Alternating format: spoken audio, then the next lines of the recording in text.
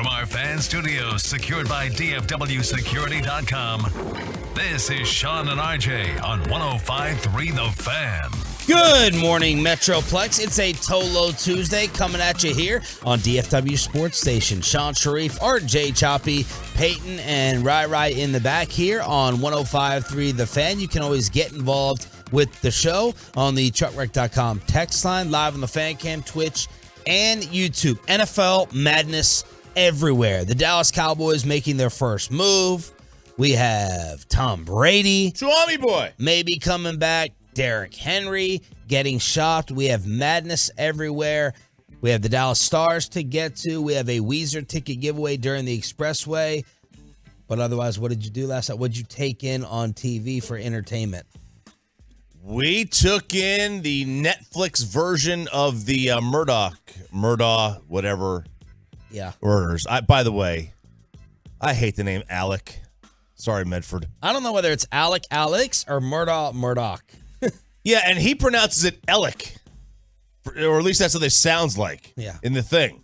Sorry, Medford. I just can't do the name. I can't do the name. Hey, at least you know that his name starts with an A, unlike Bassick. That's right. That's very, very, very true. But yeah, that's what we watched. And we were like, ooh, this is very interesting. No doubt about it. Paul, the son, is like everyone. He's like my roommate in college, Bubby. Bubby? Bubby, that was his nickname, Bubby. Everyone I went to college with, just an absolute Southern drunk.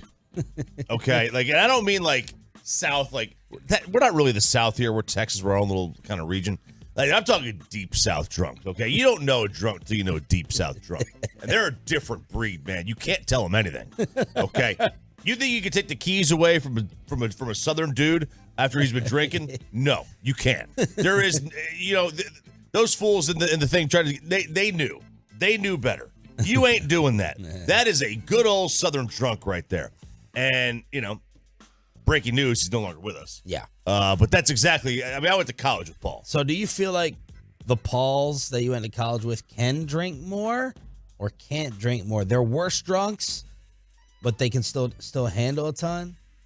Oh no, they're basically their baseline is buzzed. Because he went into that store with the surveillance camera and he got a pack of Natty Light and some seltzers. I thought he's going to be having on your Jim Beam hat and just drinking straight up brown liquor out of the bottle, swigging it. Well, Beam and Coke was the drink of choice in college. But, when you went to beer, they love to funnel. There's no doubt about it. The old school, the studious folk will enjoy a whiskey or a bourbon. But for the most part, it's beer. In my experience, it was straight beer. Can they handle more? No, not necessarily. They just power through. You think he's guilty? I think so. I want to know what happened to the housekeeper. I want to know what happened to the kid in the middle of the street. But I think he is guilty. And did you think that?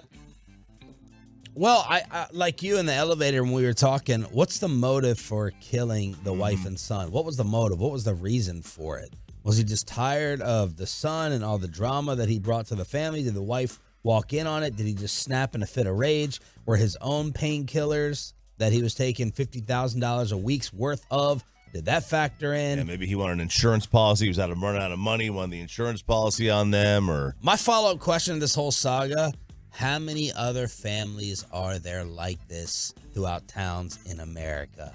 How many other families are watching this being like, uh-oh, we may be the next ones. We may be exposed. It's like I went on this binge of like mega churches.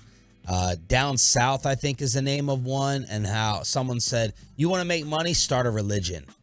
And I just kept watching these religious documentaries to where, the people in charge, were taking your money and they were a bunch of crooks. How many other families are there like this, just running small towns and getting away with murder? Is this why you got really into the Bible? Because you were watching megachurch documentaries? No. Is that why? You wanted to start? Sean's going to start his own religion? That didn't inspire me. That did not inspire me. I did finish watching Mike Bassick's YouTube Bible that I've sent to some of the Tolos. I'm spreading the word. I'm doing my part. So now I gotta crack open that book. I gotta crack that book open. He's gonna come in here and give his testimony. He's gonna be like, he's gonna start trying to convert. You're up next, Peyton. They always go for the young kid. They always go for the young people. Bassick texted me the other day. He said there's a new TV series I'm watching on the Disciples. I think it's an amazing show on the New Testament. I suggest it. It's very emotional for me, and I pretty much cry during every episode. So that will be that may be the next thing that I have to watch in order to send Mike Bassick to heaven. That he converted me, that he saved me. I think he's going anyway. I don't know that he needs you. I think he's got a chance. Okay. He believes. That's the whole thing, right? You just believe. That's all you do. So I think he's got a good chance of getting in. Looks like you're on that track. Yeah, I'm like, is this good enough? I've made the effort at 41. Yeah, you made the effort. That's all. Look, you make the effort at 80. Apparently, if it's a day before, you're good. Yeah. So there you go. That is what we watch on TV. Pepe, what else did you take in last night? Not much until the stars. I took my nap. I unfortunately thought I had dinner in the fridge, and then I started to make some pasta. Realized I did not have the ground beef for spaghetti, so I had to slowly go get some Sonic down the road. You don't need ground beef. Sonic what? Good. Wait, so you had the noodles? I had everything else. I went in there and I could have sworn I had some half pound of ground beef left to make some easy pasta, easy spaghetti. I was already boiling the water and everything, and then I looked in the fridge and I go, man. huh, this is So weird. you're making the solo meals and it's not a big family dinner that you're sitting down to. You're cooking for yourself to each their own in the house. Yeah, like I'll go grocery shopping and stuff by myself, get stuff for me. What is the point of living at home if you can't eat mom's food? Oh no, well they're on their own like time stamp and stuff. They're on their own schedule. What's they make the- dinner whenever. Sometimes they'll eat at like 5 o'clock. So Okay. It's like it's always off. And you try to keep it a certain time every day? 6 o'clock. 6 o'clock. Well, it depends what I'm making too. If it's like air fried wings or something, I have to set the time back a little bit. That way I'm eating by 6 o'clock. All right. How often throughout the Monday through Friday do you eat separately from your parents' dinner? Monday through Thursday. I'm shocked. I'm shocked. Yeah. I would just eat with my parents. They don't have If they eat- leftovers I mean, from but 5 o'clock? if they're eating like salmon and stuff or something, like their meals aren't like meals I Bountiful. would eat. Yeah, they're not eating burgers and wings and steaks like I am. Why can't you eat salmon? I can here and there, but it's just they're all about the fish and stuff. So I don't know. Okay. I'm like I can have seafood, but it's not. I can't do it 5 days a week. They do it 5 days a week. They're on the choppy diet. Sometimes they'll go 5 days a week. Usually like 3 or 4. But Okay. Yeah, we had salmon last night. oh yeah. Today will be tuna. Tomorrow will be sea bass, and then Thursday will be salmon. And then No Friday, shrimp? No Friday and crab legs? Saturday we go hard. We go with something else. We cheat. We cheat on Friday. And You should Saturday. try scallops. I love scallops. Yeah, I'm okay on scallops. I Okay. love scallops. Yeah, They're very expensive, though. they are. 877-881-1053, truckwreck.com text line. Let us know what else you took in last night besides the Dallas Stars. We're going to get to them with Max Domi making his scoring debut, and Tony Pollard has been franchised by the Dallas Cowboys. Oh, joy. One of the great days in my life is the Cowboys yet again have 2 commas in a running back salary. Well, I guess they always had 2 commas. And they have, 3, 6, 8 digits. 8 figures. 8 figures for a running back. We'll tell you about the worst reporter in all of sports. The police are now investigating Ja Morant and the Stars against the Flames. It's a Tolo Tuesday. Glad you're waking up with us to start it with Sean and RJ on The Fan. Coming up in the next G-Bag Nation. Tune in for former.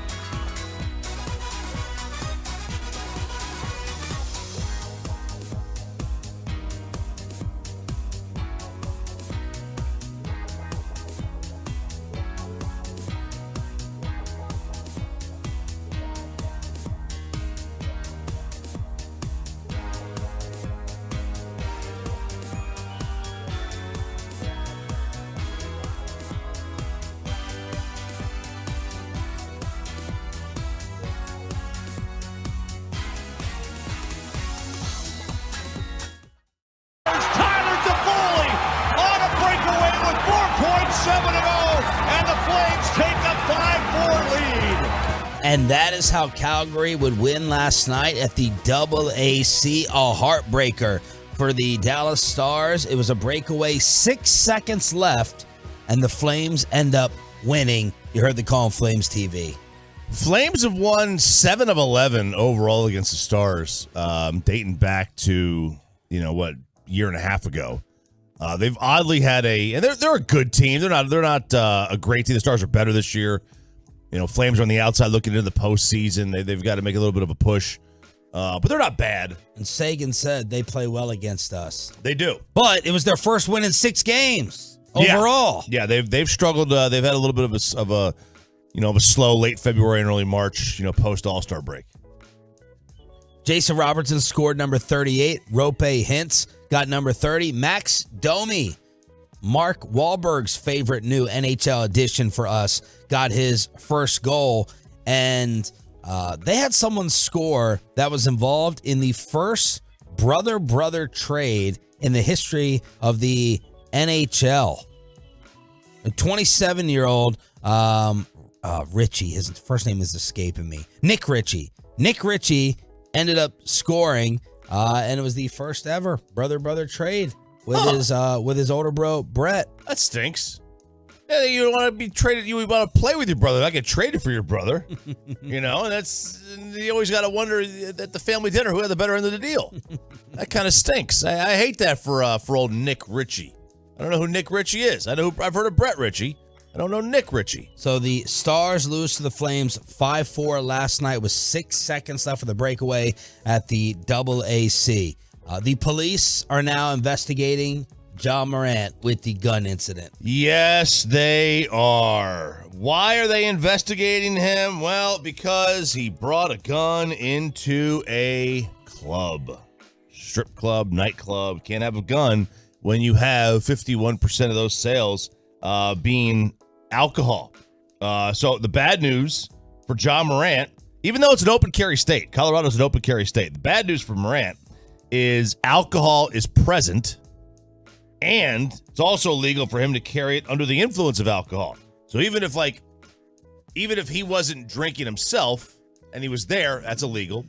Even if it was legal for him to have it there, it's illegal for him to be under the influence of alcohol. If he was, we don't know. So the bar footage and video footage should tell us if he had a drink, if he ordered a drink or something like that. They should be able to find that out. I'm interested to hear from Ja's college teammates, Ja's current teammates.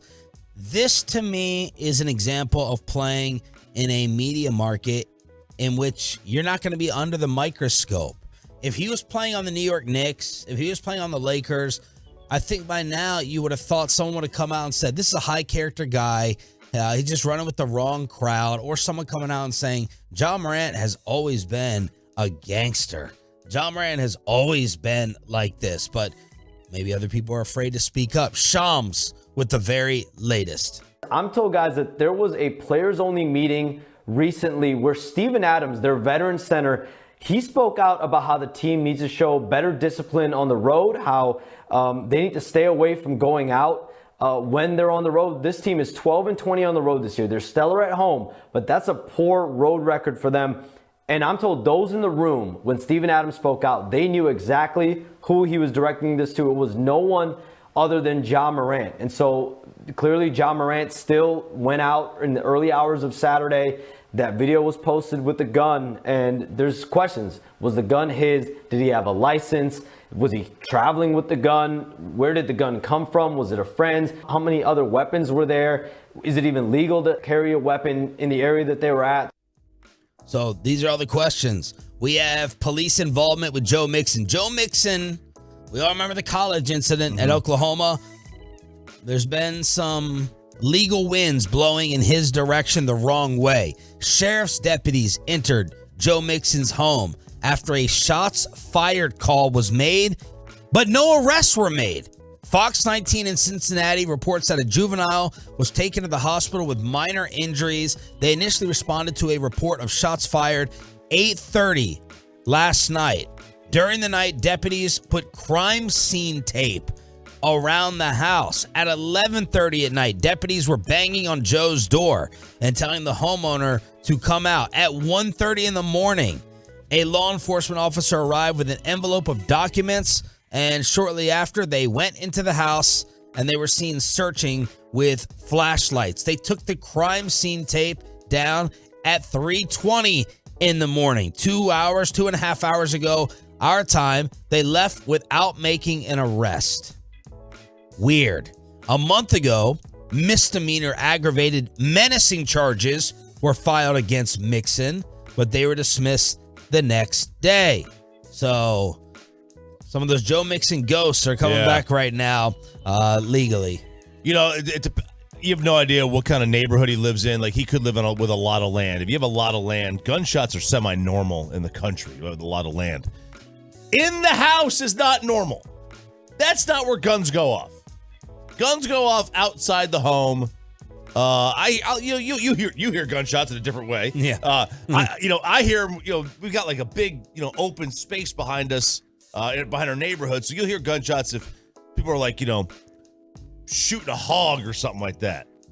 But you could, but it's inside the house.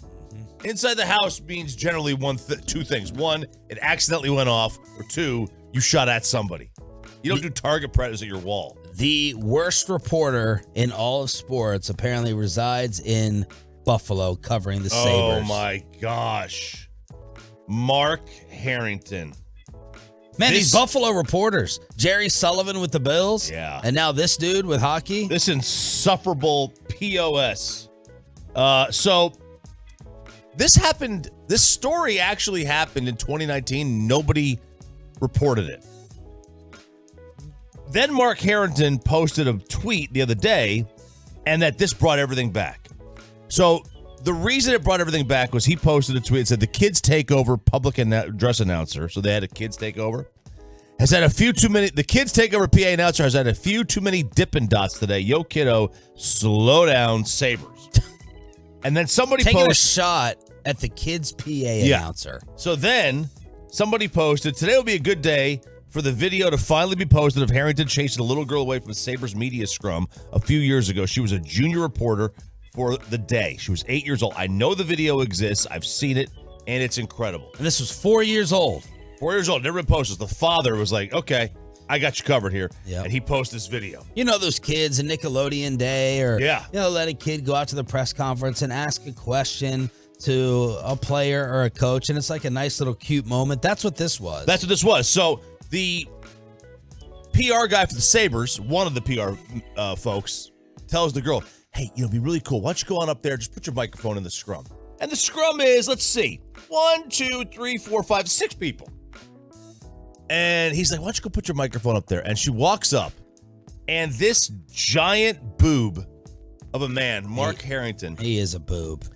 He sees her, and then he goes, kind of walks up to her and goes, no. You could barely hear the video. It's very, very faint. So he intimidates this poor girl. Yeah. And I didn't know media members could override the PR people. I didn't know that either. But Mark Harrington apparently is just this insufferable you-know-what. He's one of these, I take my job too seriously, and what I do, I'm doing hard-hitting stuff here. I'm getting the answers from the people who deserve the answers on why the Sabres have lost 3 or 4. Yeah. And then, so like the dad was like, he posted, his own tweet saying, everyone was great. It turned out being a great experience. It's a shame he couldn't set an example for her, or at least be a decent human being. Just what a jerk. So then he goes on social media after his account gets blown up yesterday, and he apologized for the PA incident. He's like, I was just joking. It was in the spirit of fun. But then he justified what he did to the little girl. It was a really, really tough loss. And he was saying during the media session, there was a lot of cursing taking place. And he did not want that little girl to hear that language. Oh, man. And he felt it was his job. No child of his. He would have wanted to hear that language. He also is the local chapter chair for the Professional Hockey Writers Association. Oh, no. One of his jobs is to monitor interview scrums. So he's like the hall monitor for press conferences in the hallway for Buffalo, apparently. And it was his duty. It was his duty. It was his role. it was his moral obligation to keep that little sweet, innocent girl, Lucy, shout out Corey Majors, away from any cursing. Man, you know what? He's doing God's work there. He is. That's what that is. That's God's work right there. Congratulations, Mark. You're a jackass. And that's about the best I could say. What a loser. 877-881-1053. Truckcrack.com. Who is the local Cowboys chair committee person? I think it's Shireen used to be it. I don't know. I don't think she is anymore because she's more national now. But so what are they supposed to do? They report like when, a player doesn't want to speak? Yeah, so back when I was on the beat. So they're the snitch? Yeah, back when I was on the beat. For example, this happened with Marion Barber. He didn't want to speak, so we went to Shireen, told Shireen, and she alerted, the NFL, whoever the NFL person was, and then the fines would start coming down if it was second offense, third offense, whatever. I don't know who the current head of that is, the football writers for the Cowboys that you would go to in this situation. Why Choppy is already disappointed with the Cowboys offseason. The Tony Pollard move has been made, and is Des Bryant trying to bring DeAndre Hopkins to DFW? Inside the Star with Sean, RJ, and Bobby after this. You can wait 24 hours. You can wait 24 hours.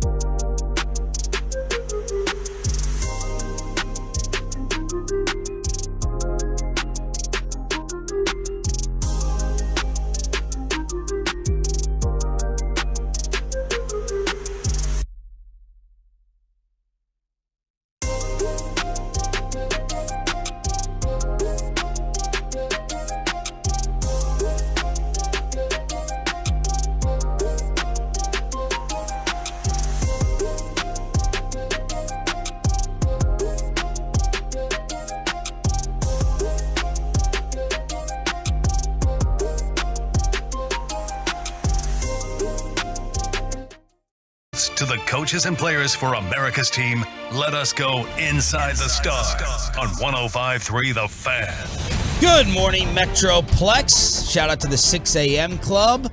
We're live on the Fan Cam, Twitch, and YouTube with Sean Sharif, RJ Choppy, and Bobby Belt. And Ralph, they went and did it. First step of the offseason, Tony Pollard has been officially tagged. Oh, man. This is just fantastic. I am just so happy with this. They went and they gave a franchise tag to a running back. I mean, they're running their organization like it's 1993.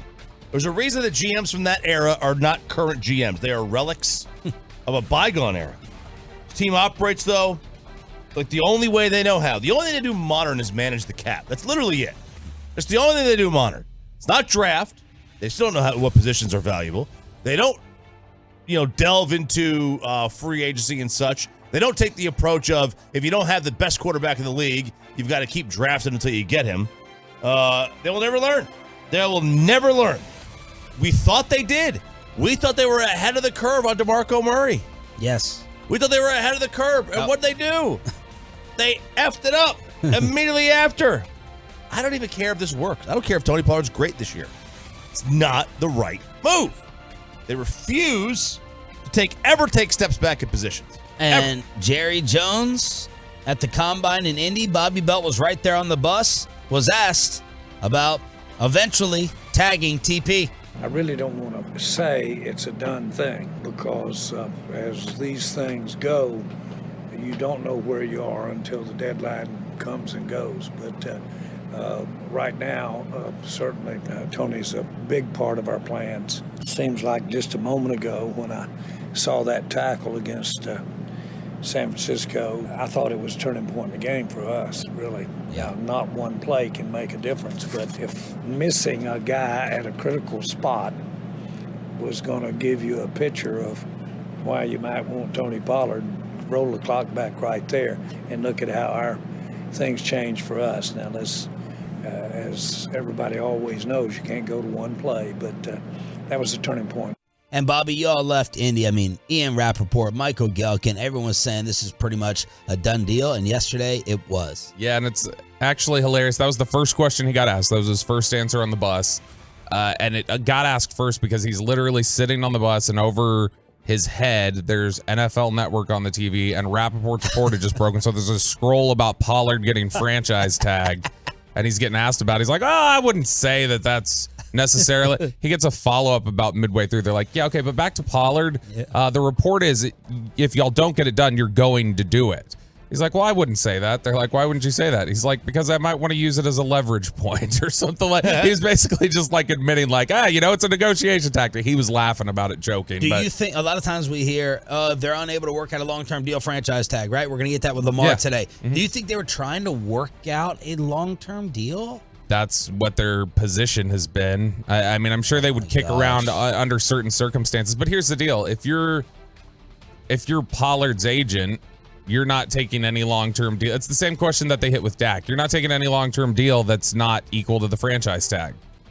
And so if the Cowboys were trying to work out some 3 years for $8 million a year, that'd be 3 for 30. That's not going to work out. And so, I think that this is something that they're kicking around. But honestly, my guess is Pollard plays on the franchise tag this year, and then he's done, and that'll be it. I love this tweet from this total. I think I figured out the Cowboys' philosophy financially.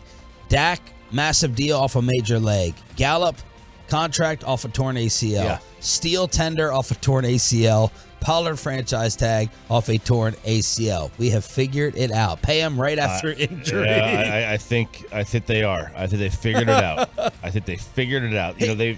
Sorry, go ahead. Look, they didn't lose that game because Tony Pollard. They lost that game last year maybe because Tony Pollard left the game. That's not Tony Pollard. That's Jerry's fault for putting a team together that had $17 million tied up in the running back room, where they couldn't have extra guys as backups, where they put Zeke in. Like, that was their problem. Their go-to after Pollard was a waste of space. Yeah. Had they had another young guy out there, this wouldn't have mattered. Here's what surprises me the most about it. We always talk about way too much pressure being put on Will McClay. Like Amari Cooper, go. See ya. We'll figure it out. We drafted Lamb, and he'll elevate, and he did. And they show such confidence, overconfidence in Will McClay, but this move here is like the opposite of that. You'd think they'd just be like, okay, he's a running back. This shows like a fear and a desperation. When Pollard got hurt, I knew that they were losing the game. As RJ said, there wasn't another weapon to replace him. It was CeeDee Lamb or nothing offensively. That's it. Pollard was your most explosive, most versatile player offensively. And the Cowboys sometimes do operate out of a fear, like we just can't afford to do this. But then they put so much pressure on the scouting department. It's like two different approaches. Were the Chiefs scared about the running back when they put Isaiah Pacheco, a 7th rounder, out there? Were they scared? How about the last dozen or so Super Bowl champs that have never paid the running back position more than $2 million? It's interesting. If you look at so right now as it stands now with the tag, Pollard is the 9th highest paid running back in the NFL. And Zeke is 3rd. Well, this is until Lamar gets tagged today. Then they'll all bump down one spot. But when you look at the top running backs, it's interesting to go through. Christian McCaffrey, number 1, just got traded this past offseason because Carolina gave up on the deal. Alvin Kamara we don't even know if he's going to play football again. Zeke could get cut. Dalvin Cook, there's been talk about him having to take a pay cut. Derrick Henry, he just went on the trade block according to reports yesterday. Nick Chubb, there's a report that he could be a cap casualty. Aaron Jones had to take a pay cut this offseason. Joe Mixon about to get released in Cincinnati, and then Tony Pollard. So it's literally every running back ahead of Tony Pollard right now on the pay scale is somebody who teams are thinking about moving on from or have recently been moved on from. Bill Barnwell reported that on the open market, Tony Pollard this year would get 1 year, $6 million. That's what he thought. He thought it was possible. Yeah. And the Cowboys just, bid against themselves and gave him a $10 million contract for 1 year? They have shown right now, like on the surface, this is so backwards. They've shown more confidence in replacing Amari Cooper, a receiver, La'el Collins, 2 DNs. They've shown Randy Gregory, you can fine, go. Tank Lawrence, you're either going to take the pay cut or you're out. And then Diggs, how ugly is that going to get? They've shown more confidence, Bobby, in replacing a receiver, a right tackle, a corner, and 2 defensive ends more so than a running back. It doesn't make any sense. Mike wants to run the damn ball. He wants to win a championship, and that's how you do it in 2023. They've shown the stones, the draft stones, with all these other more important positions, but we got to look. I'm not outraged. I'm not going crazy. It's got to be for 1 year. If I hear that they give a long-term deal, then I'll lose my stuff like Choppy. That would be absolutely ridiculously stupid. Yeah. 1 year, okay, fine. But I like to have that money to go after, your Odells, or make a Ramsey trade, make a DeAndre Hopkins trade, whatever else they're thinking about. But it's just backwards. The Cowboys also, it's like, they really draft offensive line well. They usually hit on offensive linemen. Yeah, they've done well. Are they completely forgetting that they usually hit on running back as well? These are their running backs. Pollard, then Zeke. Even Darren McFadden averaged 4.6 a carry in that 1 year with no quarterback. Yeah, that was when to be fair, that was when the offensive line was at its absolute peak. It was opening massive. That's what a running back needs. DeMarco before that. Felix Jones averaged 4.3 a carry in 2010. Marion Barber before him for 3 years. Then you had Julius Jones. So like the last guy they really missed on was what? Troy Hambrick? Troy Hambrick rushed for 190 yards against the Jets in Week 3 of 2003. Don't forget about that. No, it is interesting when you just look at specifically the cap figure with the salary or with the franchise tag on Pollard being 10.09. The cap savings if you release Ezekiel Elliott post June 1 is 10.9 million. So I'm betting there's a good shot they look at this as that's our swap. That's how we're going to change things up, is we're going to tag Pollard and we're freeing up the money in the position group by post June 1 Zeke, and that's where we're going to find the money for it. That's going to be the lose your mind moment. What is going to really happen with Zeke? Warren Sharp tweeted this out. He knew what he was doing. He knew that this number is not final. But as of now, it's still kind of funny. After tagging Pollard, the Cowboys, RJ, are spending $27.6 million on running backs in 2023. $27.6 million in the running back room so far with Zeke and Pollard. Malik Davis would be the highest total. Malik Davis, you add his in, highest total in NFL history and 12% of the cap towards your running backs. Yeah, and they could say all they want that they're going to post June 1 them. I know. Guess what? You're on the books for it at the start of the league year, which means you can't spend it. Is that right, Bobby? Yes, you can't. Yeah, but I mean, that's why I think they would view it as for Pollard specifically. So they wouldn't even consider Zeke's savings as anything that they would use on anybody else. This was Jerry on the bus asked about Zeke. We've got to remember now, Zeke was limited. He might not have been as limited as we might have worried about him being, but he was limited last year. I know I've got a reputation for being reluctant to look at great players as they go into the later years of their careers, but I don't need empathy, or I don't need a feeling of look what he's done for us to turn on a tape and look at what a difference maker he was last year in games right through the end of the year. He made plays, made runs that had we not made them, it could have been even more negative than it turned out.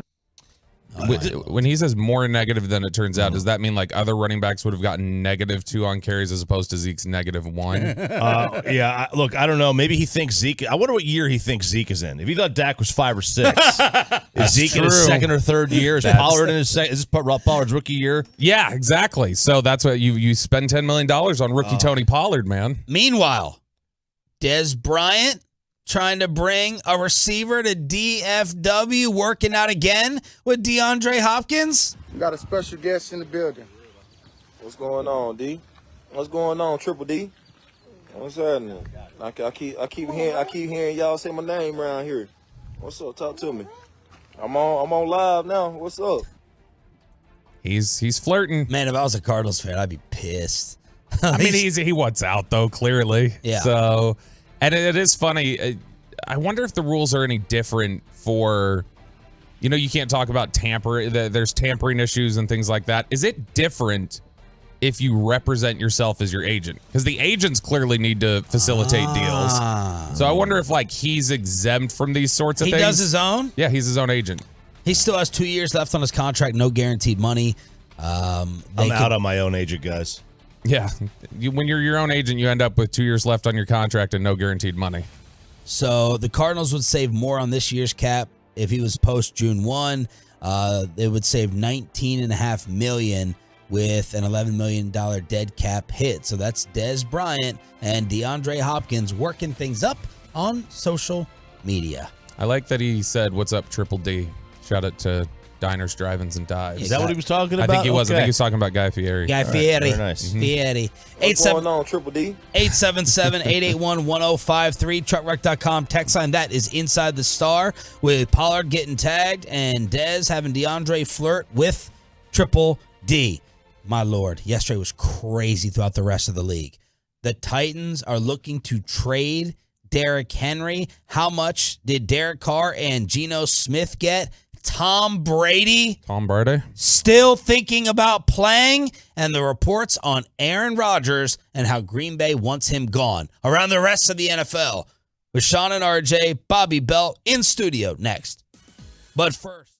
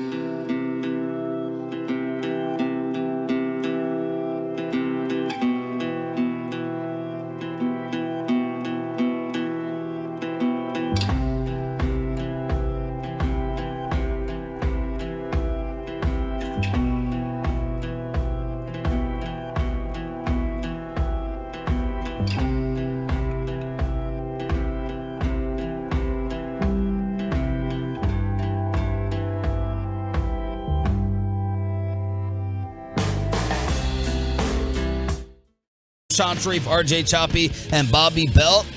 No one more obsessed with the NFL than this show, and yesterday was a crazy day. Derrick Henry getting traded, Derek Carr's money, Geno Smith's money, Aaron Rodgers, Tom Brady. Bobby, Tom Brady? you pick where to start amongst all those. Oh, let's start with Tom Brady. Rich Eisen. Man, Rich Eisen came back with a combine notebook. He is the host, of course, of all the festivities on the NFL Network, and he dropped this on his radio show yesterday. Number one, I heard from a couple people, and I figured let me make it number one because it involves the GOAT. Number one rumor I heard at the Combine, not in terms of a lot of yacht chatter, but this one just blew my mind. Tom Brady may not be done after all. What? It's a couple people are like, just hang on, just you wait. Wait for And I'm what? like, What are we waiting for? I'm like, he's Instagramming out videos of his cat. Ski trips. Yeah. He was at UFC over the weekend. I know. But it doesn't look like he's getting big and fat, does it? And he just let it play out. Let's see who wants what. And the one place that folks are saying keep an eye out for is Miami. And if the Dolphins cannot somehow, if they get somehow, some way, a doctor's report, a piece of information from a medical evaluation of Tua that he may not be ready to go, and suddenly there's Tom Brady sitting in Florida where his family is located and where he can easily locate himself. Keep an eye on that, I was told by a couple of birdies. I don't believe it. I don't think Tom is going to sit there and do this second retirement and then come back and Brett Favre this thing again. I hope he does for chaos and entertainment, but I don't believe it. But the Miami thing just won't go away. No, it won't. I mean, that owner seems hell-bent on getting Tom Brady in there. Tom Brady? Like Woody Johnson wants Aaron Rodgers.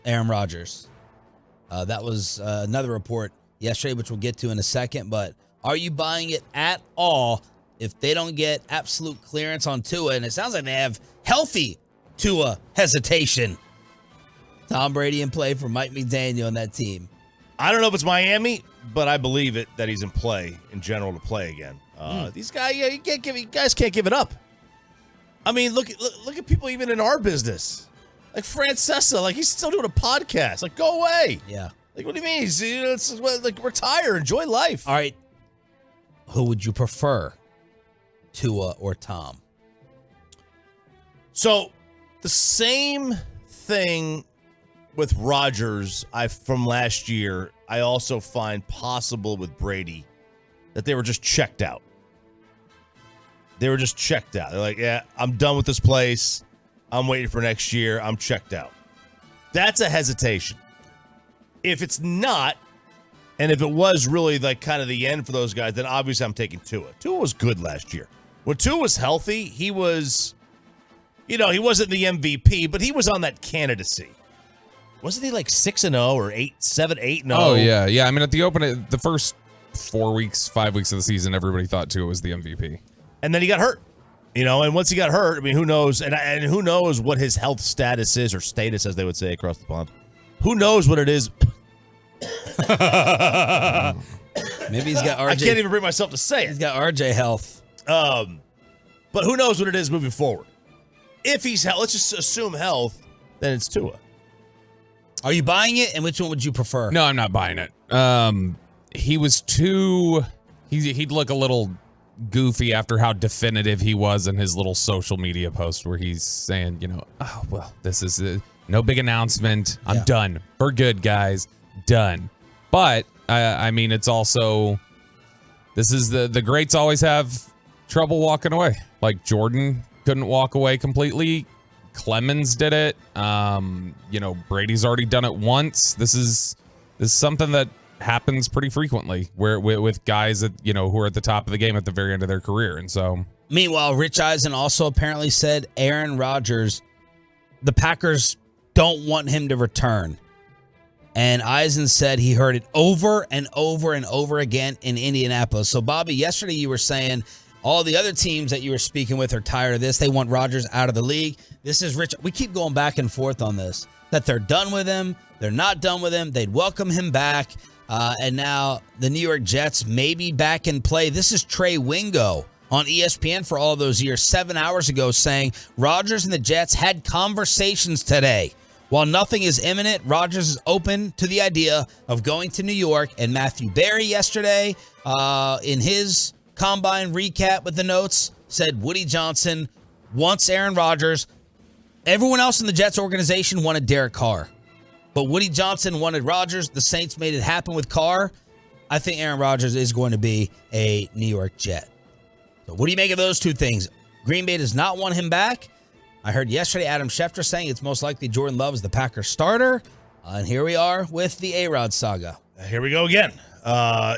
Maybe he was, again, checked out last year. And, because if he plays the way he did last year, I mean, how much – he's obviously an upgrade for the Jets over whoever they had.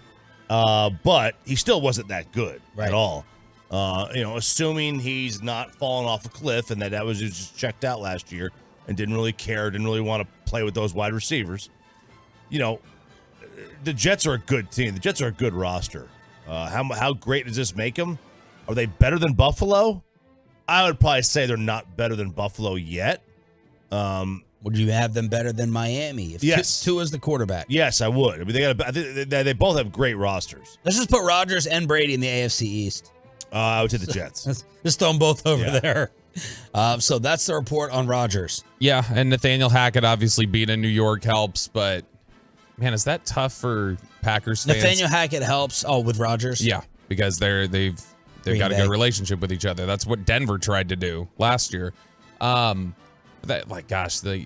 you imagine a similar circumstance for Cowboys fans on that reverse side? If you're like our last two quarterbacks who have been beloved in this community were just shipped off at the end in an ugly divorce to the Jets. Like, I mean, with Favre doing the same thing. What are the Titans doing? Apparently they're sticking with Tannehill in a rebuild.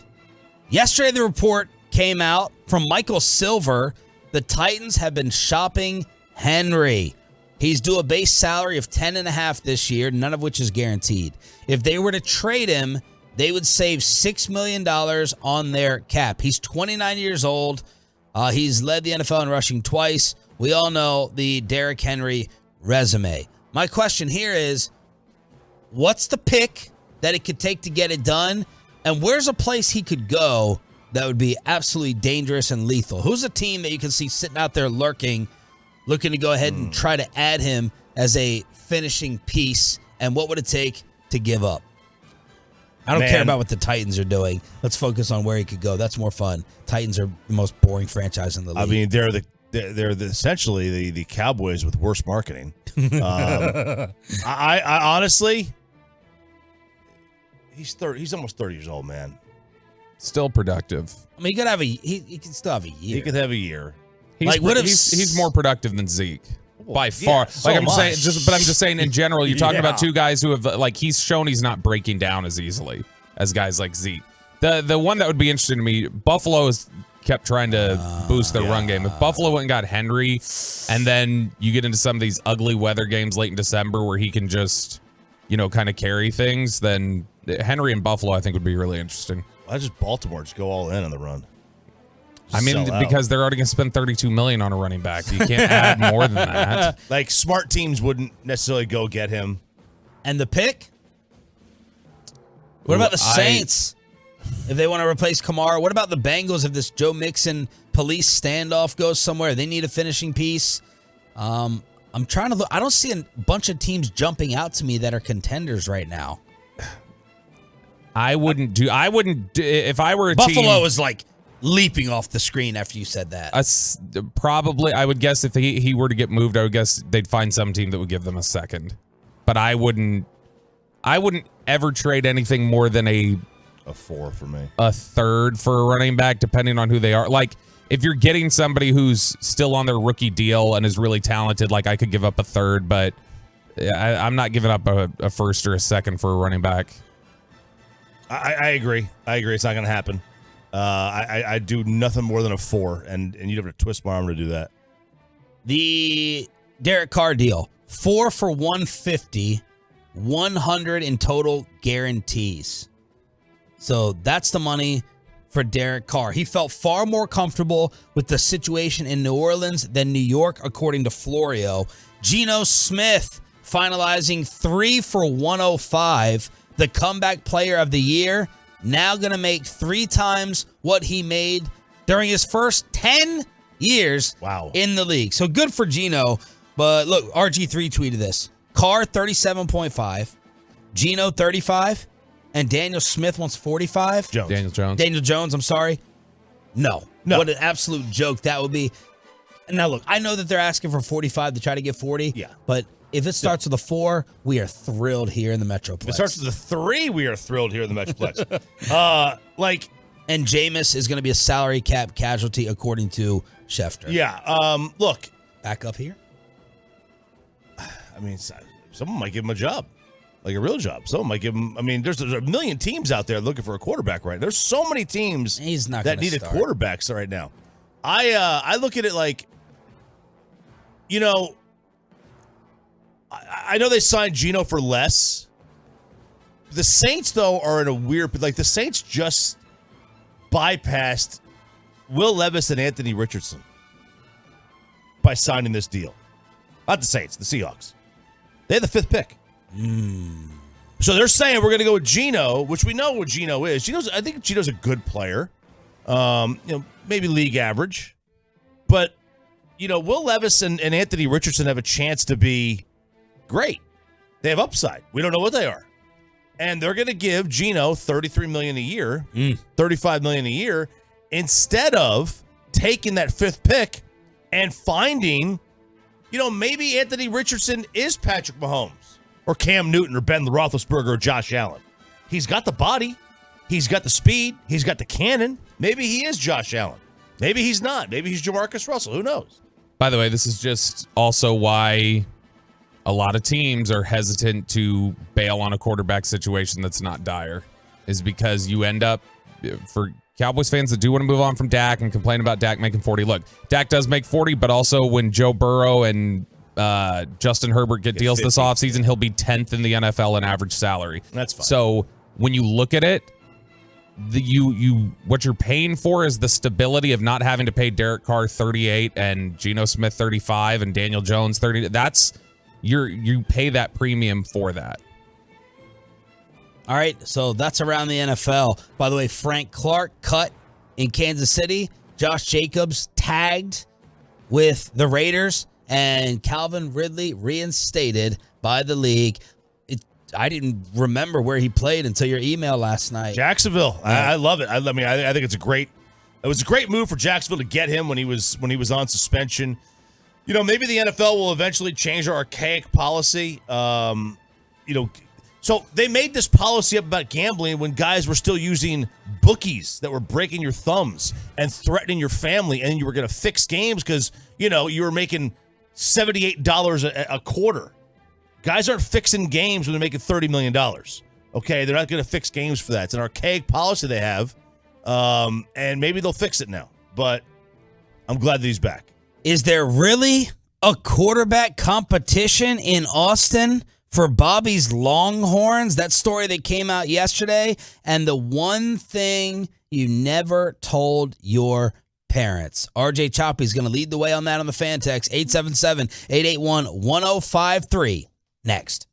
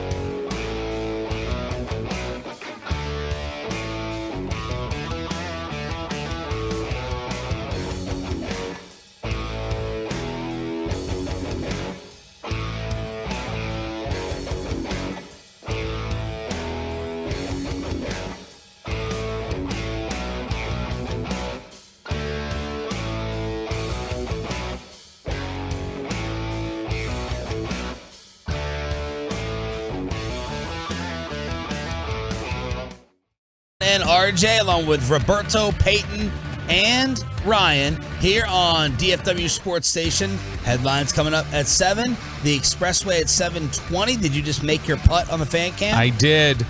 Now, the first one I was lining up for, it then cycled away. So y'all will never know how that one ended. We know how Well, there's a made crack in the window. That didn't happen. Could have made it. Could have missed. You'll never know. But the one that the camera saw sunk it, baby. Yeah, heard the loud boom against the wall as you were a little hot. Looked like 3 under to me. Is Quinn Ewers and Arch Manning really going to be a thing? After the Longhorns' first spring practice, Roberto, your head coach, Steve Sarkisian, said all positions are up for grabs, including quarterback. Quote, I'm not worried about who's going to be on the cover of what magazine next week. Oh, gosh. I'm more focused on is each guy focusing on what they need to be the best player. Quinn has an entire year of a head start, but I don't want to hold Arch back. I want to see how far he can take this thing and what it can look like. And then Sarkisian said, all of a sudden, Quinn gets a haircut, cleans his beard up, and everyone thinks he's real serious. But that's human nature. It's never been a question of him taking this serious. He wants to be really good. So, Ewers versus Arch, round 1. I don't understand making this like a competition. If Quinn doesn't hurt his shoulder last year and get kind of thrown off from that, I think he has a much better season than he did. He was wildly inconsistent. There were a few games where he was just completely inaccurate. Oklahoma State, TCU, he looked awful. Had a decent close to the season against Baylor and Washington, and so you hope to build on that. But my thing is, buy time for Arch. Let Arch come in here, get work in at a nice, slow freshman pace. Let Quinn continue to build on what he did, and then next year you can line up Arch to start. Because if Arch starts this year, if Arch wins the job as a freshman, Ewers transfers. Oh yeah, but he's got to sit out then. I mean, but you remember he started so early because he got to Ohio State at 17. Right, he's got to sit out though because you can't transfer twice without penalty. You get one shot at it. The second, let's say I've changed the rule in the last year. Second time, you're supposed to sit out for that year, unless you go to like FCS, which he's not going to do. He's 19 right now. He'd have to sit. He's about to turn 20. He'd have to sit out his year. It's 21. Then he'd start at 22. He'd probably play 1 year at 22 and go to the NFL. Yeah, I mean he'd be eligible for the draft if he just sat out a year. Like after this year, he's eligible 3 years out of high school. Right. Now, listen, if this is an even competition, let's just say these two are even to start the year. He's got to go to Arch. If they're even, you got to go to Arch. This is the worst Arch is going to be, theoretically. Right? He'll get better every year. If they're even now, just go to Arch. He's got more upside. Go to him. My question in this is, what was the deal? What does Arch think he's going to get? Because you probably promised him, companies do this all the time, right? You're going to be this and you're going to be that. And then you get in there and it's like, no, psych. No, not happening. What was the understanding between the Manning family and Steve Sarkisian and the Longhorns? That's what I want to know. I mean, look, is Arch going to be furious and feel like some promise was broken if he's not starting off the jump? He's probably not going to sit there and bail. Because I would lean towards Bobby. Ewers to start day one, but what was the promise made? Because they kissed his ass 15 times over. Neither uncle started game 1 in college. Eli Cooper didn't. Cooper went to college. He may have started week 1 as a wide receiver at Ole Miss. No, wasn't it? I think it was like spring practice of his freshman year. They found out he had that issue. Was it freshman year? I thought it was like after that, but. Peyton was, Todd Helton was ahead of Peyton on the depth chart. Peyton didn't come in until I think it was the second or third game when he took over. And Eli only played 6 games his freshman year. So neither uncle was number 1 on the depth chart coming out of spring ball and entering their season. Different world. Back then it was commonplace for, freshmen either redshirt or not play. Totally different animal. But, it's not like it's never happened in the family. Where's ticking Arch off in the equation for you? I don't think lose the chosen one. Yeah, I mean, you don't want to take him off, but I don't think it takes him off. Like, I think that when you talk to people in Austin or around the program and things like that, is that, when he first committed to Texas, it was exciting, but I was a little like, okay, but I mean, lots of guys commit and they can commit like to 3 other schools between now and when it actually happens. And I was told they're like, the Mannings aren't going to do this flippantly. Like, the Manning family is not going to be a family that does something like that. If he's committing to Texas, he's going to Texas. And so I think they're very aware of optics and, being a pro even at that age, because I think they recognize that if you're a Manning and you are essentially a pro at that time. And so with Arch, I think that there's an understanding of how this was going to play out, that freshman year he was not going to start, and in all likelihood it was going to be Ewers. And the only reason why this is a question is because Ewers struggled as much as he did last fall. Congrats, by the way, to my godson. He got his offer from Yale yesterday. Wow. Does he have the grades to get in? He's got really good grades. That's good. How do they do that there? Like, you actually have to does that matter? I think at Yale, I don't know. The Ivy League didn't used to give out like athletic scholarships. You used to get in on your own. So Yale versus Vanderbilt. For football. Vandy. Yeah, Vanderbilt. You're actually playing against actual football players. No offense. Yeah. You go to Vanderbilt. By the way, But then you're like factoring. See, no parent wants to be like, I had to tell a buddy of mine the other day, I'm like, oh, what's he want to do? He's like, he loves football. And I was like, well, it's hard to make the pros, right? So if you're my godson's parents, you're like, Yale? You let that override whatsoever, even though Vanderbilt is a fantastic education? I mean, we're talking about Yale. Bro, how smart is he? Yeah. Because I'm looking at like Vanderbilt, Yale, Princeton offered him in February. Like, yeah, he's smart. Jeez. He's total package. Coach McGuire, Coach Dykes, total package, TP, BC. They don't care TP. about grades. They care about athlete. They care about ability. Yeah. That's all they care about. By the way, I went down a rabbit That's how hole. Jason Garrett ended up at Princeton. I went and looked for Eli Manning's first college game.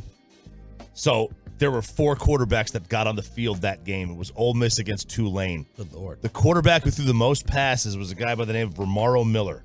The next player. 3 guys, Eli, J.P. Lossman, Patrick Ramsey, were all first-round draft picks. Patrick. Wow. So the guy who threw the most picks, nothing. The other 3, first-rounders. What's going on at Parents Weekend? This was on the campus of USC. Not South Carolina, but the other one. School I wanted to go to. Really? Yeah. Good journalism. Communications program. So it was Parents Weekend at USC. Jared Sandler's school. Jared Sandler didn't even want to go to USC. He didn't? Nope. Where do you want to go? Missouri. What? Oh, God. Yep. Well, they got journalism. Brad Sham. I think Kevin Nicky Gray. Spagnuolo. Yeah, Kevin Gray flexes on him with it all the time. Fake journalism. He couldn't get into Missouri? No, I think he could. He got into Missouri. It was just he had gotten a better tuition offer or something at USC. Fake journalism? It's writing. Parents Weekend. Barstool put this together. I thought it was fantastic. Very well done. We had Peyton put together a little montage of this. These were students that were asked in front of their parents, mind you. Ooh. What are some things that you've done that you never told your parents about? Now, some of the parents were then asked, what are some things that you've done that your child doesn't know about? Ooh. So some of those were maybe thrown in here, but a little montage of some of the answers. What's something you never told your daughter? That her mom and I conceived her in a car. What? You're kidding. I mean, we love a good car sex sesh. I don't. Can't knock it. What's something you never told your parents? I kind of wish they were here and I could show them how much ass I eat. I mean, I'm sure they eat each other's asses, so they get it. What is something that you never told your dad? Dump it. Like women. Oh, my God. I also like women, too. This is so ideal. Wait. What the hell? Why did you wait for an interview to tell me? Why can't you feel comfortable coming out about that at any point in your life? Oh, my gosh, this is actually My first kiss was a girl. What is something that you never told your parents? I was at boarding school, and like you're not supposed to have chicks in your room at a certain time. But I brought this chick up on like a Sunday, which is like pretty against the rules. And then we hung out read some books, and by the time I came downstairs, there was already someone at the check-in desk. So if I took this chick down, I would have gotten suspended again. So I came back upstairs with a suitcase that a senior left, opened it, and she didn't ask any questions and just got in. And I put my foot on the suitcase, zipped her up, got like 3 other guys to carry her down, and we dropped her off like behind the house. And then later on that night, she wanted to run it back, but I had already gotten in trouble for it. That's... I don't ever want to be around whoever that person is. Sounds like Chiafalo. So, like, this chick. So she a came over. girl was the first kiss, conceived in the car, and packed up in a suitcase. Packed up in a suitcase. So I was thinking, what were some things that you guys have done that your parents don't know that you did? But now's your opportunity to come clean. Oh, I got one. Go. I mean, hopefully it's not. Yeah, can you say it on the radio? Yeah, hopefully it's not what you dumped there with the I audio. bleeped it out, but I got pulled over going 85 and a 40, and I was let off. And? Well, I've never told them because I was 17 at the time and knew I was going to lose my car for a long time. Yeah, he got affluenza. It was his neighbor. His neighbor was the cop that pulled him over and let him go. 85 and a 40. Just happened to be the cop that pulled me over. Really? Yeah, I'm being serious. He's told me the story before. Oh, that's your biggest thing? Speeding? Man, I mean, that's jail child. time. That's 85. You're not going to jail. Maybe for the night. I don't even know if you go for the night. What's yours? Oh, man, I got 2 of them. One of them involves, this is post-college. Or actually, I was in college. I came, I was sleeping. I was pretty hammered. Got up in the middle of the night. Went to go use the restroom. Didn't make it to the restroom. I thought I did. The restroom became the corner of my bedroom. And I just peed on the floor. And it's still there. I don't think I never told them about it, so they obviously probably didn't get This is in zero your parents' res. house? Yeah, they didn't get zero res over to clean it. So my room may have a stain on the floor. But the other one, the one that really I'm tore up about, high school prom. I borrowed my dad's car for the night. All right, I'm gonna take the date, girlfriend to prom, backing out, and I hit the trailer hitch of a truck. Shatters the bumper, big hole in the bumper, right in the back, goes right through the bumper. And I never told my dad about it.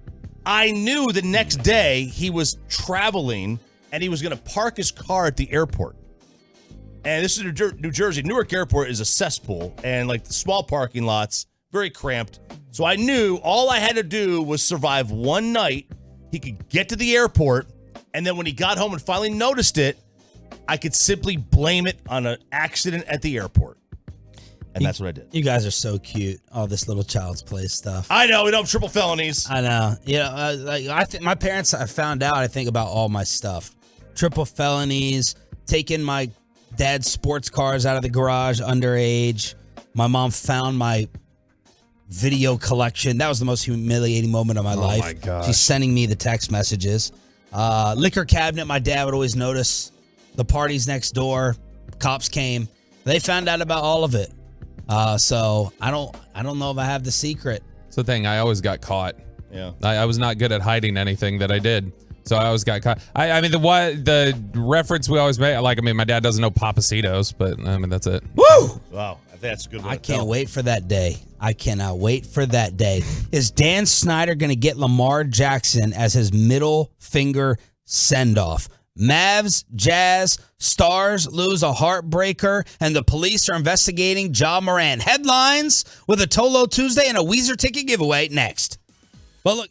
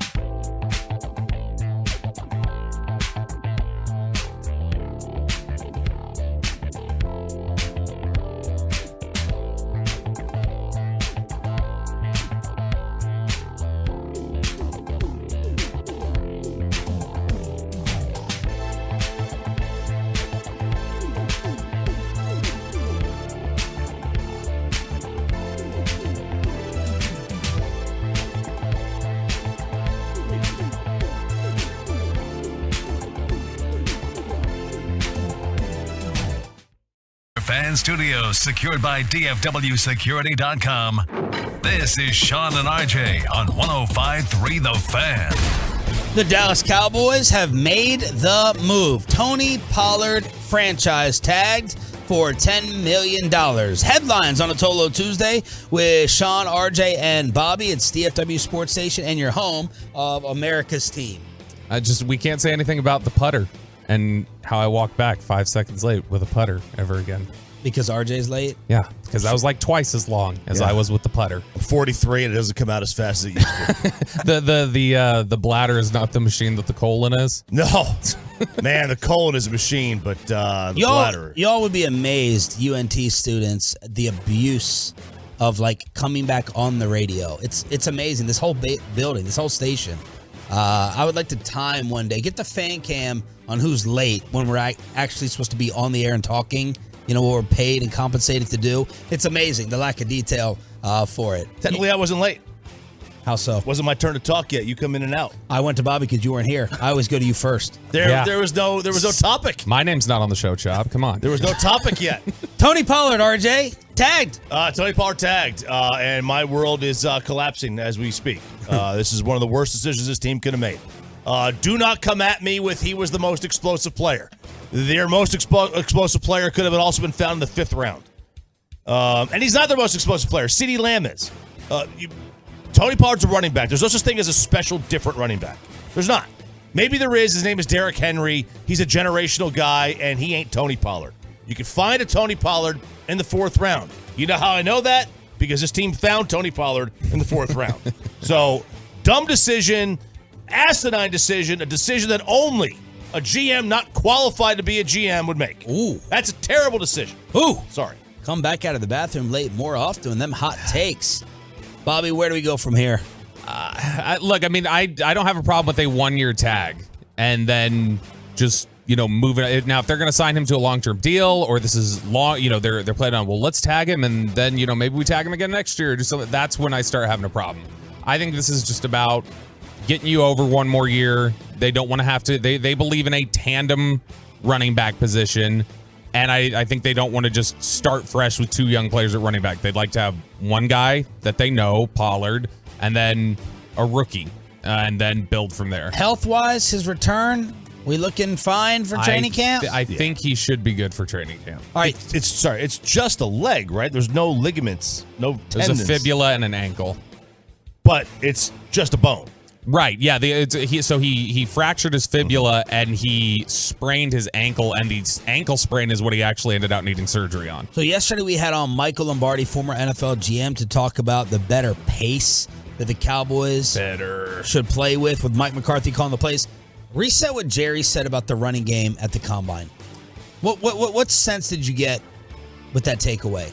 Is that my sense is that they're still looking to invest capital in running back, not just how they're going to, franchise tag Pollard, but that they'll probably use another top 100 pick on a running back. I mean, that could very easily be pick 26 if the right one's sitting there and they're at a certain point on their board. So they're still investing in the running game.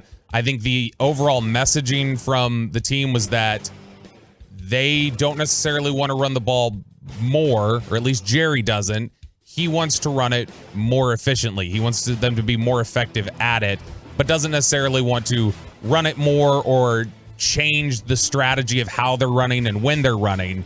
He just wants it to be better. Mike, on the other hand, I think, is talking about either running it more or divvying up the attempts to where they're being used differently. And I don't think that's what Jerry's talking about.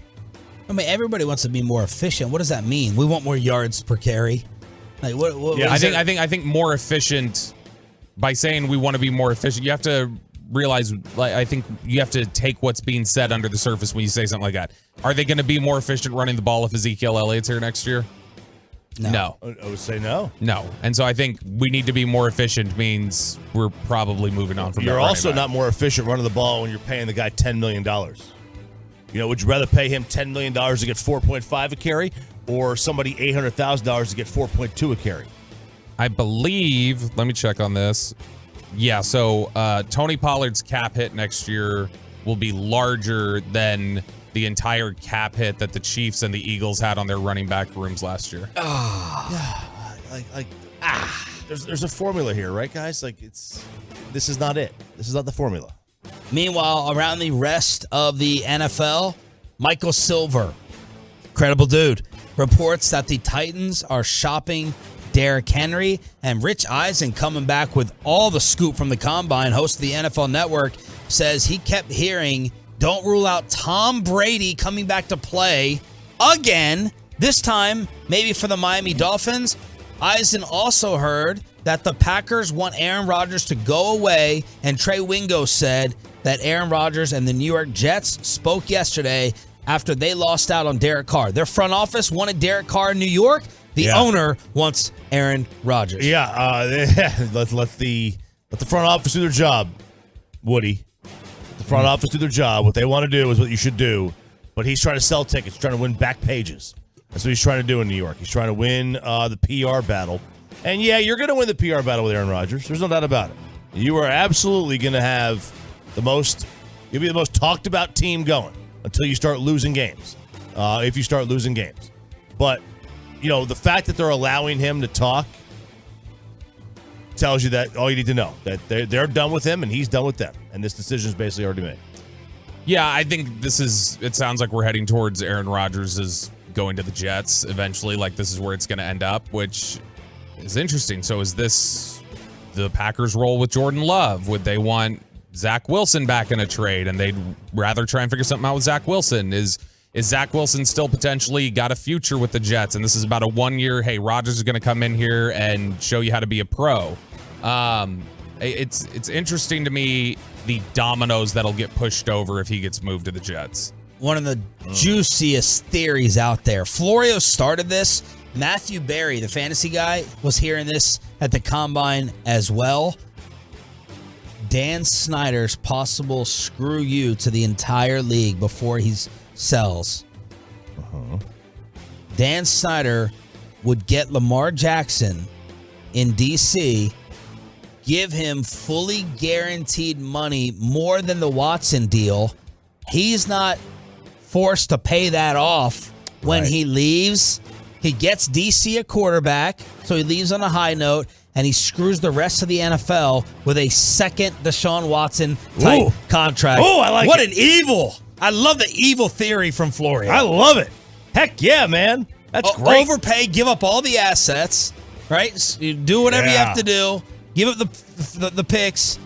Sign off on the deal. Amen. Lamar's the Commanders quarterback, and the rest of the NFL, all the owners get screwed. Dude, I absolutely love this idea. I do too. Oh, man, just screw the rest of the league. Yeah. You want to talk about going out with a bang? Woo. Just see you, man. Later. He would do it too. 100%. He didn't care with the money. And he's not going to pay it out anyway. He doesn't have to pay it. Yeah, and he's going to make, gosh, the amount of money he is going to make on the sale of that team compared to what he bought it for. Stupid. What did he buy it for? It was 25 years ago. I mean, for crying out loud, I mean, guys are making the amount of money guys are making on teams they purchased even 10 years ago. $800 million. And he's going to sell this thing for over $5 million. Yeah. Stars lose a heartbreaker last night at home. Huberto throws it ahead. Here's Toffoli on a breakaway. Toffoli scores! Tyler Toffoli on a breakaway with 4.7-0, and the Flames take a 5-4 lead. Man, that was with 6 seconds left on Flames TV as Calgary, who plays Dallas well, just asked Tyler Seguin, get their first win in 6 games. Max Domi scores his first goal in the green. Yeah, stinks that it was the first win in 6 games for Calgary, but Calgary's played the Stars tough. They've won now 7 of 11, dating back to, a year and a half ago. So they do play them tough. They're not a bad team. They're outside the playoffs looking in.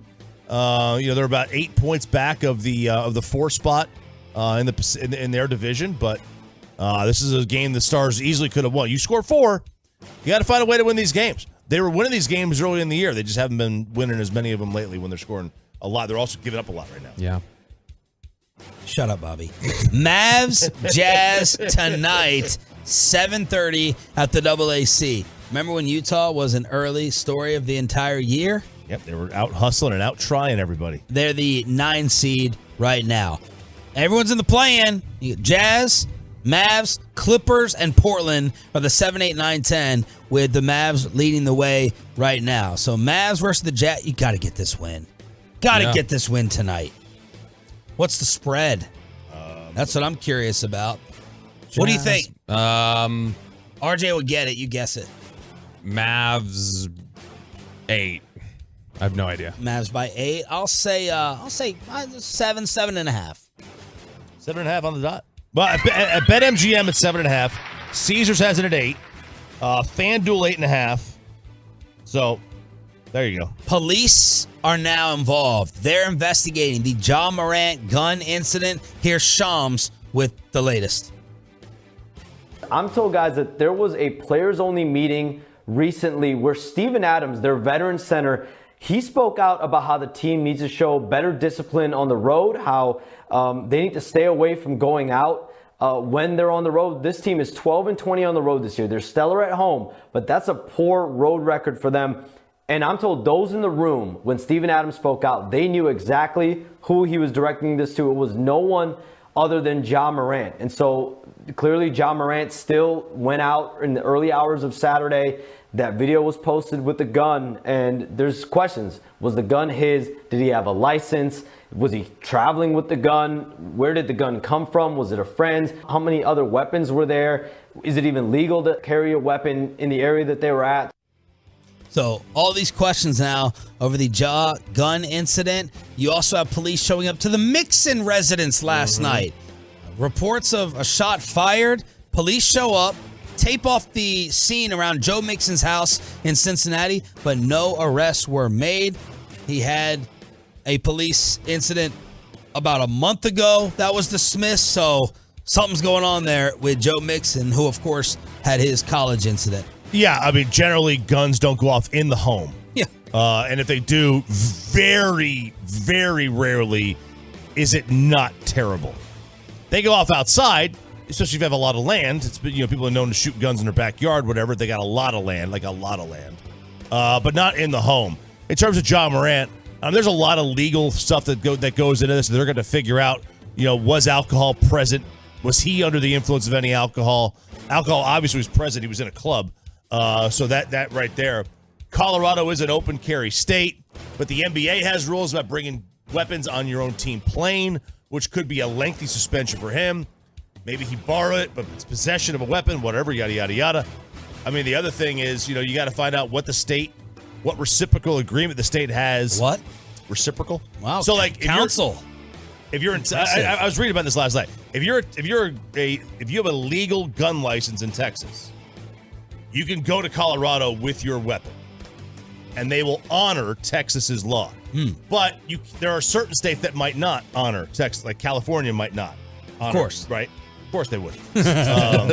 But certain places would. Like, they would just have a reciprocal agreement that we honor theirs, they honor ours.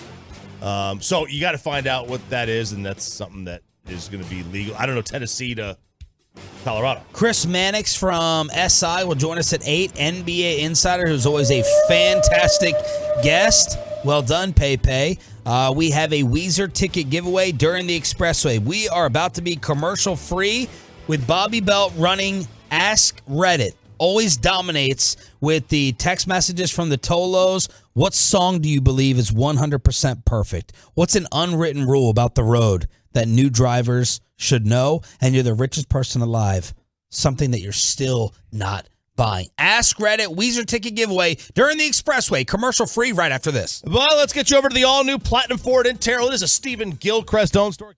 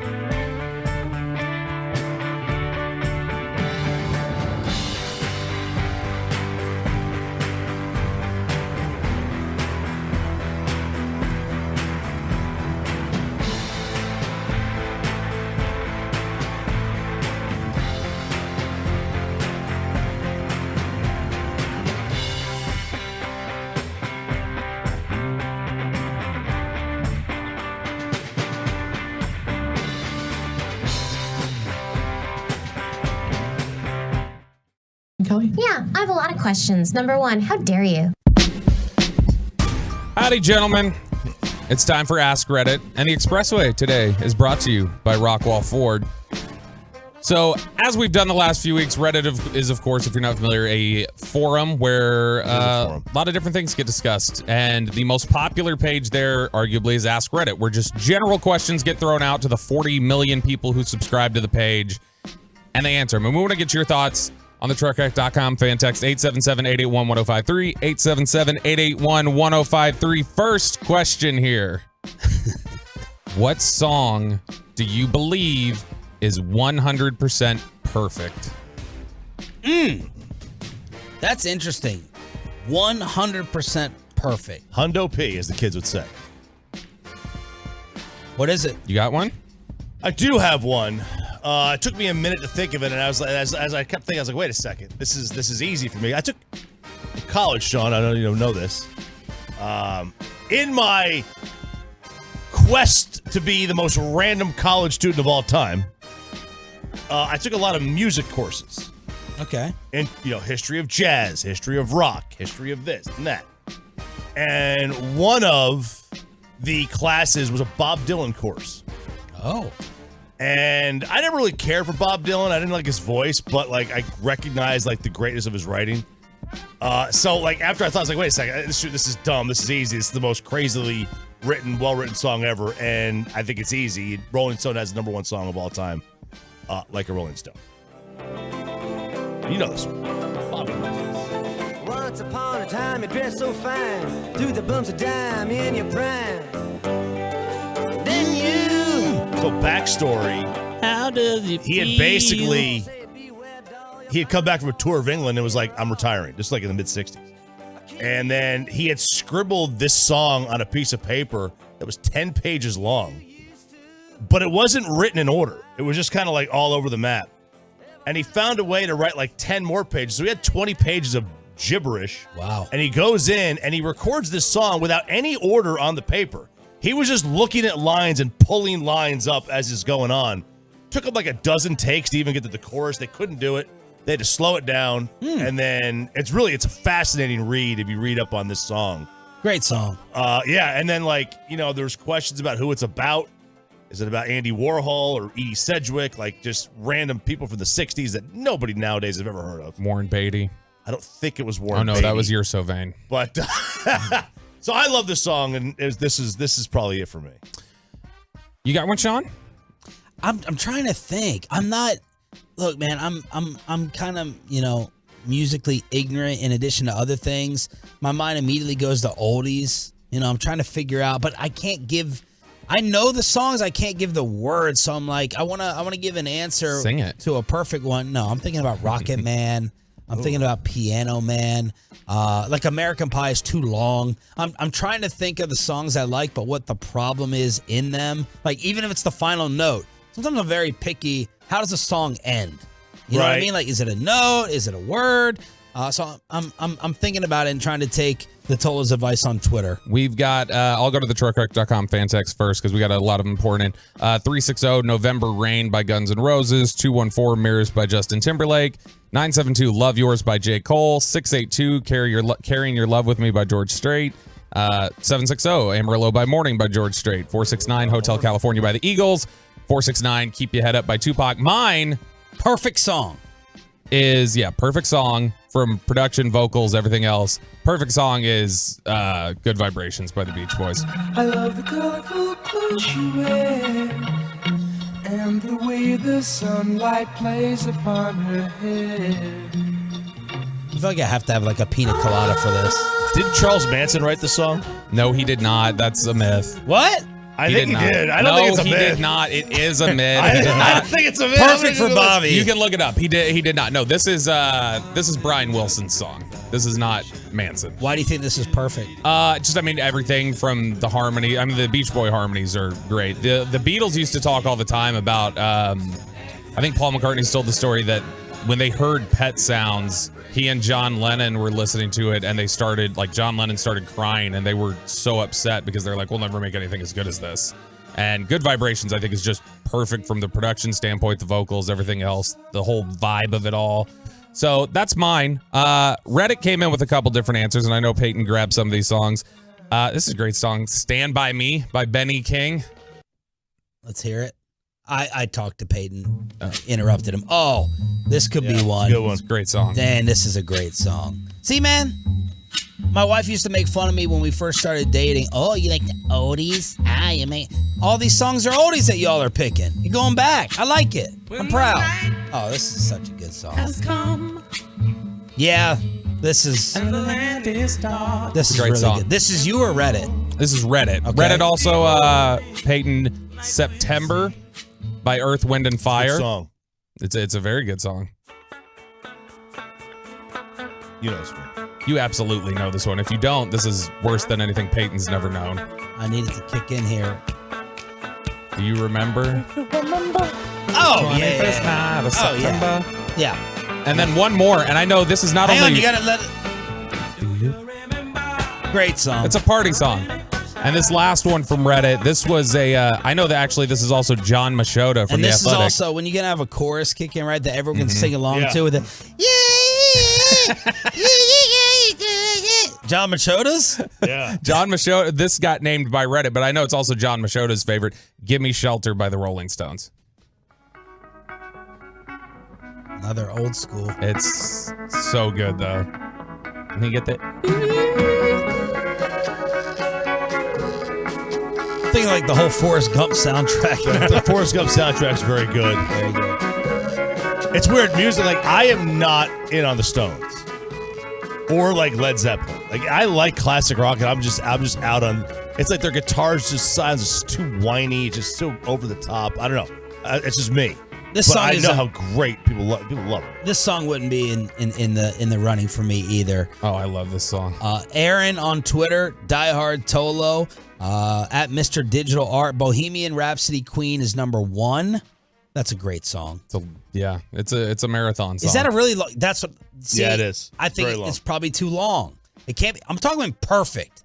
I'm very literal with these terms. Perfect, probably a little bit too long. Amazing song. Stairway to Heaven, Led Zeppelin. Imagine, John Lennon is great. Smells Like Teen Spirit, Nirvana. 1, Metallica. Hotel California, Eagles. Hey Jude, great song. The Beatles. Hey Jude. And then Comfortably Numb.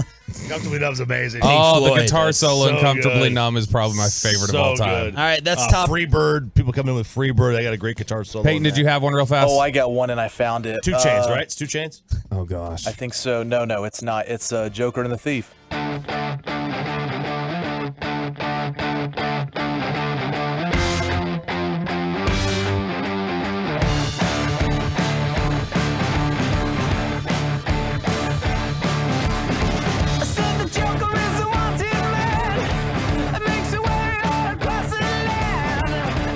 I don't know if I'm that familiar with this song. I don't know this song. Oh, I You don't love know it? You don't No. know it? Really? Nope. You don't know it? Nope. Not for Bobby Sure not to you know. Get him. No, I just looked it up, but it's I'll tell you, it sounds like Jet. Remember them? Yeah, I do remember Jet. Wolf Mother. I think it's a good song. It's a very good song. If you were coming in Tennessee Whiskey. Oh, I love man. Yeah. That Volunteers game got me down a Tennessee whiskey rabbit hole. I just Yeah? put it on loop over and over and over and over. It's a great song. What about Free Fallin'? Is that the name of the song? Yeah. By Tom free. Petty? Yeah. Yeah. I love that song. We don't speak of him. He's a Florida Gator. Okay. We don't speak of him. All right, before we move on, I had to ask the number 1 music aficionado in the radio station, his number 1 song. You know who I asked? Tim Collins. Yeah, Tim Collins. Tim Collins. Oh, hang on. Let me guess. It's not Chicago. We've already discussed that. Nope. He doesn't care for them. Is it the what's that song from Kansas? Carry On My Wayward Son. No. Miracle. It's not Kansas. Dust in the Wind. Oh. That's a good song. It's Elton John. That's who he said. Perfect. A perfect song. Can you guess the song? Goodbye Yellow Brick Road. No. Philadelphia Freedom. Nope. Hit it, Pepe.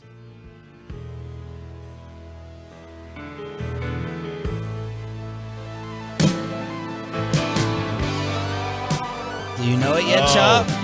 Is this the one he did with George Michael? No, that was "Don't Let the Sun Go Down on Me." Oh, that is a great song. That could be in my running. This is "Funeral for a Friend." Love Lies Bleeding from TC Tim Collins. I need this song to get further into it for me to figure out what it is. I'm not sure I know this one. I'm waiting for a word. Not getting it yet. Trying to drag it out. Not gonna happen. All right, so there it is. Thanks at 877-881-1053. What's next in Ask Reddit? What is an unwritten rule? Truckwreck.com fan text. Nobody with a Michael Jackson, by the way, until T Young on Twitter beat it. But no one else with an MJ song. Interesting. Great one. Give In to Me is better than any of his other songs, in my opinion. Dirty Diana's great too. What's an unwritten rule about the road that new drivers should know? So if you're getting a new driver out there on... Shout out Little Rudy. Shout out Cole. Shout out Mia. All these new drivers in my extended family. So if you're out... Yeah. If you're out there on 75, safely texting, 877-881-1053. What's an unwritten rule about the road that new drivers should know? Maybe don't text. That's Don't one. text. Yeah. Don't text. You got one? An unwritten rule. No, you're usually the man. I always feel like there's confusion with the merge ramps. I feel the like zipper rule is a good one. What is that? Every other The zipper merge. Zipper merge. Yeah. Right lane, left lane, right lane, left lane. Just the zipper merge. But I feel like the merge lane, aren't they the ones that have to yield to the... Yes, but I think just for the general flow of traffic, the zipper rule would work well. Nothing terrifies me more. You're both coming up at the same time, and I'm trusting that you are going to follow the yield, that you're going to slow down and stop and give way. It is written, but unwritten. That's what this is about. The one for me, and this is easy. It's written, but nobody really follows it because there's not really any signs anymore. But if you're in the left lane and you're not speeding, get the hell out of the left lane. You think there's a lot of people that violate that? Oh, God. The amount of Every people day. in the left lane are doing the speed limit or 5 over is so annoying. It's not just for passing. It's for passing. The left lane is for the people who are doing 10, 15 over. If you're not in there, get out of the way. This is a good one. 682. Always wave if someone lets you in. Oh, that's a good one. I feel like I'm the only one that still does that. I do it. I do it all the time. We got 469. Flash your lights. You do it, Choppy? Oh, yeah. Yeah, I do. Now, sometimes they can't necessarily see it. I Right. mean, I've got tinted windows. Flash your lights to oncoming traffic to let them know cops ahead. Yep. That's another one. For me, it's Do you guys get on the Waze apps or whatever and always report something there, like car stranded? I use Google Maps. I don't use Waze. I use Google Maps. I don't know how to add something. I'm sure I could figure it out, but I've just never tried. Like I always see a thing. Is that cop still there? I'll say yes or no. Yeah. But I've never added something to it. Oh, yeah, this is a big one. 817. Don't block the right turn right on red lane at stoplights. Yes. That one I hate. Don't block the right. Like if it gives you the option of going straight or turn right and you're going straight, you need to get over the other lane. Do not get in the turn lane and block a whole bunch of traffic sitting there at the red light. So that's a big one. Mine is speed up when you're merging onto the highway. Like don't expect people to slow down to let you on. You need to speed up to get up onto the highway and merge. And so that's my big one. When you're getting on from the on-ramp, you need to speed up. Brian is nodding as we're being filmed for some reason here in the studio. Getting our OnlyFans ready. Yes, for a college class, how a professional show is done with the lights. Truckred.com text line. Be nice. Everybody's got a gun. That's my wife's rule. She's like, don't say anything. Don't put your window down. That's how people get shot. Be careful on Waze. Cops can falsely add a cop or delete themselves off Waze. Oh. So it's not always accurate. Oh, man. If you're a traffic cop and you're deleting the cop off Waze or the Google Maps, sinister, dude. So that's petty. sinister. That's petty. That's some Karen behavior. That is. That's a Karen cop right there. All right, I think we have that covered. Next one in Ask Reddit. Do you want the country being invaded or richest person, you're still not buying something? Bobby, you pick since Let's Choppy doesn't know. do richest person alive. What's something you're still not buying? My answer's easy right off the top. I'm just not going to buy a Dallas Morning News subscription. Sorry. I'm also not paying for Twitter. Oh, that was going to be mine. I'm not paying for the verification. Really, you guys wouldn't pay for it? I haven't. I'm not verified. Well, I mean, No, like, no, but if they make you pay for it. What do you mean pay for Twitter? Are you Like talking about just like paying Twitter Blue or any of the other things that they charge? No, you I for? meant like you can't have access to Twitter at all. Oh If you yeah, charge for that, still probably would not pay Yes, for it. you would, and no, I would no, too. because I think it would remove so many people from it that you're talking about now putting a cost on something that's a worse product at that point. This one's easy for me. What? I'm not paying for parking in Fort Worth. I am not going to give a dime to the Bass family, okay? Especially the lady. Whatever her name is, I don't know what it is. I'm going to assume it's Karen, okay? Who has screwed Sundance Square. I am not going to pay for parking. I will drive and drive and drive until I find a street parking spot at night. Because that lady, that greedy SOB, just trying to make more Prada shops for her and her friends. Ruining Fort Worth. Ruining all the restaurants down there. I am not paying for parking in Fort Worth. Boy, there are some good answers on the truckwreck.com fan text. 214 YouTube Premium. I paid for it. I actually love not having the ads because I watch so much YouTube. Okay, so the premium takes away the ads? Yep. How much more is it? I think it's like $8 a month or something. Never paying for the Bally app while we're on that. 614 NFTs. 631 a home phone line. That's an interesting one. Yes. It's not even interesting. That's just like, a fact. My mom still has her landline up. It's unplugged. She hasn't had a landline for years. She just hasn't taken it off the wall. So she's not paying for it. She's not paying for it. It's still up. That's cool to see it, though. It's kind of like a payphone. This is a callback to just a couple of minutes ago. 915 says, I'm a cop. I delete the cop off the ways on school zones. Is that Karen activity?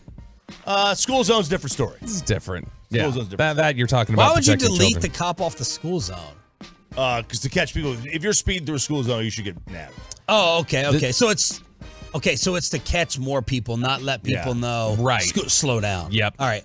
214, I already pay for Disney Plus. I'm not paying them more to see a new release. So this is something that drives my wife nuts, is that if there's a movie that's in theaters, you can pay $30 to see it at home or something on Disney Plus.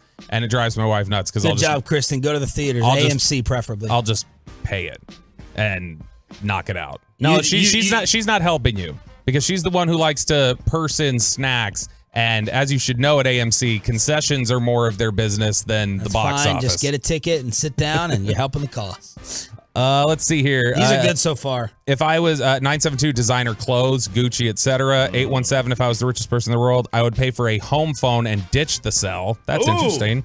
Let's see here. 469 expensive accessories. I'll never need a Gucci belt. Nobody wants to pay for Gucci, I guess. Mine's a country club membership. It's overpriced. You never get your money's worth. I would never pay for that. Well, you're paying for friends. You're paying for friends. It's you just don't- like frats at university. Fraternities. You don't pay for it right now? Yeah. No, I do not. Oh, okay, and you're rich right now. You So. wouldn't sell your country up. That's right. I would do a country club because then you get like the good thing about about paying for a country club membership is generally it's a higher caliber of golfer because if you're going to pay for it, you're going to be a good golfer. Yeah. So the pace of play is usually pretty decent, and you got good money games out there. But you're right. Very rarely do you get proper value for the country club membership. 877-881-1053. Unless you have a few more, let's just finish up by embarrassing ourselves with the country being invaded. Ask Reddit. Final one. Yeah, well, we can go with that one. The final question from Ask Reddit today is, if your country were being invaded and you needed to defend it, what skill would you bring to the table? What are some of the answers from Reddit? The top answer is, I think I would make a great hostage. I could be in the first wave of people you send out to buy some time. Fart in their general direction. Good Monty Python reference. Let's see what else we get here. I could run naked through enemy ranks, and the trauma to the troops would guarantee us victory. I guess my only possible contribution, because we are probably the softest show, the least manliest show of all of the ones in this building, maybe I can try to do some hostage negotiation talk. That's it. Well, like RJ, I could see. To read the Bible to them. Wow. Wow, Peyton Peyton. laughing at the Bible. No, I Dang, think it's a great skill. I'm not laughing at it. Maybe I could smoke barbecue to feed the troops. Yeah, you'd be a line cook. Yeah, I'd be a line cook. That's it. I like to think I could talk my way out of a lot of things. Negotiate. But honestly, my first thought was I would just challenge the other guy. I would do like, so have you seen the movie Troy? Could be a woman. Yeah, you see the movie Troy? They just said, my best man against your best man. I would just give me your best guy. I'll challenge you to a game of darts. I think given what you guys have seen from me in terms of defending Dak Prescott, I think I'd be great at creating propaganda for the country to get the entire country on board with the war. RJ's good at propaganda, too. RJ's very good at propaganda. All right, so there you go. Another edition of Ask Reddit here on DFW Sports Station 105.3 The Fan. Thanks for being a Tolo. That stands for Turn It On, Leave It On. I wanted to knock this out. I saved this until Roberto came back from Indianapolis just because it's him versus RJ when it comes to Pro Football Focus. Oh, gosh. And PFF, Tony Pollard got tagged. I just wanted to see if he kind of creeps up on this list. Pro Football Focus unveiled their top 101 players. Okay? From this past year or the going into this year? From this past year. All right. All right. Their analysis, all their different factors. Who was the best player in the NFL according to PFF last season? Patrick Mahomes. It was Patrick Mahomes. Number 2. Same team. Travis Kelce. No. Same team so Chris Jones. Chris Jones. Okay. Not on the Super Bowl billboard at Radio Row. They had to put Juju up there. So Chris Jones was number 2, PFF's Defensive Player of the Year. And in the playoffs, he added 20 total pressures. Number 3 is in the AFC. Third best player in the NFL. This is an AFC team. Let's go with Joe Burrow. Yes, good job. Number 4, back to the AFC West. Wow. Defense or offense? Offense. Justin Herbert? No. Travis Kelce. Travis Kelce. They had 3 of the top 4 players. But PFF scale is dumb, so I mean that doesn't mean anything. Number 5. Hurts. NFC. Defense. NFC defense. Nick Bosa. No. Micah. Micah over Bosa. Number 5. They said it's worth remembering this was Parsons' first full-time season as an edge rusher, immediately one of the best in the game, dominating lesser opponents and beating some of the best tackles in the game for their first sacks allowed this season. So are they going by their own grade or are they just doing a list? I believe they are going by a list because Parsons was not the 5th ranked player, I don't think. I think Parsons was overall graded. It said this is based solely on play in 2022. Past or future play is not accounted for. This isn't about class or talent. It's about performance throughout this season. Okay. All right. Number 6, defensive player, AFC. Patrick Surtain. No. Max Crosby. No. Defensive AFC. player. He may have wanted to participate in our Reddit driving discussion. Myles Garrett. Yes. Good job, Choppy. Number 6, Myles Garrett. I'll just go through the list. It'll take forever. Tyreek Hill, 7. Justin Jefferson, 8. Darius Slay, by the way, the other day came out with his best receivers that he faced list. Justin Jefferson was 1. He had CeeDee Lamb 2. He said he had CeeDee Lamb 3. He said he would have put Lamb 2 if he played more X, but it was only in the slot. Now, I thought that was an interesting observation. I'm like, does that mean the Cowboys need to play him outside even more? That was Darius Slay's comment on CD 3, but he would have been 2 more in the X. Because it was based off of who he's faced. Mm-hmm. He probably just didn't. He probably means I didn't cover him much because he was in the slot. So I think it was more just Slay doesn't get matched up on him much. So Justin Jefferson is 8. Lane Johnson is 10. Josh Jacobs, who just got franchise tagged, is number 10. Did I say number two 10s? Lane Johnson, 9. Number 10 is Josh Jacobs. Then Bosa. Choppy, who does Chris Lindstrom play for? His brother Nicholas used to play for the Flyers, I think. I have no idea. Jacksonville. No. Atlanta. I had never heard of him. Nope. Chris Lindstrom. Trent Williams, 13. Josh Allen, 14. Dexter Lawrence got a lot of pub this year, 15. Andrew Thomas, back-to-back Giants on the list, 16. Jason Kelsey, please freaking retire. Sauce Gardner, 18. Devontae, 19. A.J. Brown, filthy, number 20. Then, Creed Humphrey, another Chief. Nick Chubb, Max Crosby, Jalen Hurts, 24. Stephon Diggs, number 25. Where's the next Cowboy on this list? Micah's 5. How far do we have to get down to find another one? You kind of messed me up as I had my order. It was Tony Pollard, number 49. Wow. Pollard, 49. Dallas still couldn't quite bring themselves to install Pollard as the true alpha back in their offense, but for the first time, he was given a far more even split with Zeke, continued to dramatically outperform the former 4th overall pick. He averaged 3.76 yards per carry after contact, breaking 51 tackles, 18 more than Elliott on 40 fewer carries. And right next to Tony Pollard at number 50 PFF, CeeDee Lamb. Yeah, they got that wrong. Lamb's a better player than Pollard. I agree. And the positional value alone, should matter. But I mean, they've shown they didn't put positional value in I know, because they put here. Jacobs in the top 10, which is insane. How much of a crime was it, looking back, Tony Pollard versus Zeke's carries and work? We tried to tell everyone, all the old school people. I got to call out my boy Brian Broaddus, I remember the G-Bag fight, the very sarcastic G-Bag fight, the Brad Shams of the world. Finally, Troy Aikman finally turned and flip-flop at the very end of the season. Like the Tony Pollard argument, all those in favor of him, they won that, and it was a knockout. Yeah. Right? They did. They absolutely did. But the workload difference was what?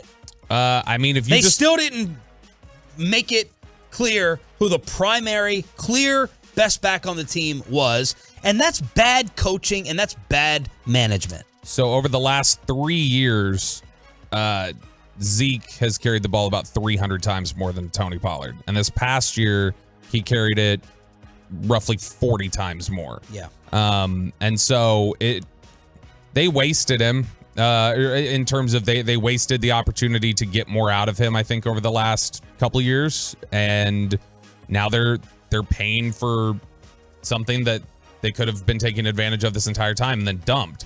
But on snaps this year, what was it? Zeke, man, that's stunning to me. I didn't realize Zeke played that few snaps. Zeke played 54% of the snaps this year, and Tony Pollard was 52.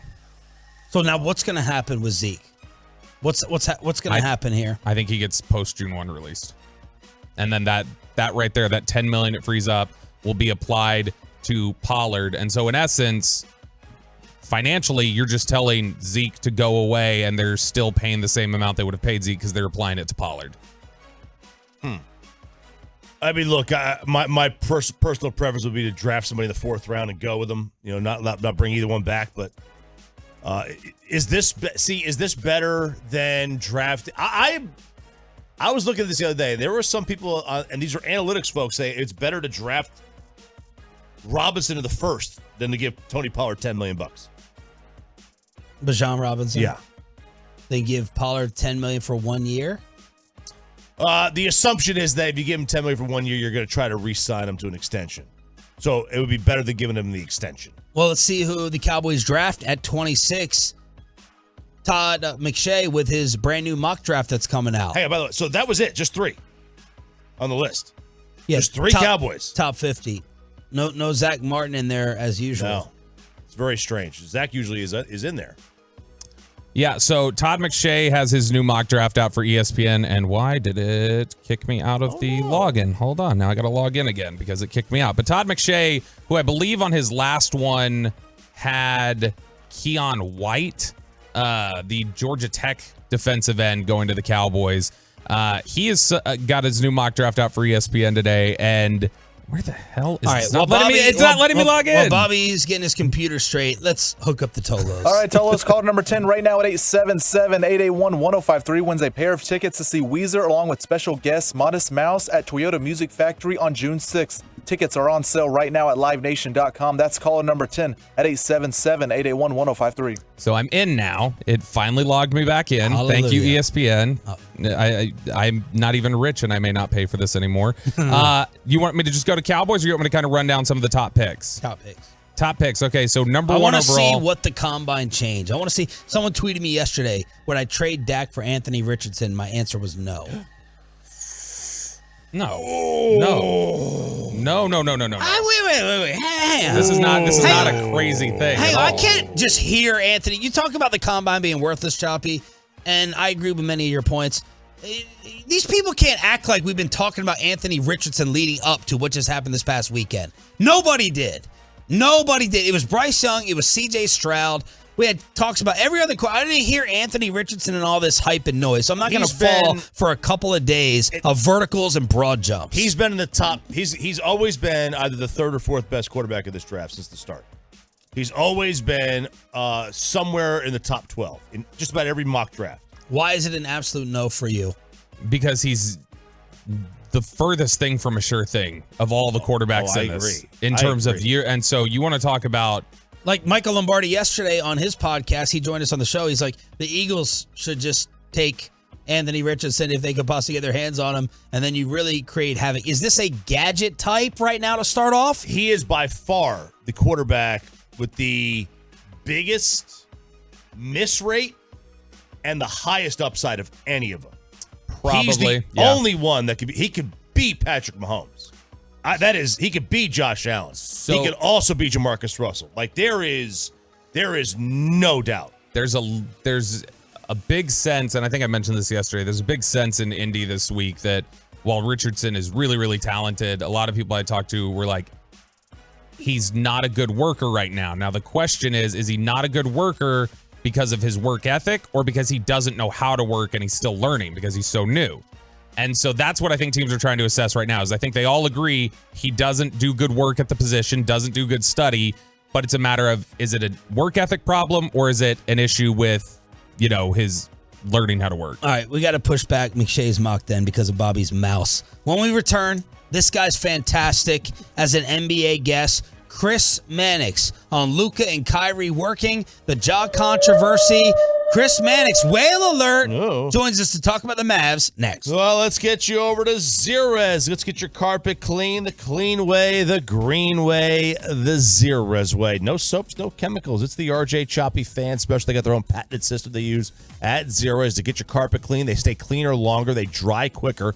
It's tremendous. Get your carpet professionally cleaned with Zerez. And that RJ Choppy Fan Special. 3 rooms, pre-treated, clean, and sanitized, $99. Dude, they put that ceiling coat down on your tile when you get it cleaned.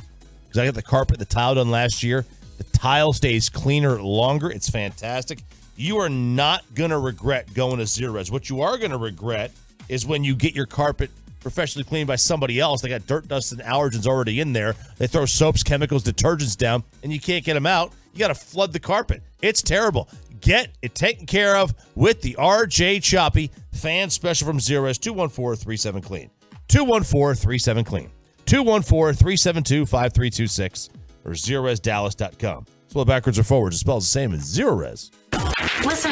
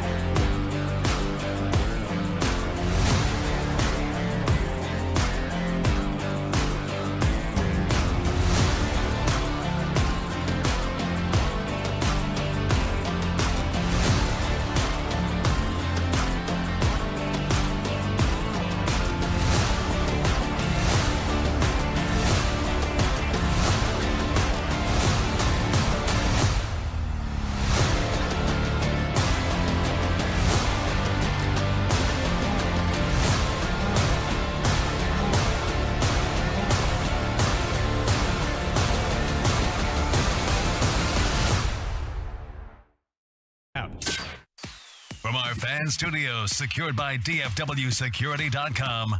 This is Sean and RJ on 105.3 The Fan. 8 o'clock hour here on Sean RJ with Bobby Belt, fist pumping on the fan cam, Twitch, and YouTube. Chris Mannix from Sports Illustrated is getting set to join us on the Diamond Factory hotline. Some of the Kyrie fans noticing during the Mavs ball this past weekend, Kyrie and his daughter walked up to take pictures after he bid $25,000 for the State Fair of Texas with Maxie and Dwight Powell. Why does that matter? The fair doesn't open until September. So Kyrie planning on being here for the State Fair in September. Oh, baby. Can you imagine? What are the odds we see Kyrie Irving walking around the State Fair? I don't think we could see Kyrie caught dead at the State Fair. No way. I mean, it's just because he bid on that, obviously, like I would, even if he's here, he's not going to the fair. I mean, Kyrie doesn't strike me as a fair part guy. Let's bring in Chris Mannix joining us here on Sean and RJ. SI senior writer all over the NBA on the Diamond Factory hotline. Good morning, Chris. How are you? What's going on, guys? What did you think of the Kyrie trade initially, and how do you think it's worked so far? I mean, it was certainly a roll of the dice. High risk, high reward for Dallas. They clearly needed to do something to at least create the appearance that they're trying to add something, of star caliber alongside Luka Doncic. But look, I covered Kyrie extensively when he was in Boston. I followed him, of course, with what happened in Brooklyn. There's enormous downside to bringing someone like him in. So I had similar feelings to a lot of people did about the deal. And look, I actually think despite the record, it's worked out pretty well, so far for Dallas. They had some ups and downs early, but from everything I hear from people internally there, Kyrie has been, a great teammate and a great locker room guy with that team so far. It's pretty clear Luka enjoys, playing alongside him. So I don't know what happens this final month and a half of the season, but, I think so far it's been a net positive for the Mavericks. What's something that doesn't get talked about enough with him? Maybe something underreported, if that's possible, or something many people don't know that you picked up on while covering him up close? Well, I mean, there's a lot of things. I mean, there's both positive and in a way negative. Kyrie, he's a guy that when you have young players on these teams, Kyrie is someone that they kind of grew up in a way, I don't want to say worshiping, but watching, and he was their role model coming up. So guys are excited often about the possibility of playing with Kyrie Irving because they've seen him play. They saw him play in the finals for years, and he's become kind of their guy.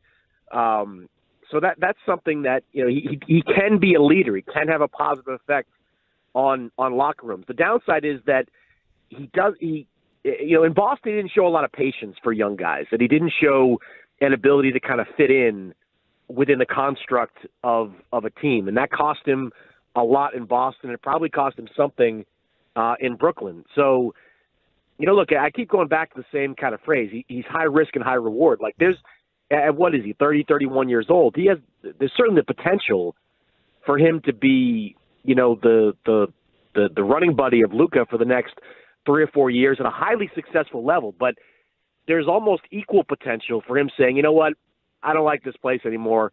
I'm going to go walk to Los Angeles or Phoenix or wherever else might have room to come and get me in the offseason. Do you think that, Cuban or others should be terrified in giving him the extension that he wants? And do you think the rest of the league will give him that market that Mark and Nico Harrison have probably already committed to? Well, it depends on what he wants, right? Like he's going to be the very best version of Kyrie for the rest of this year. That's unquestionable. You're going to get a good locker room guy. You're going to get a good teammate. You're going to get, the best version of him on the floor. He wants to get paid. Like that. It's as simple as that.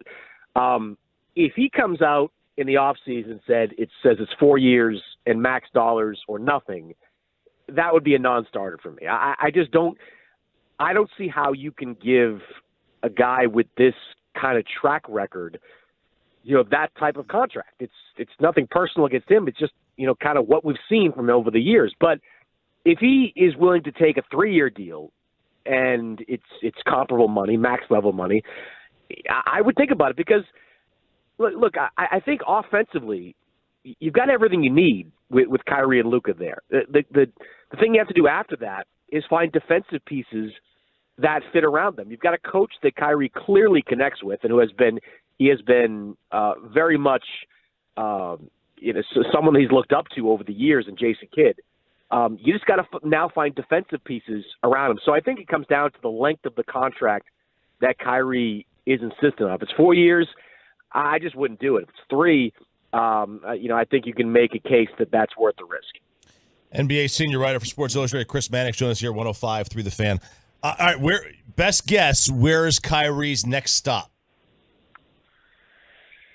Just because I think he's going to have an effective finish to this season and he's going to convince some people in Dallas that he's worth that risk, I think they do come to an agreement. And he is in Dallas, over the long term. I mean, look, the Lakers, they're the most obvious option, right? Everybody's talked about them.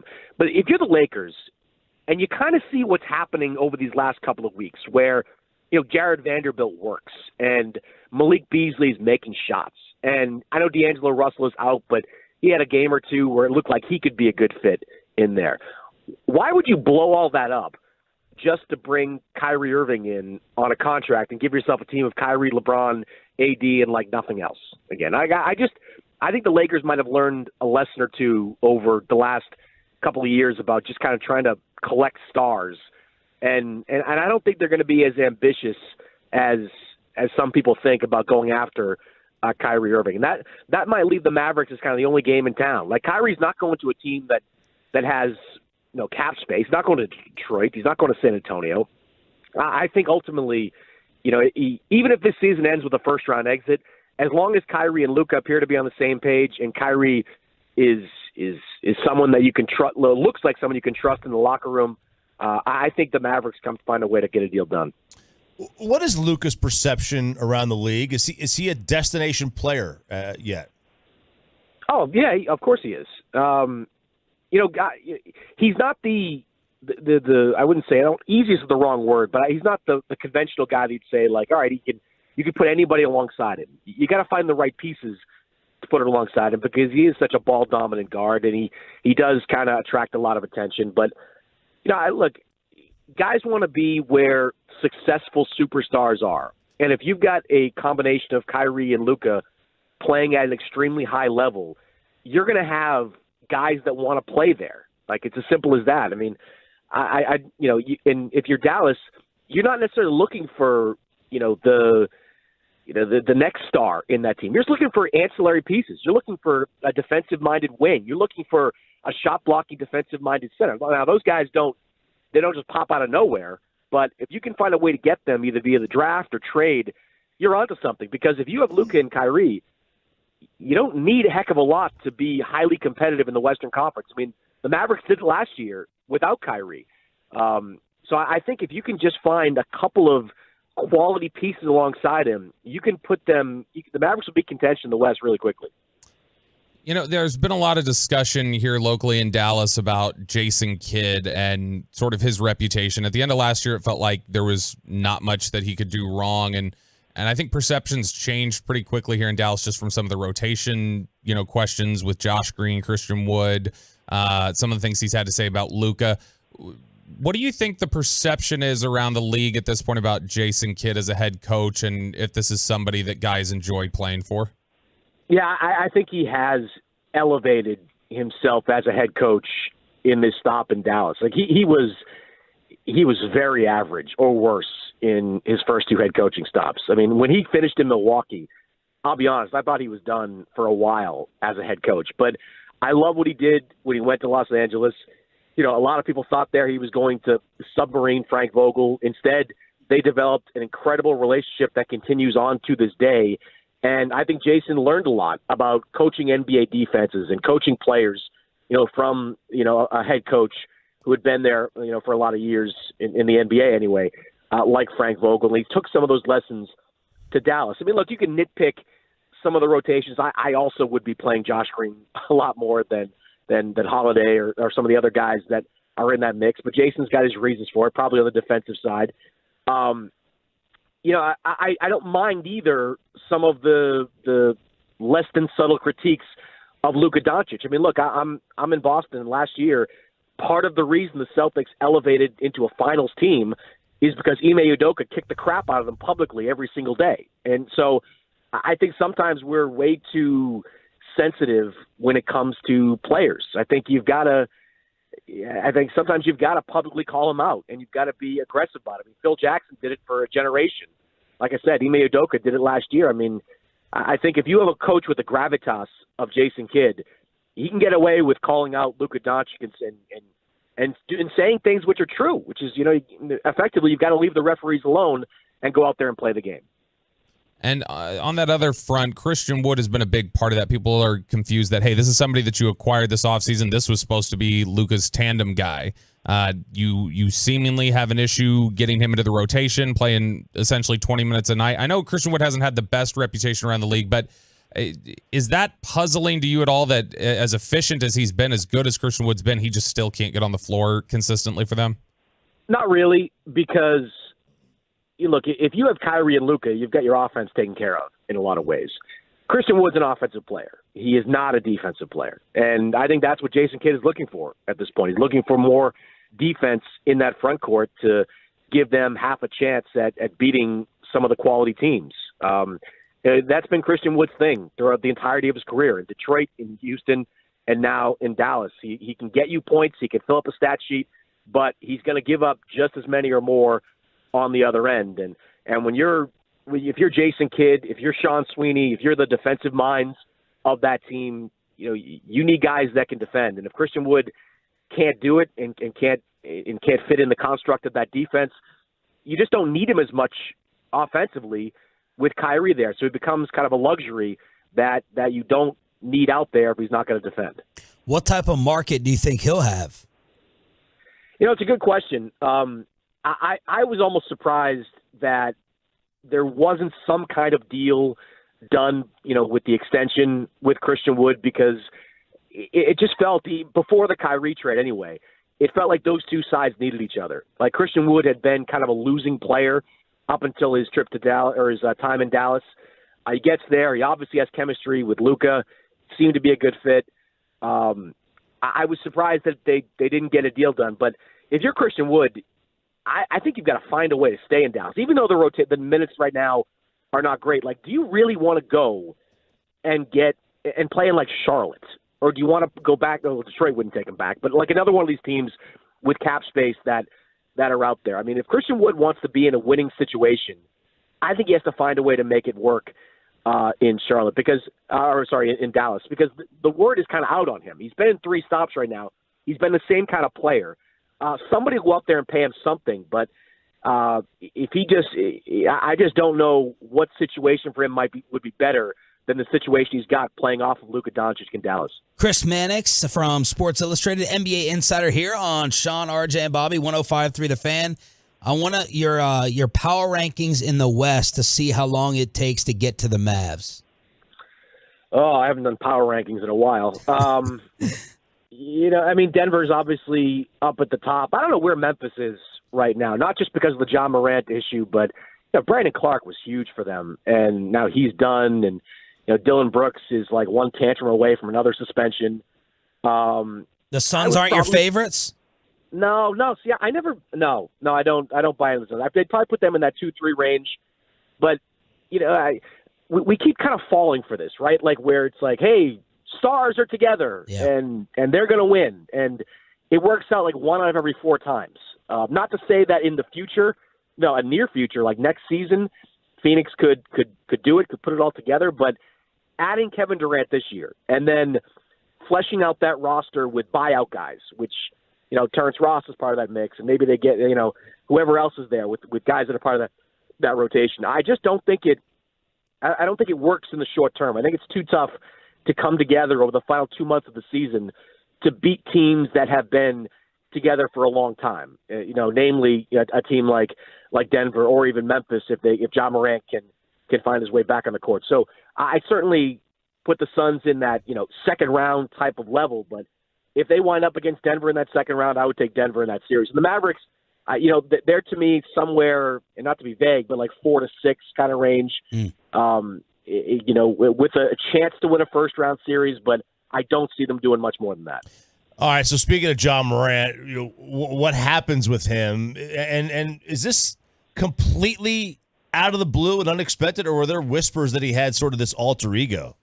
It wasn't even whispers. I mean, the reporting was there. Like, he was hiding in plain sight. And, this is what's so aggravating about kind of the Memphis response is that, like, they're now, like, we're going to take action now. Well, you spent the previous 3 or 4 months sort of downplaying the reporting of The Athletic, which came out and said that Ja was in an SUV with a laser pointer that pointed at the Pacers team bus that some people there thought was a gun. Well, you just downplayed the Washington Post report, which said Ja beat the crap out of a 17-year-old that was playing basketball at his house. Like, the signs were there that this was coming, and now Memphis is taking this all seriously, and they're asking for accountability. I mean, to me, that rings pretty hollow. So as far as how it plays out in the short term, I know from talking to people within the league that they're watching very closely how Memphis handles this. Right now, Ja Morant is away for the team for the next couple of games. That ends Tuesday night. That would be the second game of the at least 2 games away, quasi-suspension. I expect it to be several games more. I think what the league is looking for, though, is some kind of official suspension. Right now, they're telling Ja Morant, take care of yourself. But Ja Morant, to my knowledge, is still getting paid. And I think the NBA does not want to be – I know the NBA doesn't want to be in a position where a player can wave a gun around at a nightclub and there not be any kind of punishment, actual punishment out there for it. So, I don't know if it's the league that does it or the Grizzlies do it, but I expect Ja Morant to get hit with some kind of suspension that keeps him out for 3, 4, 5 games before he's allowed back to return. Chris, thanks so much for the time, man. Big fan. Keep up the great work. You got it, guys. Chris Mannix, Sports Illustrated Diamond Factory Hotline. The Rangers, the top of the Rangers lineup, could be the best in the American League. Let's check in on our baseball team in Surprise on the home of the Rangers next. But let's get you over to QC.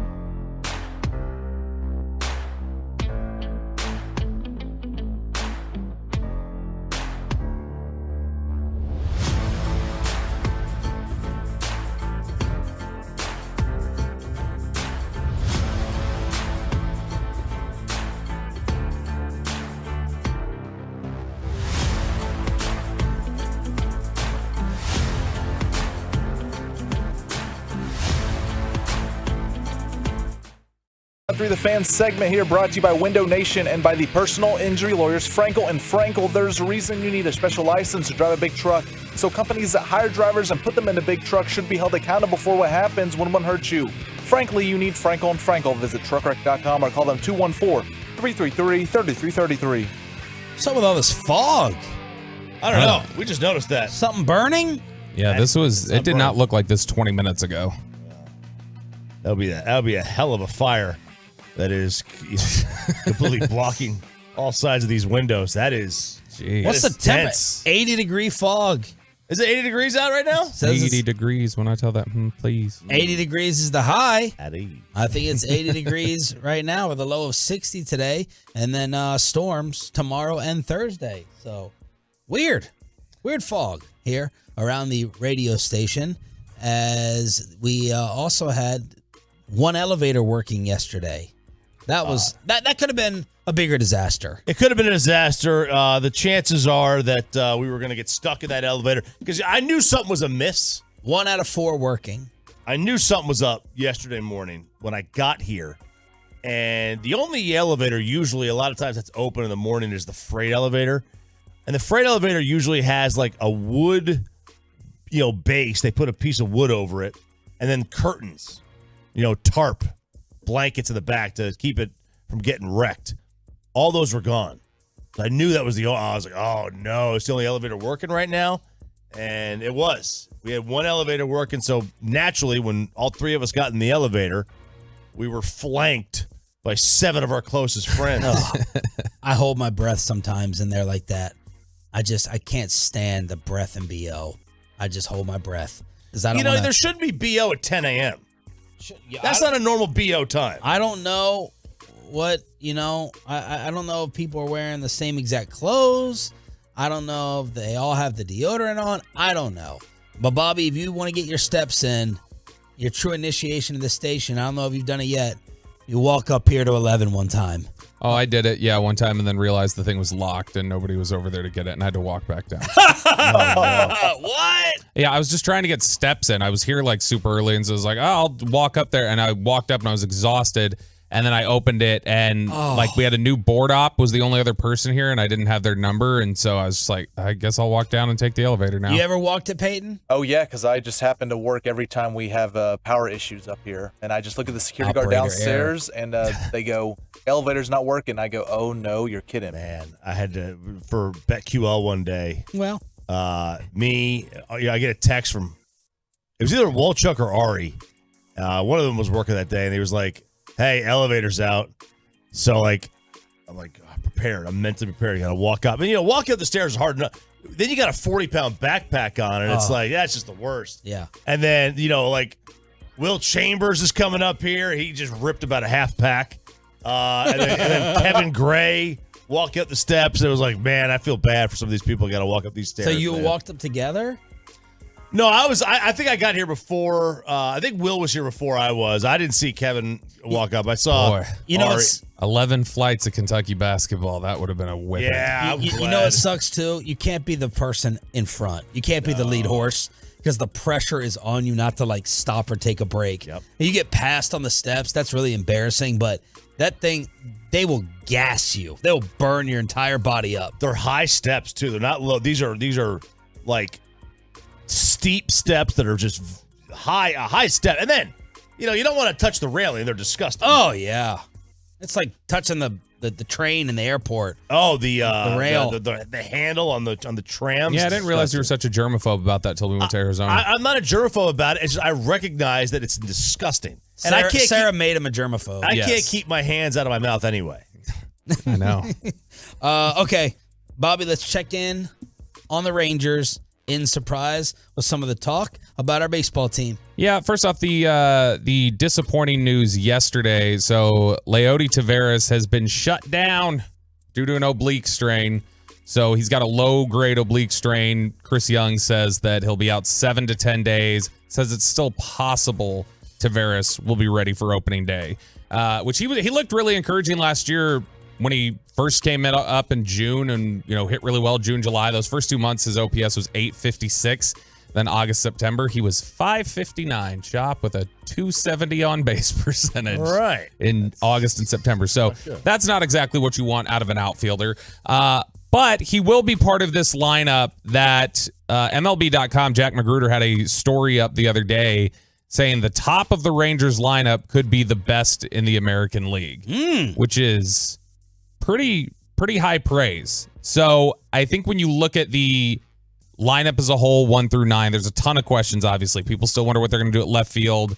You have questions about what, like we just said, Tavares can do in center field. Josh Young's finally healthy. Jonah Heim, Mitch Garver, they're going to split time at catcher. But this article here talks about when you look at Marcus Semien, Corey Seager, Nathaniel Lowe, and Adolis Garcia at the top, that it's hard to find a group that's better at the top of the lineup 1 through 4. And that Bruce Bochy had actually said that while they had some good production in San Francisco, he said, I don't think we had quite this kind of production. It was a group that did a lot of little things well. They weren't a power hitting club. It was a very unselfish group that did things to keep things moving or move guys over. But basically that Bochy feels like there's pop at the top of this lineup that he's not been able to have access to before. So we've talked a lot about if the pitching staff can stay healthy, they should be good, but there's a lot of questions about the lineup. But MLB.com coming in and saying, look, the top of that lineup, though, could be as good as any other. It's just going to be a question about those back 5. Possible, Choppy? What do you think? Are we just talking AL? Yes. Yes. I mean, the Astros. Sorry, but Altuve, Pena, Yordan, and Bregman is... And then Tucker at 5. There's not a better lineup. There's not a better top 5 in the sport. It's Houston by a milli in terms of who has a better top of the lineup. And then I would throw Toronto. You're going to have Springer, Bo Bichette, Vladdy as your top 3. I mean, that's pretty tough to beat. Trying to think who the Yankees would have. Bader, Judge, Stanton as their top 3. That's tough. I mean, the Rangers have a good top 3. There's no doubt about it. But, I mean, you've got 2 legit in Semien and Seager. What is Lowe? Is he going to repeat last year? Is he going to have another repeat where he was fantastic last season? Is he going to hit over 300 again? And then MLB Pipeline. You got something else on that, Bobby? No, just like he was saying when he's talking about Lowe. Lowe is obviously one of the big factors here because he had such a breakout being a Silver Slugger. Like you hope he can replicate that, but there's no guarantee on that. And then MLB Pipeline tweeted, the Rangers rank near the top of all systems with 6 top 100 prospects, and the talent on the farm should be able to help the big league club sooner rather than later, with Jared Sandler with the retweet talking about the Rangers' future. That's interesting because we had just talked a week ago how is Jack Leiter on that list? Bobby and Jared text every week about the Rangers prospects and the pitchers. Yeah, and so Jack Leiter it's good that MLB Pipeline still has him in the top 100. They do. They have him at number 78, but he dropped pretty significantly. And we've talked before when you were out, Sean Chop, and I talked about this. He fell completely out of ESPN's top 130. Baseball America had him 25th last year, then 37 at the midseason. 6 months later in January, he was off the top 100. CBS didn't list him in their top 5 Rangers prospects. And now, last week, Fangraphs comes out with their list of the top prospects. Top 100 does not have Jack Leiter in it. He is it. Now, their list goes all the way down to 112, and he's listed as 111. But I'm getting nervous. And Sandler keeps telling me to chill out. And he's like, come on, he'll be good. It's like, yeah, but it's a little concerning, right, Jared? That every single one of these outlets who, I'm sure some of it's their own rankings, but they talk to people within baseball circles and know how evaluators are feeling about these guys. And that's concerning me that after 1 year, everybody's like, oh, out on Leiter. Yeah, that's concerning. I also hate the up-down society that we have now where, like, quarterbacks, if you have one down year, all of a sudden everybody questions whether you are. They completely ignore the previous 5 years of your career, or as Jerry would say, 2 years of your career. They just completely ignore it. So, like, I hate that. Like, if Freddie Freeman goes out, well, he may be a bad example because he's a little older. Like, there's this guy in the mid-20s. Oh, like Juan Soto. Juan Soto last year hit like 240, whatever, 250. Didn't have his best year. And anyone sleeping on him? You want to drop him? Go ahead. Right? It's like if Patrick Mahomes goes out there and throws 24 picks this year and has a league average QBR, like guess what? I assume it was a one-off. Everything you need to know about the Cowboys heading into free agency. Is that even such a thing, the Cowboys in free agency? And RJ on why the Cowboys just paid for the 5th best running back in the free agent class. The Tony Pollard mistake. Below the Belt is next.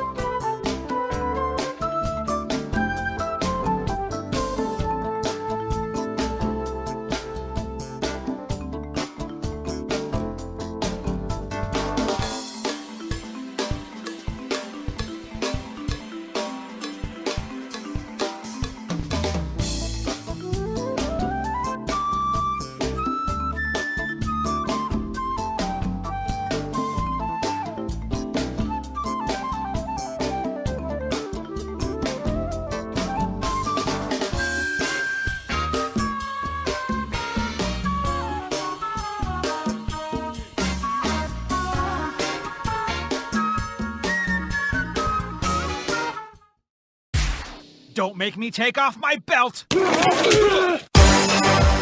Salary cap, contracts, deadlines, everything else that the Dallas Cowboys are facing right now. There's a lot going on. You sound. Can we redo that? Like salaries, contracts. Yeah, just don't. No. No, I'm just saying. There's a lot. There's a lot coming up. There's a Show lot meeting to. after the show. Oh, wow. You know, you're the one in the dog. You're the one actually in the doghouse. I'm glad that you opened your mouth right there as show announcement. Mark that. Show announcement. Peyton Russell has banned all relationship talk moving forward. That is not what I said. For him. He blames us. You don't have to say it. The disgust that you show, the tone that you give, it's clear you think we've sabotaged and screwed up your dating life. You're uncomfortable with it. So for all the Tolos who have liked that content, that is out the door, gone, finito. Nope. Would you agree in reading that, Choppy? That's how I read it. I read it. Peyton blames us, primarily, probably me, for his whatever. Yeah. Listen, you haven't failed yet. You've just found ways how not to get women. You have to look at it that way. That's Thomas Edison, man. Yeah. He failed 2,000 times to make a light bulb, man. But you got to do positive. I thought you were saying that was a Thomas Edison quote about you've just failed to get women. No. The Thomas Edison Probably quote true. is that I didn't fail. I found out X amount of ways not to make a light bulb. But you coming back with salary, I mean, that's, it doesn't sound interesting or exciting as salary cap and I'll tell you what. contracts and money. Let's do this. No, I'll tell you what. I still have not figured out how I'm supposed to come back into this thing. That's why typically I just go, "Sup, gentlemen," because I don't know any other way, and then I just go into talking. So I didn't want to recycle "Sup, gentlemen," and so because I did it at Ask Reddit, and so I was like, what do I do here? And I just vamped. How about howdy, kids? Howdy, kids. All right, that works for me. All right. Now that the Cowboys have tagged Tony Pollard, they are $16 million over the cap. Oh, boy. All right. And Choppy, you said that they paid for the fifth best back in the class? Not in football, in the class? In the class. The NFL, in the wide, in the, what is he, a running back, whatever? In the running back class. He's a weapon. From ESPN. Tier 1, Saquon. Uh-huh. Josh Jacobs. Uh-huh. Tier 2. Wow. They don't have Lamar in Tier 1. Shut you stop? I can't believe this guy's only 26. David Montgomery, Miles Sanders, and then Tony Pollard. The fifth best, a Tier 2 back they just gave $10 million to. They could have drafted him in the fourth round. Yeah. Third round. I'd rather have Pollard than Saquon. Well, he's wow. Okay. I would. Saquon, like, you want to talk about, like, Saquon is Mr. 1 yard, 2 yards, 1 yard, no gain, 80. Like, he'll do that. He's played behind a crappy offensive line. But in general, that dude always gets hurt, and it's a lot of Zeke, like, banging your head into the wall for 3 yards of carry for a consistent amount of time. Wow. I would take Pollard over Saquon. Saquon's more complete, but in terms of just as a runner and an explosive player, give me Pollard.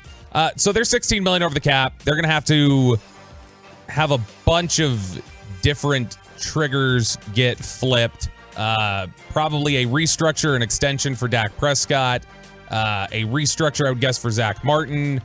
Make some sort of financial decision on Ezekiel Elliott and Tyron Smith to free up money. But they could, save some money with if they could find a trade partner for Michael Gallup, they can free up money that way. If they decide to release a Dorrance Armstrong or a Malik Hooker, they can get, roughly $8 million if they let those guys go. But they've got essentially until March 15th. So 8 days from now, they need to be under the salary cap. And so they've got to free up $16 million somehow here in the next 8 days and make some decisions on some guys. Leading into March 15th, on the 13th, they get their 3-day window of the legal negotiating window, which is funny. So we've always called it the tampering period. All of us colloquially have called it tampering. Colloquially. Okay, stop saying it like you're going to mess with me, and I'm not going to get it right in my head now. Colloquially, whatever. It's an impossible word. Colloquially. Peyton, say it. Colloquially. No. He said it with confidence, too. Colloquially. I know how to say it, and you guys say it over and over Well, again. I'm going to spit it out. normal words. I said it right. Yesterday we were talking about bullish and bearish, up, down, good, bad. Dumb it down for me. All right, colloquially. sorry. I always forget Chop is English minor, not English All right, major. so you say it. I can't now because now Try to say it. Colloquial. I can't get it out now. You guys, I said it right the first 2 times. Then you started saying it. It's like you with tongue of Iloa. So colloquially, because sounds like an instrument. It does. Yeah, it's like a wind instrument or something. I say ukulele. So we would get in trouble at NFL Network for calling it the tampering period. Like Jade was doing reports. You guys and your rules. We got smacked You out. know what? I'm glad I don't have that TV station on my available to me. We are because we're the league. They don't like the term of tampering. Right. Don't call it tampering. Don't say that as the league we're endorsing tampering. This is the legal negotiating window, which is garbage, obviously, because everybody illegally negotiated last week. They all talked about people that are currently under contract and figured those things out. But Cowboys have just over a week in order to get under the salary cap. So if the big portion of that is going to be Dak Prescott. And so they've either got to restructure him now in the next 8 days or somehow get an extension done in the next 8 days if you really want to take a bite out of that. Because a restructure would free up about $22 million. I think they can max out at around $24 million in freed up space if they get an extension done. And there's been more talk this offseason than in the past 5. Adding a big fish. Swinging for the fences offensively. Adding a major star. Michael Gelkin said it on G-Bag. He's plugged in, and Jerry said it at the Combine, and he was asked about one specific receiver. I have not communicated directly. I haven't talked to him directly, but indirectly 2 or 3 times. Odell. But I did have a very impressive visit, the most impressive at all, with the most important one in this whole proposition. That's his mother. And we had a great visit there at the Honors. Okay. And it was real easy for me to see why Odell's got a lot of his pluses. She was very impressive, and of course she was a great athlete, but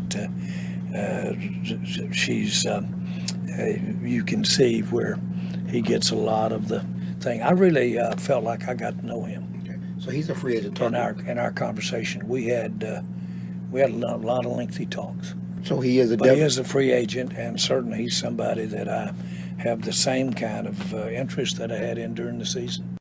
I mean, why wouldn't you? He's a 4th-year player. You would absolutely want to have the same kind of interest in a 4th-year player. So, Odell Beckham Jr., as he enters free agency, PFF has a list of the free agents and their projected salary numbers. Tell me if this works for you on Odell Beckham Jr. 3 years, $33 million, 21.5 guaranteed. Yes. You're locked in for 2 years on him like that. Yes. 3 for 33? Mm-hmm. Yeah. Is he going to accept that? How strong is his market going to be? It's like Michael Lombardi told us yesterday. Do we know he can play? Does anybody know he can play? Right. Chop, you in on that? No. No? I'd rather draft somebody. You don't want to do both? Or you don't think you can do both? I mean, you certainly can do both, but I mean, you're not going to get rid of Gallup. You should. You're going to give him the second year after the ACL. Like, you should give him anyway. What is Odell, you're just going to replace a guy who's coming off an ACL, who's now the year removed, for a guy coming off the ACL who is less than a year. I mean, it's going to, because he had it a few months later, but hasn't played. You're talking about a better player. In his prime, yeah. I have no idea what Odell Beckham is today. But you were in on it last year just because of the playoff run. I was in on it last year because you were going to get a 2-for-1. Yeah, I'm out on it now this year. You were going to get 2 playoff runs. Basically, one of them was going to be for free. Okay. My whole thought process last year was if he can be available for the stretch run, you immediately improve something that is a big weakness for you right now heading into the playoffs, so take advantage of it. Once the season ended, to me, it was you can find cheaper players and more efficient players to do that. That contract, I'd be in 2 years. He's 30. I'm fine with it. 11 a year. So the Cowboys have several. He won't accept that, though. I think that's too low. I think he could. Okay. I think it's possible. So the Cowboys have several unrestricted free agents. There's 4 of them that are in Pro Football Focus's top 100. And they've got contract projections for all of them. I'm going to see if you guys are in or out on these. 20th ranked free agent is Dalton Schultz. They project him at 4 years, $58 million, $36 million guaranteed. No, I'm out on that too. But hey, look, that chemistry with Dak Prescott is going to get Dalton Schultz paid. It is, but that's what I don't want. I want to take that chemistry away from Dak. Explain. I don't want him to have a safety net. I want to force him to go downfield and not throw 5-yard pass to the tight end facing him. Talk to Mike, because that's there's not going to be any downfield next year. Well, that's their own damn fault, because downfield is what wins. Bassick said Beckham is done. Sign Dez back too while you're at it. There's Mikey. Hey, we're trying to get him to call in, Mike. Stop. Dez? Yeah, 37th ranked prospect, free agent is Tony Pollard. Their projection is obviously 1 year, $10 million because of the franchise tag. But if I told you could get him here for, you're just out completely. No. For what? 3 years, $30 million, so it's 10 a year. 3 years, $30 million, but hold on, Chop. And we just say $17 million's guaranteed. So it's 2-year deal for basically $17 million. I'd give him a 3-year, $8.5 million deal. Would you be in for a second year? You lock yourself in for 2 years. Okay? No, but hold on, listen. Knowing that they're bringing him back regardless, would you be in on a deal that would keep him here essentially for 2 years because it would lower that cap figure from $10 million this year? But is there dead cap after that? After the second year? Yeah. I mean, there's dead cap whenever you cut guys, but it's not you'd have a cap savings. So what's the total deal? 2 for what? It would be 3 years, 30, but if you guaranteed $17 million, you would get out of it after the second year. Right, but you would still have $13 million of dead money on the back end? No, that would be non-guaranteed money. So what you'd have on the back end is probably whatever the signing bonus would be. I'd guess it'd be about $3 million dead money. No. Okay. All right, fair enough. And then really quickly, the last two. Leighton Vander Esch, projected 3 years, $20.2 million, $12 million guaranteed. That's about $6.75 million a year. I'm in on that. 6.75 a year? Yep. How old is he? He is 26. Oh, gosh. I'm going to say... they fell apart without him. I know, but his body falls apart, That's too. true. Let's not forget the injury. He's going to get... Hopefully not. He's going to get hurt and banged up again.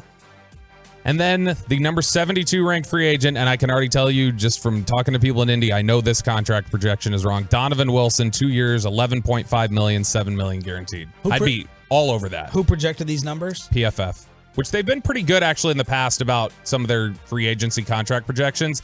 That one's off. I heard they really, really want Donovan Wilson back. I think the coaching staff does. I think the front office values that position at a level that the coaches don't. All right, there it is, Below the Belt, every day at this time with Roberto here on Sean and RJ. Did you hear the media member trying to ask if Ja Morant was in the Crips or the Bloods? Gang talk centered around the NBA superstar. Final hour on a Tolo Tuesday after this. Well, look, let's talk.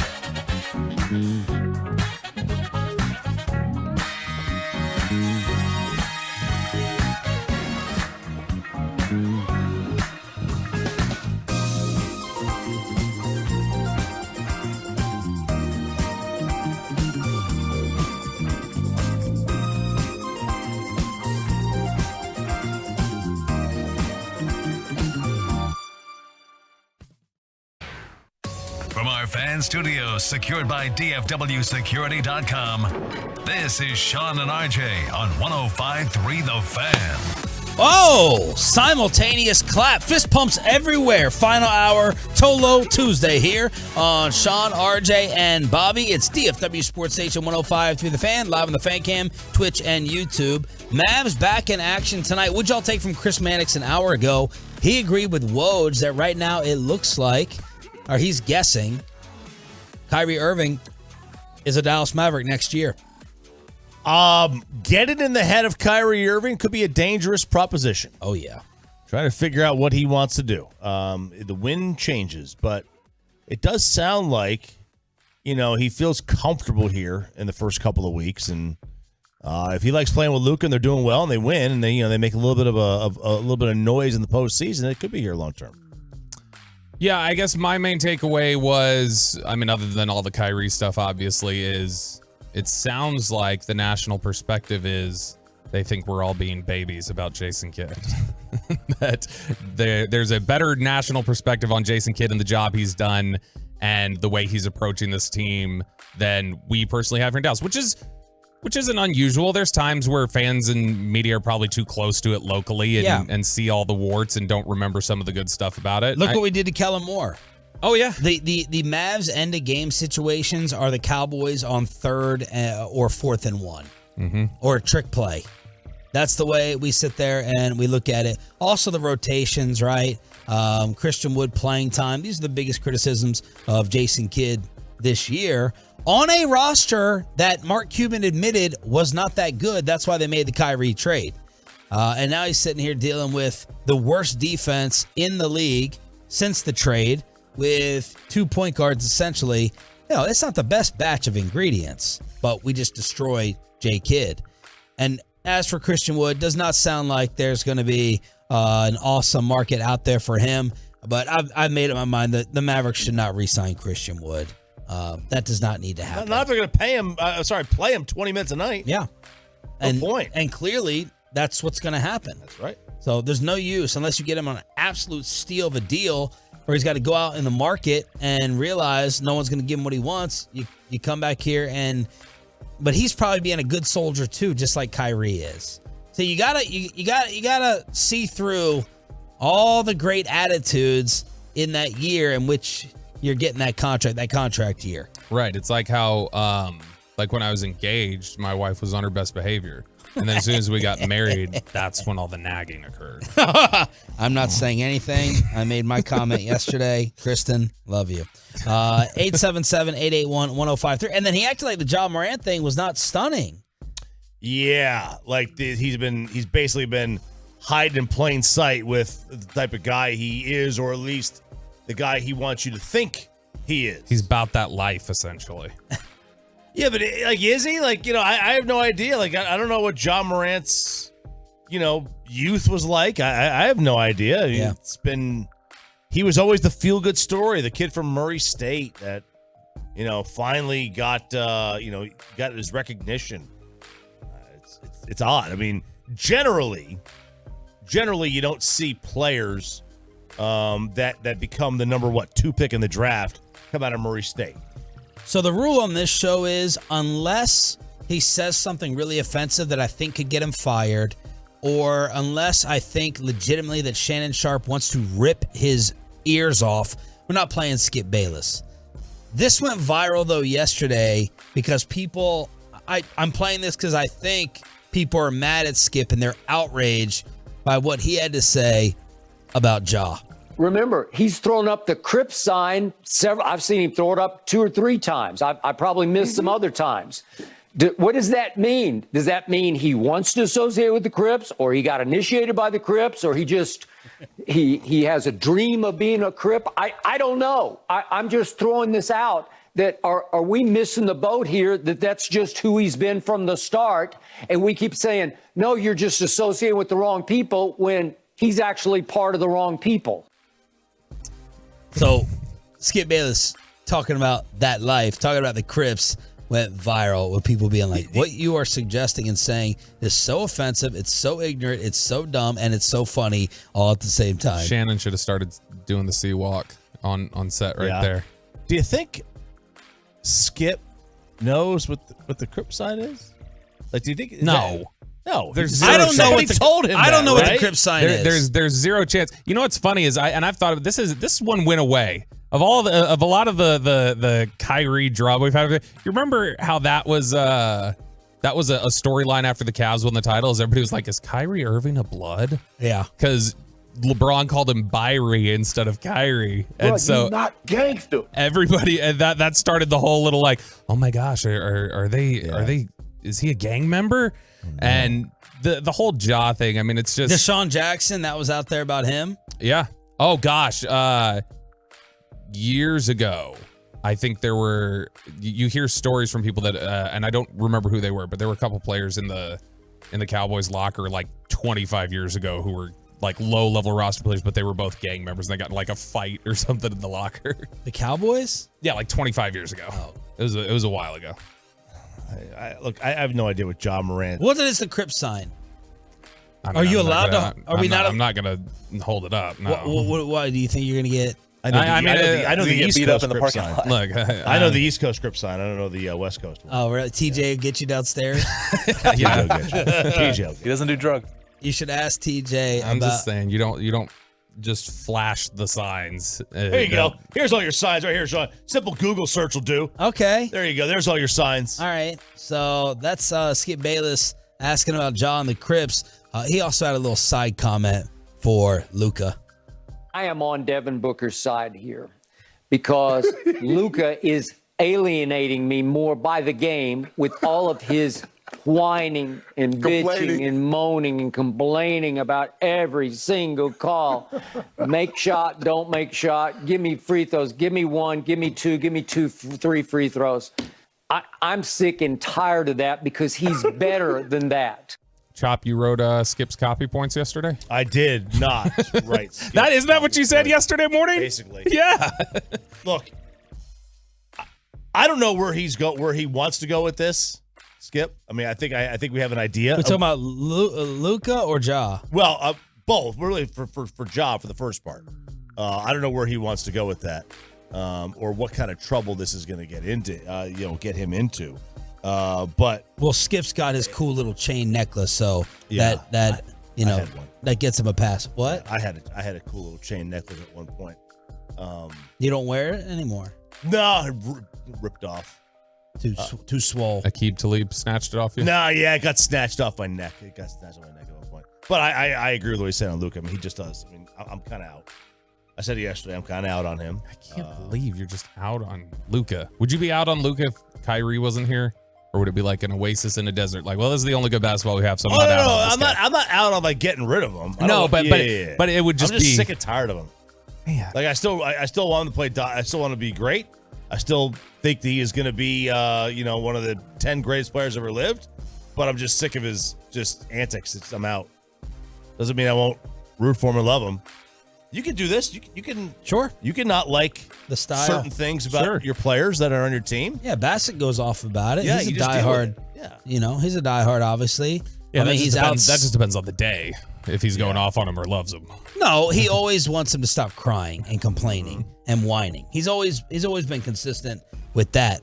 So there it is, as the Mavs are back in action against the Utah Jazz tonight at the AAC at 7:30. All right, what about around the rest of the NFL? Rich Eisen coming back from the Combine with the big lead story on his show yesterday. Number one, I heard from a couple people, and I figured let me make it number one because it involves the GOAT. Number one rumor I heard at the Combine, not in terms of a lot of yacht chatter, but this one just blew my mind. Tom Brady may not be done after all. What? It's a couple people are like, just hang on, just you wait. Wait for And I'm what? like, What are we waiting for? I'm like, he's Instagramming out videos of his cat. Yeah, ski trips. Yeah. He was at UFC over the weekend. I know. But it doesn't look like he's getting big and fat, does it? And he just let it play out. Let's see who wants what. And the one place that folks are saying keep an eye out for is Miami.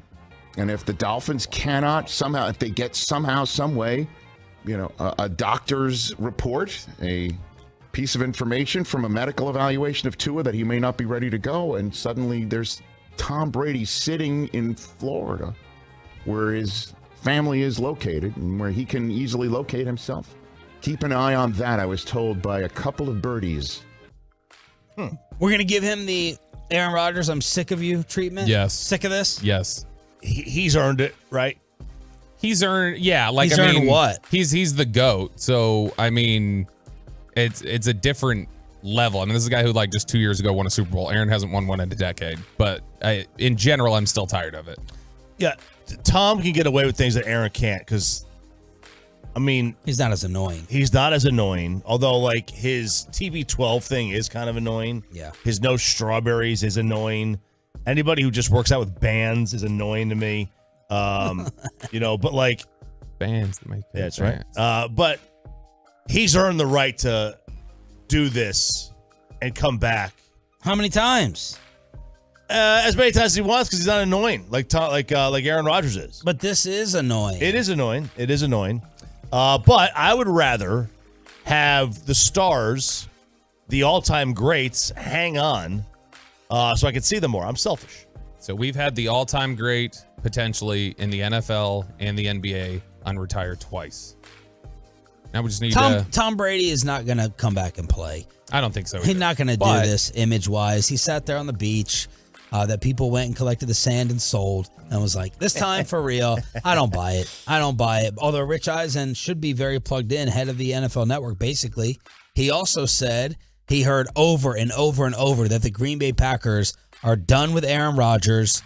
Just go ahead. We're sick and tired of this. Bobby heard that from a lot of people at the Combine. Don't know if it was specifically about Green Bay. And then Trey Wingo, NFL Live on ESPN for all these years, said Aaron Rodgers spoke with the Jets yesterday. So the Jets owner wants Aaron Rodgers. The rest of the Jets front office wanted Derek Carr, and now Derek Carr is a member of the New Orleans Saints. So the Jets would have to trade some serious pickage for Rodgers. Well, I don't know. The market is dried up. If Green Bay wants him out of there bad enough, maybe they cut the Jets a price.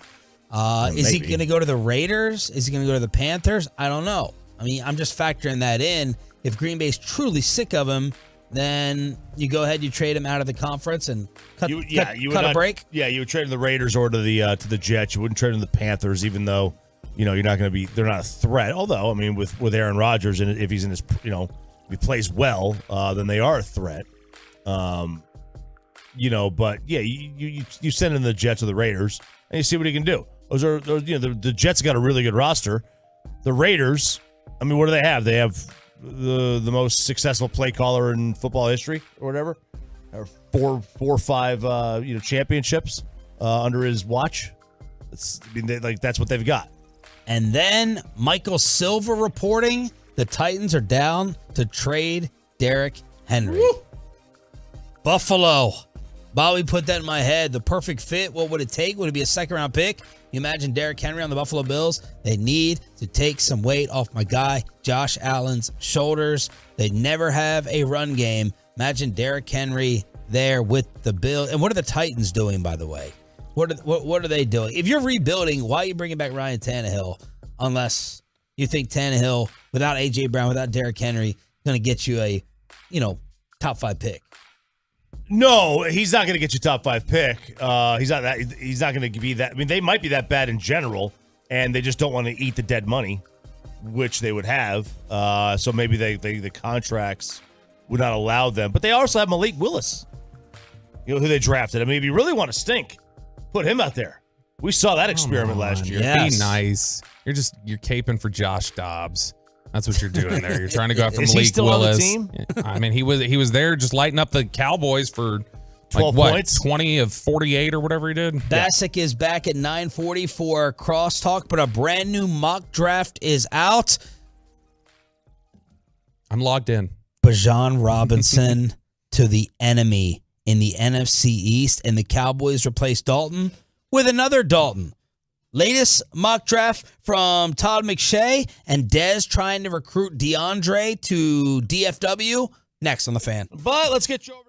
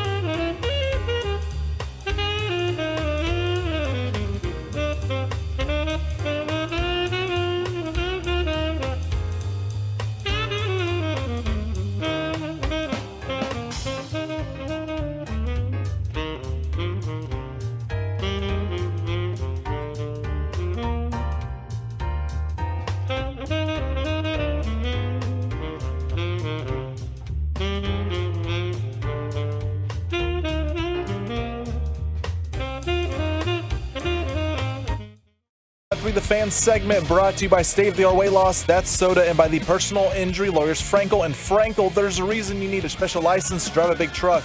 So companies that hire drivers and put them in a big truck should be held accountable for what happens when one hurts you. Frankly, you need Frankel and Frankel. Visit truckwreck.com or call them 214-333-3333. Crosstalk with KMC coming up at 9:40. Mike Bassick is back with the crew. This is Sean and RJ, Todd McShay's latest mock draft after Des Bryant got DFW or DDD worked up with his new workout partner, DeAndre Hopkins.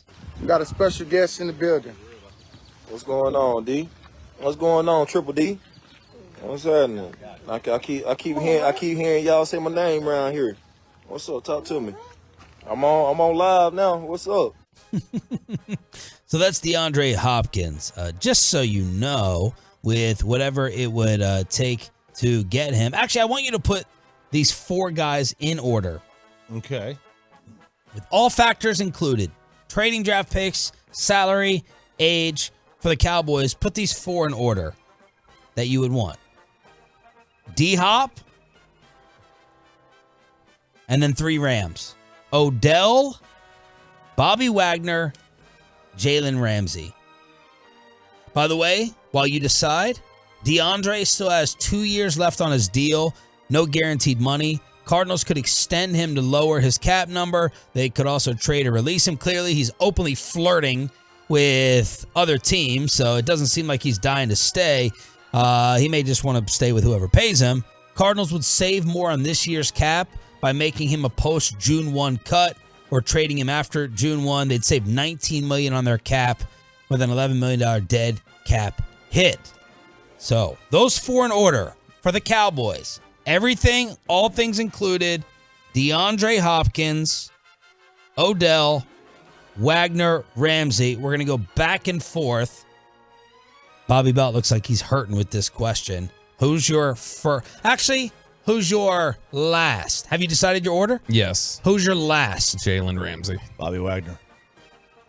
Okay, explain. Jalen Ramsey, you are going to have to trade for an older player who is, or starting to get up there at old. He's not like old yet, but he's starting to age.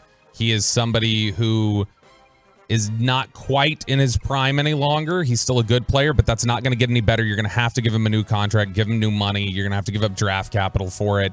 It's just the cost versus just paying Diggs and continuing to build, I don't think is worth it. Okay. So Ramsey's your last. Mm-hmm. Wagner is your last. Michael Lombardi, this is probably the only thing you like that Lombardi said yesterday. He was kind of against Bobby Wagner, even though PFF had him as like one of the best linebackers in the league. He was.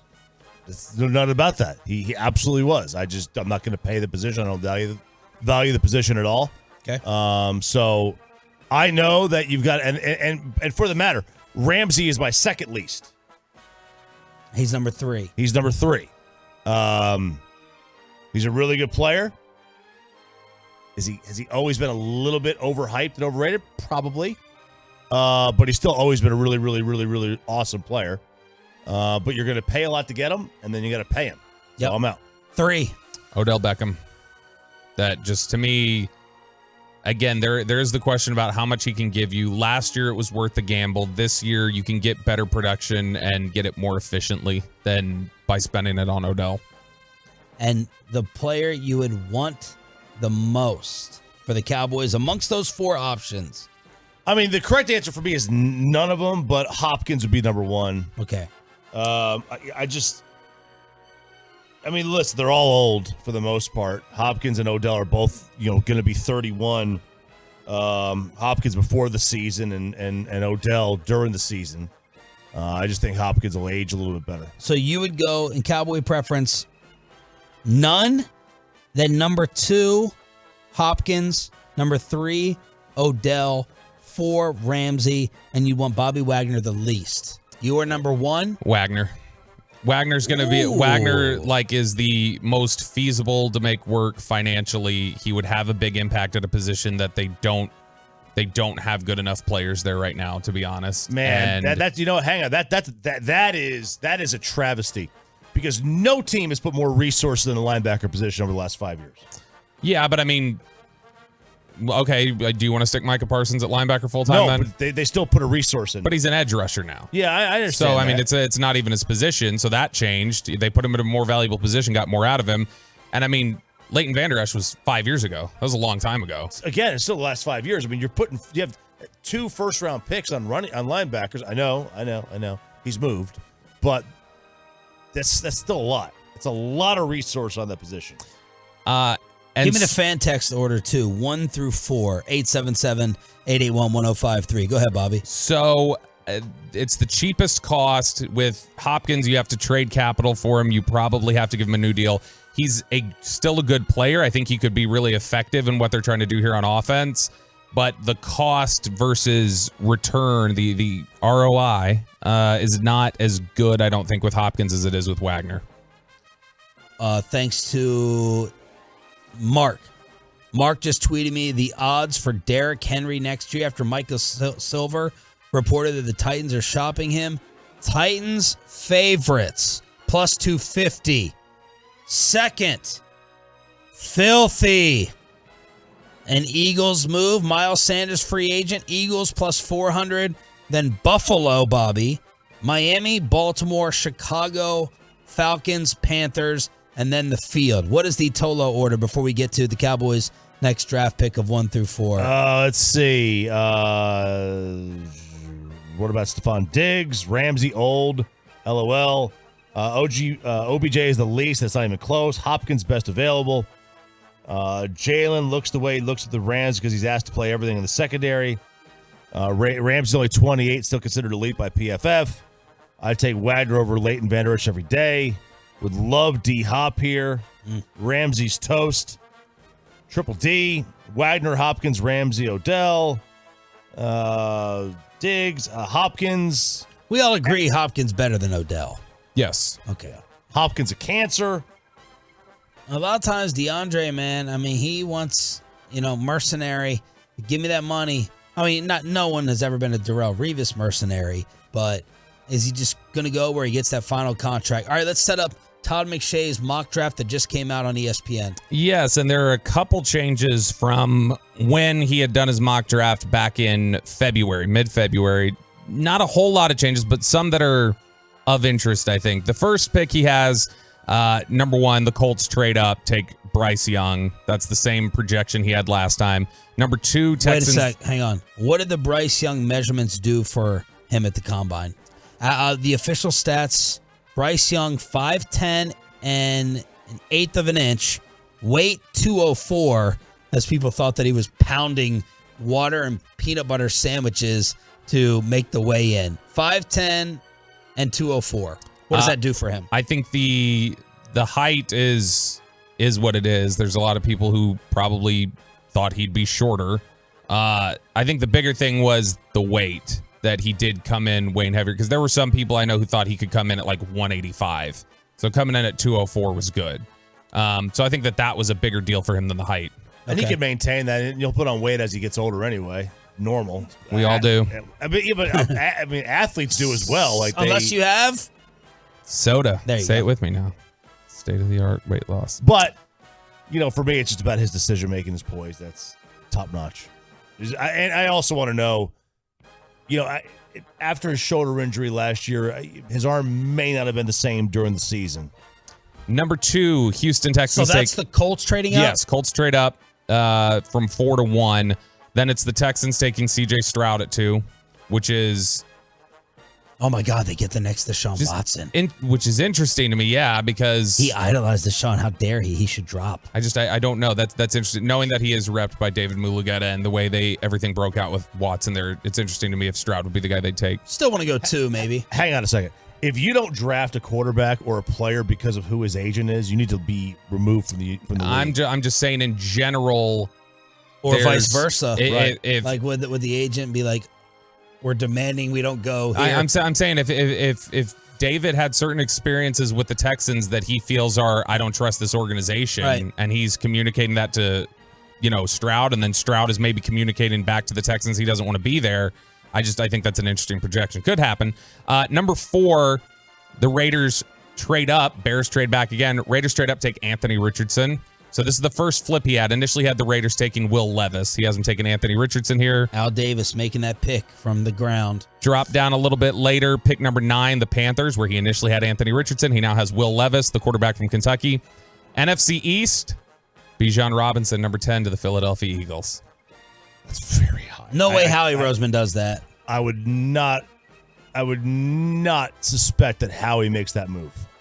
Maybe he does. Maybe he zigs when the rest of the league zags. It's also analytics. Todd McShay has Jalen Carter falling, getting all the way to number 12 to the Texans. He initially had him number 4 in his last mock draft. Number 16, the Commanders take Devin Witherspoon, the cornerback from Illinois. That's a guy who is, I think, guaranteed to go top 20. Somebody that I think the Cowboys would like if he would be around, but that's not going to happen. Then we also have the Giants at 25 taking Zay Flowers, the kind of joystick wide receiver from Boston College, which is interesting because they picked Kadarius Toney, then they purged him, then they drafted Wan'Dale Robinson last year, who's the same kind of guy. So, I mean, at some point, you're going to have to stop loading up on, just tiny, shifty receivers. And then the Cowboys at number 26. Last time he had them taking Osiris Torrance, the guard from Florida. This time, Dalton Kincaid, tight end, Utah, is the pick. Okay. And he's the modern tight end. He'll stretch the field. You came back from the combine seemingly, getting a feel. Seemingly. I know. Seemingly. Michael Irvin callback. Getting the feel, seemingly, that they were in love with a tight end. It's just a position. I think they believe that there's a good chance that when they finally pick a pass catcher, whenever the board falls for them, I think they believe there's a good chance that a dynamic tight end is the better player than whoever the best receiver is left on the board. So I think that could very well be their solution at, getting another weapon for Dak. So Dalton Kincaid would be a good player for them. Lance Zierlein compares him to Zach Ertz. Okay. That much different from the skill set in which you have right now? Yes. Okay. Yeah, but definitely more vertical than Dalton Schultz. All right, let's crosstalk with a KMC masterpiece with Mike Basick's return after this. But let's get...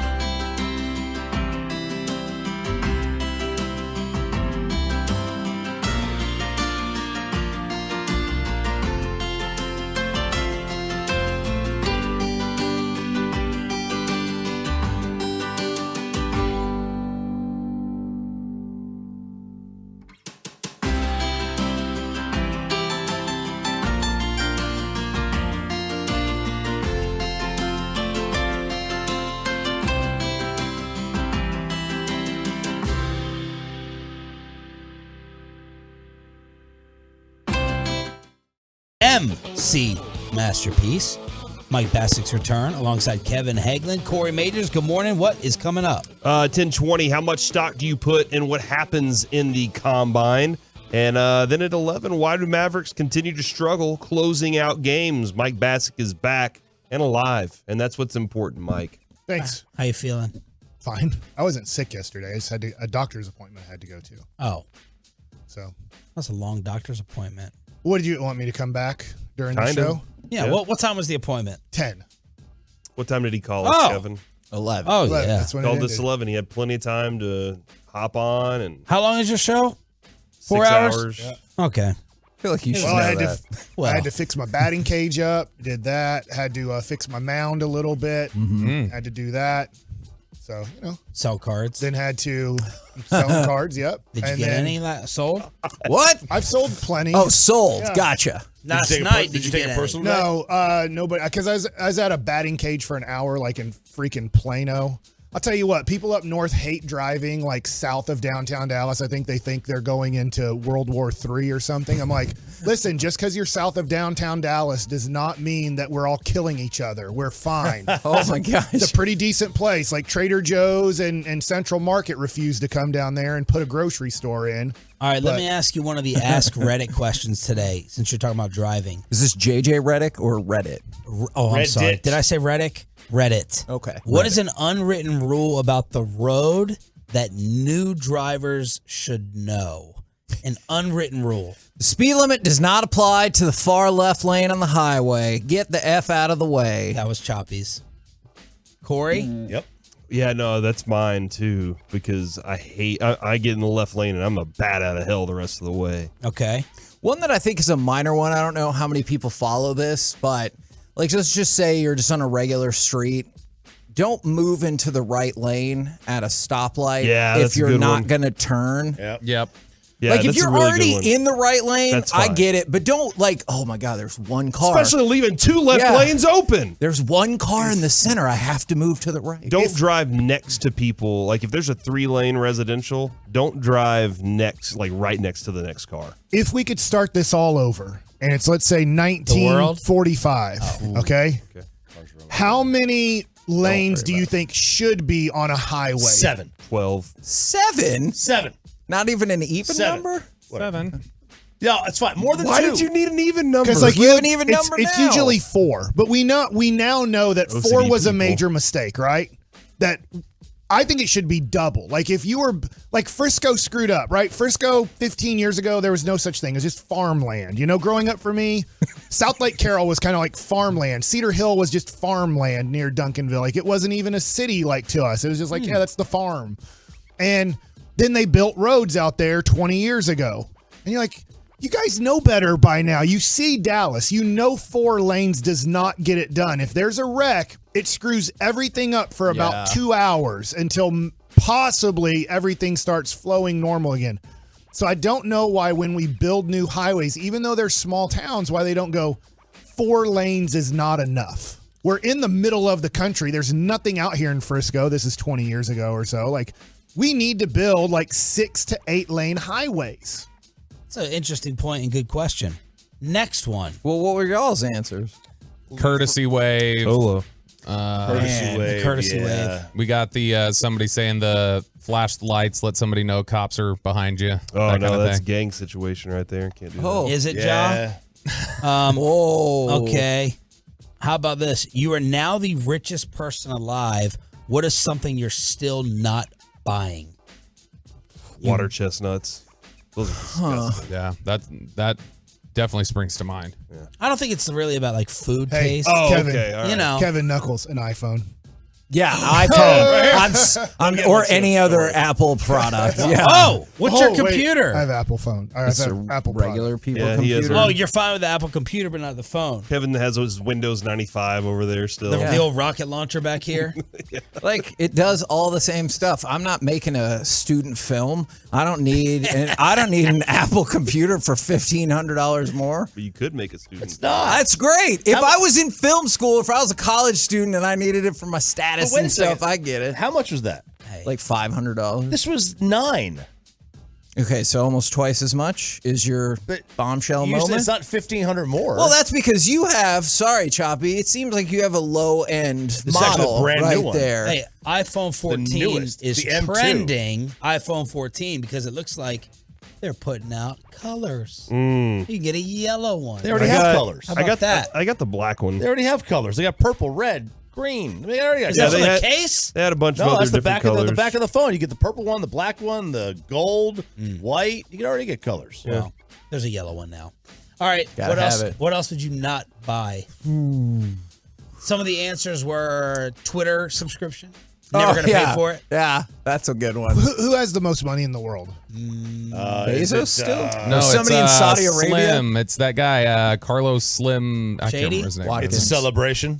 Why do you ask? Hold on. I'm just wondering He goes fast in a black Camaro. if you had, I don't know, is it $200 billion? I don't know. Like, I don't know the number that the richest person has in the world. Let's just say it's 212 billion. 212 billion. Oh, that's a lot.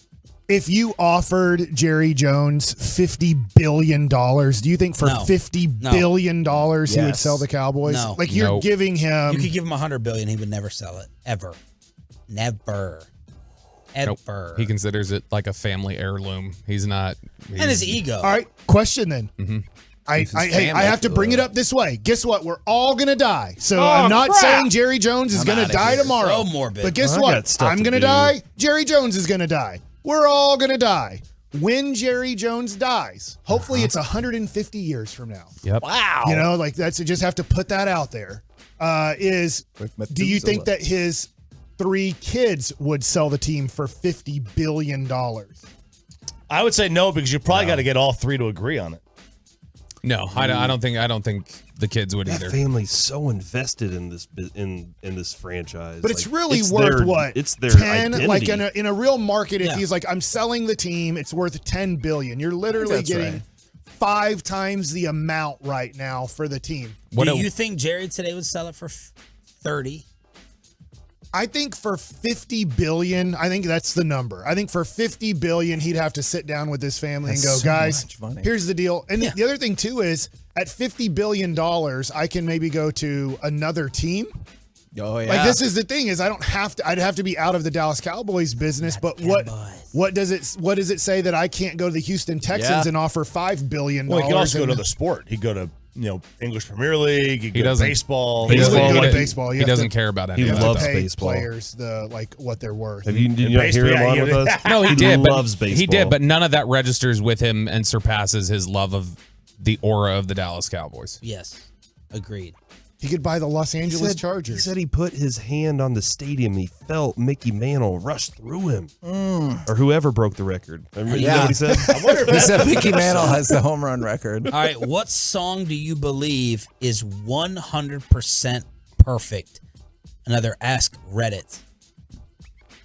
Oh man. And Peyton, play a couple of them that Reddit submitted. What song do you believe is just 100% perfect? Curious some of these Yeah, submissions. Play some of them, Peyton. I gotta find it. He's again. got to You know, scramble them I up. don't- I said no. "Good Vibrations" by the Beach Boys. Okay. Chop, what did you say? I said like a Rolling Stone, but looking back, I probably should have said "Ain't No Fun" by Snoop and Nate. Are you Dogg. sure it's not Marky Mark, the one you're thinking of? I'm 100% sure. Did we name one that was in the last? No, we didn't. It's a very 20 big miss on years? ours. Very big miss on ours. I mean, I'm surprised nobody went with anything newer.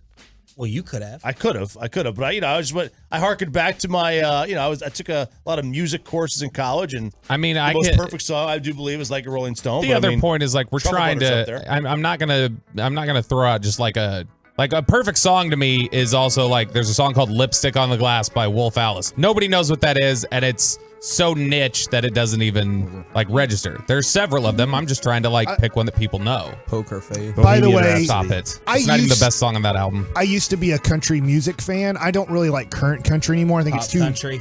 too pop country. And I know Corey does or used to like country music. Do you like current country music? Not really.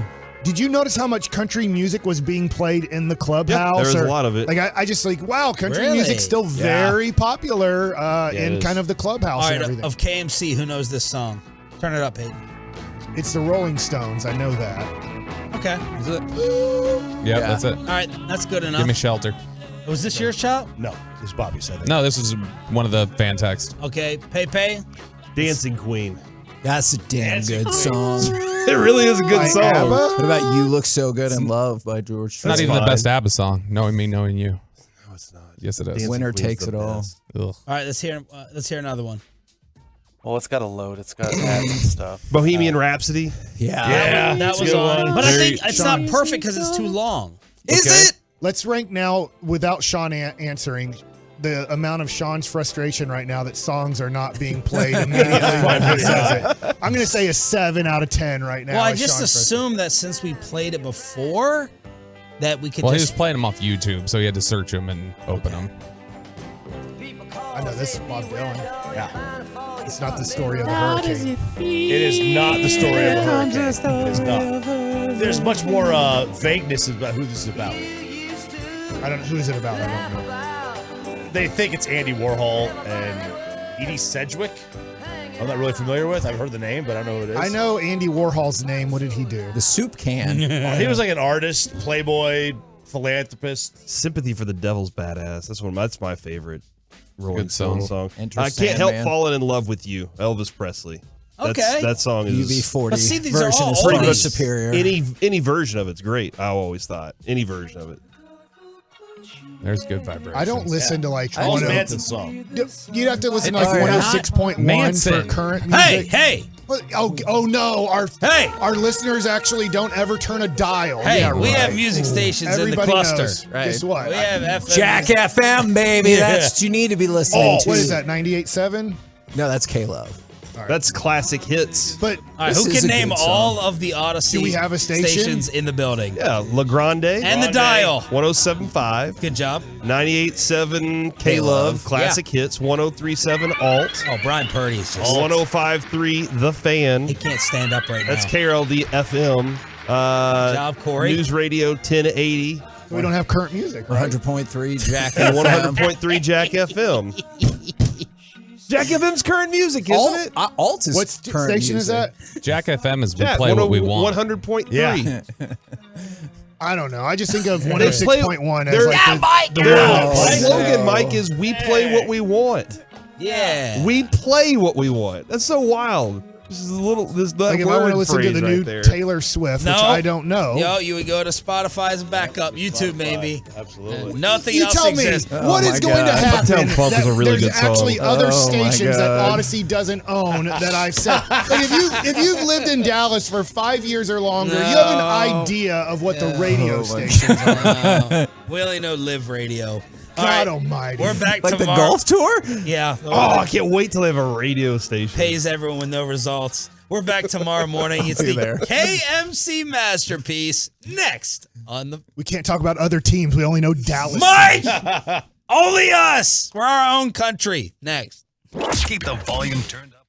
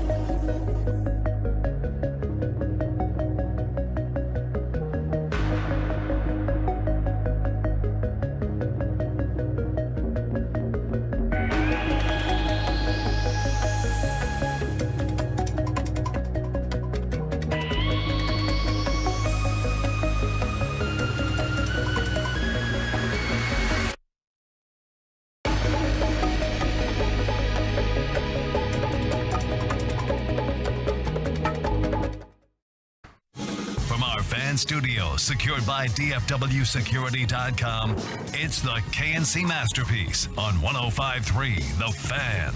KNC Masterpiece right here on 105.3 The Fan. You got me, Kevin Hagelin. You have Corey Majors, Joey Erickson, and the return of Mike Bassett. Good morning, gentlemen. I've just been given too much to the station, and I had to have a day off to back off, go to the doctor, and go, I've given too much of my heart to 105.3 The Fan. Mike, how long do you think that fried jalapenos and fried pickles can stay?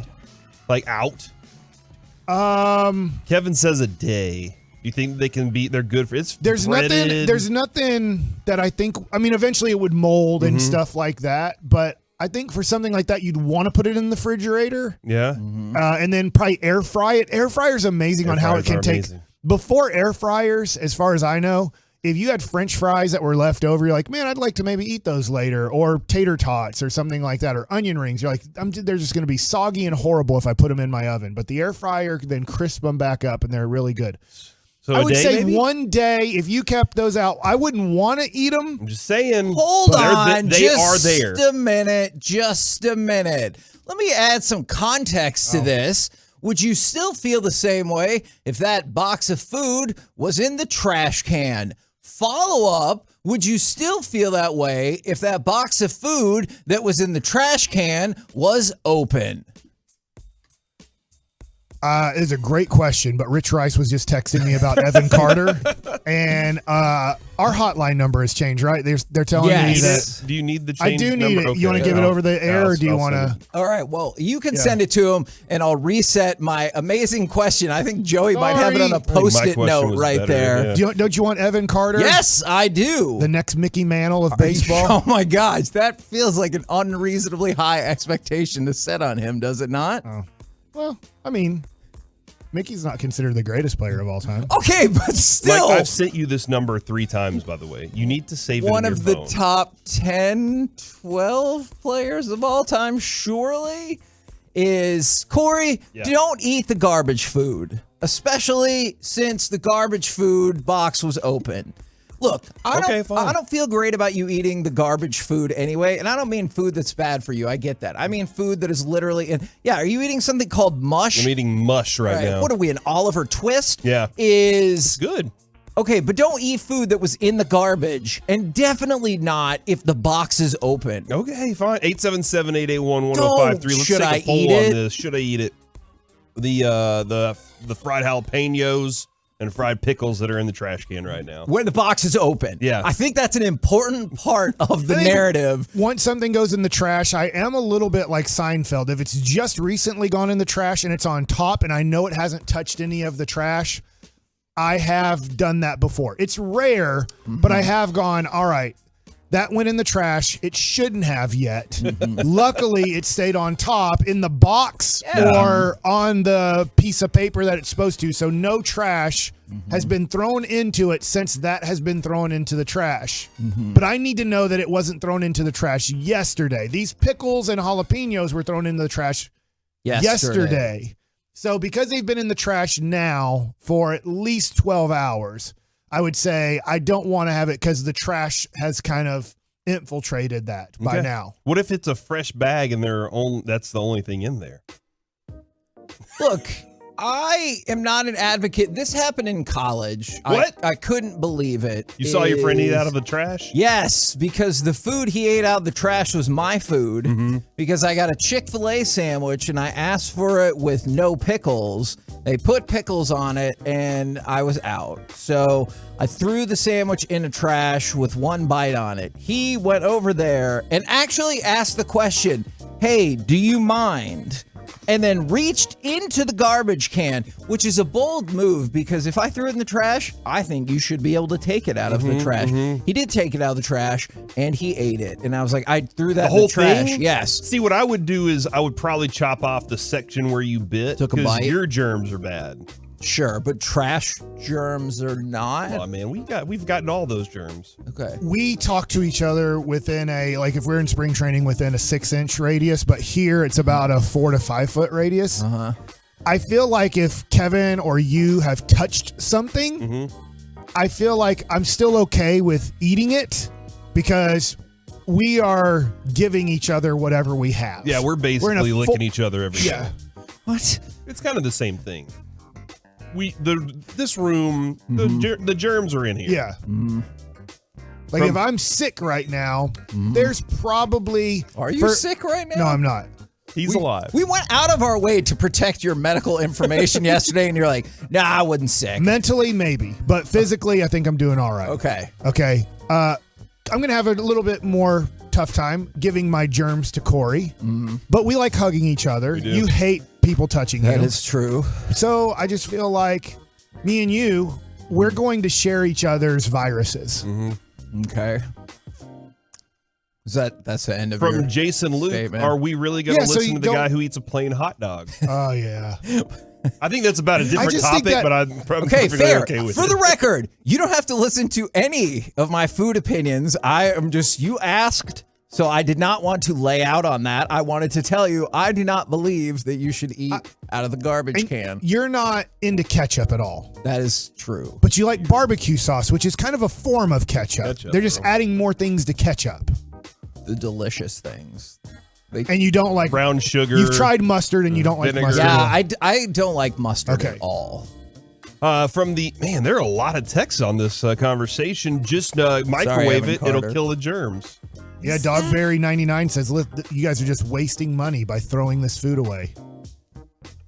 Okay, I didn't realize that people had We should so go many... take it out of the trash right now and put it on the table for everybody to eat. Yeah, you know what, Corey? Why don't you take it out of the trash and take a bite on air? All right. Oh, my God. Yes! Hey, Oh, Kevin, okay. you get an A+ for that demand. And this is, you told us yesterday in the meeting, you even called me up personally. You weren't even in the meeting! And you said, whatever I say, you do from now on. I was like, all right, whatever. And now you're giving the test right now, and you just told Corey as he's walking back to his microphone with the box that I did see in the trash this morning. Being sarcastic. Are they pickles or jalapenos? Are they mixed? I don't think this is a good idea. It's a mix? Dude, there's still cheese curds in here. Oh, it's already curded. Cheese curds? It's already curded. No. Well, that's true. But I would say with milk products, I wouldn't eat a milk product that's been left out for a long time. But the pickles, you're good with? Yeah. Oh, he just ate one. No. He ate one. Kind of chewy. Yeah, they're not crispy anymore. You got to air fry Definitely them. lost some of that, but lots of grease, involved in this action. Was here. it? That ain't all grease, The bro. taste, jalapeno. The taste is still good? It's phenomenal. Dude, this is Jake's. Of course. 3 days. It can sit there for 3 days. It's Jake's. It's great. That's all I know. 806. How come it says from your local pizzeria? Does Jake's do pizza? I don't know the Aren't they answer a to that burger question. place? Maybe they outsource the boxes from the 806. Just let him eat the damn food if he wants. He's a grown man. And this is what I like the best from the 214. Hold on a second. Is this ratings They week? said it was just. I don't know. They said it was just off camera. You're on the radio. You were off camera. They saw you pick it out of the box. So you need to eat Sharif again. said he threw all this away this morning. Even So better. It's been sitting covered. What is Even Sharif better, doing? Because it hasn't been in the trash as long as we thought. So even better. So now you guys saw that on the Twitch. You saw he just put it in his mouth and ate it. Whoa, yeah. Is that a jalapeno or That's is that jalapeno right here. What's better if you had to choose fried the jalapeno? has the kick of the jalapeno. There's less flavor in the pickle What the hell part. is That's happening? wild to me. From the You're gonna eat the whole box. From the 214. Oh my God, so good. Just consider he really ate it. Like, really? I promise you, there is no optical illusion happening right now. You have to YouTube and Twitch us. Yes. That's how we really get the ratings. This is where we are here with this. Actually, there's more to that, Mike, than you think. And from the 254, are y'all just glossing over the fact that Kevin is so bougie that he can't just take the pickles off a sandwich and threw the whole thing away? That's a fair question. You did? Yeah, here's the issue with the Chick-fil-A one in particular. They I don't know if they chiseled those pickles into the bread or whatever, but now the bread is ruined. The bottom half of the chicken is ruined. If you maybe cut it in half horizontally, you could salvage the top of the sandwich, but that just felt like too much work. And I was in college at the time. I always wonder if you would do better or worse 500 years ago in the world. because you might do better because we didn't have as many flavors, I would say. It wasn't like you could go and get every McCormick different seasoning to put on things. And you're like, listen, we just killed a buffalo. But sometimes you just have to rip something out and start eating it then because it is fresh. Sure. Or you have to cook it later or something like that. But I'm just wondering, what would you do? Like if you're like, I don't like the taste of this. They're like, listen, this is all we have or you're going to die. Like you're gonna have to eat corn. I'm stubborn Kevin. enough. I might just die. What? Like I don't like that part about me, but I might. Hopefully, I would come to my senses. And this person is right. B-Suit 21. The Chick-fil-A chicken is soaked in pickle juice. Yeah, but it's not like. So it stays It feels moist. drier but like the pickle. I guess like liquid was on it, and that's the part. I'm not ruling out. I'm not ruling out it's a mental thing. I can't rule that out at all. For the longest time, I couldn't swallow pills either. I love this And segment. then he What was indulged on the it. run sheet? It was going to be about the Rangers, and then I thought Evan Carter was calling in right now, and then it just, I don't know what happened. I got more to this conversation if you want. Yeah, go for it. Jake does do pizza, by the way, by Reggie. Yeah, Reggie just texted and said Jake's does pizza now. Really glad everyone in our station is invested in this segment. Everybody's listening. Look at all the Tolos that are texting There's in right a now. lot It's of amazing feedback on this. I watched a show called Fantastic Fungi last night. You know what that's about, Mike? It's about mushrooms. Okay. And I found out, Kevin, there are ant colonies that will, if an ant goes and like collects fungus on its body or whatever, as it's coming back into the house or whatever, I can't remember what kind of ant it is. There are 2 guard ants waiting outside.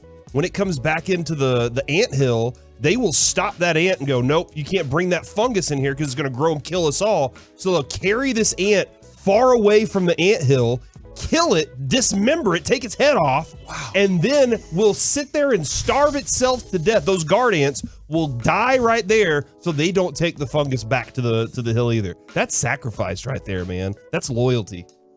Wow. I didn't Because realize there's so many ants. I also didn't How many realize. ants do you think there are in the world? Oh my god. I would say 50 billion. Kevin, you think that number is low? There's way more ants. Second time he's brought way 50 more ants billion than to the world. humans. All right, so there's essentially 7 ants to every human. That kind of sounds right. I think that might be fair. And then I might be off by like 20 50. quadrillion is what the internet says. Oh, I was way off. Okay. Can I I don't give even you know a what quadrillion means? Can I give you a couple of sports notes real quick? Yep. Do you do you want to counted all those ants? There's a census. I'm trying really hard, fan texters. I swear I'm trying really hard. Please fill this out. The census. Oh crap! Another ant pile. How many ants are in your home? This is a 5-family home. All right, I got 2 sports options for you. Do you want to go with Brandon Miller or Boris Becker? Boris. Oh, that's one of Dirk Nowitzki's favorite athletes of all time. Boris Becker, there is going to be an Apple TV documentary coming out about him on April 7th. And considering the fascinating not only tennis, but financial crimes and issues that he ran into, it sounds like it's going to be really fun. And this deals with like him being in prison now that he's out of prison. I think that might have just happened last month. Boris Becker was in prison? Yeah, man. It was like all kinds of tax evasion or fraud. I'm not exactly sure. There was a tax issue that went along with that. And then speaking of people who, hey, this one looks like he is not going to be in legal trouble, at least for now. Did you see that Brandon Miller was named the SEC Player of the Year? So in the midst of Congratulations. Yeah, he is awesome. I will admit. So the entire Unless you play SEC, like the group that's like, hey, we vote on this. They didn't go, hey, we kind of have a little situation we need to keep an eye on here. Yeah. They didn't think it out either. Well, They're not like the Hall of Fame. They're like, we're just giving players of the year. Well, they also obviously gave him Freshman of the Year too, Which makes sense. Like if you're player of the year, I feel like in you're a freshman, you pretty much have to be freshman of the year. So Brandon Miller, who just might be the number 3 pick in the upcoming NBA draft, has also been named the SEC player of the year. I just want to go to the fan text real quick, Kevin. Yes. From the 972, I'm dying. It's less than 15 minutes in the show, and Kevin sounds so resigned to his fate. Oh my God, ants. Y'all are trying to do anything to get him done. From the 214, this is the segment that sends Kevin over the top. This one? Like Rocky Balboa in that movie where they did arm wrestling. From the Over the Top, yes. Because if you've never seen Over the Top, essentially the gist of it is if he wins the arm wrestling tournament, he's going to get his son back. And if you think I'm kidding, go look it up. It's not that far off of that. Somebody stole his son and said arm wrestler I don't think they stole him. I think there was like a custody issue. I don't know if he needed money for a lawyer or Remember what. when somebody drank Pennzoil during that to like get ready? Like that was a horrible idea. Pennzoil? Like, yeah, they drank oil. Do you remember that? Or I gasoline? saw that in Fast and Furious, and they looked like they were going to die. Well, one of them I think he did die, yeah. Hey, Corey, how about no sports today? All just gross Corey stuff. That's all I got for right now. You ate so many of them, dude. They're really good. I'm a you ate like 5. Y'all don't understand how much I do love fried pickles and fried jalapenos. Here's what the But segment I was followed going your to advice be. on the cheese curd. At some point, Rich Rice hasn't texted me back At yet. some point, I get it. If they're listening to this segment, I wouldn't either. The segment was going to be forget all the spending. This is the biggest difference for the Rangers. At some point, I don't know if it'll be today. Could be tomorrow. We will get to that segment. But coming up next, Man, our fan for hotline real, really changed. how much stock do you put in what happens at the NFL Combine? We'll do that next right here on The Fan. All day, every day, bringing you insights and information.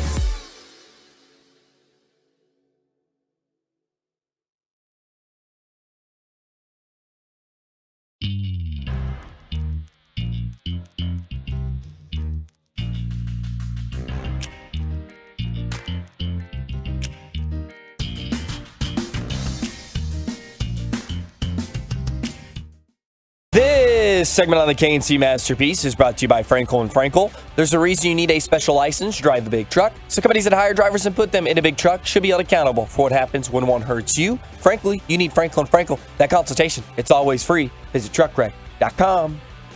KNC Masterpiece back here on 105.3 The Fan. How much stock do you put in the Combine? Now, most of the Combine wrapped up on Saturday, but it officially ended yesterday. So I'm curious, now that we've seen, so many articles about winners and losers at the Combine, where do y'all fall in all of this? Like was it last year, 2 years ago, they started doing more baseball Combine kind of thing. We watched it. Like, we had it on and we were kind of observing it.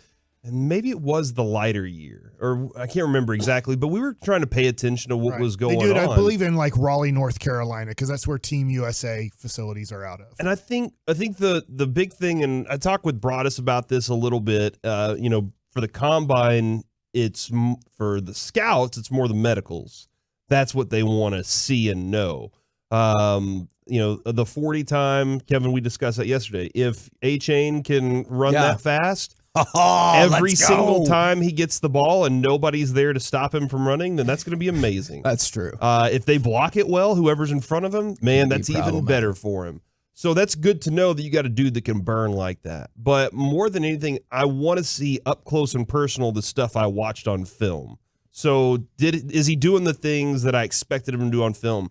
I still think that the regular season games, the playoff games, the championships or whatever, those are more important. They really give you a very good understanding of what that player is on a weekly basis. I think Bobby said he'll watch like 3 games of a player, and then that gives him a pretty good idea. And Broadus he wants to see how they play whenever they're the best and how they play whenever they stink. Why did they stink? Was it because somebody else was better that day?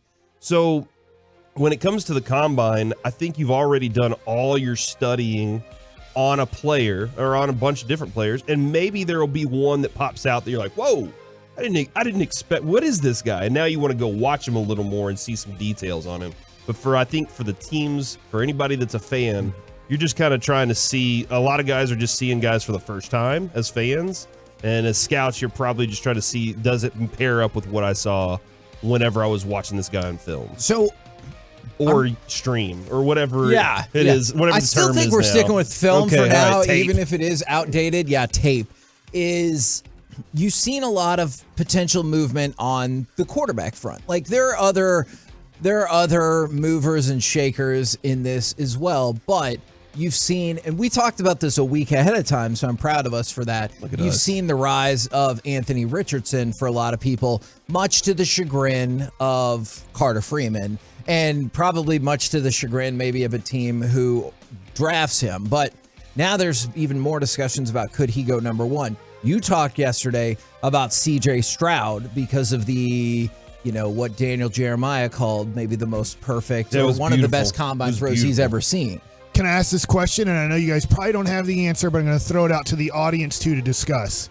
How many times has a guy like Anthony Richardson, maybe not that good of a quarterback when you watch him play in college, then combines it up tremendous? Whether it's a linebacker, a defensive end, it doesn't have to be just a quarterback that you're like, he's pretty good. I know he's draftable. And then they move up from a second or third round pick to a top 15 pick because of the combine, and really only the combine.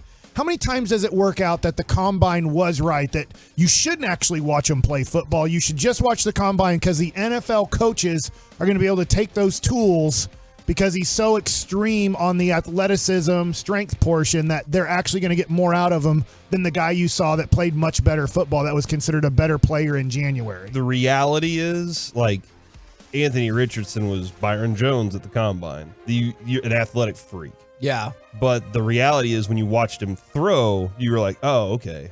Like, that's, like, seriously, while he was throwing during the combine, bad. While he was doing everything else, very far. amazing. I saw a highlight of him throwing it was 80 yards. far. But there were a lot of times where you're like, where was that going, man? And then during, like, again, this goes back to tape where you just go back and watch. I think Carter was pointing out the Florida, was it a 50-yard touchdown that he threw? Yeah. And then he was like 3 for 11 or 3 for 20 the rest of the game. And I think that's the thing. I actually might have an answer to your question, or I thought of two examples. Right. But that's the thing about Richardson, that it's impossible for some scouts to get away from is he could easily be the worst quarterback in the first round. Yeah. But you also see the potential for him to be the best, right? Like that's a downfall of so many scouts. You gotta have an athletic weapon that you have to get to hone in as a thrower. Two of the people that I thought about were Josh Allen and Carson Wentz. Okay. So Josh Allen, you look at his completion percentage going back to college, it is junk.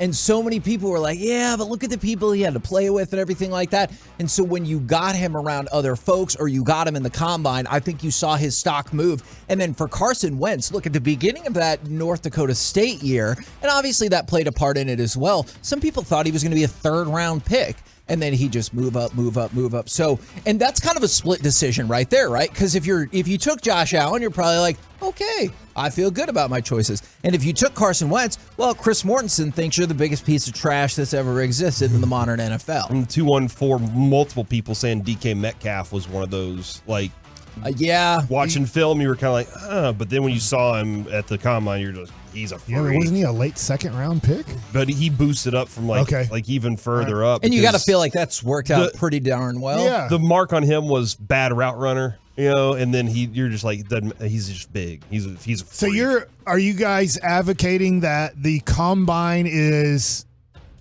I think it's if you do useful. great at the combine, you should kind of move up the draft board, and you're going to make a right pick based off of combine.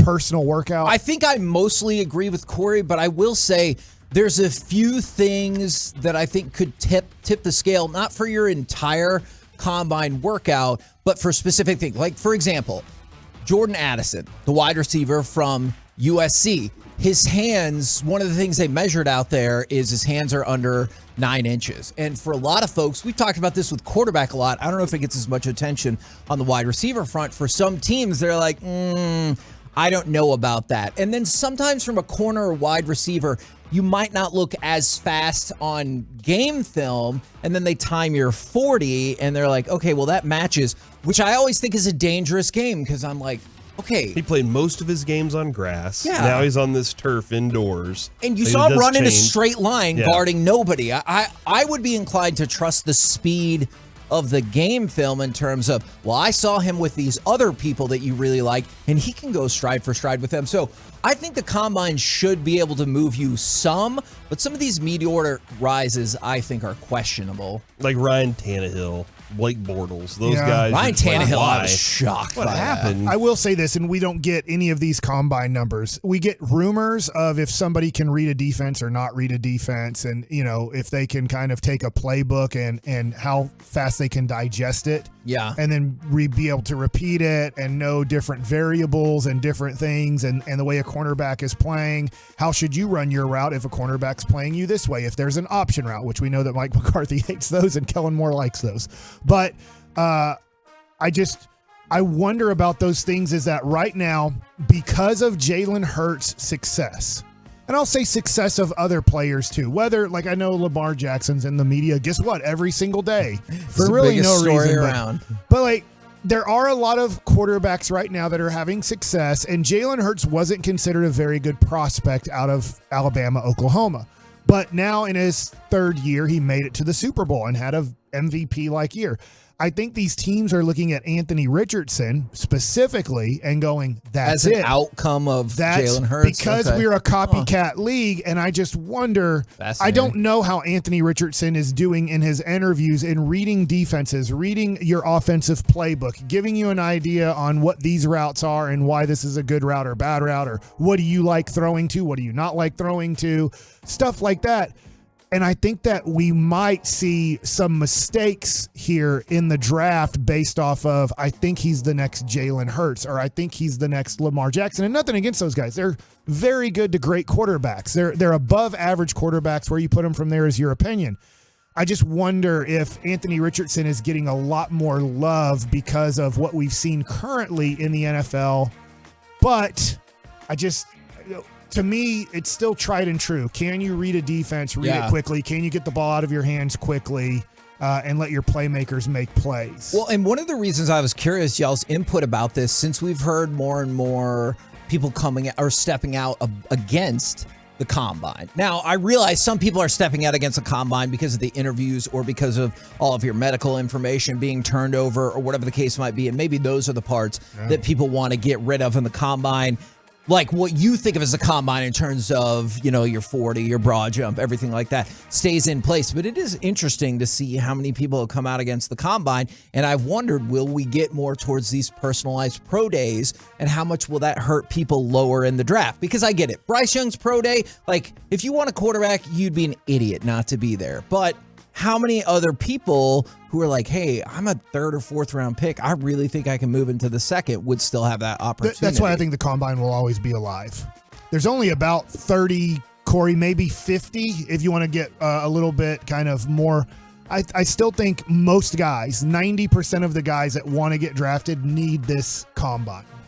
I think you're right. And their agent is saying, do this combine. We need this combine to really help out your draft status. From the somebody asked Kevin from 214, how did Mahomes do on his combine? Mahomes is another person who moved up. He was total score 2017 QB. He was the second ranked QB after the combine.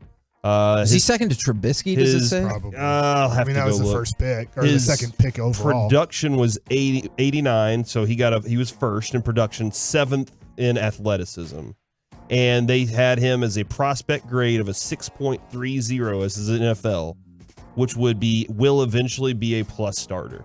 Okay, well, good job on that scouting report. I would say that it feels like a safe assumption.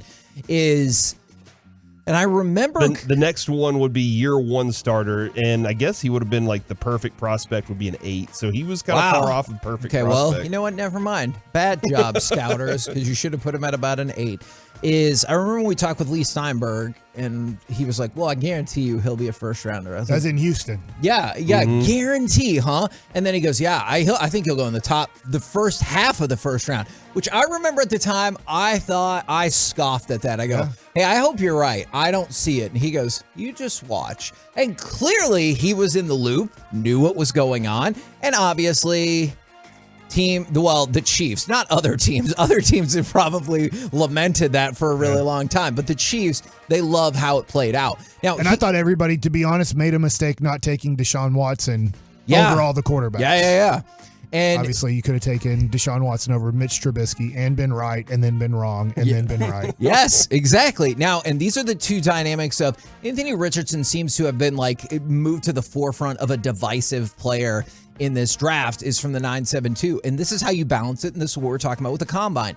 I watched a lot of Florida games. He looked absolutely horrible at times. And then from the 4-6-9, they say, and I heard the same thing, that Anthony Richardson is crushing the interviews. And so that's one of the things is, fair or unfair, your quarterback has to be one of your leaders. He has to almost be the spokesperson for your team. And so if he's like, hey, I know all the things I need to improve and I know what I can do for your franchise, I could see how you buy into that. I'm not super following the draft, as in I don't know all the players that are first round grades and stuff like that. I love that Broadus does that and Bobby Belt up here and all that.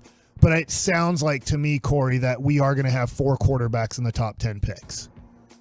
I believe that could be the case. I don't know in what order, and I'm going to assume 1 and 2 are quarterbacks taken. Yep. And then Will Levis and Anthony Richardson, I do think will be in the top 10. Whether it goes 1, 2, 3, 4, all 4 quarterbacks go 1, 2, 3, 4, or they're kind of mixed around in the top 10. But it sounds like there's going to be 4 QBs in the top 10.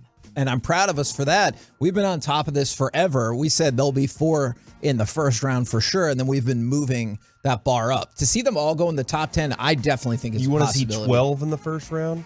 Do you want to see a day, Kevin, where all 32 teams take a quarterback in the first round? No. What I would love to see is every year the Cowboys don't need a quarterback is for the other 31 teams to take a quarterback, but obviously that would be foolishness. I want as many quarterbacks as possible to go in the first round so the Cowboys can get a better rated player. And I know there are people like, why aren't we taking a quarterback? Look, that's a longer discussion for a different day. We will take a quarterback this year, Kevin.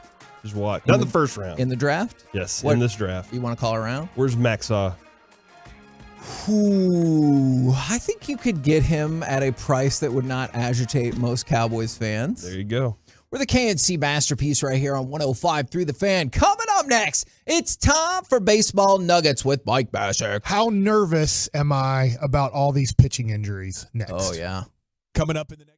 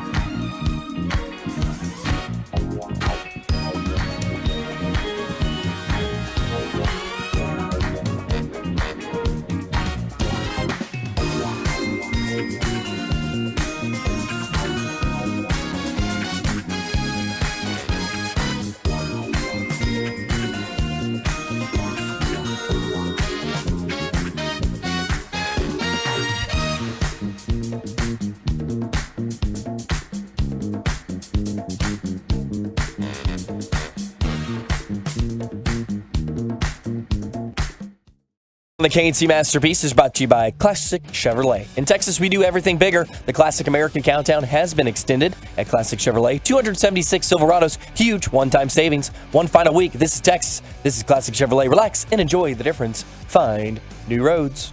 KNC Masterpiece back here on 105 through the Fan, hoping to have Evan Carter in the noon o'clock hour. But right now, it's time for Baseball Nuggets with Mike Bassick. All right, guys. So I think you talked about this a little yesterday. Yeah. I was listening some, and the injuries to all of the starting pitchers or potential sixth starter Jake Odorizzi. But obviously, Gray is out right now with it's a back for him, correct? Yep. Then we have Evaldi out because of shoulder.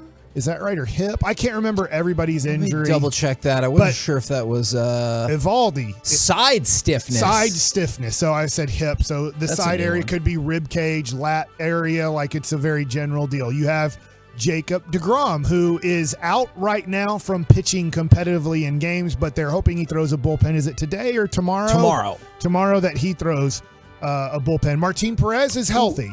A live batting practice to hitters. Okay. So, and I know everything is a little bit different in today's world of spring training than in my world of spring training. And just to give you an idea, in the olden days, I'm 45 years old, let's just say 10 years ago or longer, they would do this. You would throw in spring training, obviously when pitchers and catchers get there, and then your first appearance in a game as a starting pitcher would usually be 2 innings or 30 pitches, whichever kind of comes first.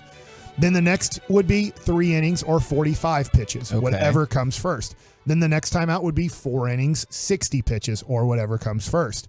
And then 5 innings, 75 pitches. So let's just say you threw 4 innings, but you only threw in those 4 innings 30 pitches. Yeah. What they would do is if they had a schedule for the relievers to pitch, they would say, all right, you're going to go down to the bullpen. This is olden day times, not current day, but olden days. They'd be like, you're going to go down to the pen and you're going to warm up 8 pitches like you're going into a game, and you're going to throw 30 competitive pitches. We're just going to have a hitter stand in. Okay. Obviously not swing the bat or anything. Yeah, but yeah. You're going to work, and we're going to actually go through counts and everything.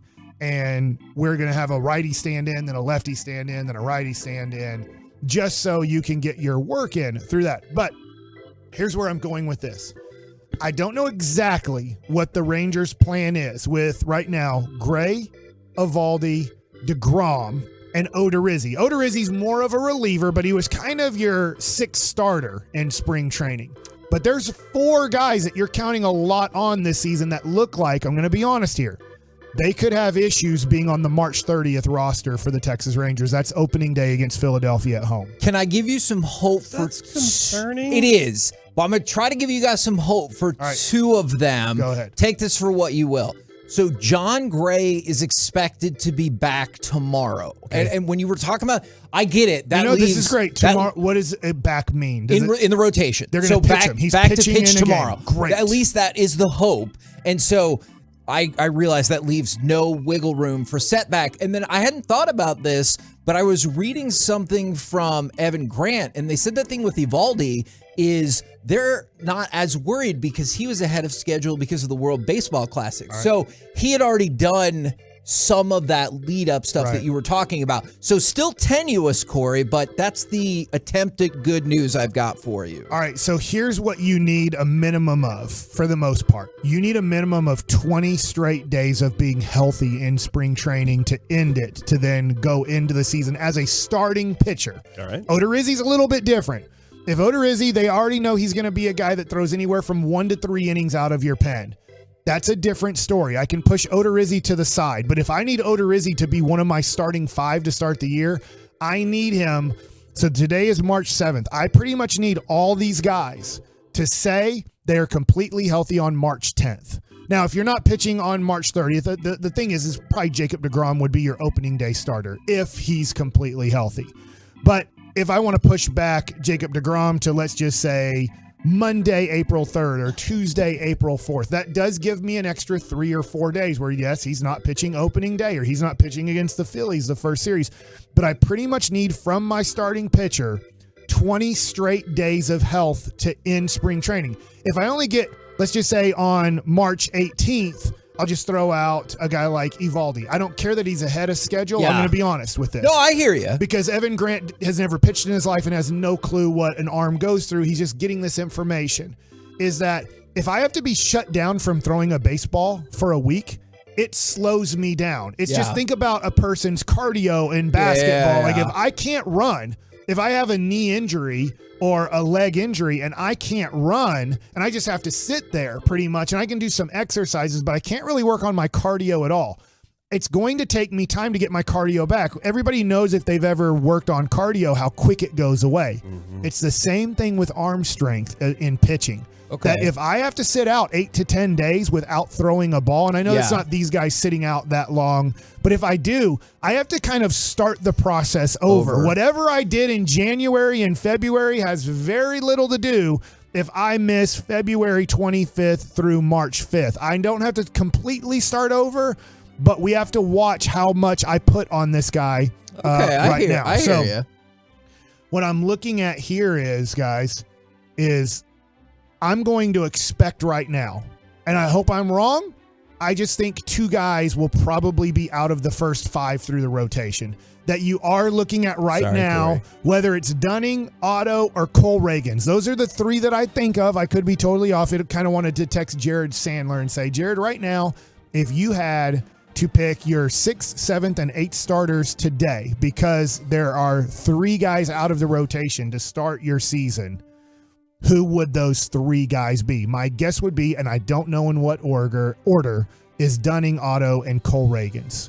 Those would be the next 3 because Odorizzi's out. I have to take him out of the mix at this point now too. And so you just start looking at Gray. Gray needs to stay healthy from now on. He cannot have another setback. If he has another setback, he's out of your 5-man rotation to start the year.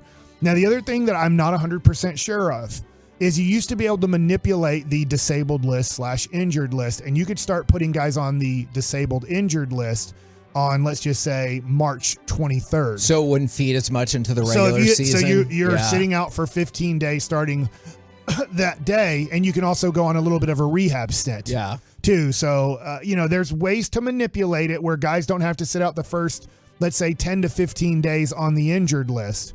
But this is, I'm not going to say nightmarish. Nobody has had a major injury yet. These are minor setbacks that these pitchers are having. But we're starting to look at the negative side of signing injured players already.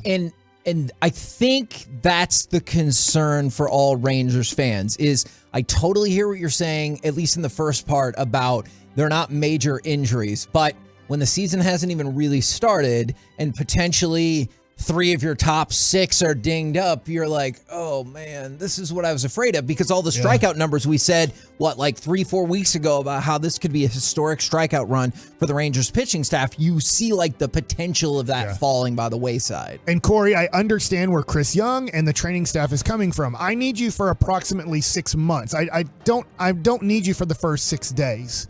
I have enough guys working in spring training. Cole Reagans has looked great. I heard you talk about him yesterday. 1.50 ERA. Right. And so I saw his stuff, and I was like, my God, when he threw against the Dodgers, I was like, that is not the same Cole Reagans as last year. Because we talked about Jack Leiter, even just in the one inning, you're like, yeah, no, he was fine. But Reagans, like, I was very impressed with. I did not get to see 9 strikeouts too. Well, when you're throwing high 90s with the changeup that he has off of that, he has a decent breaking ball. I'm not poo-pooing his breaking ball, but for me, he's more of a fastball changeup as his second pitch rather than fastball breaking ball. But he has a breaking ball that I think's an average major league breaking ball. I don't know how big of a strikeout breaking ball that can be, but when you start throwing in the high 90s left-handed at 6'4", it changes. At times, you don't have to have sometimes the best breaking ball. It becomes more effective because you're throwing it off of a 96-mile-an-hour fastball. So I'm just looking at this, Ranger fans, and don't get scared or upset yet, but just start putting in your head that the 5-man rotation of, I would say, in order that they were probably going to go, would have been DeGrom 1, probably not going to make I'm going to put it there. I don't think he's going to make the March 30th start, just to be honest. I don't think DeGrom's your opening day starter. I do think that he will pitch in the first 10 games of the season, but I'm just not sure if it will be on opening day. I have a question. Maybe I missed this a couple of years ago or last year or whatever. Opening day is on a Thursday. Yeah. And then the Rangers have a day off the next day. I feel like it's been that way for a couple. What's the reason for this again? A lot of times tough game. They will do that because it's usually weather related. Is that they want that free extra day just in case it's bad on March 30th. That being said, the Rangers are playing indoors and it doesn't matter, but they still will do that just based off of hey, let's get that opening day. But to your point, wouldn't it rather, I'm sure a lot of Ranger fans would rather opening day be Friday, March 31st, sure, man. 3 p.m. start, because then you're like, dude, I take a half day that day, I work half a day, and then I start the weekend early, or I just take that whole day off, because we'll see it a lot going out there at like 9 a.m. People are already trying to get their parking spots, or they got their, it's really fun, they have their like barbecue going as they're sitting in the street waiting for the parking lots to open. So that way when it opens, all the barbecue and brisket and everything is already cooked and ready to go. But Evaldi is starting to concern me that he might not be in your first 5. Yep. It looks like Heaney's doing all right, right? We're not having major issues with Perez, Heaney and Perez. Perez is a guy who's been healthy most of his career. So the 2 lefties look like they'll be in the rotation. It's the 3 righties that probably 1, if not 2 of them, might not be in your first 5. Well, and how big does that make tomorrow then? If DeGrom's throwing live BP, if Gray is back in the rotation, like that feels like an important day to see. Let's see how that goes. And the last thing I'll say is you could do this. It's not advocated early in the year because you put a lot of pressure on your bullpen. They are healthy starting the year, but you can go, hey, DeGrom is going to start on Sunday, April 2nd, but he's only going to throw 4 innings. Yeah. Like, it's like, hey, he's got 4 innings max at 60 pitches, or 4 innings. We're taking him out of the game because we're not going to push him that much. But then that does mean you're putting a lot more pressure on your bullpen early in the year if your starters are not stretched out to, let's say, about 80 to 100 pitches. We're the KNC Masterpiece right here on 105.3 The Fan. Coming up next, I'm excited about this. It's National Cereal Day, so it's time for the combo platter. Give us a sports opinion, and then what is the greatest, bestest cereal in the world? Grape nuts. 877-881-1053. We'll do it next right here on The Fan.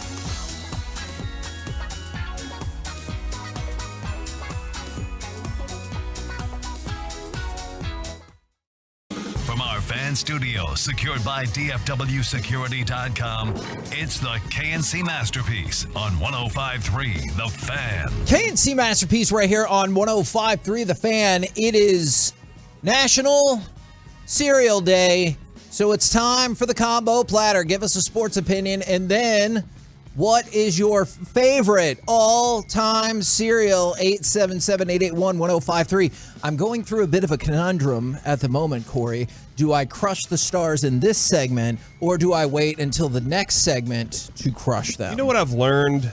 We should never talk about the stars because it backfires every single time. A, we should never talk about the stars because it backfires every single time. Works for me.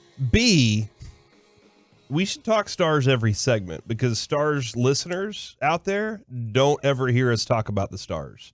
So we need to talk about the stars every segment so that they can hear us talk about the stars. All right, the Stars lost last night, and I'm going to talk more about that in the next segment because the way Because he did a 122 segment on him. I know. It's because it's freaking infuriating the way they lost. Oh, well. Joey did great, though. That was great Stars content yesterday. You can't win them all. Good luck. Well, yeah, that's great. But maybe play more than 59 minutes and 53 seconds and just be like, well, the hell with these last 7 seconds. They what went could off happen the ice? anyway? Why can't They you ran- win they them might all? as well have. Whoever said that? You can't win them all. Why can't you win them all? Nobody has. The Dolphins in 72 did? Yeah, that's because they played 14 games. All right, if the Stars play 14 games, they can win them all. Yeah, but if they're the Bruins, you can almost win them all. May I start? That's always love when the Cowboys. It's a long season after they lose the first game. It's not a long season. It's the shortest season in all of professional sports by a lot. My sports opinion is that the people at Amazon know just what the hell they're doing. Do they? They do. We talked about this, I don't know, the second they got their Thursday Night Football package, that they need to run a game on Black Friday. You remember this last Black Friday, they didn't because it was the United States and England in the World Cup. I get how that might be scary counter-programming for you. Now, the NFL will not only play a game on Black Friday, they will make it free for everyone. So think about it.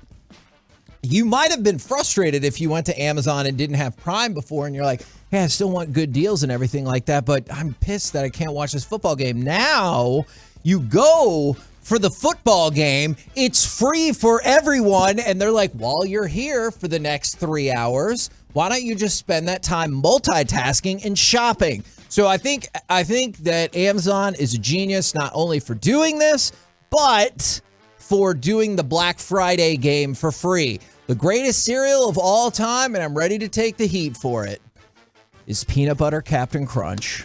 I think Peanut Butter Crunch is superior to the original, though the original is delicious as well. It does not cut the roof of my mouth, and it is delicious. Oh, it definitely cuts the roof of my mouth. Even Peanut Butter Captain Crunch? Any Captain Crunch. I don't know why. It's just a circle. I loved it as a kid, but then whenever I became an adult, things changed. I don't know what. Well, I don't know if that's supposed to be a burn on me, but we've established I never evolved my taste buds, so I'm fine with that shade that you've thrown at me. My sports opinion is that now that this story about Aaron Rodgers meeting with the Jets is out there, Aaron Rodgers is going to shut it down and say, I'm never talking to the Jets again.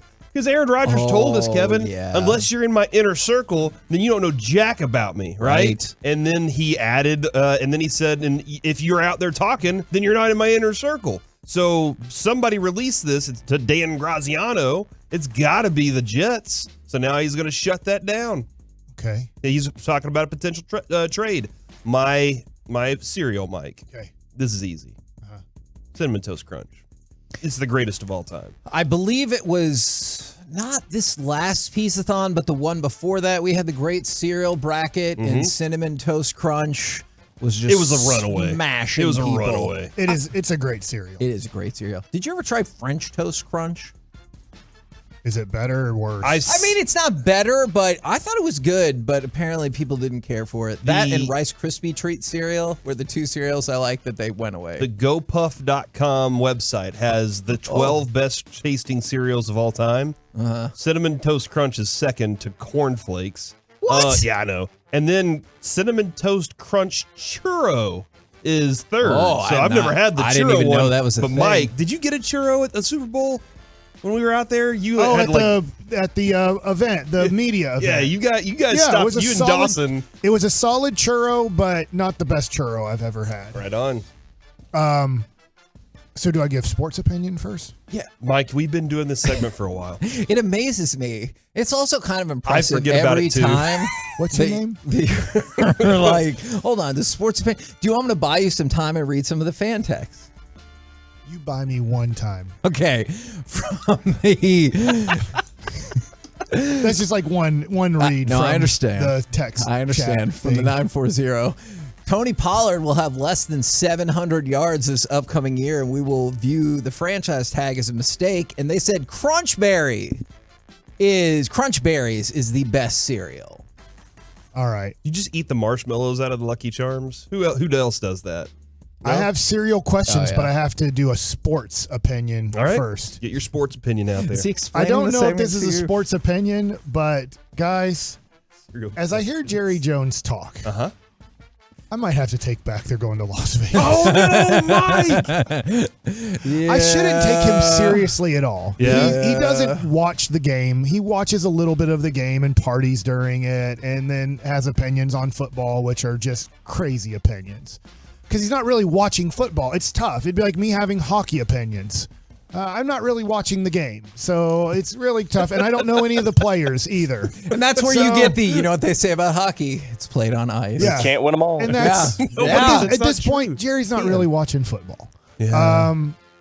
But he's starting. When I listen to him talk about Zeke or about the future of the Cowboys, I go, Yeah. "How in the world did I have the opinion that they are going to Las Vegas?" If you next watch year? the game, he's still a game changer, an impact player. It sounds like he's no, trying to troll the fan. no. It is. You're right. Jerry's he like, does. I'm basing my crazy opinion of the Cowboys never going that eventually they will, and that the NFC is still really down. The 49ers are better than the Cowboys. They've proven it the last 2 years, but yet they are still dealing with a quarterback situation that's not stable. Yeah. Maybe Brock Purdy does become an all-pro great quarterback. Maybe Trey Lance comes back and is a great version of the way that Jalen Hurts it was in his third year. I don't know. Jalen Hurts is a better quarterback now than Dak Prescott. I'm willing to, on my quarterback rankings, go Jalen Hurts Yeah. is better for Yeah, what yeah. he accomplished last year, which Dak has never even gotten close to accomplishing what Jalen Hurts accomplished in his third year. But there's still a real opportunity for the Cowboys in a down NFC to take advantage of it and finally make it to an NFC championship and to a Super Bowl. But Jerry is just crushing those dreams every time he speaks. And I shouldn't take him seriously. So that's my kind of sports take opinion on Jerry Jones. That's fair. And I have now a question rather than Okay. picking a cereal. So this is how I don't follow the rules, Kevin, and I'm sorry. How many people, Big shock. what's the opinion of not picking a sugary cereal?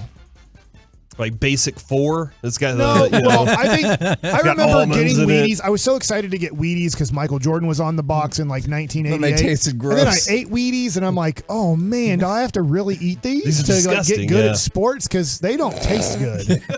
Yeah. And so, like, I think that's I don't know fine. how Wheaties has stayed. And that's why Mike didn't do steroids because of his taste on wheat. He's Yeah. like, nah, this didn't How has work. Wheaties stayed around? If anybody's had Wheaties, there's no way you like them. It's just that maybe you will become Mary Lou Retton. Do or they still maybe you put people on the boxes? Yeah, we have a Jordan Speed box hanging around somewhere, dude. Okay. How old is that box then? 2 years. You can open it up. It'll taste the same. I'll tell you a cereal that I'm not saying is my favorite, but one that has become something I really like a lot, and it is the Raisin Bran Crunch.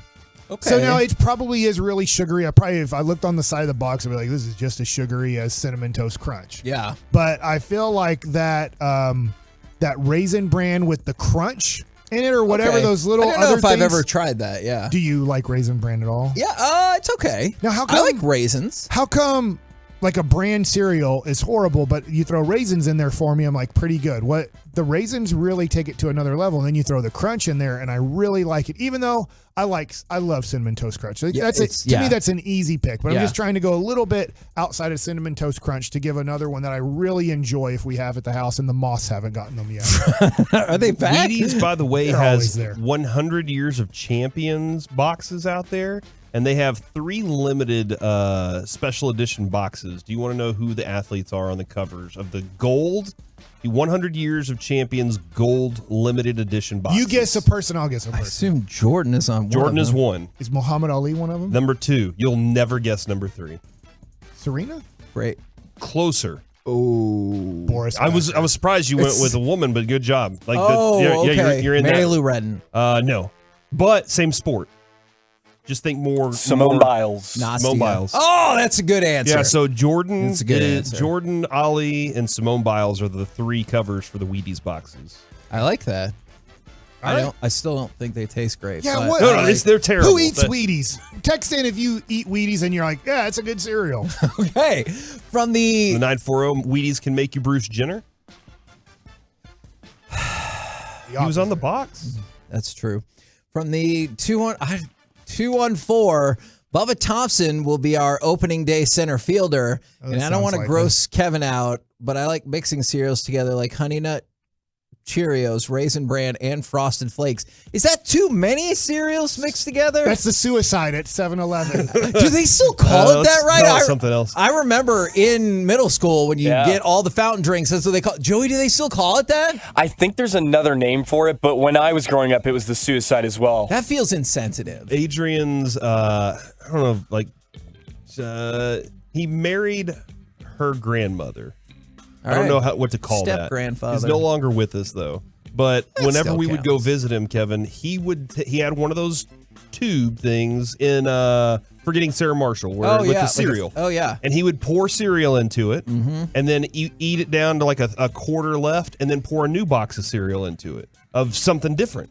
And so this whole thing eventually was full of just a mix of cereals. I was like, dude, there's Lucky Charms and Frosted Flakes and everything in this box. From the 817, oh man, Cowboys end up 3rd or 4th in the NFC East, and Cinnamon Toast Crunch is undefeated. From the 940, I believe the Rangers are already trying to make excuses, but they'll still win 90 games and miss the playoffs. Man, that'd be a tough playoff race. And they love rice checks with sugar in milk, but they're afraid I was going to say gross and go back to plain Cheerios. Plain Cheerios are garbage. Cinnamon checks are good. Yes. Cinnamon checks are real good, actually. I just don't, I think Cheerios are my version of Wheaties, where I don't understand how you eat them without like a little bit of sugar. Or you give them to a baby. Yes. When they're starting to eat. Or you throw them in the toilet and say, aim there. My dog also likes Cheerios because our nephew we had over, and he would drop some on the floor, and she's like, great, floor food. She doesn't care what it is. If it's floor food, she's going to eat it. Vegetables. Dogs don't eat vegetables. Okay, you know what? I don't think we've put it to the test. I've not like thrown a little thing of broccoli. They'll spit it out, or they'll kind of smell it and go, I don't do that. Okay. I do meat. All right. Let's mark that. Is what he said. Joey, are you prepared to participate in the combo platter? I am prepared. Oh my gosh. Because I am excited for the World Baseball Classic. It's tonight. Shohei Ohtani already has a couple home runs. Especially for the countries that it really matters to. I think it'll be thrilling to watch some of these teams go at it and watch Shohei Ohtani put the entire country on his back. And we'll see if he can pull out a big win for the country of Japan. Big shot at you, Darvish. My favorite cereal has always been Frosted Flakes. Oh, great cereal. That is a great cereal. They're great.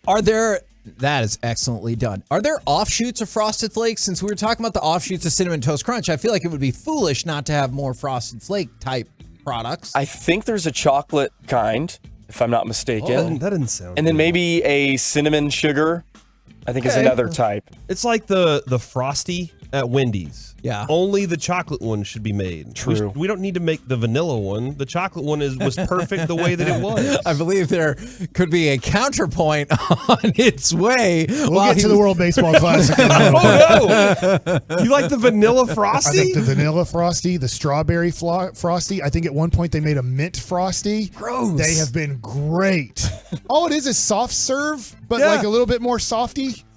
So I want to tell you how much. I don't know, it's not soft serve. I don't know if you know what it is. It's a creamy mix that is great. The chocolate Frosty is great, but they have made flavors that Carter I loved the really strawberry enjoyed. one. He All loved the right. strawberry. Actually, the peppermint one. Yeah, Carter loved it. Thank you very much, Mike. Go back Mike to Carter, switching not the just channel. Carter. Is Mike was over there changing the channel to the TV. He went from the NHL Network to some Emerald infomercial, but he stopped because he heard Corey's frosty opinion. And he was like, well, hold on. I got to go back to what we're doing here. From the 2-1-4, the Stars get to the finals this year. Let's go. And Soggy Raisin Bran is the best, but they also added, yes, that lost stuff. Is it the final? The Stanley Cup final? Not finals? Yeah, I was trying to. No, I appreciate what you're doing there. Just we got to educate the people. That make sure is- that they're only one texting in. final. That is true. From the 903, There's 7 games in one final. Lamar Jackson is going to the Falcons, and Reese's Puffs is the best cereal. And then some people. That's a solid cereal. Man, sugary cereals are good. How do you feel about Cookie Crisp? Where we're like, not only is it sugar, Cookie Crisp. we're just giving you little cookies. Love them. for Cocoa breakfast. Crisp. Yeah, Cocoa Crisp. Yeah, Yeah. Golden Grams. Oh, yes. Honeycomb. I love honeycomb. From the 940. Actually, a dumb cereal, but I love it. The Cowboys will blow their second-round pick on a talented, injury-plagued player again, and Golden Grams rule all. From the 469, the Cubs will win more than 80 games, and Lucky Charms is the best. From the 972, The Cubs. yeah, All right, hey, they go got Cubs. fiery Cubs opinions. I'm a Bud Cowboys man. should have let Pollard walk, and Cinnamon Life is the best. What about Honey Smacks? You remember those? Do you call them Honey Smacks or Sugar Smacks? Is that the frog? Yeah. Honey Smacks. That's the name. I feel like I called them Sugar Smacks. It says Honey No, Smacks in the box, I Kevin. hear what you're saying. Can't Is just that, go rename a cereal because that's what you think it is. and that's different than Golden Crisp, right? I feel like they're the same cereals. They just named them something different. Gosh, I want cereal right now. Are you a fan of the generic cereals that are like, it's Yes. frosted The generic Floops? Fruit Loops are great. Okay, what are they called? Are they called like Fruit Fruit Oops? O's. Yeah, I Yeah. like how they're like, no, it's the same. I'm perfectly the okay name's with that. pretty much the same, but just for copyright reasons, we had to change them Except enough. the green always looks like they made it out of guacamole. Kicks are And I'm terrible, like, by the way. they need to do a better job of the color mix here, because I get like you can't have maybe exactly the same colors, but that green Fruit Loop that's fake needs to be a different color. Can you get sued for color Well, I don't infringement know. on You cereal? think it looks like guacamole, although Yeah. it tastes like lime, and you're just I'm like, not sure "Mm-mm." if any of them actually taste like any. I think they all taste the same. They're just food Oh, colored. they're all different. No, I don't think so. They all, yes, they have very. I I don't Fruit think Loops? I don't think if you pick They're out all the different. greens, you're gonna feel like you've eaten lime cereal. Actually, I feel like I ate a whole lime. Hot cereal opinion: Apple Jacks are better than Fruit Loops. I don't think so, but I they're both disagree, good. yeah. I'm going to tell you this. Tomorrow, I'm going to buy some Fruit Loops, maybe. All right, You can. And I'm going to separate all the colors. and then And you guys can taste the colors, and you can. I'll be Blindfolded. blind. You can be What if blindfolded. one of I us is love not this going to be idea. here? I love it. Oh yeah, you quit, didn't you? Don't say. Part of the Bye, Corey. 3% club. Oh my God, Mike! Wait, is it the 1% club? We're that you the wanna tax KFC tomorrow? masterpiece. That's the one that we right wanna tax here tomorrow. on 105.3 The Fan. Coming up next, we will talk about the Stars plus when OCD goes wrong. All of it next, right here on The Fan. All right, let's talk.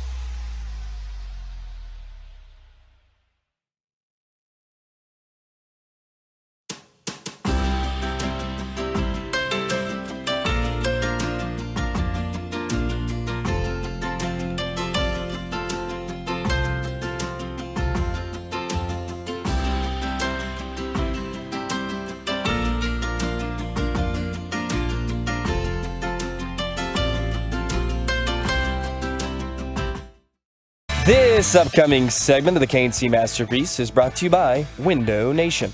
Played back to the point. Lindell puts the puck down low.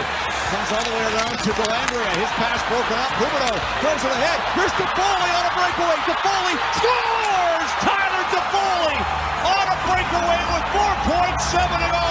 And the Flames take a 5-4 lead. It was actually, the official time came in at 7 seconds. 7 seconds.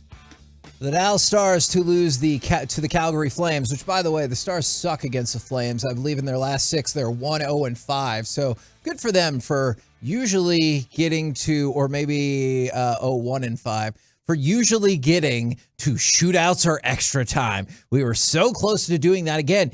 And I felt like for a good chunk of the third period, this was going to be a more triumphant point on the board because you gave up the fairly early goal in the third period. You're down 4-2, and it looks like you're walking away with 0 points. Then Hintz, Ben, they get goals in the span of like 5 minutes, and all of a sudden it's tied up. And then with 7 seconds to go, you heard it, turnover, breakaway, goal.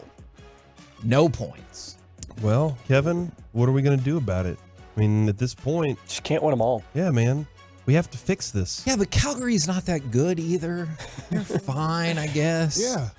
It happens. I think it's gonna be like this kind of for the remainder of the season. I follow the Mavs. They usually lose to minor league teams at times. It happens. Yeah, I think they are what they are still, in some of these like tight games that you're talking about.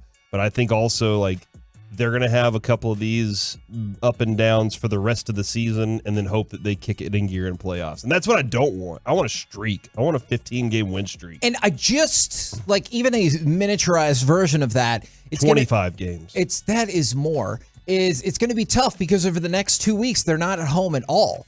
They have 6 straight road games, I believe. Yeah, big road trip. And so their next home game They're 12 days on the road, yeah. is the 21st of March.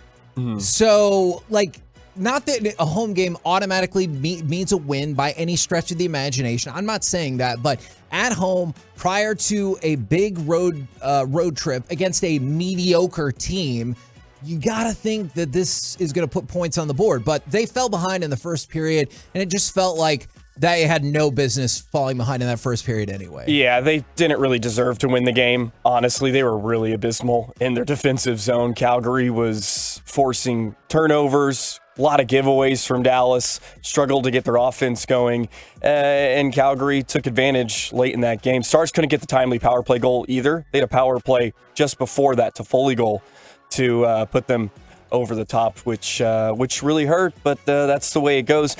Calgary was desperate too. They were losers of 5 straight coming into that game. For a wild card shot, they I'm sure. had to pretty much win this game to kind of keep their season alive. So maybe this is a turning point for them. But as you mentioned, Calgary's had our number over the past few months. So hopefully a big road trip coming up. They can find a rhythm again. I'm just going to tag frustrating on it. Yes. Like, that's just what I'm going to leave it at. You always hope you can put more space between you and Minnesota and then potentially Colorado. I think obviously they're a bigger threat than Winnipeg. And so those are the 2 teams you would have loved to see more space, even if it would have just been 1 point last night, because you were 7 seconds away from at least pulling a point out of this and still having the shot at 2. Yeah. Robertson, though, Kevin, what do you think about our guy?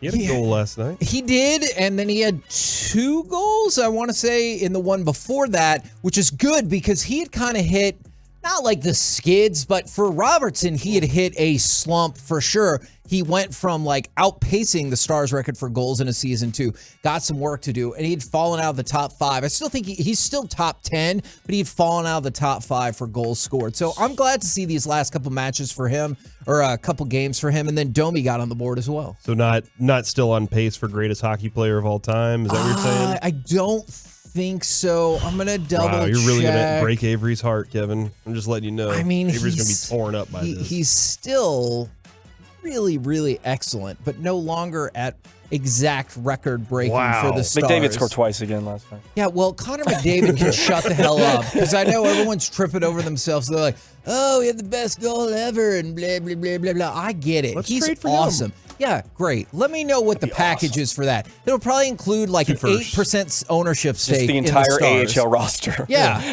deal. I accept. I'll give him the Mavericks' next 3 first-round picks for him. Yeah, we're not going to do jack with him anyway, so I feel like that's fine. Mavericks need those picks. Yeah, they do. What are they going to do with them? Well, I mean, we drafted Jaden Hardy. That was pretty good. How's he? How is much he playing time does he? Well, Jason Kidd doesn't like young guys. He'll be old soon. Rick Carlisle would play him more. Now, how many people that hate Rick Carlisle all upset about that? Yeah, how about your guy Jason Kidd? He's not really like committing to young guys either. Yes, we play Frankie Smokes 8 minutes here and there. So my other question for y'all here is decidedly not sports related, but it entertained me to no end. Did you see the saga of Darius Coleman? He was arrested at a Kroger in Nashville. I didn't get a chance to bring this up yesterday. After he just started throwing food out of the frozen food cases. Oh, no. Because he said the freezers were too cluttered, which, you know what? I get it. Like, clutter bothers me as well. Look, I'm not going to start throwing things out of someone else's business. That's irresponsible. But I have a couple questions about this. Kroger has said that the man destroyed $250,000 worth of food. Nonsense. How long was he there? Yes, nonsense. Let's go on the high end and say each frozen item costs $10. That's high end? Yeah, like I can't think of anything in a freezer that's over 15. So yeah. So he would have to throw out 25,000 items. What if it was all family size lasagnas? Like those are like those are good. $17, Stouffer's lasagnas are good. Okay, you know what? I'll up the game $20. here. Yeah, I'll say each item costs $250. All right. He would still have to throw 1,000 of those out. I call BS on the insurance claim that Kroger's trying to put together here. So hold on, he just took it out and like set it on the floor, or he was like he was wheeling a trash can down. No, down he the just aisle. Just threw it on the floor He took the items out and just was like, "That's too cluttered." That is high end OCD right there, bro. And so my question for you was this: which frozen aisle food would you get rid of? Like, you have the option. We're just getting rid of it. Obviously, I'm Beyond Beef. The Beyond Meat stuff. Okay. I'm just not sure of it yet. Okay. It's not bad. I've had Costco, their Beyond Burger or whatever. It kind of tastes like chili. Would you? It has a lot of the chili, like when you eat a bowl of chili. Cumin and stuff, yeah. Yeah, it has that flavoring to it. And I think they're using black beans as their major product in that. Interesting. I think. Would you say I'm switching completely from meat to fake meat? I wouldn't want to, but that burger isn't a bad burger. Okay. Yeah, that's the section though, Kevin. Like the tofu stuff. I mean, let's face it. Why did God make cows? I'm pretty sure to eat. For milk and Yeah. food? To feed those white birds that land next to them. I'm pretty sure cows are made for us to eat. But I'm not 100% sure. They're really dumb animals. I've seen them on farms. Like, they deserve to be eaten.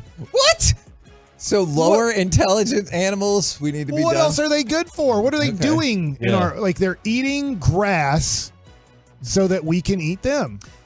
You name me another thing a cow does. From the 510, what if he left the freezer open and all the food in the freezer went bad? Oh, that irks me so much when my kids do that and everything has frostbite. Which is interesting because your show did that at the beach house for Cowboys training camp and broke the fridge. Well, it happens. Okay, that's a good my point. Fridge. I might have done. It might have been me. Mike wasn't my fridge. It's like for business or pleasure. We were there for business. Did we tell? No, we haven't, that but part we of the need story to. on We there? desperately need to tell this part of the story. That Kevin. lady thought I was making the worst mistake of my life.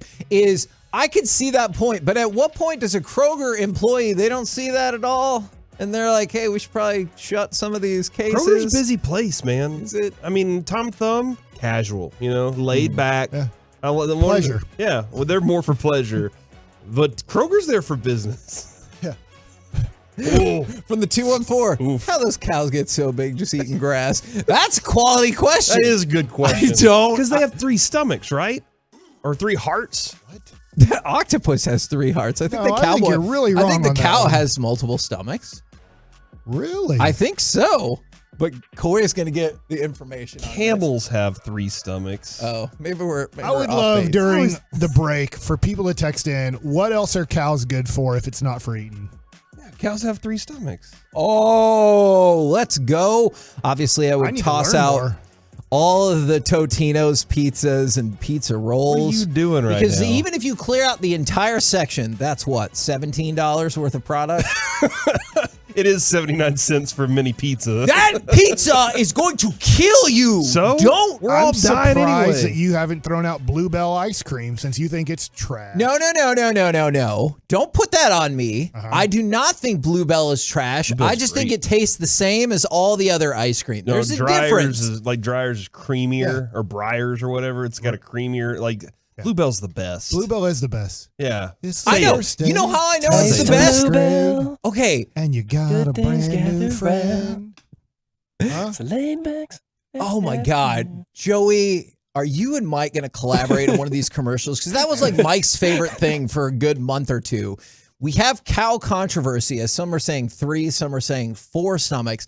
But you know how I knew how devoted people were to Bluebell? People straight up died from eating contaminated Bluebell. The second it was back out there, everyone was like, gotta have it. Oh, you could die. Well, it's worth it. Okay, I'm going to tease something. Okay.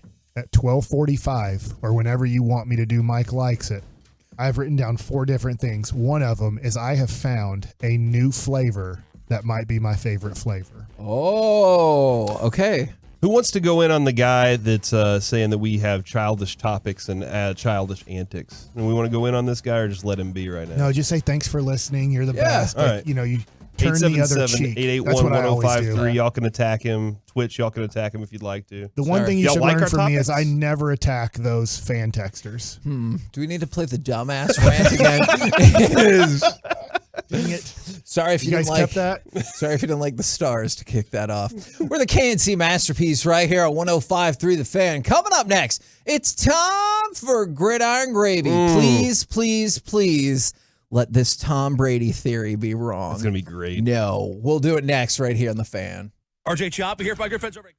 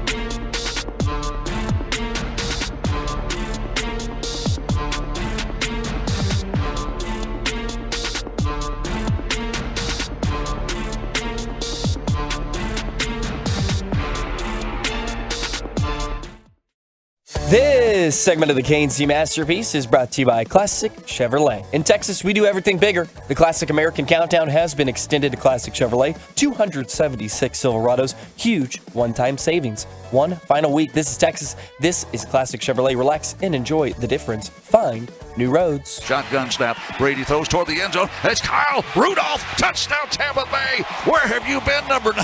What a great throw by Brady. K&C Masterpiece right here on 105 through the Fan. And now it's time to go around the entire NFL and dip into some gridiron gravy. Oh, biscuits, man. They'd be good for dipping. You don't dip anything, though. I would dip a biscuit in gravy. Oh, okay. And barbecue sauce. Maybe not that. I ate my chicken fried steak with cream gravy and ketchup. Did you mix the gravy and ketchup? No, but they kind of mix when I take the chicken fried steak with the cream gravy on it and dip it in the ketchup to eat. It's great. It's my favorite way to eat it. Okay. If that's what you like, then. I think if you dipped it in barbecue sauce, you'd like it. I could see gravy that. and barbecue sauce. Let's go. Yeah, you lose. Once you have a great topic and you don't turn your mic on, it's over. Yep. Let's go to cut number 3. Football talk. And I want Rich Eisen to shut up because this can't be true. Number 1, I heard from a couple people, and I figured let me make it number 1 because it involves the GOAT. Number 1 rumor I heard at the Combine, not in terms of a lot of yacht chatter, but this one just blew my mind. Tom Brady may not be done after all. What? It's a couple people are like, just hang on, just you wait. Wait for And I'm what? like, What are we waiting for? I'm like, he's Instagramming out videos of his cat. Ski trips. Yeah. He was at UFC over the weekend. I know. But it doesn't look like he's getting big and fat, does it? And he just let it play out. Let's see who wants what. And the one place that folks are saying keep an eye out for is Miami. And if the Dolphins cannot somehow, if they get somehow, some way, a doctor's report, a piece of information from a medical evaluation of Tua that he may not be ready to go, and suddenly there's Tom Brady sitting in Florida where his family is located and where he can easily locate himself. Keep an eye on that, I was told by a couple of birdies. No. In your face, Kevin. Okay, I'm the Tom Brady guy here. I'm the one guy who likes Tom Brady. Maybe my man Joey does too. Joey, what do you think about Tom Brady? I think he is a wonderful human being. Shut the hell up and turn your microphone off. I don't want this to happen. It's over. We saw him against the Cowboys. I get that maybe he didn't have the best offensive line last year and his wide receiver weapons were hurt and Rob Gronkowski wasn't on the team anymore. I get that Miami has better weapons and better situation. It's over. I love him. He is, to me, the greatest quarterback of all time. But it's over. We saw it's over. He's not going to come back and be better at 46. Is he 46 next year? I believe he's 45 this year. Like come on, man. Don't go out. Come on, man. Playing really bad. It was borderline last year. Like you were an average quarterback last year, and there was this hope come playoff time, not for us, but for like around the world, that Tom Brady would magically turn it on in the playoffs, and he hasn't been able to in this regular season, and he couldn't. Yeah, because it's over. I think Tom Brady every year he scrubs the internet and has his age reduced 1 year. Like he's an actress. Like He's every Benjamin year Button. Yeah. he goes to Wikipedia and he's like, nope, we're 45 again. Oh. I like this tweet from JPat Official. Tom Brady is the dude that is always asking, what's the move after 3 a.m. and everybody's already gone home. He's that, like, yeah. We've all decided we're moving on from Tom Brady, and he's got a $6 million new yacht that he just got. Ooh. Like, he's got yacht time he's got to go spend. He can't be dealing with this. Do you ever think he'll own a yacht? No. I wouldn't want to. I don't have, there's no way on this salary I'll ever be able to own a yacht. You don't have yacht money? Yeah. You don't want a yacht. I would definitely own a yacht if I had the money. Too much maintenance. I'm not going to maintain it. I'm going to pay somebody to do that. If I have the money to have a yacht, I will pay somebody to maintain it. Waste of money. Not whenever I'm excited out of my yacht. Get a plane. I'll have one of those too if I have enough money. You have to do maintenance on a plane I'll have too? a plane. I think less maintenance. Okay.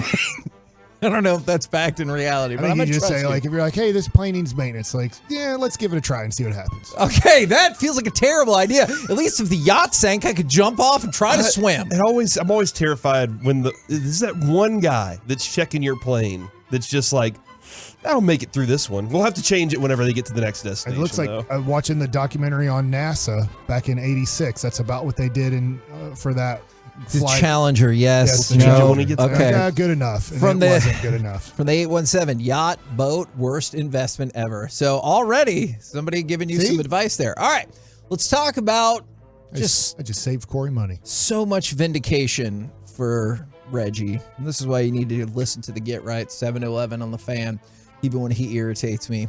Geno Smith reached a 3-year, $105 million deal. He is going to earn $52 million on his new deal this upcoming season with the guarantees and everything, which is about 3 times what he made his entire career. That's awesome for him.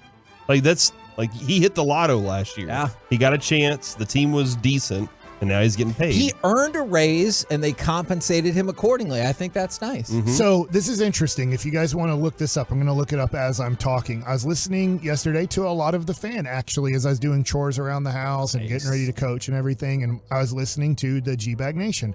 And Eric Chiafalo brought up a point that this contract is based off of Geno Smith's first 5 games of the season. If you take out the first 5 games, he was once again, more of a backup quarterback than starting quarterback. So he's kind of like, congratulations, because that first month was amazing. But after that first month of football, Geno went back to being more of a backup quarterback. And it's interesting to me because there was a lot of buzz that they might draft a quarterback too. And you would think just the numbers would prevent them from drafting a quarterback. Not that like Carolina. But they have multiple first-round picks, right? That is true. So you can kind of, I'm thinking Anthony Richardson is going to be their pick in the top 10. Wow. Because think about if you feel like he struggles now. I was reading. I only know that this is off of Tolo on Twitch. That Anthony Richardson was also doing very well in interviews. That he is killing it in not just the physical part, but also the mental part. He's killing it. But if you look at Anthony Richardson's completion percentage, his would maybe sitting behind Geno Smith for at least a year, if not a year and a half, be best for him, or maybe best for Will Levis. So if you're looking at, hey, we need an immediate impact, you're looking at Stroud and you're looking at Young. But if you're like, hey, maybe Seattle looks at it and goes, hey, let's give Geno this contract. It's kind of a 2-year guaranteed contract. And we're good with that because we're drafting a developmental quarterback with our first pick. That is an interesting strategy, especially given the monetary concerns that would come along with still drafting that quarterback. But I hear you. By the way, Corey, I want to give you a boat update. Multiple people from different numbers have texted in that boat is BOAT. Break out another 1,000. So again, maintenance in this tough. whole situation, I have an unlimited amount of money. That's when I'm buying a boat. Okay. All right. I'm I'm not doing it on this radio salary. Okay, gotcha. Now let's go to the NFC South. Next radio salary. Where the NFC South appears primed to be the first division since 1973 to replace every single starting quarterback. If you look at week 1 for the Saints, it was Jameis Winston. Now, going to be Derek Carr. For the Bucs, it was Tom Brady. Now, won't be Tom Brady. Maybe it'll be Kyle Trask, but it won't be Tom Brady. The Panthers, Baker Mayfield. Now, probably Matt Corral. And for the Falcons, Marcus Mariota. Now, maybe Desmond Ridder. Although both of those last 2 teams could be primed to draft a different quarterback as well. First time in 50 years. What about Lamar in those places? Ooh, that's right. Or with the Falcons, Lamar Jackson. Poor Desmond Ridder. Sorry, buddy. Better luck next time. Let's go from that to, did you see that KJ Osborne saved a person's life? No, I did not. Him and 3 other people pulled a man from a burning car on Sunday night. Incredible. Where I at? love it. On the road, probably. Well, I know, but like what city-ish place? Well, he plays in Minnesota. I'm not sure what city it was in. I don't know. He said that he believes God put him at the right place at the right time. And the car accident, as you would probably guess, looks horrific. And he had a picture with the person they saved and some of the people who saved the person out of the car. You see a car on fire, what are you doing? I want to try to help. I told you the story that I thought. Oh, yeah, that's right. After one of our. So you are stopping? Yes, all right, for Mike, sure. are you stopping if you see a car on fire and you have somewhere to be? I hate my answer, but probably not. See, I feel like today I'm driving out to Fort Worth for baseball, and if there was a car on fire, I'm not saying what I'm doing is the right thing, but I'm probably gonna keep driving. It was in Austin, by the way. Is where Osborne did this. I'm kind of in that mindset too, Mike, where I'm probably I gotta go somewhere. But if you do stop and you're late to wherever you're going, and you just save somebody from a fiery car crash, you did the right thing. You have everybody in the room. When you tell that story, why are you late? Yeah, because I just saved somebody from a fiery car crash. Doesn't matter who that is in the room. They have to go, damn, you're a badass. And I would definitely go to that disciplinary board meeting where they were like, we're here to discipline Kevin Hagelin today because he was late for whatever. I'd be like, cool. My counter argument is, here's the person I pulled out of a car that was on fire. And they'd be like, oh, yeah, well, this is a giant waste of time. Couple other quick notes. And he's still got like some flames on his shoulder a little bit. And he's got to pat him out. Yes, that could be Colby too. Is the Raiders on franchise tag day? The Raiders are using their franchise tag on Josh Jacobs, but the Chiefs will not use theirs on Orlando Brown. And Ozzie Newsome said they'll negotiate all the way up to the franchise tag deadline, but they are going to tag Lamar Jackson one way or another. We're the KNC Masterpiece right here on 105.3 The Fan. Coming up next, it took another step yesterday. So Noah? No, he can take no steps on his own. Cowboys fans, are you ready for DeAndre Hopkins? And what will it cost? Sue Bassick, 877-881-1053. We'll do it next right here on The Fan.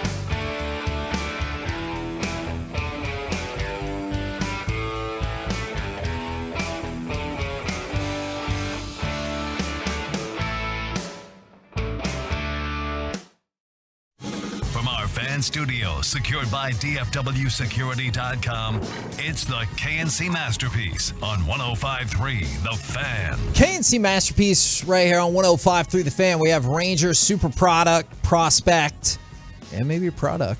Evan Carter coming up in hopefully about 15 minutes or so. You can tell he's a front office guy by that tease. Doesn't even call him a human. He's just a product. He's an asset. Yeah, man, you really are a Jerry Jones lover. No. You see him as products, not No. Yeah, Jerry Jones doesn't do that. He sees them as people. Yeah, He's he like, treats them as humans. you're such a great person. We need to keep you for longer at more money. You're not really that great of a person, but I like you. Yeah. And so let's keep you around. How much do you need? I would be fine with the cutthroat business aspect of it. And I was like, we got to move on. I get it. What if they did that and they weren't winning, though? Well, then I'll invite all the happy, shiny people over, and we can just have a good old time while we're losing. Now, Mike, your dream took a big step yesterday. I'm going to take you to cut number 4. This is Des Bryant's Instagram Live with a special guest appearance from DeAndre Hopkins. We got a special guest in the building. What's going on, D? What's going on, Triple D? What's happening? I keep hearing y'all say my name around here. What's up? Talk to me. I'm on live now. What's up? DeAndre Hopkins. My San Francisco buddy. Ready to go. He's heard the Cowboys fans talking about him. So I put together the proposal, money, and compensation-wise it would cost to get him. Who's Triple D, by the way? Our friend, our Tolo Triple D. I think that's the Diners, Drive-Ins, and Dives. Okay, all right. Danucci, Dallas. Danucci. Upside down. down. Yeah, it's dumb hats. Dak, Danucci, and Dallas. Okay, gotcha. All right. All right. If y'all texters, if y'all know what Triple D means, Yeah. let me know because I was off on that one. Here's what it would cost to get him, and we've talked about this. The Cardinals want a second-round pick, and I think perhaps a conditional 5th. So my question is, would you give up a second-round pick and a conditional 5th that could jump to a 4th in the next year's draft, in 24's draft? I would in a heartbeat. I'm just going to be honest here. I would like to see DeAndre Hopkins go to the Kansas City Chiefs. I think that's where he'll be the most valuable asset if he kind of replaces Tyreek Hill, who they didn't even replace last year, if they could get DeAndre Hopkins there. But I'd love to see him in a Cowboys jersey. I think he's a major difference maker. That being said, Corey, we were talking about this before the show, and you did bring to me a little bit of evidence. The reason that I don't want Odell Beckham Jr. here at all, and I just think he's done, you then brought DeAndre Hopkins things to my ear, which made me a little bit worrisome until I have a counterpoint. Triple D, by the way, Dirty Dirty Dallas by Crispiola. Oh, okay. So I'm listening to that on the way home. Sorry. Kevin, last year, December 29th, knee strain, grade 1. December 13th, knee MCL tear, grade 3. That I believe that was the rest of the regular season, so he was out there. 2021, thigh hamstring strain. Hopkins, thigh hamstring in 2021 also. Also in 2021, chest rib sprain.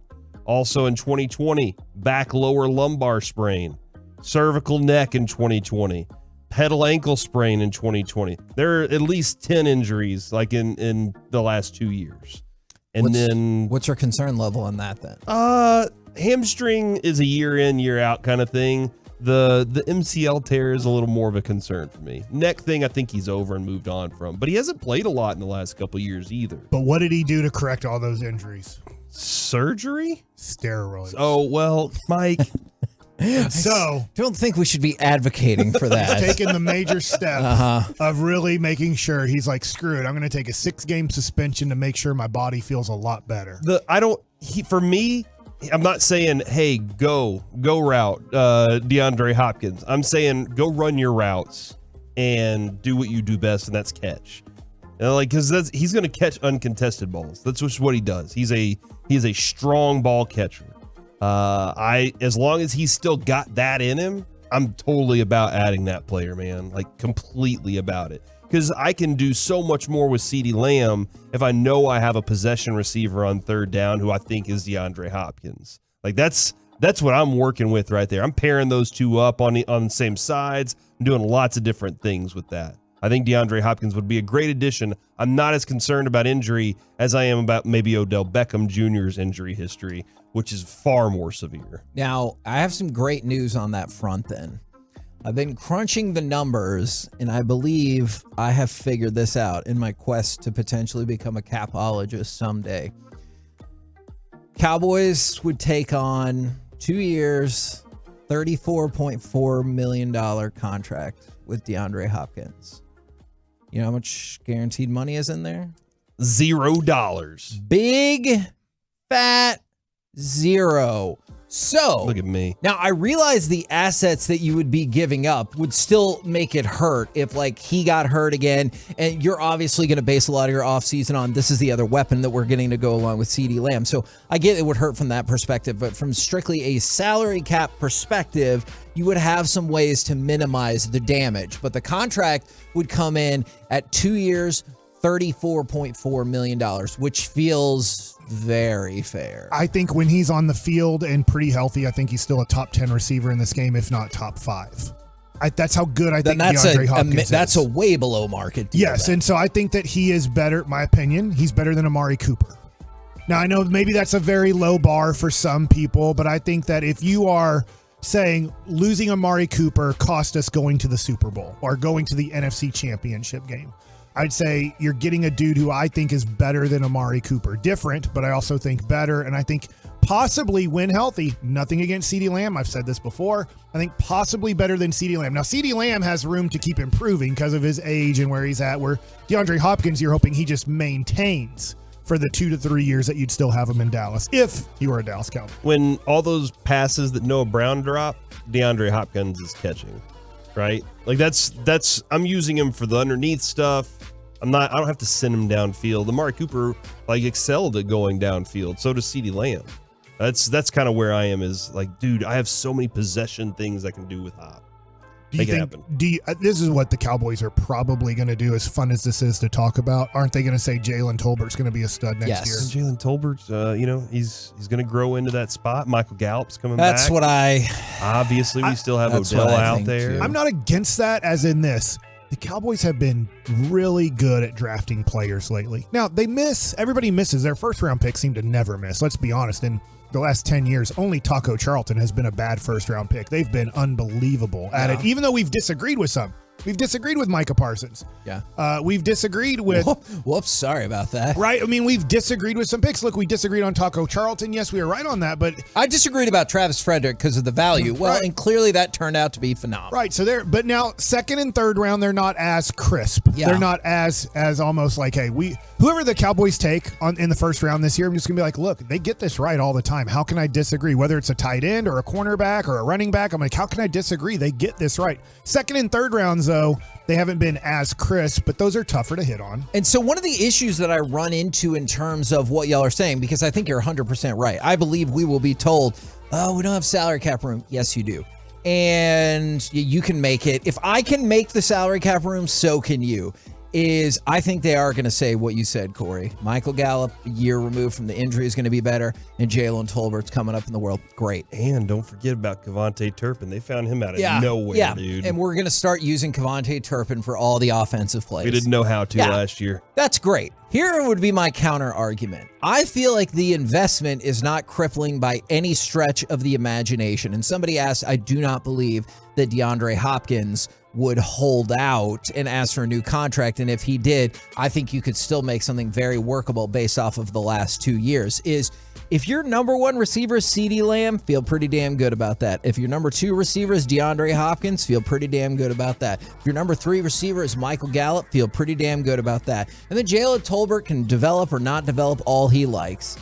But you have the potential still, if that's what we're leaning on, to have a pretty damn badass fourth receiver. And this just moves everybody down the line into potentially a more natural position. Yeah, and in theory, it's very much what the Rangers did with their pitching staff, Kevin. Yes. It's in theory, yet here we are, Kevin, looking at the start of the season and the Rangers pitching staff. And what are we looking at? Potential injuries. I get it. I do. So what you're saying is, in theory, DeAndre Hopkins is going to miss 3 games this year, maybe 6. Yeah, I've 3 games. I think we said it was going to be 2.7, Mike. If he misses 3 games, I am also making this trade for a 2nd and a 5th. 5% chance per game that he gets injured. That's fine. I will say this. I accept 2. One thing that the Cowboys didn't run into last year, which thank God they didn't, to get to 12-5. You could deal with a Pollard injury or a Zeke injury for a few games or for 3 games because they could back up each other. I'm not saying Zeke was good last year. I'm just saying that you felt like, look, if Pollard's out and we have to run Zeke and number 34, sorry, I forget his name all the time.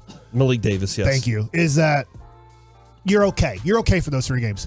If the Cowboys would have lost CeeDee Lamb for 3 games last year, I don't know if they could have passed the ball. Yeah. I don't know what in the world they were going to do. And so if the Cowboys do go into next year and saying CeeDee Lamb's our number 1 and we're going to trust that Gallup is okay, we're going to trust that Jalen Tolbert develops into the guy we drafted. We're going to trust maybe, let's just say they draft a wide receiver in the 4th round. I'm guessing, and we're going to trust that our other wide receiver that we really liked in this draft is going to be a contributor his rookie year. If CeeDee Lamb has to miss 2 or 3 games, I don't know what they do. Yeah. You are hoping on guys that can't produce at a number 2 level as a wide receiver to now produce as a 1 and 2. And so if you did get Hopkins and he did miss 3 games, you're still fine in those 3 games because you have CeeDee Lamb. But if CeeDee Lamb gets hurt and you don't have DeAndre Hopkins or you don't have a guy that you really know can step into a role for 3 games, I think you're going to run into the situation where I watched the repeat of the Panthers-Cowboys playoff game where Troy Aikman's yelling at Billy Davis and Eric Bjornson going, what the F are you guys doing on this field? Fix it!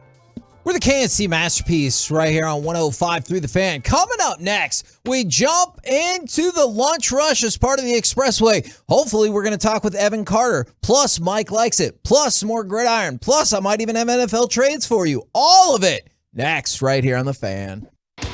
Are you ready?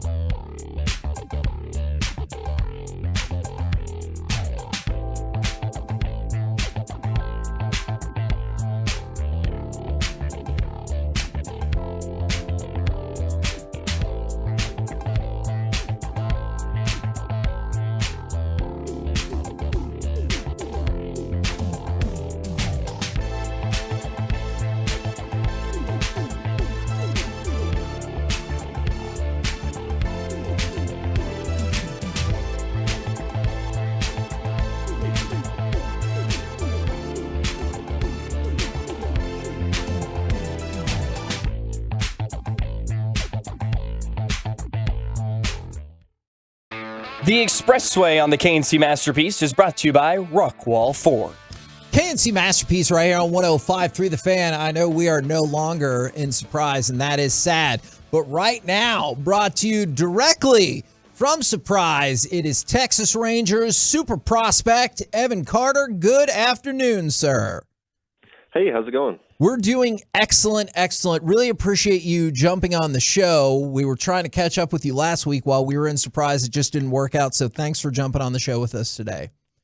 Yeah, thank you all for having me. I appreciate it. That was 2 excellents, Kevin, that you threw out there, by the way. That's how excited I am. All right. I just want to make Personally, not too much pressure, Evan, but I said I could put you in the lineup right now at the major league level, and I was shouted down by Chris Young, and he told me to leave the clubhouse. So that might be why we didn't get to talk to you. I know you've addressed this in the past, but for our listening audience, I was reading some of your answers about this, and I thought they were really great.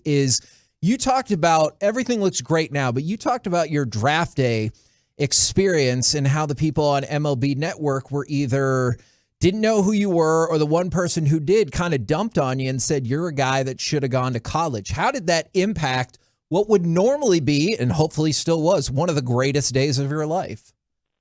Yeah, so I was thankful and thankful to have people around me that still made it a great day. I mean, my family was there, and my now wife's family was there, and some of our friends. So it was still really fun. Just turn off the TV and celebrate with the people who have been there with you and care about you. So it was still a great day. So you didn't make a list of those people, and you want to send them your stats and everything like that? No. Evan, also part of your story, from what I understand, and help me out here if I'm wrong, is you weren't a huge, let's say, select baseball player when you were in high school or grade school, and that is a huge deal in Dallas-Fort Worth. I have 2 boys of my own. Can you explain that being part of kind of your upbringing, that maybe you weren't traveling around the country with perfect game and stuff like that, and that might have been one of the reasons that people didn't know your name as well? Yes, I mean, obviously that stuff's really expensive, takes up a whole lot of time. You're in school, you're trying to do other things, and it's just hard it turns into a year-round thing. And I didn't feel like that I really needed that, I guess, and my parents didn't either, as far as just spending that kind of money and that amount of time put forth, especially for them, where they've got jobs and places that they need to be at home too. So it worked out in the end. And two, also, I mean, when I was at the beginning of high school, at least, I didn't necessarily think baseball was the end all be all for me. I was all in on school, and hit a big, I guess, huge jump for me like junior year or so, and then it started getting a little bit more serious, I guess, after that.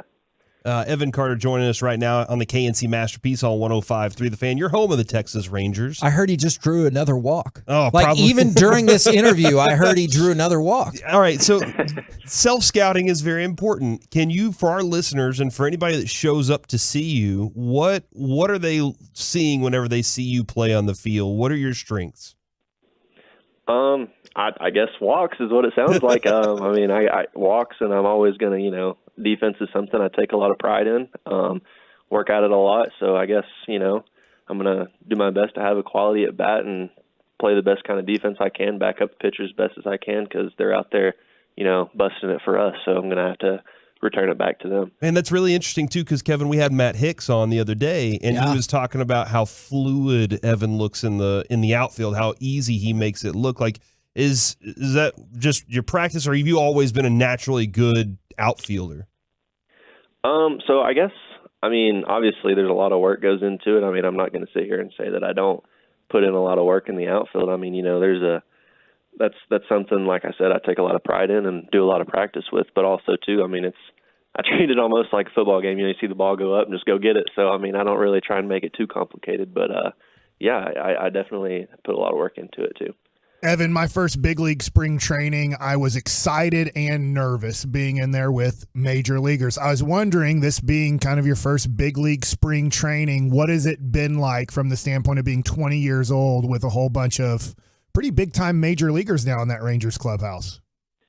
Yeah, it's been really cool. They did a great job as far as making me feel welcome. I was nervous before I got here, but as soon as I got here, they made me, they brought me right in. Everybody says hello, and everybody is talkative, and makes you feel like you're part of the team. So it's been really good, and kudos to them, for making me feel that way. So it's been a great experience.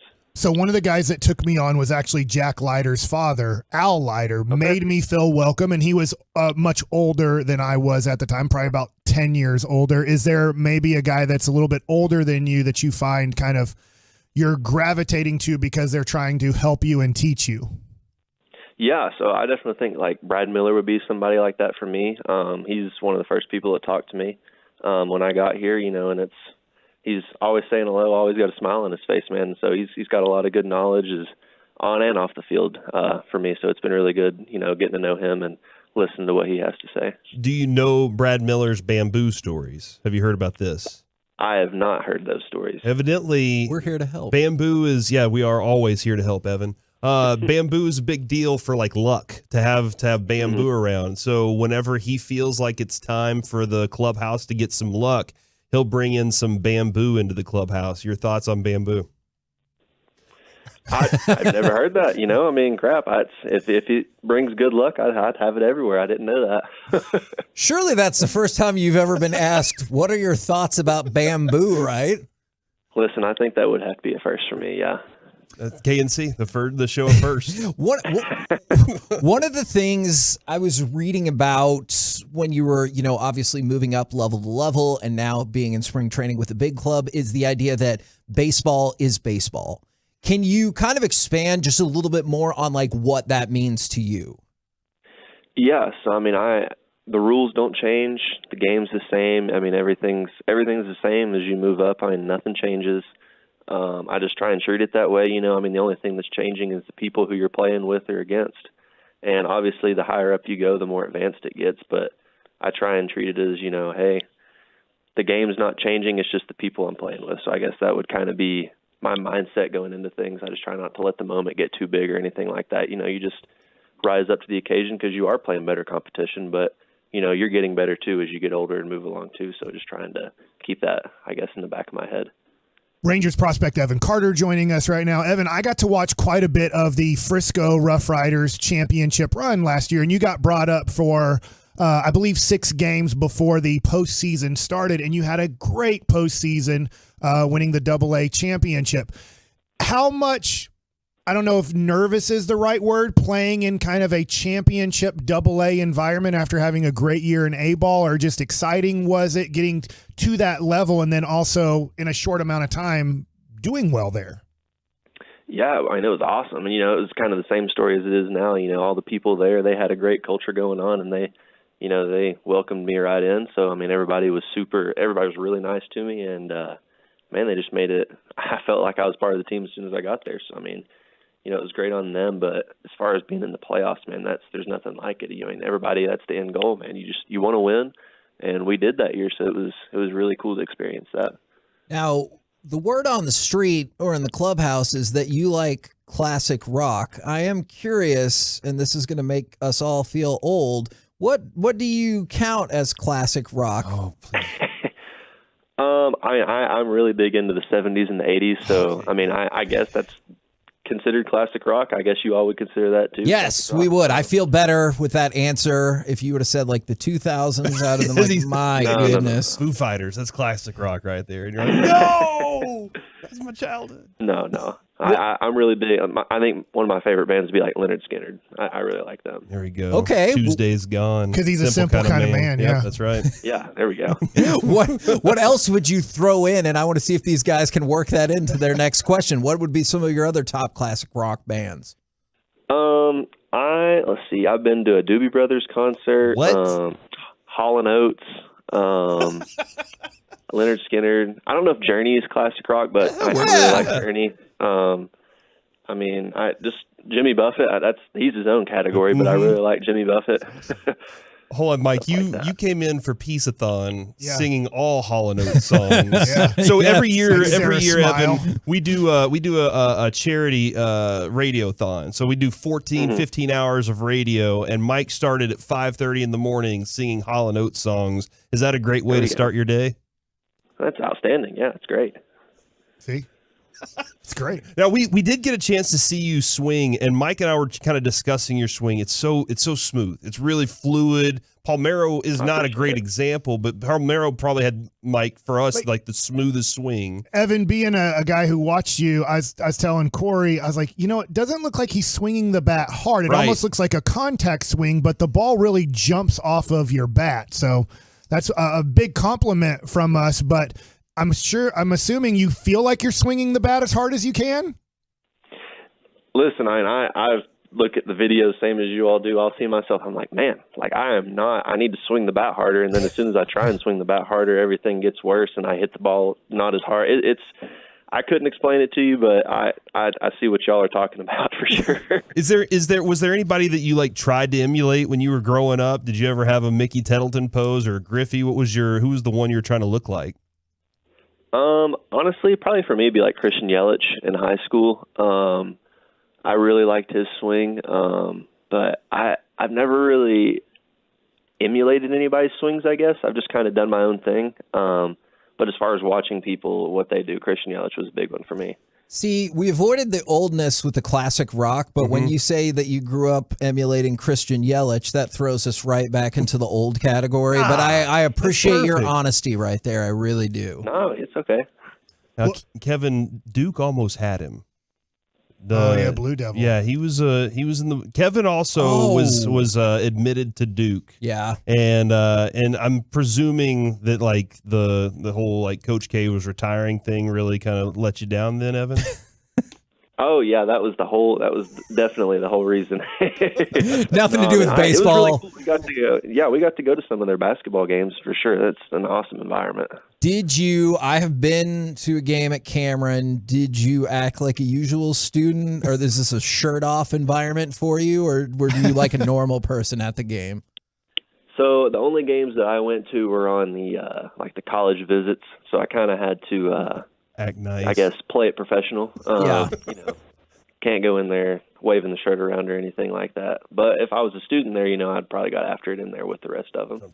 So, Evan, we have a famous basketball player here in Dallas, Luka Doncic, who wears number 77. And I can remember at the time when he chose 77, because I believe he was number 7, and that was already taken, so he just doubled it up. Right now in spring training, you're 87. I can't tell you a Major League Baseball player who's ever worn number 87. Is there any chance when you make it to the major leagues, you're like, I want that spring training number 87 in center field? Listen, I've actually joked about it with some people, just saying hey, I'm gonna end up keeping this, and I mean, I might, I feel like I'm a wide receiver out there or something, a tight end. But listen, that'd be some memories going back, first big league camp. That's what I wore. So, we'll see for sure. It's definitely something I've actually thought about before. You wouldn't share the number literally with anybody. They'd be like, oh yeah, 87 on the White Sox is this, or 87 on the Angels. They'd be like, no, 87 is Evan Carter. Everybody knows.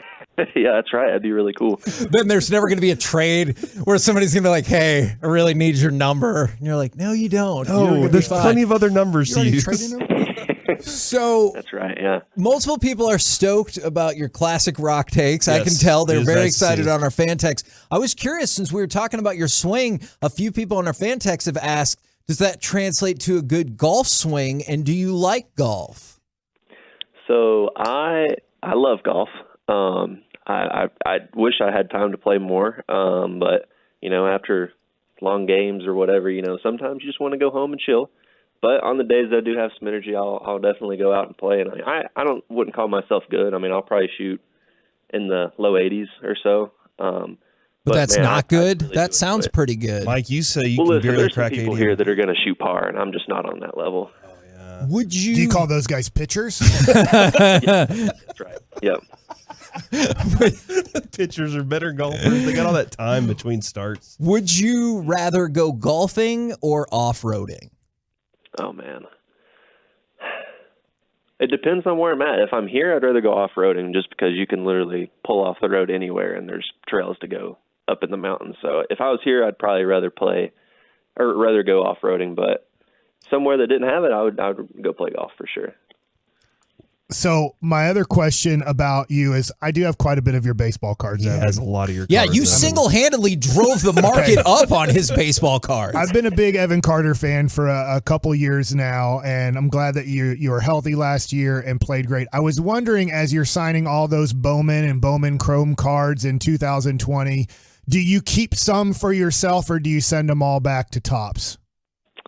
So I don't get to keep any of the numbered ones, but they'll give me some plain ones to keep. And then my mom is also one of the ones that's probably driving the price up on eBay. So it's me and your mom that are bidding against each other. So when your mom loses a card, it's to me probably. That may be true, yeah. That is fantastic. I hope we get to meet your family, and they're really happy to meet Mike, except for your mom is like, I know who you are on eBay. I know exactly who you are. Now, Mike just asked you that question to set up that eventually he's going to break all media rules and ask for an autographed baseball for one of his kids. I'm just telling you now, don't be surprised when it happens. We're not supposed to talk about that on air, Kevin. Oh, then it definitely won't happen at some point. Well, we appreciate it very much. I know everyone in the Metroplex is so glad to hear you outside of the field. So thank you very much for jumping on with us, good sir. Yeah, no problem. I appreciate y'all having me. There you go. Evan Carter right here on your home of the Texas Rangers, 105.3 The Fan. Sometimes I don't like saying this because it does drive the market up, but I'm being honest here. I've talked to enough people that I do think this is going to be the future star of the Texas Rangers. Corey Seager is a star. I get it. Like, that's why he has $300 million from the Texas Rangers. Marcus Semien is an all-star. That's why he has almost $200 million. And I'm really hoping Josh Young is a great player, 8th overall pick. He's going to be your starting third baseman as long as he's healthy.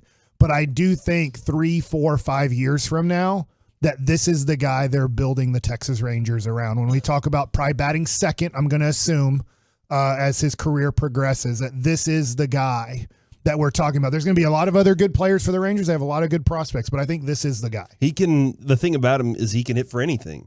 You need to hit for base hits. He can do that. He can hit for power.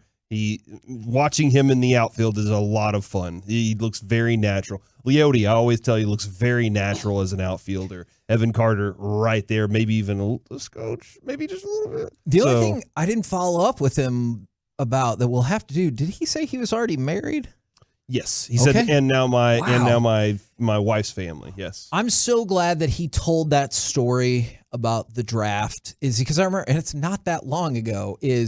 Everybody on the MLB Network set except for one person said, "I don't know who this is," and the one person who did said, "I came across him at a workout for somebody else." And you see guys that should have gone to college. He's one of those guys. He's wiry, and here we are. Just a couple years later, and he is the top prospect in the Rangers organization. Foscue went first in that draft for the Rangers, first round pick, 14th overall. Evan Carter went second. And I remember calling up Jared Sandler after the second round pick, and I said, "What are the Rangers doing?" Mm-hmm. Yeah. And do you remember what Jared thought at the time? Was he He said, "I don't know." He said, "Let me," because when they have a top 300 list and you're at pick, I can't remember exact pick, 50 something. Yeah. I think he was in the 50s.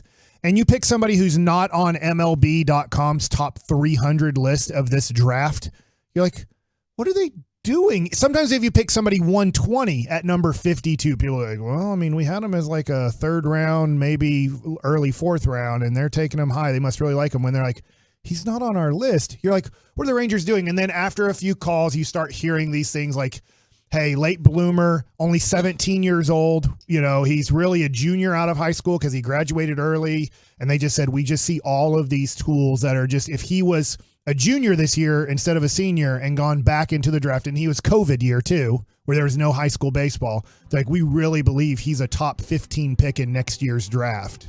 Now, Kevin, I know you made the joke with Evan about what you said to Chris Young and what Chris Young said back. Mike, we stopped Chris Young in the clubhouse for a moment. You actually had more than a moment with him. When you brought up Evan Carter's name, his eyes lit up. Yeah. That's like, I'm not going to talk about what he said because I don't know how much he wants us to discuss there. But his eyes lit up, and Kevin, I think it's going to be difficult to keep this 20-year-old off the team all year long. He will be on the team at some point this year. Somebody asked me what's the chances he's on the Twitch, and I said 33% chance he's on the team this year. And the reason I only put it at 33 is he's not on the 40-man roster. And sometimes we've seen this with plenty of players. You don't want to start the clock early when you think that Evan Carter might be a dude who makes $30 to $40 million a year at some point. And sometimes when you get that extra year on him. Now, to your point, the Rangers have showed in recent history that doesn't dictate their decision. Yeah. So that's why I give him a 33% chance that he crushes it in Frisco. He's going to start off in Frisco here. There could be injuries. He could really perform well, this and that. But I said 100% chance next year. So I know that we just talked to him, and I know we're all hoping he makes it to the majors. He's only 20. He's going to be 20 all year. He's not about to turn 21. So this is a guy that, look, I'm putting too much on this, okay? I'm going to tell you I'm putting too much on this. This would be like talking in 1989 to Juan Gonzalez or talking in 1990 to Pudge Rodriguez. Yeah. Oh, my God. Are you kidding me? That's amazing. And we just became best friends with him like that? I mean, he did seem like he enjoyed it. Now, he needs to stay healthy. He has had, at times, some injuries in the minor leagues that, that he needs to make sure that body can stay healthy. And the thing is, we saw him. He has a 20-year-old's body. He does not have a 28-year-old body. Like, he's a guy that still has room to grow physically. Yeah. Couple more quick football notes for you. Go ahead. I just wanted to, did you have his stats from this spring so far? Oh, is 600% on base percentage. 333 batting average, 2 stolen bases, 4 strikeouts and 6 walks. That's like you were talking about. You have more walks than strikeouts. And he's hitting, like I said, 333. I'll take that. Let's freaking go. A couple more football notes before Mike likes it is the Chiefs did go ahead and let go of Frank Clark, the 29-year-old defensive end. They were looking for common ground on perhaps a pay cut. Could not find it. He's the NFL's 3rd all-time leading postseason sack player. Dude that's in impressive, postseason, man. Jimmy Johnson is going to induct Zach Thomas into the Hall of Fame. Do you think if he was getting into the Ring of Honor, I would have put it here? Surely we would have talked about it at a different point, right? Tom Brady has tweeted. Please, God, no. What did he tweet? Anyone who thinks I have time to come back to the NFL has never adopted a 2-month-old kitten for their daughter. Okay. In your face, Kevin. This is a guy who's probably raising a kitten right now on his own. This is tough because I'm really happy to hear that, but I got issues with the rest of that statement. I know you do. So I know you do. Really, oh man. So basically, he's saying, "Look, it's too difficult," or maybe he's saying, it's too easy. Good. I don't know, Kevin. Whatever keeps him away is great. And then also, not only did Aaron Rodgers meet with the Jets, the Packers and Jets have begun conversations. Now, whether or not that leads anywhere, I have no idea, but the Jets have entered into conversations with the Packers about compensation in terms of trades for Aaron Rodgers. Now, all right. How about some Mike Likes I didn't even have this on my list of Mike Likes It things. Don't Did get you me in hear trouble. what Topps is going to do or what they've put in production? Maybe not. They're making Tom Brady baseball cards. Yes, this year. I have seen this. There Kevin, as he a was collector, he you was have to. drafted by the Montreal Expos. Yeah. I don't know if he'll be in Expos gear. I don't know what gear he's going to be in. They'll But be valuable, They I'm are sure. making Tom Brady baseball cards this year, and there will be inserts with he's going to autograph some of those cards. So Okay. I see. It'll be like in the weird way, Tom Brady is going to be the 2023 baseball card chase. As in, that's going to be the number one card people want out of 2023 baseball. One of them's going to be with him and his kitten. And he's like, this is my How kid. can you have a kitten on the field, dude, for a baseball game? No, sometimes There's been cat. You remember in Seattle when that black cat, he clawed the guy's boob? Oh, yeah, I do. He picked up one of the cats. They don't mind having cats, by the way, at stadiums. If you don't know this, because of They the eat rats, rat and mouse problem, because there's so much food and popcorn and stuff like that. That look, it's for rodents. It is heaven. Stadiums. And so that's the American tale is not only to come to America, but get to the ballpark. Get to the Super Bowl. That would be their nightmare. or a football stadium or wherever. But they do, a lot of the people who kind of run the food industry at stadiums don't mind having a couple of 3 or 4 cats roaming around so that they can kill as many Fascinating. rodents as possible. Facts. All right. Now, Mike likes it.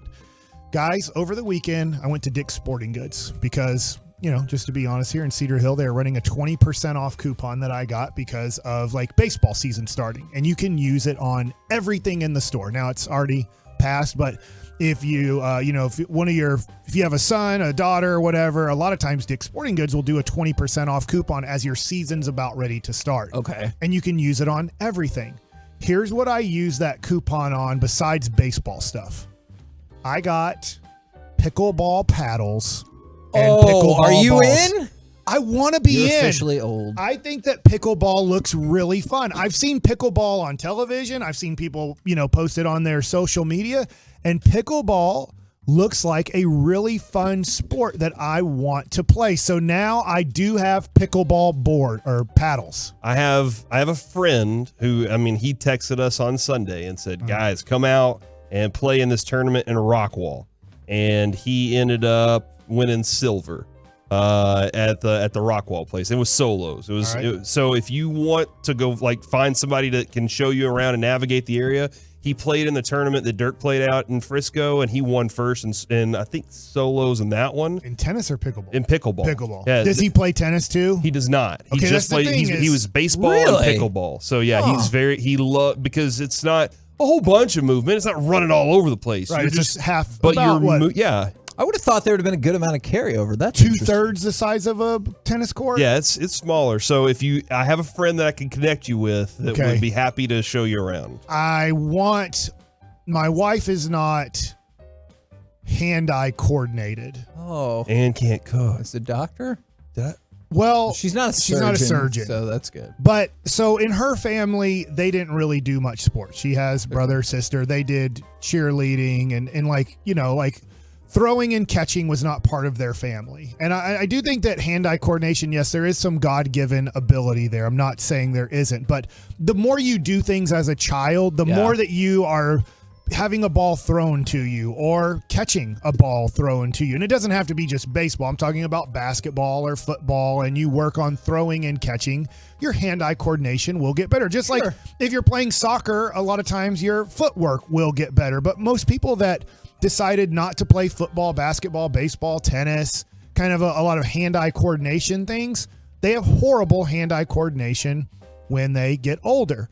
But I'm really hoping my wife, this is something we can do. I know we're not going to be all competitive, and smoke the ball but I'm like, if we can just paddle the ball back and forth and you can get it over the net, I think this could be like a fun exercise thing for us to do. Would that be a dream of yours at all if she got uber competitive into pickleball and y'all created like a married doubles team? Amazing. Okay. My wife doesn't care really much at all about sports. She cares about our kids' sports, but she doesn't watch sports. She doesn't care about sports. So sometimes do you need to marry a sports, woman if you're a sports guy type of deal? I don't think so. It doesn't. I don't either. To me, it doesn't matter at all that she likes sports or doesn't like sports. But I do hope that, for activities, that would be a fun activity. But if not, I need to find some pickleball friends in the North Oak Cliff area. I know I'm probably not going to find anybody in, north of downtown Dallas, as they think if you go south of downtown Dallas, you've gone into, I don't know what. That's really started to annoy you. It has. It has, because you know what's not fun? I don't like driving to Plano for baseball practice. Plano's far away. But I have to, But if you're like, hey, we're having something happen in Oak Cliff, it's like, oh God, I can't go to Oak Cliff. Why? I don't know. It's the real OC. There are some really gorgeous places in Oak Cliff, Mike. You see them all that too, show's right? based on? You get to see all the really nice areas in Oak Cliff. All right. Next thing that I want to talk about during Mike Likes It. Last night, after batting practice, at my son's batting practice, I said, sense. hey, thank you. I felt like I put that sentence together perfectly. Don't interrupt me. Sorry. I apologize.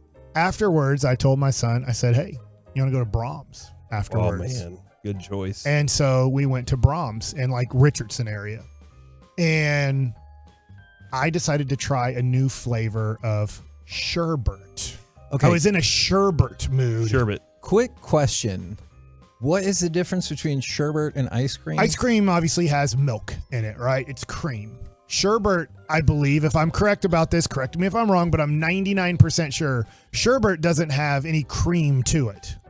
It's obviously Okay. more. It's obviously fruity A flavors too. frozen dessert made with milk or cream and Oh. flavored usually with fruit juice with Okay. egg white or gelatin sometimes added. Well, then I'm totally wrong. I thought like it's a non-dairy But product. that's sherbet. Well, it's the same thing. Or sherbet, right? Is that right? Steve All right. Sherbet. Mm-hmm. All right, I'm going to the Twitch right now. The Sherbet I don't know report. if this flavor's been around for 20 years. It probably has at Brahms. I tried the cherry limeade sherbet at Brahms. Never had it. I want it, and I want it right now. Oh my gosh. It was amazing. So I'm wondering whether you're on the fan text or whether you're on Twitch, and you two guys, I'm telling you, if you like sherbet, obviously the tried and true is orange and lime, right? Yes. Usually Yeah. they didn't have lime sherbet. I don't know if they don't make lime sherbet anymore. Maybe it just wasn't available at that Brahms. I don't know. But they had two sherbets available. They had orange, which I told my son, that's classic. Orange sherbet's a classic. I love orange sherbet. And then they had cherry limeade. Oh, okay, yeah. And I tried cherry limeade sherbet, and I am addicted to it. I thought it was freaking amazing. Okay. So Is I'm this telling going to up Brahms in your rotation? I don't know. I just know that now when I go to Brahms, I'm going to be looking for cherry limeade. In fact, today I have to go out to Fort Worth. My sons are playing in a doubleheader at Fort Worth Christian school. And after we get done coaching on the way home, if there's a Brahms, I am stopping. Okay. And I'm getting some cherry limeade sherbet. We have a Brahms right next to our house, and at the other house, Kevin, there was one right next to that one. So I the do kids, like Brahms. I just don't go there a lot. for the kids, they always want birthday cake shakes. That's what they want. Blue birthday Okay. cake shakes is what they like, and I would always get like a peppermint shake was what I would do. But now, I mean, dude, Kevin, they got a bag of burgers for $5. What? How many do you get? 5. What? 5 cheeseburgers. Wow. In a bag. That makes sense. This guy Bertos, he's a big pickleball person. He's a rep for Diadem, if I'm saying that right. I don't know if that's I'm not if sure. that's like I say racket, but I guess it's called a paddle. I guess you need to know these things. I don't know these things. I just started Saturday, and I saw the pickleball station at Dick's Sporting Goods, and I'm like, I'm getting 2 pickleballs. Or pickleball paddles. Yeah, pickle paddles. And then I got 6 balls. And then I realized after getting 6 pickleballs, I don't think I need 6 pickleballs. They're not like tennis balls, but maybe I'm wrong. Do the wiffle ball pickleballs ever go bad? I have no clue. Do they ever, like a tennis ball, that's why they fresh out of the can. I mean, after they've been, I don't know, the air has been released for let's say a month, you gotta kind of have to throw away those tennis balls if you want to play like kind of competitive tennis ball. I don't know how the pickleball situation is. All right, next, Mike likes it. Hold on, Mike. From Okay. 214. I agree it's delicious. My wife's a manager at Brahms and Denton on What? Teasley. She sometimes listens to you guys, and she wanted to take food to you guys at some point. We always welcome. Oh my gosh. Would you Brahms. try? Yeah. Yeah, it's very tart. I'm not anti. I've never tried. Right, And you I've like ice never cream slept. better Yeah. than sherbet. I had no clue sherbet had milk in it. I've never obviously tried to make sherbet. I just eat it. So it doesn't seem like a milk product to me, but I guess it is. But man, it just is tart and it just has a great flavor to it. So Brahms, you've done it again, you SOBs. Those fries are good at Brahms. I know Corey's shouted those out Yes. for a while. And I love their bacon cheeseburger. Now I have 2 shows that I have enjoyed recently. Some people are saying eventually the balls do crack. Okay, well then I'm glad. I got yellow ones and pink ones. So, Beard Meets Food is on YouTube. Now this guy's been doing this for a long time. He has a big black beard. He's a skinny dude from England. Okay, I see him. And he does kind of man versus food things all around the country. He also obviously does it in his country of England. And he gets like 1 million views for all of these things. I don't know how it popped up on my YouTube feed, but it did. And I'm not addicted to it, but I've watched quite a bit. And it is kind of ugly as when he can pound food. These challenges, which are like, usually a 90% fail rate, usually with people. He beats almost all of them. And when they give him 30 minutes, he does it in 10 minutes. When they give him hey, it's going to take an hour, he does it in 25 minutes. He is the best man versus food guy I've ever seen. He's ripped too. I don't know if you've seen this. This dude's ripped. He has 2.6 million subscribers on YouTube, and apparently He became a food tester in 2016, and this place took out a 1 million pound insurance policy on his stomach and taste buds. Oh, he can only eat 1 million pounds. No, like in dollars, it's like, I don't know, 1.2 million. Like that would be the amount. I don't know what you're talking about. Okay. Well, anyways, they took out an insurance policy on his stomach and taste buds. money. Gotcha. There's a little bit of a recommendation if you kind of like man versus food things. They're about 8 to 10 minute videos. Does it make you want to try any No, of that? I'm not I don't think I love food. I don't think I want to eat 3 chicken fried steaks, 2 mashed potatoes, 2 things of green beans, 2 cinnamon rolls, a biscuit, and like a milkshake. Like, and he just crushes it. That was in Oklahoma where he did it. Then, and it was the first time he ever had chicken fried steak. Being from England, he's like, this is one of the most amazing foods I've ever had. So he really did enjoy chicken fried steak.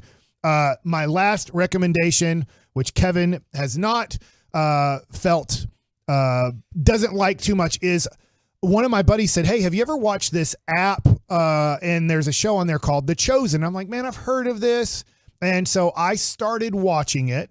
And The Chosen is a religious show. It is based off of, obviously, Jesus and his disciples. And it kind of gives you a lot more backstory into the disciples. And I have literally, I think I've cried or teared up every episode in a good way.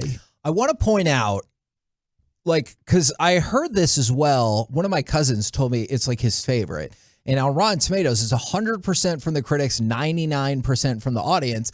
I just thought it was kind of slow. Okay. But I don't want to take it away from everybody because I've heard people love it. I might need to revisit it. I just thought the first episode or 2 were kind of slow. And the last thing I'll say about it is they got they got 9 Gen Zers. Because they're like doing well in that category, and they had no clue they do well because the further we get away, I don't want to say opinion here, but I feel like less and less people in the United States of America believe in a God at all. Sure. Right. And so they're like, man, numbers will back that up. This is really like hitting with young adults, kind of that age 20 to 30 years old. Like somehow we're getting huge numbers here, and we have no clue because we didn't think that a story about disciples and Jesus would get any numbers from these from this group, and we're getting huge numbers. So there's a little hour kind of thing of they sat these 9 people down. They had no clue what they were watching. Never, and they loved it, and they talk about it. And they're all there's gay people in it. They're like, as in watching the show. They're like, we're not just going to get 9 Christians to watch this. We're going to get 9 very different people to watch this and see what they think about it. If it's crap, it's crap. I love the idea that like that would be the stepping stone for some people to maybe get more involved in faith or religion. And by the way, and Corey, you brought this up, Jordan Ross, who we've had on the show before, he is in The Chosen. Like, I don't know exactly if he does like a lot of extra work or stuff, but I've definitely, he's a character. Yeah, I've definitely seen posts from him from like the set. It's so Beard Meets Food and The Chosen are Where two do you things. find The Chosen? It's on you can download the app. It's all free. You can donate if you want to. It's called Angel Studios. Okay. But if you type in The Chosen, it'll be very easy to find. And I feel like it's on regular TV somewhere because that's where I thought we watched it to start. He plays Little James, one of Jesus' apostles. Oh, very cool. We're the KNC Masterpiece right here on 105.3 The Fan. Coming up next, it's time for the C Block starring Corey Majors. Man, Jared Sandler will join us thanks to Sonic. And then we got we have a stop that we have to really get into, Kevin. What do you mean?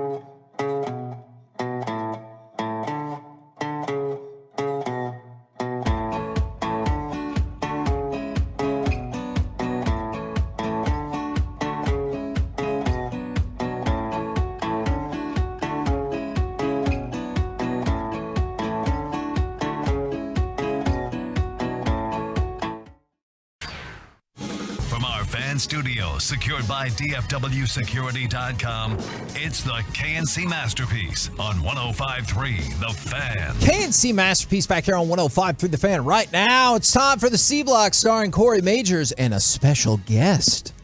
That's right, Kevin. We have with us Jared Sandler, brought to you by Sonic. So good. Good. Hey, Jared, how's it going, man? Sorry, I'm just getting all the chili off my chili dog here. That's what I'm talking about. Guys, it's great. I have no complaints. Just got to watch Jose Leclerc in a B game. I was trying to stick around for Kamar Rocker, but I had to go up and babysit Matt, so I had to leave the B game. But Al Leiter was there, Mike. Yeah, he actually texted me. He's like, "Hey, let's go have a beer," and I didn't text him back because I'm not in surprise. Why? So would you just tell him you're not there? Text him, let him know. Listen, if you wanted to know, do I treat Al Leiter better than I treat you guys? The answer is no. I treat everybody the same. I also don't respond to y'all's texts that much either. That's fair. That's true. See? Jared, I'm a consistent guy. He's right about that. The big news that we wanted to bring you on for is, what do you think about the chance of Chris Beard going to be the Ole Miss head coach? Kind of crazy, right? I was thinking about this the other day. I remember last year, I forget where I was, when Tech and Texas played for the first time, and I sent out a tweet that just absolutely ticked off all Tech fans, which just shows some appreciation for Chris Beard. He took an irrelevant program and made you guys relevant, blah, blah, blah.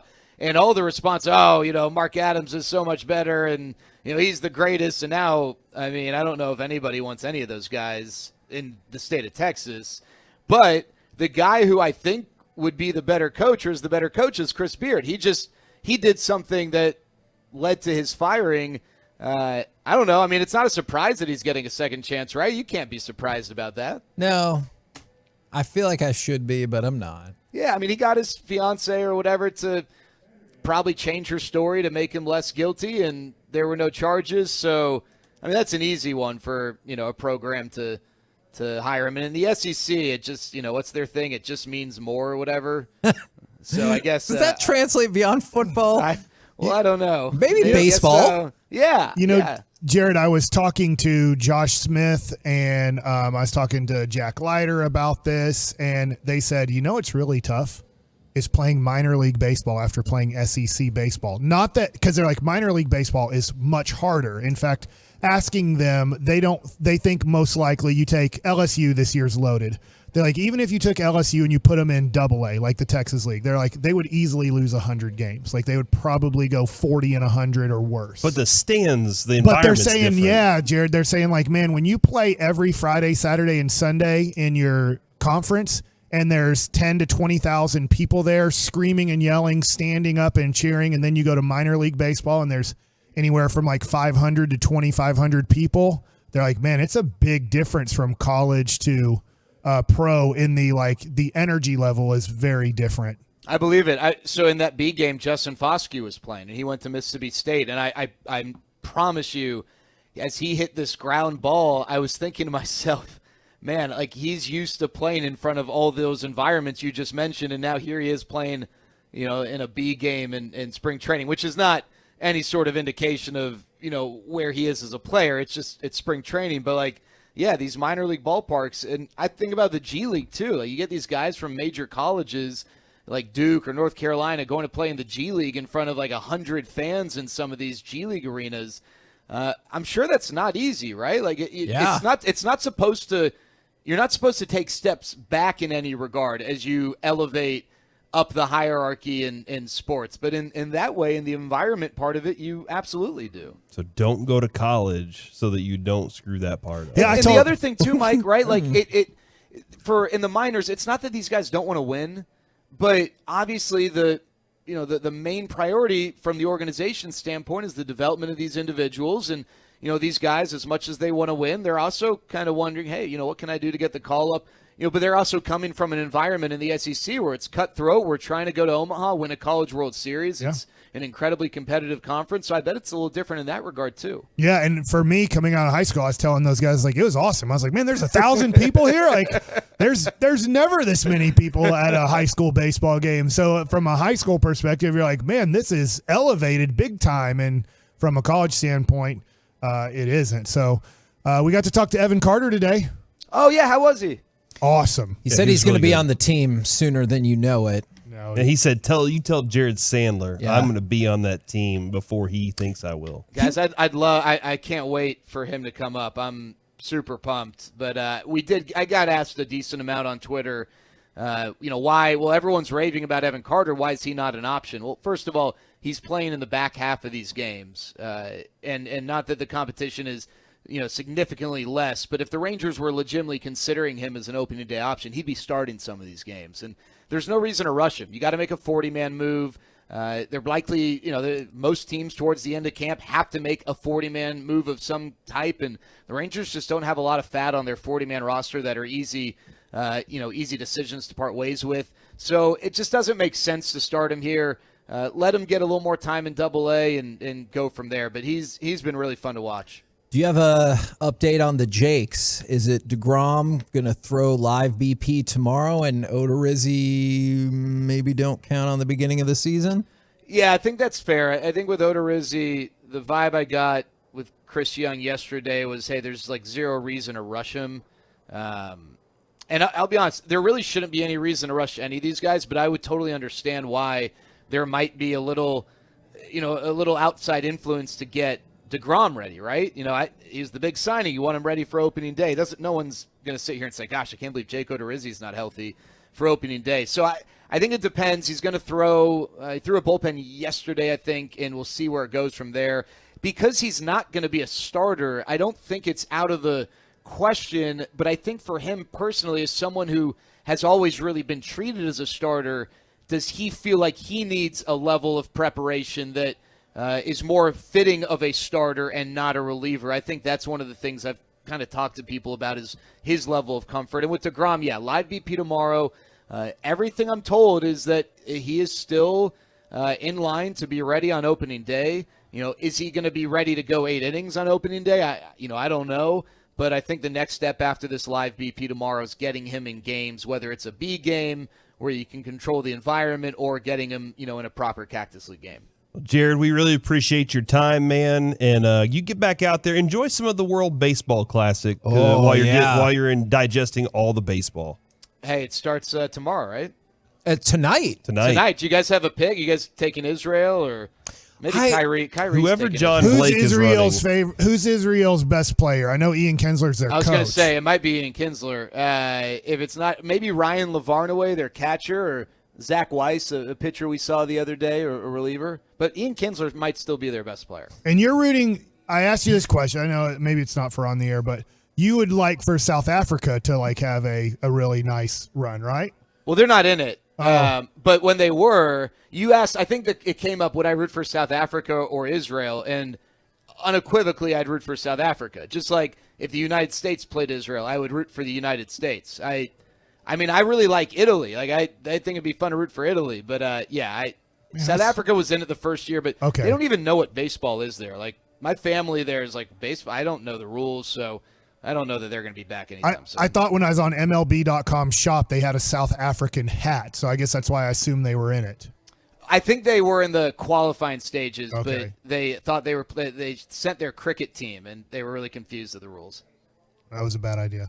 Yeah. Bye, Jared. Also probably a bad See you, Jared. See you guys.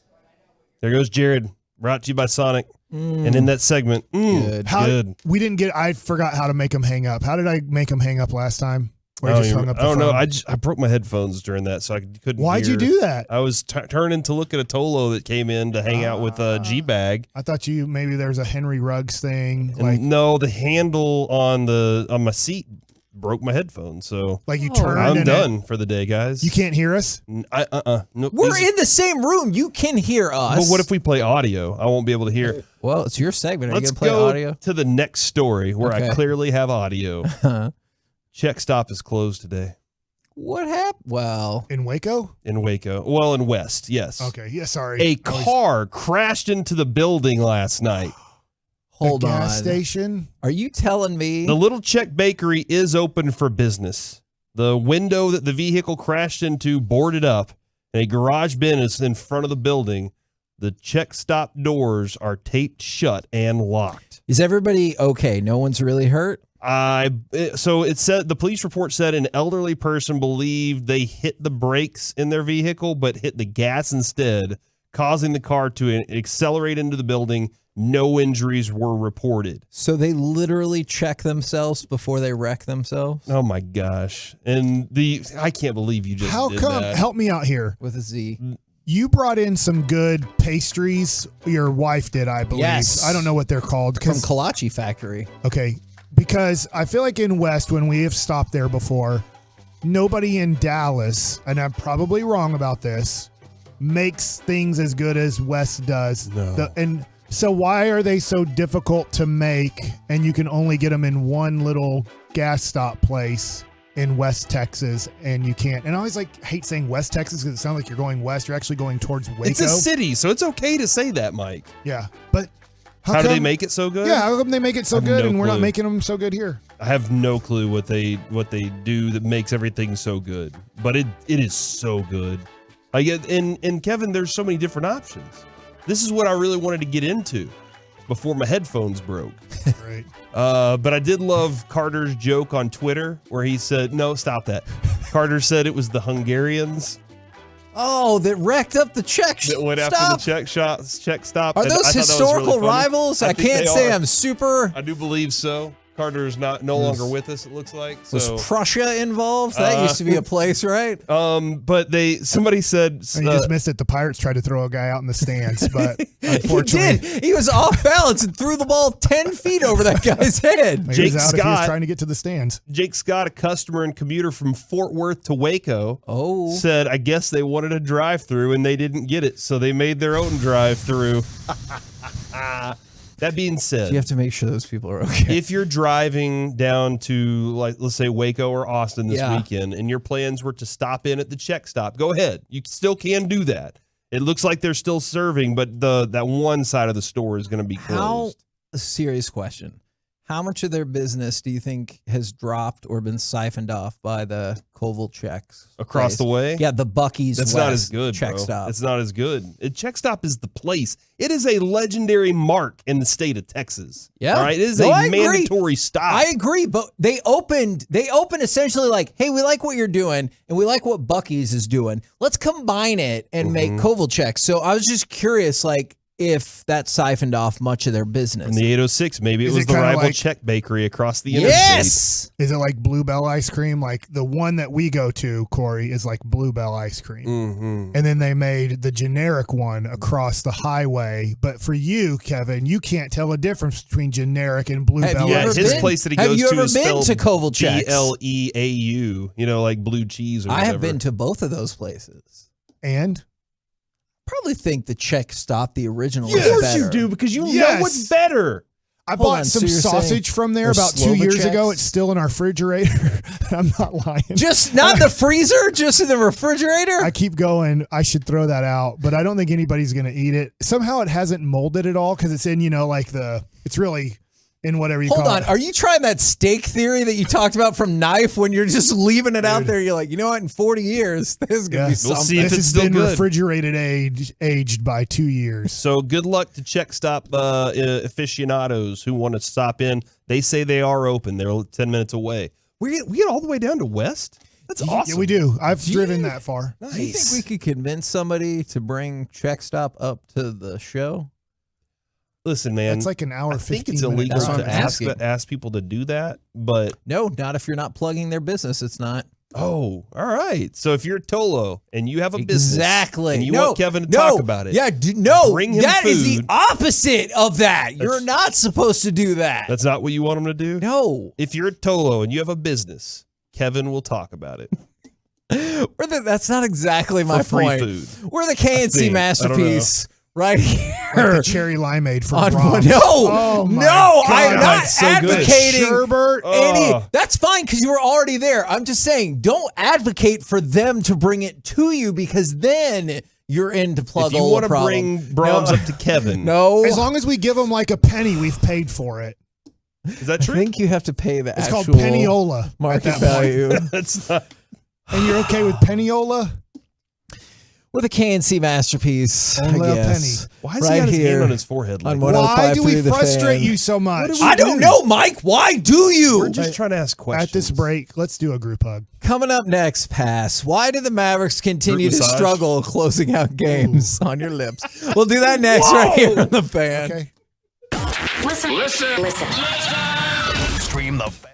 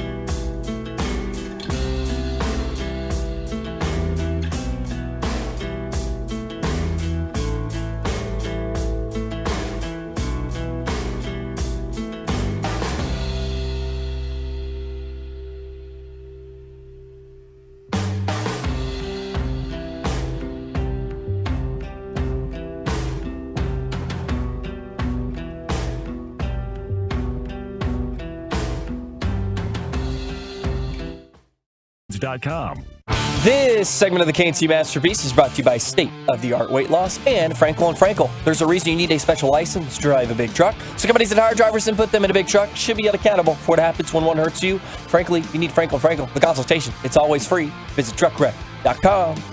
Kyrie Irving, by the way, 9.3 of 7 shooting, driving on his former teammate, scoring, and Durant commits the foul.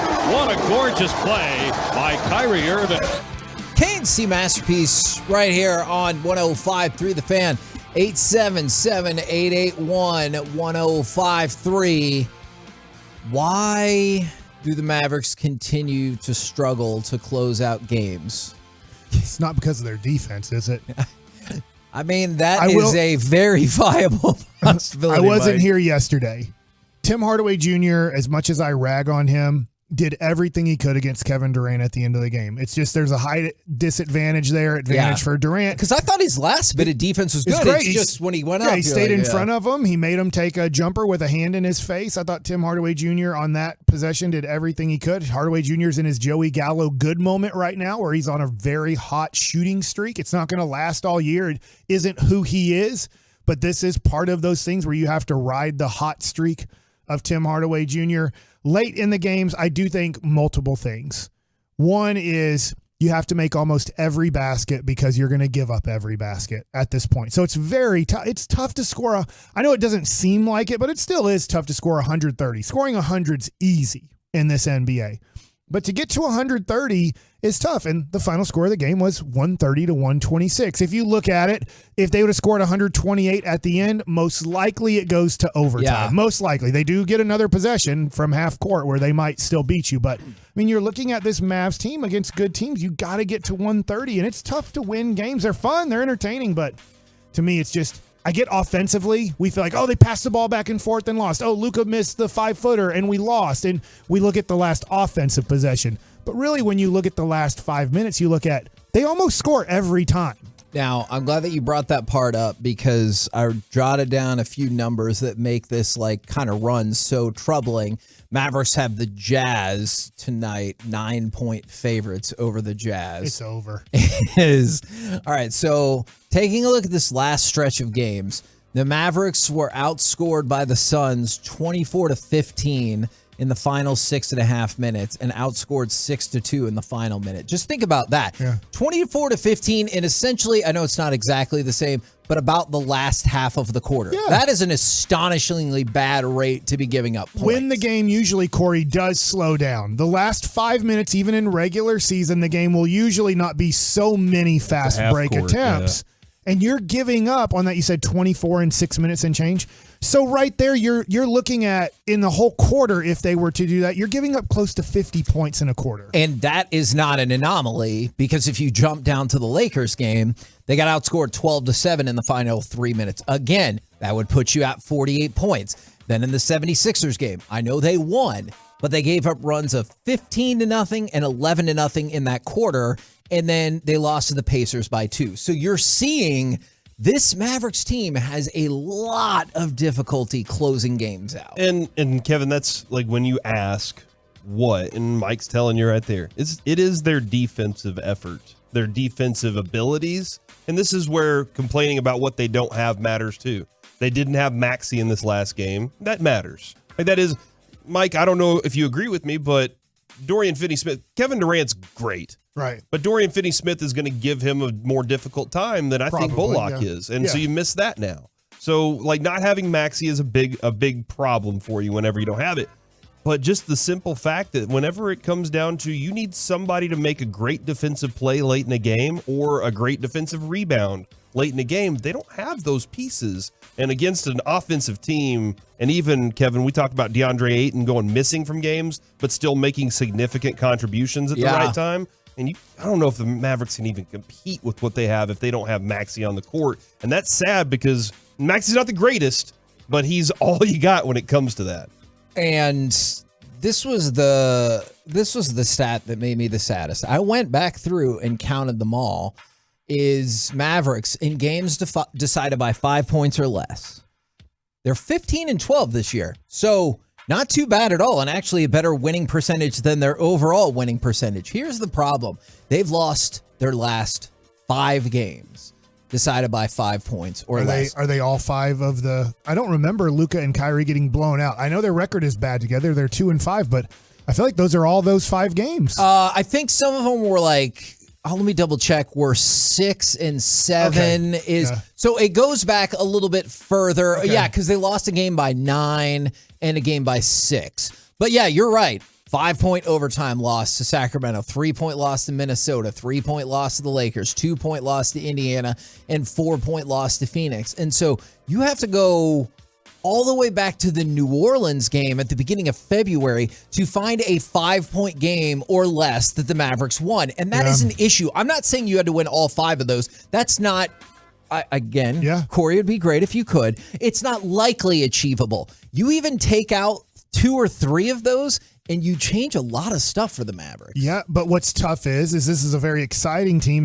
They're a bad. I know they shot free throws great the other day, still lost, but I don't trust anybody at the line the last 3 minutes. I mean, even the other day, Maxi Kleba, I know he just came back, but he got fouled and he missed both free throws. You're just like, this is what the Mavs do, whether it's Luka, Hardaway, Kyrie. I do believe. I'm like, please foul Kyrie. Yeah, late in the game, I'm like, please foul him.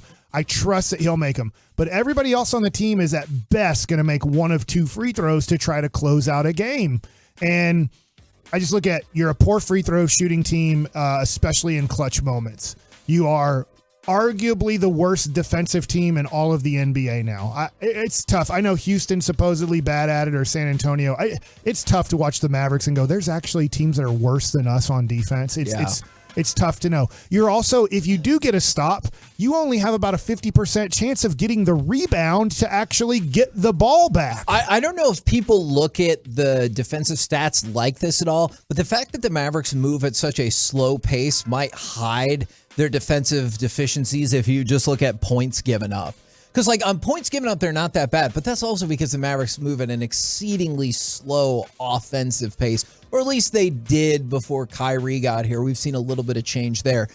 But if you switch those 2 or 3 games, like, you pull out 2 of those 5 games, you jump up to 5th place. If you would have won 3 of those 5 close games that you lost by 5 points or less, you jump up to 4th place. Right now, you're in 7th place. You're not in the real playoffs. So here's how it would go.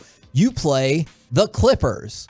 Well, I hope we win, but historically, or I guess more recently, we've seen that's not the case. And then you fall into a game where you play Utah or Portland in a win or go home to get the 8th seed, which would then, even if you won, match you up with the Nuggets. Yeah. No, it's not the best. And then there's the possibility of, I know it's small, but that LeBron comes back and that they win the 9-10. So you'd have to play the Clippers, then the Lakers just to try to make the real playoffs. And at that point, you're like, if we do, we do. It'd be nice to watch them play 5 or 6 more games. I think at this point, maybe I'm wrong about this. I hope I am. I'm resigned to the Mavericks are going to lose if they make the real playoffs in the first round, but it's going to be entertaining because the scores are going to be 134 to 124. That'll be a blowout against the Mavs, or they're going to lose like 131 to 128. They'll win a game maybe 140 to 123, and you're just like, well, we beat them by 17 because we couldn't miss tonight. And you're like, well, that's the only way we can win. We literally have to shoot 55% from the field and 45% from 3. Like, I'm resigned to that. If you want my magic numbers for the Mavs to win in the playoffs and win a series, they're going to have to shoot, which is very tough in the playoffs. They're going to have to shoot 55% or better from the floor and 45% or better from 3, while probably shooting 80% from the free throw line to have a chance, because they can't stop a team in the NBA. I will certainly concede that point. The only thing I'm not sure about the playoffs yet is just because I see the great matchup in front of you, or the best possible matchup in front of you. For example, so the Mavericks are 7th right now. Right. And I know there's still a little chunk, 16, 17 games to go in the season. If you would have won that game against the Suns, you would have been sitting in 6th place, which matches you up against the Kings in the first round, which you have a very real shot to win that series. And then you would potentially move on to Memphis. But the Mavericks have played Memphis really tough. And with what's going on with them right now, who the hell knows? So I can't let go of that dream. You're right, logistically, because our defense is so bad, I'm with you. But I keep looking at, if you can get into that 2-3 block with the rest of them, I think you could maybe do something. I know it does look good on paper. I get it. But I just think that the Mavs have become, and I don't think they meant to do this. I think what they're hoping is they're hoping that Kyrie signs back with the Mavs. That's their hope, I think. And then they can redo the whole team around those two guys. I think they know that this is a failed team. They're not dumb enough to believe that this is the right team around Luka and Kyrie. I hope you're right. And that's why they tried to trade Christian Wood so bad. They tried to trade Tim Hardaway Jr. so bad. And look, those two guys actually are playing pretty well right now. I know that people are like, hey, I think Wood's minutes are going to go up now that this and that. And I was like, hey, I don't know. Like, they might go down. They have gone down. Since Kleba's come back, like, his minutes could go up because Kleba cleans up some of his defensive stuff. They've gone down, and they're going to stay down. They see him as a 15-minute-a-night guy, but did have 10 straight points there in the fourth quarter early on against Phoenix, which was great, like offensive impact. But I look at this team and I go, there's just, even against Sacramento, and I don't think Sacramento is going to go far in the playoffs at all. I agree with you that they're the best possible matchup. But if you can't stop anybody, if you know you're going to give up 130, it's really tough to go into a game going, guys, if we don't get 130, we have no chance. Yeah. And I think that they will a couple games. And that's why I think the playoffs, if the Mavs play in a 7-game series, I think they'll be entertaining games. And you know what we're going to do? We're going to come in here and go, man, if they would have just made that basket, or if they would have just got that stop late in the game. But when you give up that many points and you can't get rebounds, and think of it this way too, and not that Dwight Powell's having a great season, but he's having his regular season. We can't even play Dwight Powell in the playoffs. He's not even competitive in the playoffs to play. So now we take out another guy. They won't even try Magoo anymore. I don't even. It's really weird. Because he had 2 good games with Kyrie. Like there are 2 10-minute stretches in 2 games where you're like, hey, Magoo might be able to help us. And then Magoo got ripped out of the rotation again. And so you're like, all right, well, Magoo's out. And I don't remember. Did he earn his last name back after those 2 games? Yes, okay. I called him McGee, but he's gone back to Magoo because he Magoos himself to the bench. And really, I think that is Jason Kidd, but probably Magoo in practice isn't doing anything to warrant minutes. And then Dwight Powell isn't going to be able to play in the playoffs. They can't stand Christian Wood and his lack of ability for defense. So I'm wondering, when we get to playoffs, I think when we get to playoffs, and Maxi Kleba's not a healthy enough player to count on, I think most of your closing lineups are going to be 5 guards. I think Luka's going to be the biggest guy on the court the last 6 minutes of the game. It's going to be Kyrie, Luka, Reggie Bullock, Tim Hardaway Jr., and I'm going to guess right now, Josh Green. That's going to be your 5 guys on the court to close. That is 6'7" to 6'2" guys. Yeah, where last year you kind of had the same group. It was just Dorian was in there with Jalen Brunson a lot of times. Right. You know, like with that same trio with Dorian and Jalen. And I do think Maxey will be one of the 5 finishing guys. You got to have somebody that can play some defense. You got to watch his minutes because he's a broken player. The NBA 82 games, 48 minutes a night. That is 50% too much for his human body to have. I get he's 6'10" and he has a NBA basketball body, but his body cannot do this. He's a 45 games, 20 minutes a night guy if you want to keep him healthy and have him ready for the playoffs. We're the KNC Masterpiece right here on 105.3 The Fan. Coming up next, let's chit-chat with those fellas from the G-Bag Nation right here on 105.3 The Fan. All right, before we get to crosstalk, I want to tell you.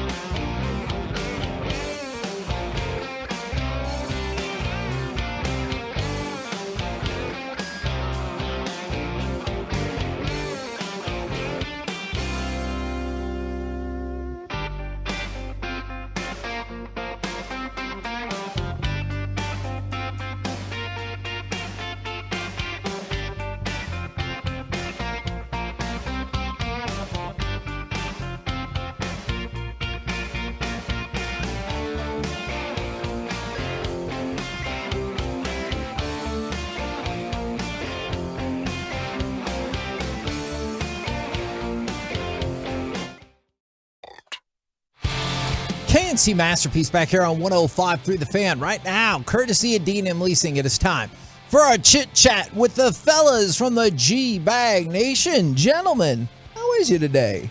Hagee, we are rolling. I wanted to say, I haven't mentioned this in a while. How do you feel like your hair is coming in? It feels like it's growing back fairly quickly. Got a pretty good rug going on here now. I needed to shave it again. It's coming up soon. Been meaning to do it for about a month, but I procrastinate on haircuts more than anything else in my life. So it might go for 2 years, and I might have long hair the next thing you know. Ooh, that's a good question. What have you procrastinated the most on in your life? I feel like, I hope she's not listening at this moment for my wife. It's oil changes. Uh-oh. That's not good. Yeah, she'll look at the thing, and she's like, oh, it's still got 2%. And I'm like... If it's good enough for milk, it's good enough for oil. That's a great point. That's a great point. Don't you just look at the mileage and the last time you changed your oil? You could do that, but on a lot of cars now, they'll just have like your oil, how much oil percentage, you have left on there, and it'll be down to 2%. She'll be like, see, it's not 0. Oil changes are kind of overrated, you know? Yeah. But oil changes are overrated. That's right. I think so. It's the blood for your car. Yeah, it is. What kind of milk person are you? Are you a 2%, a whole milk?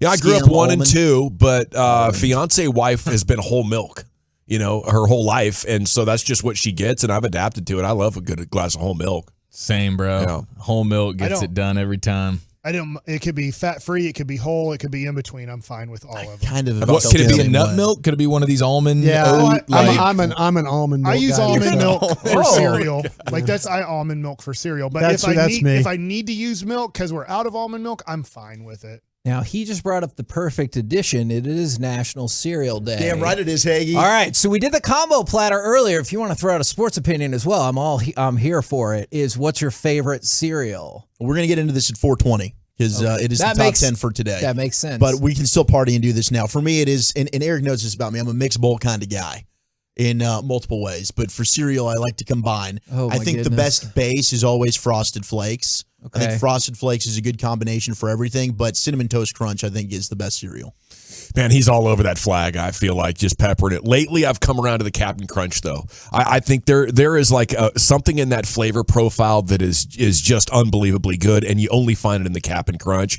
I don't know exactly what it is. Is that a buttery, butterscotchy type of flavor in there? It is insanely good, so... That's what I'd go with. And my hot opinion is I think the Cowboys coaching staff is making all the right moves. Did you know that Captain Crunch's real name is Horatio Magellan Crunch? Nope, but I like him even more now. Magellan? That's true. Around the world. True story. Sail. I don't around the know world. that. Yeah. Brian, my sports opinion was off this cereal thing was I wish Jerry Jones would stop talking because I have them going to Las Vegas in the Super Bowl, and then he talks, and I'm like, what am I doing with this team? Is it just in front of microphones, or would you like him to just go mute for the next? I don't know. When he starts 350 talking about days or so. This is a cool Twilight Zone What's the episode thing about that he says Really? that's disturbing you the most? That right Zeke's an awesome football player. now? I think that'll get taken care of. Oh, great. That was my biggest issue as well. I listened to y'all's show yesterday, and Yeah. then I do think he's going to go after Odell Beckham Jr., who has 2 ACLs, a broken ankle, and a torn up groin that they had to do surgery on in the last 4 years. And I'm like, what are we doing going after that guy? I just think that they've done the most legwork on that one. They might switch me around a little bit and be different, but I have a feeling there's a couple of things that'll happen. I have a thing that the thing with Zeke will take care of itself, and the Tyron Smith thing will take care of itself. Back in Vegas. Thank you, Brian. Yeah. Woo. I can't help you on the Super Bowl. Odell. I can't help you on Odell Beckham though. Just because they've already done so much homework on it, and they're like, "Wow, yeah. we've come this far. We Yeah. have to just sign them." Yeah. I just feel like that's, generally when you do that amount of legwork on somebody, you have an idea what you want. Even if his legs don't work anymore. I'm going to compare him to a player that the Cowboys did this to before. If the Cowboys sign Odell Beckham Jr., I'm with Gavin. He is going to look exactly like the way Eddie George looked in a Dallas Cowboys uniform. And you're going to God, that guy used to actually look like he could run a football. Yeah, Bill messed him over really bad. He had this consecutive game streak starting as a running back, and Bill just decided to healthy scratch him one day. And Oh, no. And that was the end of that. At that point, Eddie just went, nah. I'll see you guys Who later. did he start him for? Avion Cason or someone? It was something ridiculous, and Eddie just said, and I That's a good pull. felt bad for Eddie. I'm like, this dude, we weren't a good team, and all of a sudden, I don't know, Eddie wasn't playing great, but still, you just let him finish it out. And Bill didn't do that. How does that arrive? Is that like at 90 minutes before kickoff, Eddie George has been working as the one back all week, and then much. all of a sudden, hey, you don't have to work today. You don't have to work today. Nice. You're a healthy scratch, and then Eddie's like, "Yeah, I'll see you guys later. I'm out of here." That kind of thing. I get that. Is there any part of you that would rather the Stars have lost 8-0 last night than to lose in the last 7 seconds of the game? I've always been a huge proponent. I'd rather be blown out than have my heart ripped out of me. I think it was so unfortunate how they got caught up ice. Yeah. They were trying. That's just the aggressive nature of what we've seen with the Stars, and unfortunately, they got caught in a bad spot. Calgary's a good team, but Are they? I think they are. They're okay. Against the Stars, they are. Against the Stars, they're amazing. They're the best team ever. The Stars, the Stars haven't won against them this year. I know they got one more game in Calgary coming up here. I think March 19th or so. I love their coach. Okay, sure. I love him, and that's why I'm always going to kind of pull for Calgary, because I feel like that Sutter is one of those guys that's always going to tell you, like, Coach, how do you play tonight? He gets the sheet. Yeah. And he goes through and he reads it and all of that. And he was really honest last year, too, about anybody that was going to play the Avalanche. He said it's 6 days that you're never going to get back in your life because nobody's going to beat them. Those are all great points from our hockey/NBA/NFL insider, Brian Broaddus. He's working on MLB right now as well. He's going to go 4 for 4 here with the North American Major Sports. I always felt like getting blown out, if that happens to you too much, you're not good. So every time you get blown out, you're one closer to the amount of blowouts you can sustain, like in a month or 2 month period where you have some serious systemic issues. If you're close, you feel like, oh yeah, we could have beat them. But if you get blown out, you really have to start asking yourself some serious questions. I had not thought about it like that. That's a good point. Now, you guys, we were all in surprise together. We had Evan Carter on the show today. I was jealous. I know we probably shouldn't hype it up too much, but what is your Evan Carter hype level at?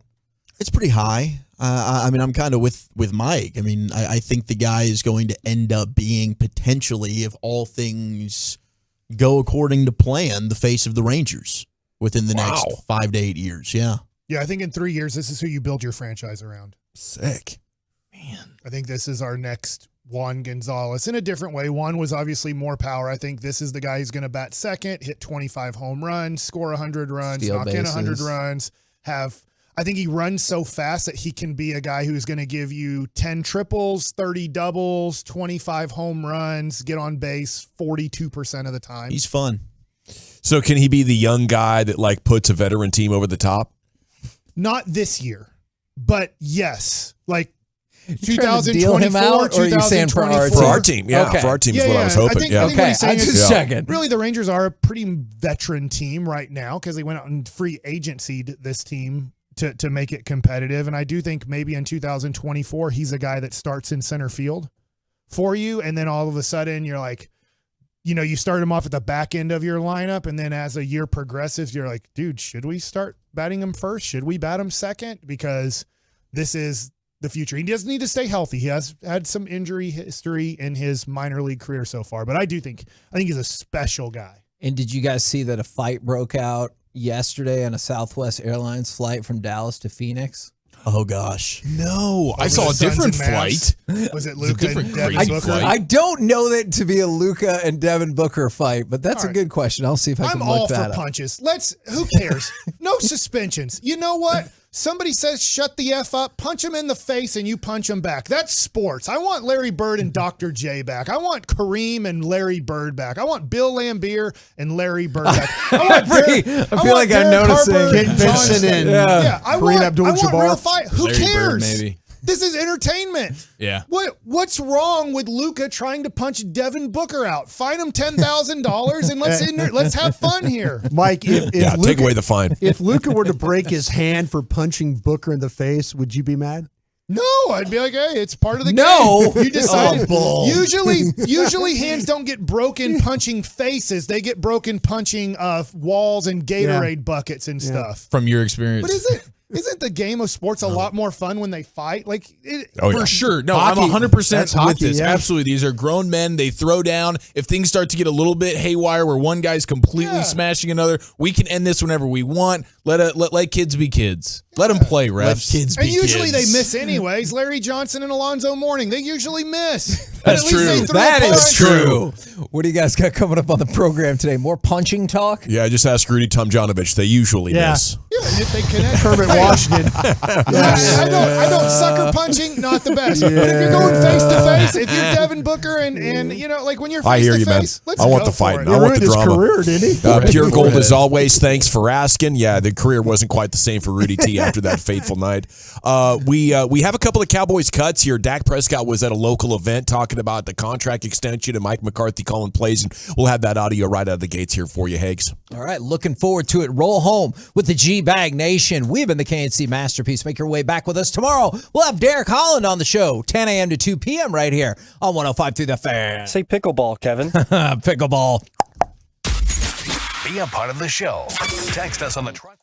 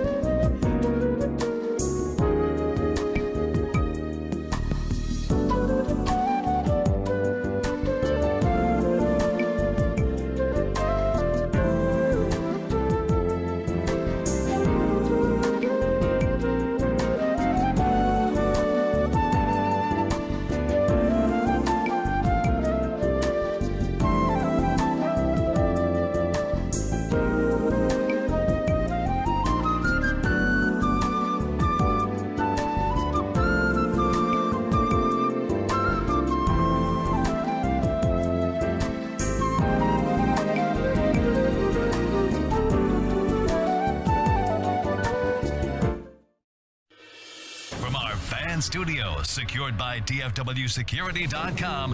You're rolling with the G-Bag Nation on 105.3 The Fan. Welcome to the Nation. It's hour one of the G-Bag Nation here on 105.3 The Fan. I hope you're having a fantastic day as we're off and running and have a number of very interesting Cowboy storylines here for you, and we look forward to getting to those, talking some Mavs, talking some Stars, talking some Rangers here with you. Have a very full Tolo Tuesday prepared here on 105.3 The Fan, and a number of quality Cowboys conversations will be had over the next 5 hours. General at your service. There's former Cowboy scout Brian Broaddus.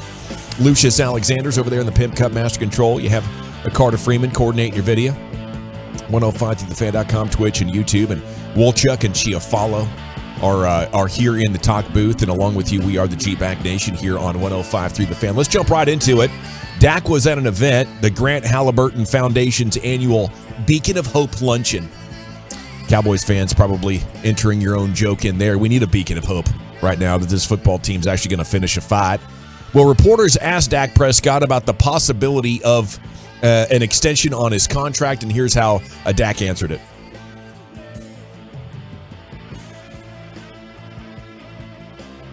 The chance you might go back to the table financially. Are you excited about that? To stay here longer than what? 100% I'm excited. Yeah, to be a Dallas Cowboy, as I said. I mean, always dreamed to be here. Now that I'm here, I don't expect to play for any other team. And now it's just about winning. So just trying to get that done. And just to hear, obviously, as you say in the front office, looking forward to an extension. So when that time comes, it'll happen. Kind of with Steven on it. It may just happen overnight, but when it happens, it'll be great. Might just happen to, we'll wake up and it's done. They haven't started negotiations. So there's been a lot of talk in the media about it, but none. Is there any way that, maybe in the back of his mind, he's wondering, did you hear any doubt in there? He said, I don't plan on playing for anybody else. Now it's just about winning. Does he feel like he has to win more to not play for somebody else in his career? Or am I connecting too many dots there, guys? How the hell are you? What do you think of the topic? I'm fantastic. I had a Broaddus moment to start the show. How about this? I missed the button on what the are you talking about? I microphone. hit this button 6 times over here when Dawson called for the audio. Bam, bam, bam, bam. Is that a Broaddus moment too? Yeah. Jeez. We're all Double working gator. out kinks today. Yeah, man. I think that my initial thought was in Dak's mind, in the back of his mind, he knows he has to win in order to stay here forever. But I think he is anticipating being here forever, and the point is he just wants to win to make it all worth it. Yeah. I think Dak's a company man that says all the right things, but did I hear a ton of excitement in his voice there, and his tone and inflection? No, I did not. Yeah, there's something in there. I don't know quite how to put words around it. I don't know if maybe he's super pumped or not about this whole offensive change. I don't think he's excited at all, to be honest with you. I think he's going to miss Kellen Moore when this is all said and done. I really do. It's kind of like that when we talked about this yesterday. He's now all of a sudden Mike McCarthy is going to say, okay, we're going to try and eliminate mistakes. We're going to try and make you read the half the field. We're going to make you do a lot of different things that you're probably not accustomed to doing. And so to me, I don't see him being really excited about offensive switches here and stuff. Especially, he came out last year and was talking about, they were saying, hey, Mike McCarthy goes, I'm not used to all these option routes and things like that. Dak came out, a couple of days later, maybe a day later, and like, no, you guys don't see us. Keep the option routes in. This is stuff that we can work with. You don't see all the big plays that we make with the option routes. I personally don't think that Dak Prescott's particularly happy with this change from Kellen Moore to Mike McCarthy. Well, I mean, it's believable. People don't like change at the job, but, among the things that have been said since the end of the season, David Moore wrote a piece in the Morning News about how in order to go forward with Dak, you might have to make him uncomfortable. He might have to hear things that he doesn't like to change the things around him. And it's very common that quarterbacks have preferred things in the approach, but that's not always in line with what is going to work. Like Aaron Rodgers fought Mike McCarthy on a bunch of stuff in Green Bay and refused to do it. He leaves. Next thing you know, they're doing all that stuff and having a tremendous amount of success with it. And Mike's probably sitting there like, oh, you don't like play action, huh? Oh, okay. Well, sort of looks like it's going pretty dang good for you now that you're winning back-to-back MVPs and having 13-win seasons for 3 years in a row. So, I like that. I like that it makes Dak uncomfortable because just at the end of the season, we were saying you have to try something different. Here is Dak, though. Cut 2, asked about Mike McCarthy calling plays. He talked about that specifically. And I'm a guy that's excited for what's next. Always optimistic. Know Mike's history and calling the plays, has had a lot of success. So excited for that. I know he's excited to get back into it, to dive into it, to be able to call the plays and just to be so engaged. And so it's a change, but it's going to be good. So you think he's BSing us right there, Brian? Absolutely is. He's the best BSer in the in all of the land. He even gave you a da-da-da-da-da. I'm thinking about something. I love Mike McCarthy. Well, I guess they're neutering me. I was going to say something, but I'm not going to say that. No, I do. I feel like, though, that this is going to be, Dak Prescott is, it's funny because I was talking to somebody this morning there to keep a lot of the same terminology and stuff. And we talked about some of the terminology that Mike McCarthy didn't know, So if you're going to keep some of the things and terminology, and I find it a little bit interesting as that, but if you're going to reduce Dak Prescott to half field, quarter read quarterback, that, I'm sure he's not too happy. Well, why do you feel that way? Not all quarterbacks in a West Coast offense are reduced to that. There's been some very dynamic quarterbacks. I think McCarthy's putting this on Dak. The reason they're having to change play callers is because of him. That's why I think that's, couldn't it be that he feels like there's more you can get from Dak, and this is going to make a better version of Dak? This isn't putting training wheels on him? No, I think they are putting training wheels on him. I really do. Did Bill Walsh put training wheels on Joe Montana? When you're talking about these, if you're comparing Dak Prescott to Joe Montana, I think you're incorrect in that regard. The thing that's different. I'm not comparing them. I'm saying we're in the West Coast offense. Yeah, but Dak Prescott. We haven't seen snap one of it. Dak Prescott doesn't have the accuracy of a Joe Montana. No, he doesn't. You're right about that. So that's the only thing I'm saying different, Gavin. If you're going to put him in an offense where he's not, we've seen a lot of the interceptions or balls that have kind of clanged off guys. It's been behind. It's been too high. It's been too low. Yeah. That's the one thing that the West Coast, the problem, Brett Favre played in a West Coast offense, and they really had to try and rein him back because he would throw the rocket ball. They would end up in, first of the game would end up in the stands, and then, but he had to kind of learn along the way. But, you also, Mike Holmgren at the time with Favre, he was like, hey, I can't it's not all about the West Coast. There were things that they brought, the downfield passing game from the Dolphins, the screen game from the Vikings. There are things, like I said, if they're going to make Dak Prescott have to be an accurate quarterback to make every single throw, then I don't think this is going to work. Yeah, I don't either, because I don't think that you're really going ahead and making the most of Dak's skill set in that regard. But in fairness, to your point, we haven't even seen snap one yet. So I don't know, we're hearing a lot and we're reading a lot about what we're thinking and expecting the offense to look like. We'll wait and see. But I am a little bit pessimistic from what we've heard. I'm with you, Brian. I'm not expecting this thing to go ahead and work because I don't think that this is really going to But it wasn't working already. Well. We had to try something different. Well, they're a top 5 offense, weren't they? Statistically. I'm throwing that out there because if you talk about scoring offense, red zone offense, all these parameters that we like to talk about. In the regular season against one of the easiest schedules in the NFL, they have been putting up stats. But that's what it is. They've got to play the schedule. Now, I understand there is something fundamentally wrong when they get in the playoffs. Yeah. There's something fundamentally wrong. And I don't know, is it all on Dak Prescott? Is it all on the play call? Who's it on? They were bad. They were bad in playoff games, back-to-back playoff games. Because Kellen Moore was constantly trying to put the ball in the end zone instead of making the defense defend all 3 levels. We're going to run it. We're going to pass short. We're going to pass intermediate. Yeah, they really couldn't run it, though. No, they couldn't. No. And that's a big part of this adjustment is to put more emphasis on executing the running game. And then those deep plays down the field, taking advantage of Dak's skill set, which is something he's pretty good at. Then the defense is set up to actually be vulnerable to that. Yeah. Instead of, what they did, and I think they ran a lot on early downs, but not enough on the later downs. And I think you're going to get a lot more of a balanced and less predictable approach from Mike McCarthy. So I'm really in a rare place, though. I think I might be one of the rare people on the entire radio station that thinks this is going to work out well. You are. I just feel like that, to me, this is the quarterback will do whatever you tell him to do. I just feel like he's going into the season probably thinking like, you're going to reduce me to this. Okay, I'll do what I have to do. That's where I think this is at. And if it doesn't work, then Dak will be the one that's still here, and Dan Quinn will be your head coach. That's where, if you're a Cowboy fan and you want to move on from Mike McCarthy, you should be great with this move right now. Because if it works, fine, great. Hey, they proved everybody wrong. Well, I don't know. Maybe I'm crazy, but I'd have a little bit more trust in Mike McCarthy to, in the offseason, find a way to make this offense hum than Kellen Moore. Like, this guy called the plays for a Super Bowl winning team. Kellen Moore, put up some nice stats. But, Mike McCarthy has been, the guy that has put this team in the playoffs for back-to-back years for the first time in 15 years. You're a takeaway defense. You're healthy.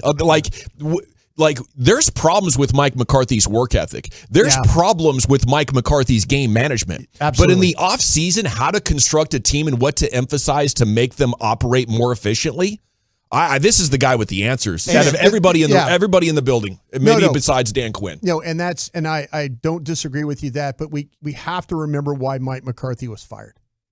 Because the offense wasn't good enough at the end. It wasn't good enough for the quarterback that's a Hall of Fame quarterback. Yeah, no, you're right, and that got bad.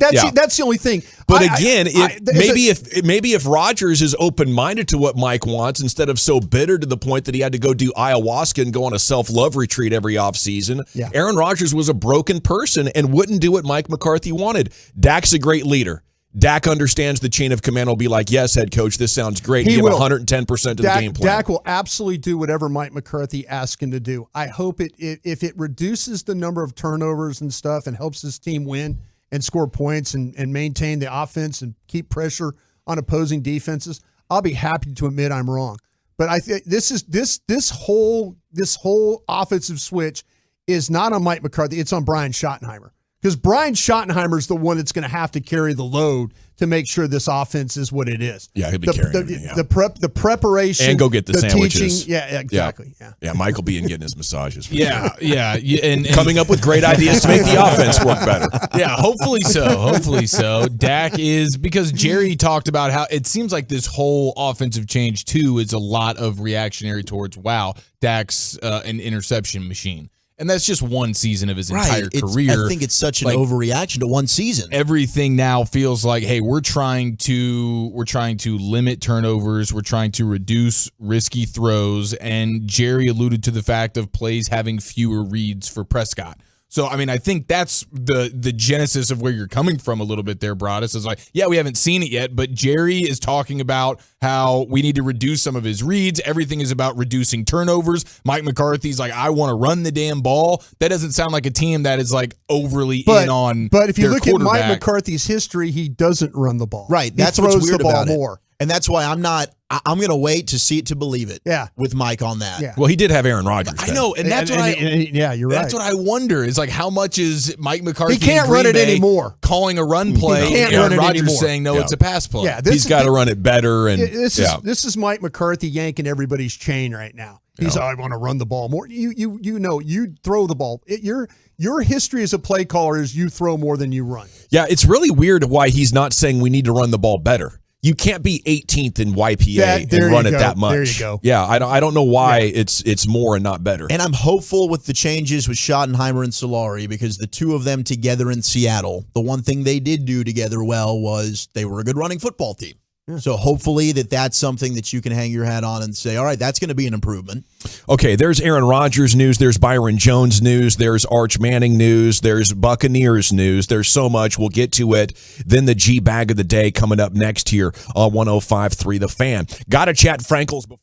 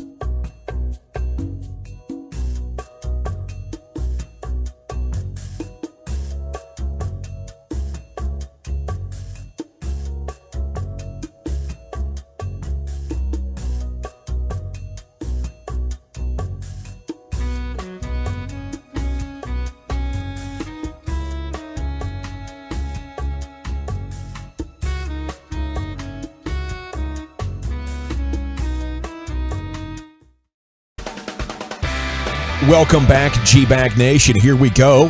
G-Bag of the Day is coming up in 8.5 minutes. This segment of the show is brought to you by Soda. That's state-of-the-art. So much stuff going on. Lamar Jackson got the non-exclusive tag, which is $32 million instead of $45 million, and it means other teams can now offer him a contract. Ravens will have the option to match. So that's part of the story. Matthew Berry has a piece in his Combine notes. Washington could come in with a fully guaranteed offer for Lamar Jackson and sort of nuke the quarterback market, send an FU to all the teams out there on his way out, hook up Washington's fan base with the player that they want, and, you know, have a final big mark that he has put on the team.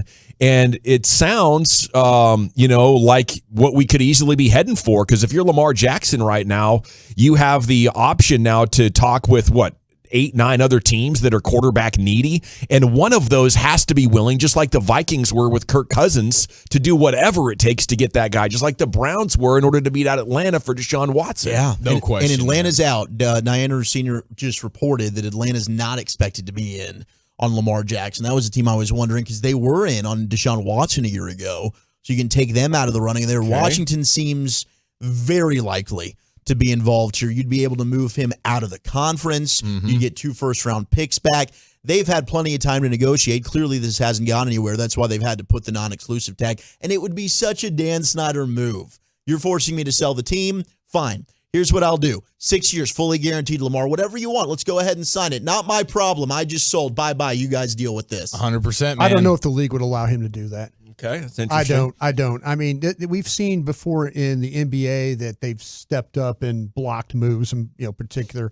I think that would be one of those things that if you were the league and the other owners, I believe, would step in and say, we can't have this. Now, and then Lamar Jackson, the Players Association, well, yeah. that'd be a big time duke it out fight. It would be a duke it out fight. I do wonder what other owners would step in and say. Oh, they'd be angry. Absolutely, they would be so angry. So, if the intent was to sell the team and they're taking bids and all that, and you do something like this, I believe the commissioner would step in. It would have to be a deal that would be, relative to the market, somewhat fair. 5 and 225, 45 guaranteed, something like that. Whatever, basically the Deshaun Watson contract, whatever that was, maybe with like a little bit more to. I think you win.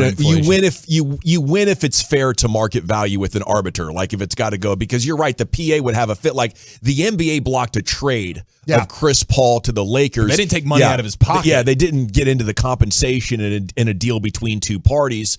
And certainly Washington could argue the next owner or prospective owner would definitely want this, because Lamar Jackson and that team now, that's a very viable threat to do some damage. And now you have to start looking at the NFC East as one of the nastiest divisions in all of football and maybe as strong as it's ever been. Once they're in negotiations with the Commanders or in negotiations to sell the team, any move that Dan Snyder signs off on, I think the league will have some scrutiny about it. Yeah. Any kind of. And I'd want scrutiny if I'm the other owner. Yeah, that's you're not gonna leave a deal with me. Yeah, It's got to be something. So it is a sensitive situation, but I think Washington is the most interesting team, obviously, from our perspective. And how much of a threat would they be in your guys' opinion? How do you rank the division there if they do get Lamar Jackson? I think they would be right up there in contending for the division title, because to me, he'd be playing with the best receiver he's probably ever played with in Terry McLaurin. Guaranteed. Jahan Dotson is emerging as a stud. Curtis Samuel ain't bad. Not at all. Good running game. And they'd probably continue to try and reinforce and replenish that offensive line.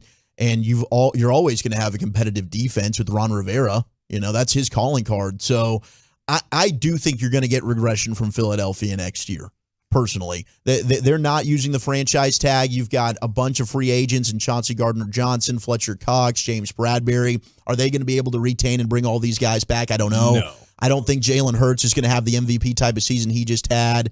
We'll see how good he is next year. Philly's still going to be good, but could Washington, and nobody repeats in the NFC East. This is a trend now going on for, 2 decades? I think so, yeah. So Washington is a real legit threat with Lamar Jackson, assuming he can stay healthy, because that's always been the issue with him. Man, that's a great troll job by Dan Snyder on the way out to do something like this. It really is. The Lamar Jackson thing, you always have the caveat of if he gets hurt, though, because that can all end very, very quickly for you. He's going to have a ton of suitors, I think.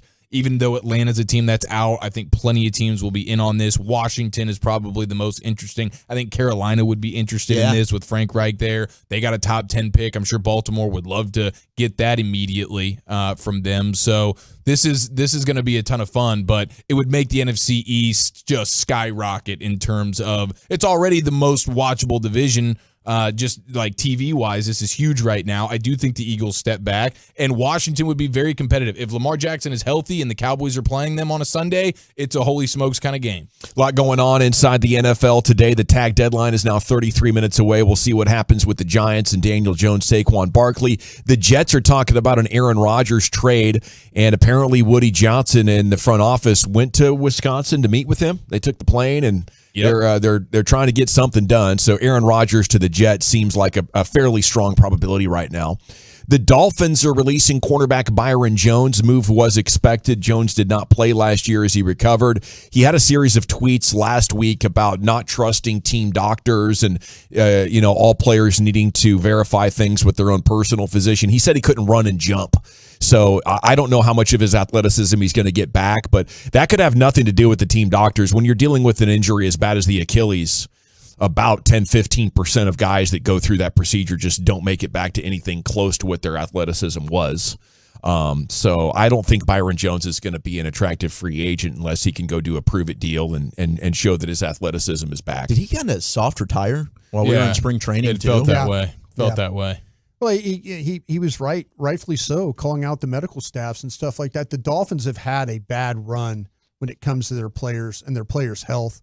With the what's going on down there with the concussions and all that. That's something I think the league needs to step in and check out what's going on with the Dolphins and their medical staff.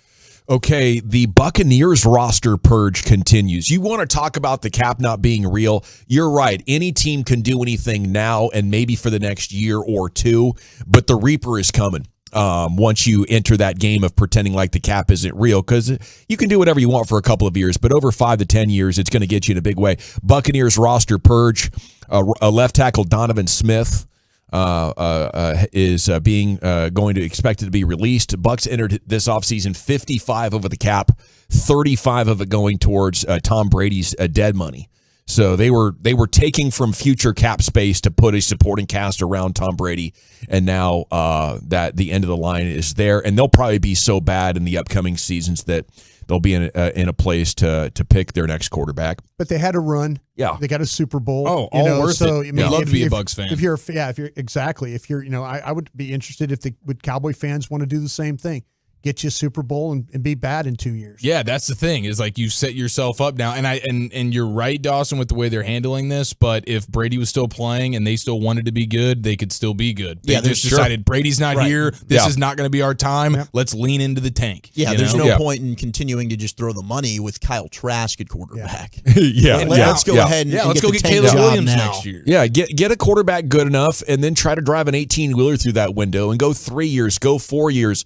Every year you go, you're probably adding another year or, a huge pile of money on. But if you have an opportunity to get it done in the NFL, you have to acknowledge that very, very few teams can keep that championship window every single year. And if you haven't done it for 30 years, maybe getting more aggressive to reward your fan base for all their loyalty would be a cool move right about now. What do you think, Jones boys? We have to start your Write Your Local Jones Boy campaign, I think, to get this thing rocket fired in the right direction, though. It's time now for the G-Bag of the day. Here's Lucius. Jeez, man, I'm in here doing the pee-pee dance, bro. Dang. Dang. Yeah, I'm feeling like 535, 540. Yeah, it's on me. It's on me. I've had... What happened? You drank all that water. Yeah, I've had half a gallon. I added more. Yeah, it's kicking my behind right now. And the coffee on top of that, it just gets you, man. Through you. Never enough time in the day, though. I'm late as hell.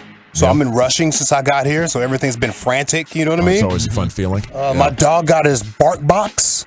You guys got a bark box situation? Peanut butter boxes here. So they send like toys to your dog every month, once a month. Cool. Just like toys and little snacks and stuff in there. She goes crazy. So as soon as like the ding dong goes on there, and I know it's a bark box, I'll just like open the door, like, oh, it's your toy. Your stuff is here. And she'll like tear up the box. So I'll just sit there and stay there and watch that, and that took too long today. That's awesome. So I'm running late. That's fun. You got some quality time with the pooch. Sure, man. Now I have to use the restroom while I'm live on air. Let's go to John Jones. John Jones post-win in the Octagon. going to put that up because I got a lot of pressure from the G-Bags. Good. And the Tolos yesterday. This is a vacated situation. so he's Vacated nominated right. situation. That's right. Yeah. Mississippi State. Well, Mississippi Valley State, excuse me. Yeah. Those announcers right there, the freestyling during the three-pointer. Those are our champions. 5 times. 5 times right there. John Jones, post-win Octagon interview. He gave love to Jesus Christ. Jesus Christ. You're the greatest of all time now. It's cemented. It's in history. You're the heavyweight champion of the world. Welcome back. Can I get a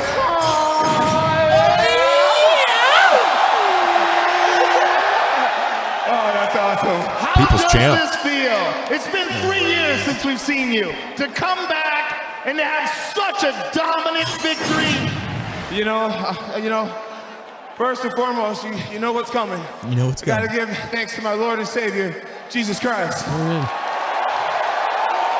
Jesus Christ. Jesus Christ. Jesus Christ. It's been an honor to watch you become the youngest ever UFC champion. It's been an honor to watch you become the heavyweight champion, and I can't wait to see you again. Welcome back, and congratulations on achieving your goal. Last thing.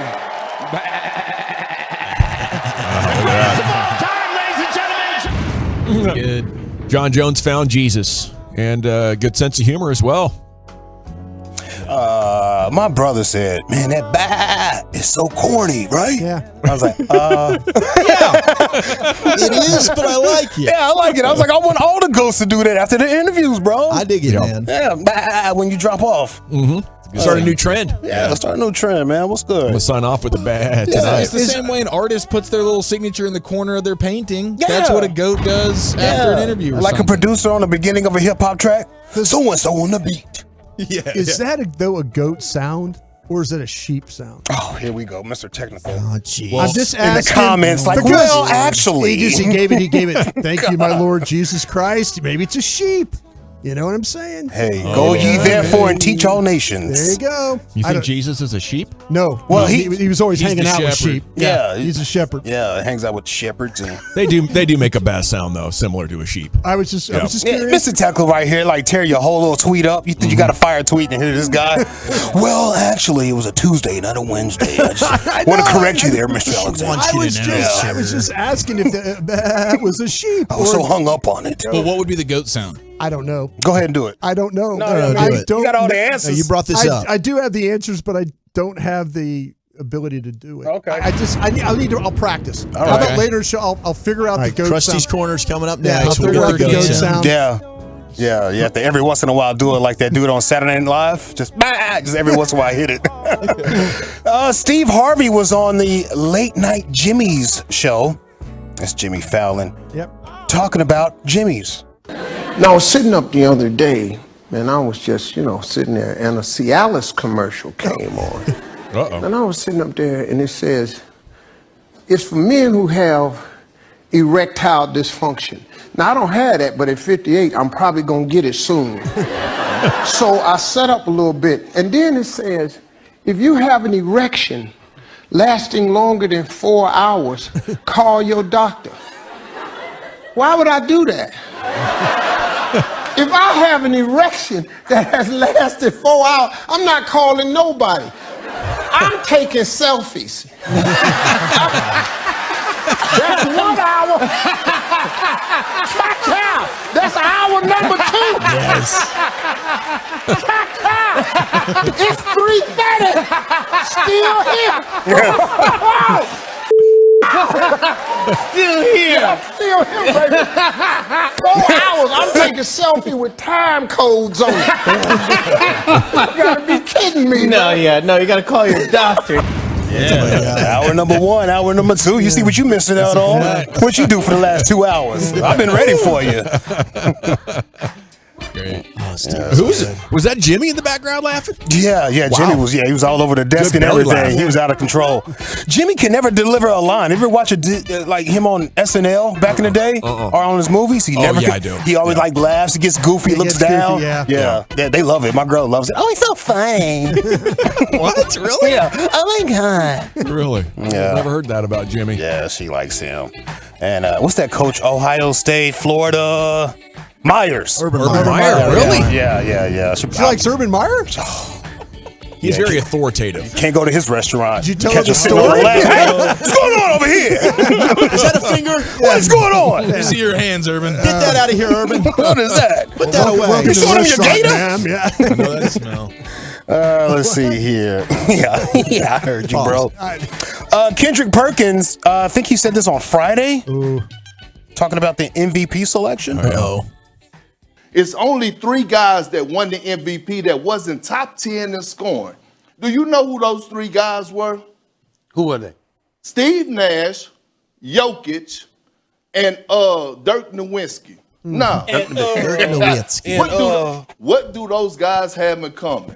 I'll let it sit there and marinate. You think about it. They're white. What? Well, okay, we got that one. really Is there tall. any They're other really things they tall. have in common? Let's get some jokes off. That's what I wanted to do. What else do they have in common? MVP trophies.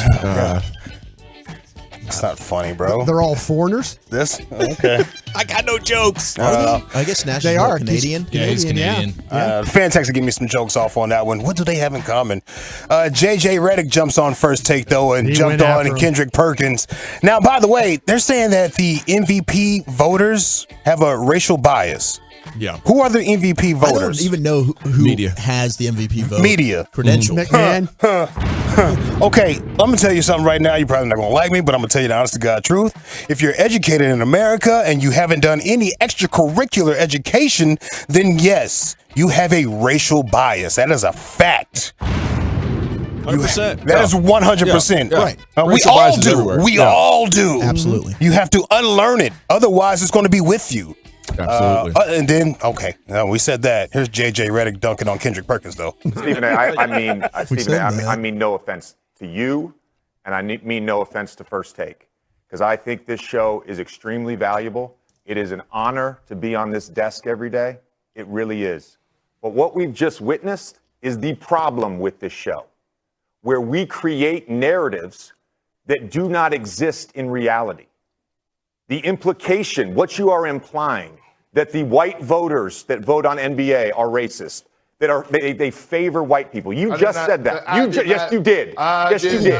Yes, you did. That is exactly what you implied, Kendrick Perkins. That is exactly what you implied. Secondly, hold on. I did not call. I stated the facts. I stated the facts. And you're not about to sit up We and all act know like what it's you something implied the boring. other day. We all know what you implied just now. Hold on. I stated, One at a time. It's the fact. One at a time. It's the fact. Oh, no. What a weird situation. It did. Yeah. They made up later on. They pieced it up. Yeah, they did. Yeah. Good for them. I think both have good points. I think You they're know? both kind of right. You could Yeah. be like kind of both right. It's wild. Yeah. Yeah, you know, when Steve Nash won it back-to-back years, I was like, oh, okay, well, you know, he scored about 20 points a game, handed out a lot of assists, led the number one offense. I can see that. Then he won it again, and I definitely think there's something in there. You know, it's just such an uncomfortable conversation to dig into on that level. But you're right, and maybe that's the conversation we need to have. What Lucius said, you know, a few minutes ago. I mean, it is what it is. Like when people say it's uncomfortable, never uncomfortable to me. Yeah, never. Because I'm telling the truth. No, you're right. You're You know what I 100% mean? telling the truth. If- Yeah. I'm not making anything up. I will take a L if there's an L to be taken. You know what I mean? On the thought, I would change it. But that doesn't mean anything. Alrighty. Who cares? I forgot Steve was born in Joburg. Yeah, He's who South cares? African. Main point is who cares? Totally different. Steve Nash is my brethren. Is it John Jones who found Jesus and a championship belt? Is it Steve Harvey on the Late Night Jimmy Show? Is it Kendrick Perkins and JJ Redick? I think I'll go with John Jones here today, Chief. How about you? Give me Steve Harvey with the flex. Lucius. Yeah, Steve Harvey. Come on through, girls. 2-1, Yeah. Wolchuk. What do you say? Check this out. I kind of like being uncomfortable and awkward, so Yeah. let's keep the 2-1 to 1. and JJ Redick. What do you say, Broadus? I'm 59 years old, and I'm right with Steve Harvey. So, yeah, I'm all about that. You're checking out those Cialis ads? Steve Hardy. I sit up at night when I think about those things. Get the smartphone ready. Baby. Yeah, you do. Are you in those tubs like in the Cialis Holding commercial? hands. Holding hands. Hey, Bill. In the tub. All righty. Thank you, gentlemen. There it is, your new G-Bag of the Day champion once again, Steve Harvey. Yeah. is hilarious. bro. Steve Hardy. I can see the T-shirts and merch now. Krusty's Corner's coming up next. Where are we going with that? We're going to talk about. I brought up these tight ends in the draft. I'm going to tell you about them. We'll do that next. Coming up Wednesday morning.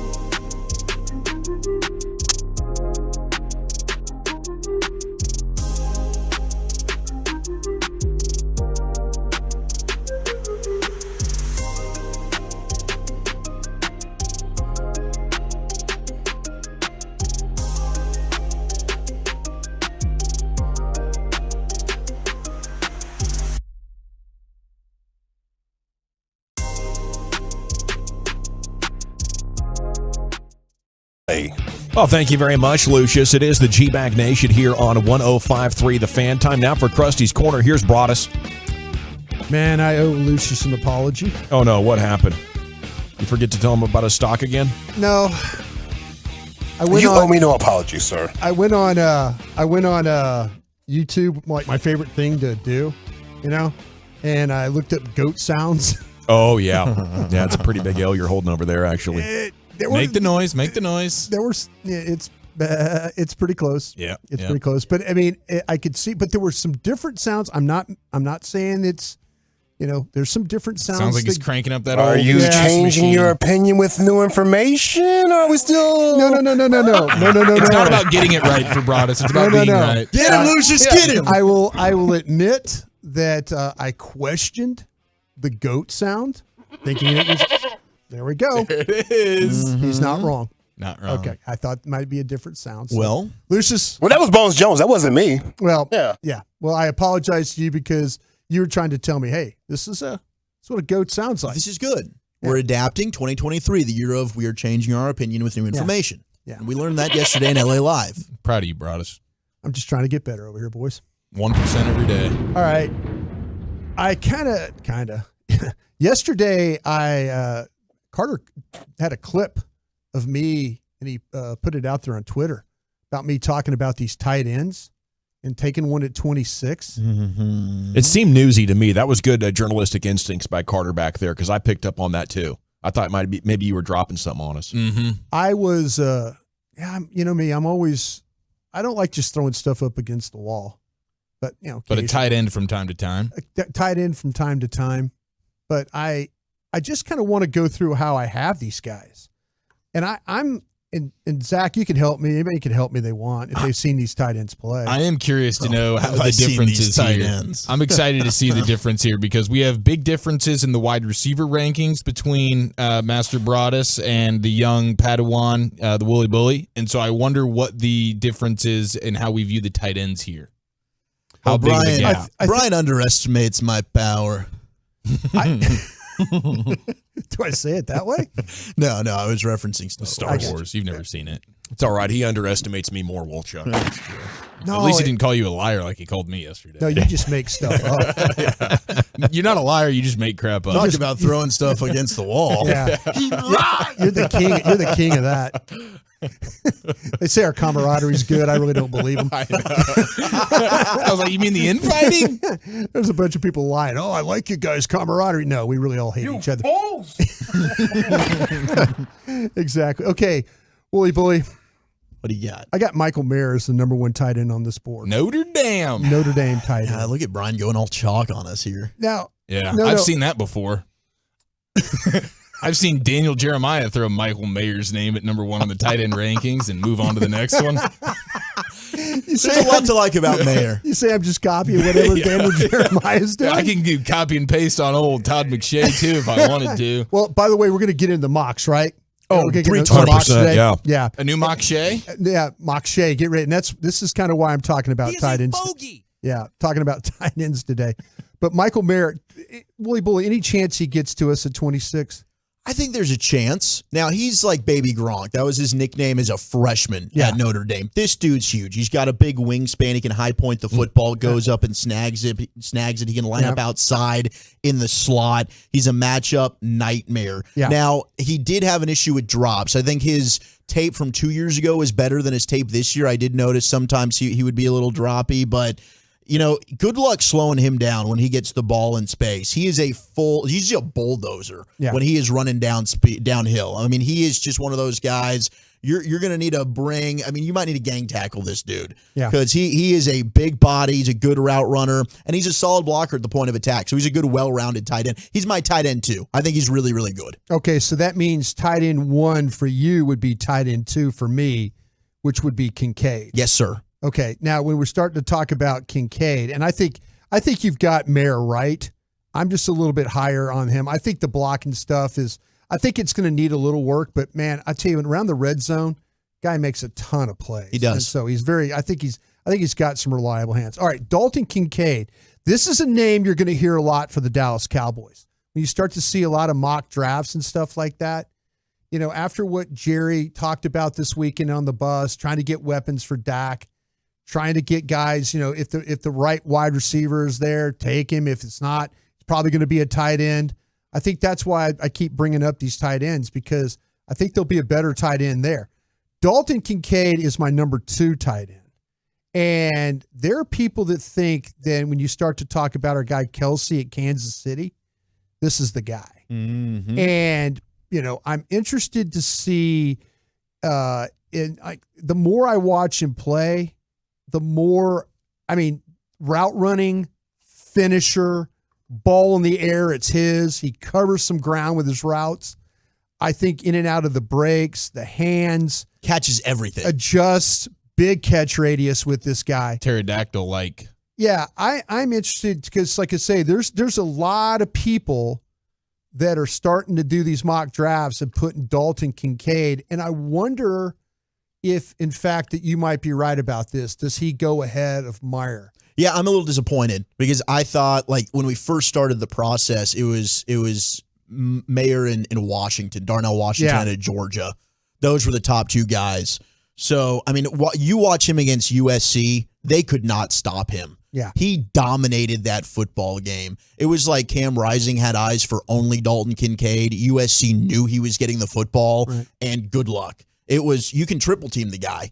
And he was catching everything thrown his way. And they could not tackle him. They couldn't. No. He can break tackles in the open field. He feasts. He can stretch the field from the tight end position. And I put, it's a stacked class, but I think he's a beast, and I wouldn't be surprised if he ends up being the best tight end. I fell in love with him, but now you're right. He's kind of rising up the board and might end up being the top guy taken. Yeah, that's the thing. I think that I know people are mocking him to the Cowboys, but he might go before the Cowboys pick, and it might be Meyer that you're going to get a crack at. Now, so is it Meyer or Mayer? Mayer? John Mayer or John Mayer? Mayer? I think it's Michael Mayer. Mayer. I'm sorry. Maybe it's Meyer. Mayer. No, it's okay. I'll find out during the break. I figured Walchuk would be the one pushing the Meyer. Mayer. That's is that a Jewish reference? I think so. What are you trying to do? If he was Michael Meyer, I think he'd be number 1 on Walchuk's board. Jeez. You have Washington from Georgia or Musgrave 3rd? Musgrave. Okay. And the thing Oregon I like, State. Now this guy suffered a knee injury from Oregon State really early in 2022. And this guy is a really, really good athlete. I love ULA. And he is a smooth route runner, gets up the field. Now, I see a little bit of Kincaid when you start to talk about athletic ability, a guy that could be difficult to cover and all that. And he's taller. Musgrave's bigger boy. Yeah, 6'6" guy. Super reliable catching the football. So to me, the hands, the ability to adjust, I worry a little bit about the injury. And the blocking. Yeah. That could be a little bit of a problem. All right, now to finish this up, you start talking about Washington. And he's the one, Darnell Washington from Georgia. He blew everybody away at the combine with his size, his speed, you were talking Unreal. about would you consider him just at 26 because of the blocking and then the downfield stuff? I would, because I think he's going to be a massive red zone target for you, but he is going to impact things in the run game because he's like a 3rd offensive tackle. And I kind of liked what you were going with is like, could this guy turn out to be the next Jason Peters? Yeah, I thought that maybe there was some Jason Peters here. Party foul? Yeah, I got a little volume up here. I'm trying to get the latest on the franchise tag. Okay, I thought that was me. I was like, damn, that John Mayer just failed me, bro. Good speaker. I ain't going to lie. I looked down at my phone. I thought maybe everybody checks themselves first. Like, wait, is this me? Yeah. You don't want to be that guy. But this Darnell Washington, I think that he might have put himself, instead of maybe being the 4th tight end, could he be the 2nd tight end on boards? And could he be a guy because of the size? I think he's so unique. There's boards out there where he would be number 1 on people's boards. And for his size, he moves incredibly well. I don't think have you ever seen anything like this guy before? I don't think so. There's going to be 4 guys. Depending on, like I said, I think this tight end class is going to stretch. And I keep bringing this up at 26. I wouldn't be surprised if the Cowboys take one of these guys. And for Cowboy fans who are like, you can't take a tight end round 1. Yeah. Okay, I'm talking to you, KGZ, who's on vacation. Watch the tight ends before you say that. Absolutely. All right. Thank you, man. Thank you, guys. A lot going on. Breaking news inside the division. Daniel Jones and the Giants appear to be reaching terms on a contract. We'll get you the very latest on that. and more as the tag deadline is 3 minutes away. We'll have all the breaking news out of the NFL. Then we'll do some mock draft, love it or hate it, coming up at 3:20 right here on The Fan.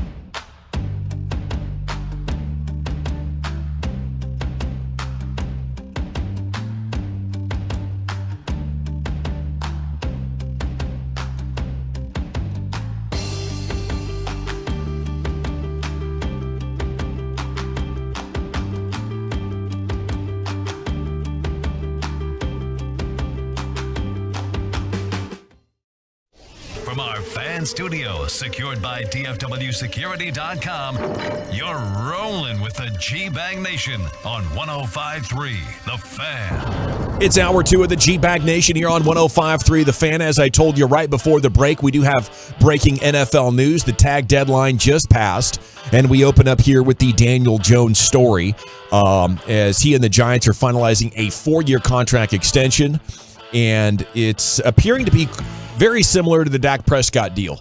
One tweet says 4 and 160 with another 35 possibly in incentives throughout the life of the deal. So it's significant. It's at least $40 million per year for Daniel Jones. I think they should have just let him walk. I am celebrating this story, and I'll tell you why here in just a second. General at your service. There's Brian Broaddus, former NFL scout and executive, maybe the biggest Daniel Jones believer here at the station. I'm so happy they got this deal done, by the way. We can put Jared Sandler up there as well. Is he a huge fan? Jared Sandler's a big Daniel Jones guy. I'm not even kidding you. He thinks he's going to win MVP next year. And he's better than definitely better than Dak. Okay, all right. We about went to blows. It's a real conversation. That's Jared, right? Okay. Yeah, and he's not, and Jared's not doing a bid either. Sometimes I'm not sure about Brian. Okay, out of the 405, Dawson, on behalf of Cowboys Nation, is just like I just like to give a damn thank you to the Giants for keeping Jones in the East for 4 more years. I'm right there with you. How about you? There's Lucius Alexander in the Pimp Cup over there, Master Control, Wolchuk, Chiafalo. You have Carter Freeman coordinating your video. You can watch us online, 105thefan.com, Twitch, or YouTube. Now, do want to do a little house cleaning real quick. I don't know what's going on with the Lamar Jackson story. Pro Football Talk posted, and multiple outlets said it was the non-exclusive tag, but now Mike Florio is saying it's unclear which franchise tag was used. So we will effort to get a little bit of follow-up on that. If it's non-exclusive, it's just $32 million, and any team can come in there and offer Lamar Jackson whatever the hell they want, and that's important because maybe the Commanders, the Washington Commanders, will be looking over there to Lamar Jackson. Certainly a handful of teams. Houston, Vegas, perhaps making sense. I don't know. The Jets are talking with Aaron Rodgers today. Maybe they want to circle back and look at Lamar Jackson as well, more of a long-term move. That's obviously a player that's going to have a lot of interest. But before we get there, you have to know which tag it is.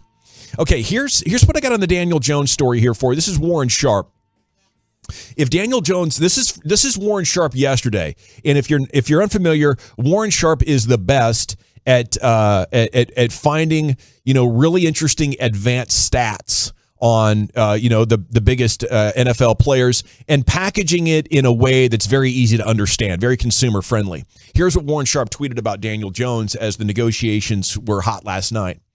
If Jones reaches a deal with New York, he will become the first quarterback in history to sign for 20+ million after playing 15+ games and throwing less than 20 touchdowns.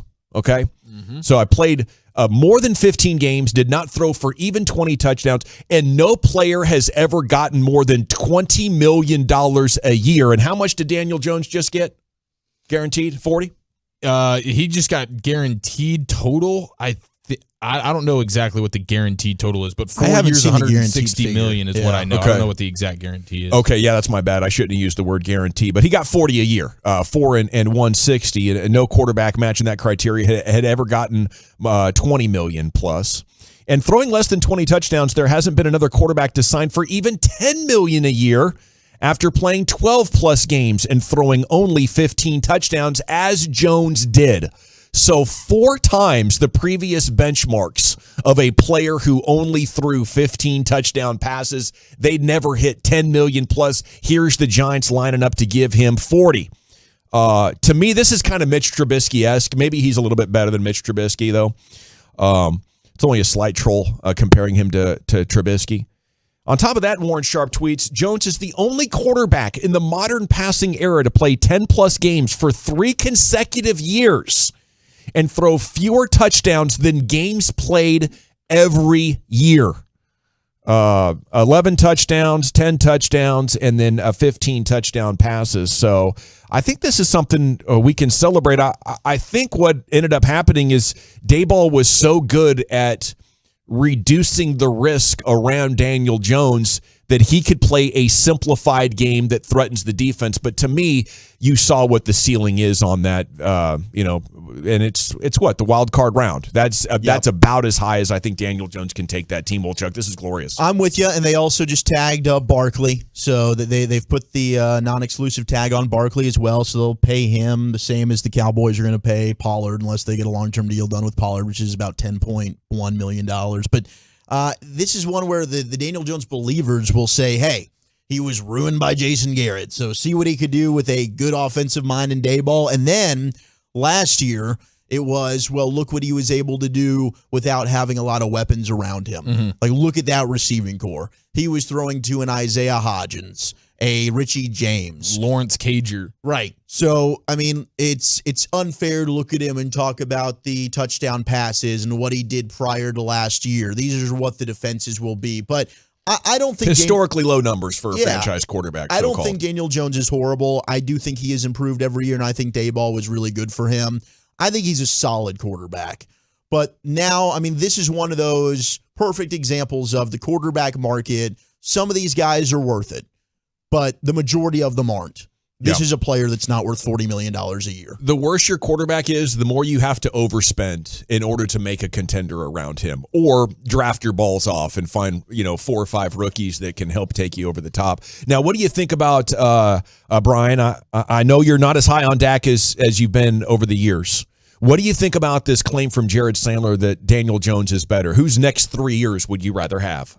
Oh, I would take Dak's next 3 years. I know I would say a lot of things about. I think Daniel Jones is only going to have a chance because of Daboll and then my guy Mike Kafka. That's why I feel like that.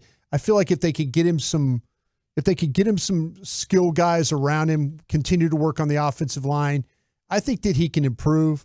But I would take Dak. I'd absolutely take Dak. But I think to me that it's just going to be on how the Giants handle this. I feel like their general manager's in a good spot.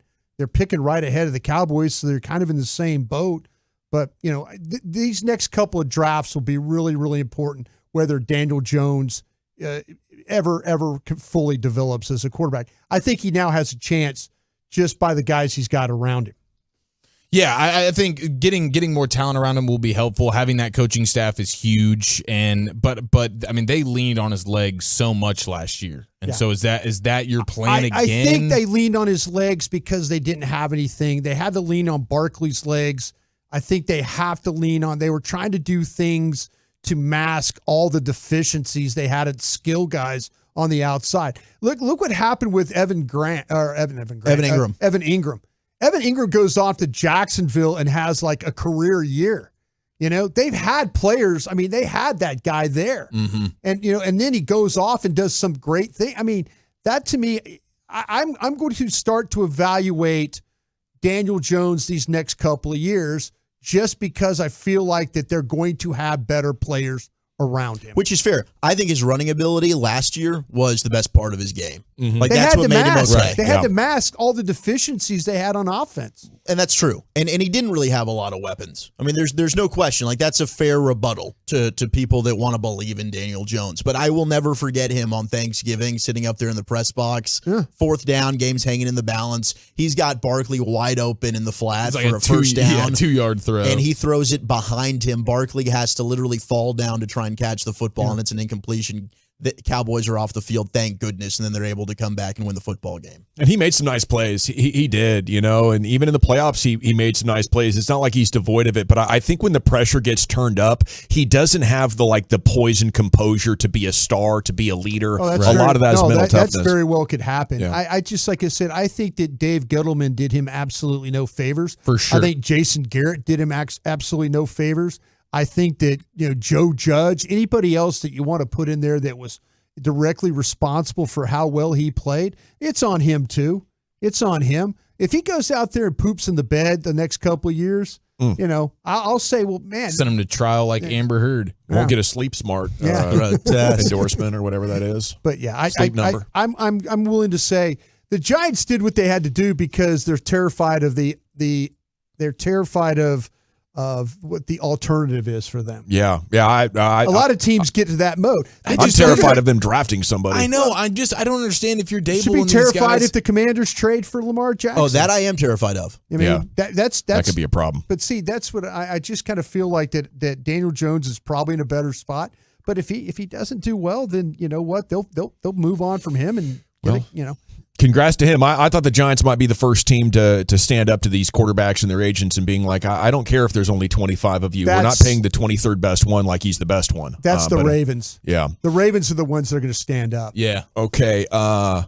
Players who could be underpriced. Who wants to shop for some future Cowboys? We go to NFL.com's Greg Rosenthal here. We have a couple of minutes. Oh, great. NFL free agency, players who could be underpriced and overpriced. And I think this is important to look at because there's an inefficiency in the NFL. The teams clear the decks to sign star players. They have to fill the roster with minimum players, and there's a bunch of guys in the middle making between like $4 and $10 million that can impact the game in a very big way. I just think they're underpaid for their production. Okay, and in terms of who we could be looking at right here, how about linebacker David Long? If you're looking, he's 26 years old, great at avoiding contact while knifing into tackle runners when he gets sent on a blitz. The Titans developed Long after drafting him in the 6th round in 2019. And now might not be able to afford him, linebacker David Long. But that's not the most interesting one, even though the Cowboys do need an inside linebacker. I think they're going cheap there. How about Darius Slayton? 46 catches, 724 yards at wide receiver last year. Would not break the bank at all. Maybe around 3 years and $25 million. I think I'd rather have him than Odell Beckham Jr. Well, at least you could feel better about his health, right? I mean, and his age and the price tag. All of that will scream to the Cowboys. This could be something we would do. And I think in general, you mentioned a linebacker first. That is one of those positions that is usually, when you look at how much they're being paid and some of the value that they can bring, that's a position that is underpaid and brings value. Right. And you're always overpaying for those premium positions that when you look back at it, isn't usually equaling the production that they give you. You're overpaying for those guys. But the linebacker position is clearly one of those where you can get them on the cheap, and then the value that they bring you is pretty incredible for the dollars that you're giving them. Especially when you're trying to look at in one area where I'm like, man, I don't have any doubt about this team, and thank the football gods for Will McClay. I love you, sir. But it's the Cowboys in drafting, and I don't think you're going to be able to find an impact guy at receiver and linebacker unless some guy falls to you at 26. So those are the two areas where you should try and find guys at linebacker and receiver and free agency to play for you. Can I ask you just real quick? I know we update Sanders, Arkansas. Drew Sanders? Yeah. He'd be the only linebacker. guy. See, that's the only opportunity that I think the Cowboys would possibly take there. And there's some linebackers I like, but I just don't know that they're going to be immediately as rookies able to come in and start and play. He's the one guy that can rush the passer, too. Sure. Yeah. Great conversation, gentlemen. You also have Marcus Peters, the corner, now 30 years old. You'd have two risk takers with Diggs and Peters. They say about 1 year and $9 million for him. Jonathan Jones is another cornerback, spent last year in New England. And he is 29 years old. Poona Ford, the old defensive tackle, Seattle, 27 years old. Yep. Chauncey Gardner-Johnson not getting the tag at safety. He's not a guy the Cowboys are going to be interested in or could afford, but that is a name. Okay, it is the G-Bag Nation here on The Fan, and it's time now for NFL Draft, love it or hate it. I believe we have 4 mocks. We'll give who the Cowboys take at 26, and our guys will tell you if they would love that or hate it next in the G-Bag Nation. 500,000 downloads.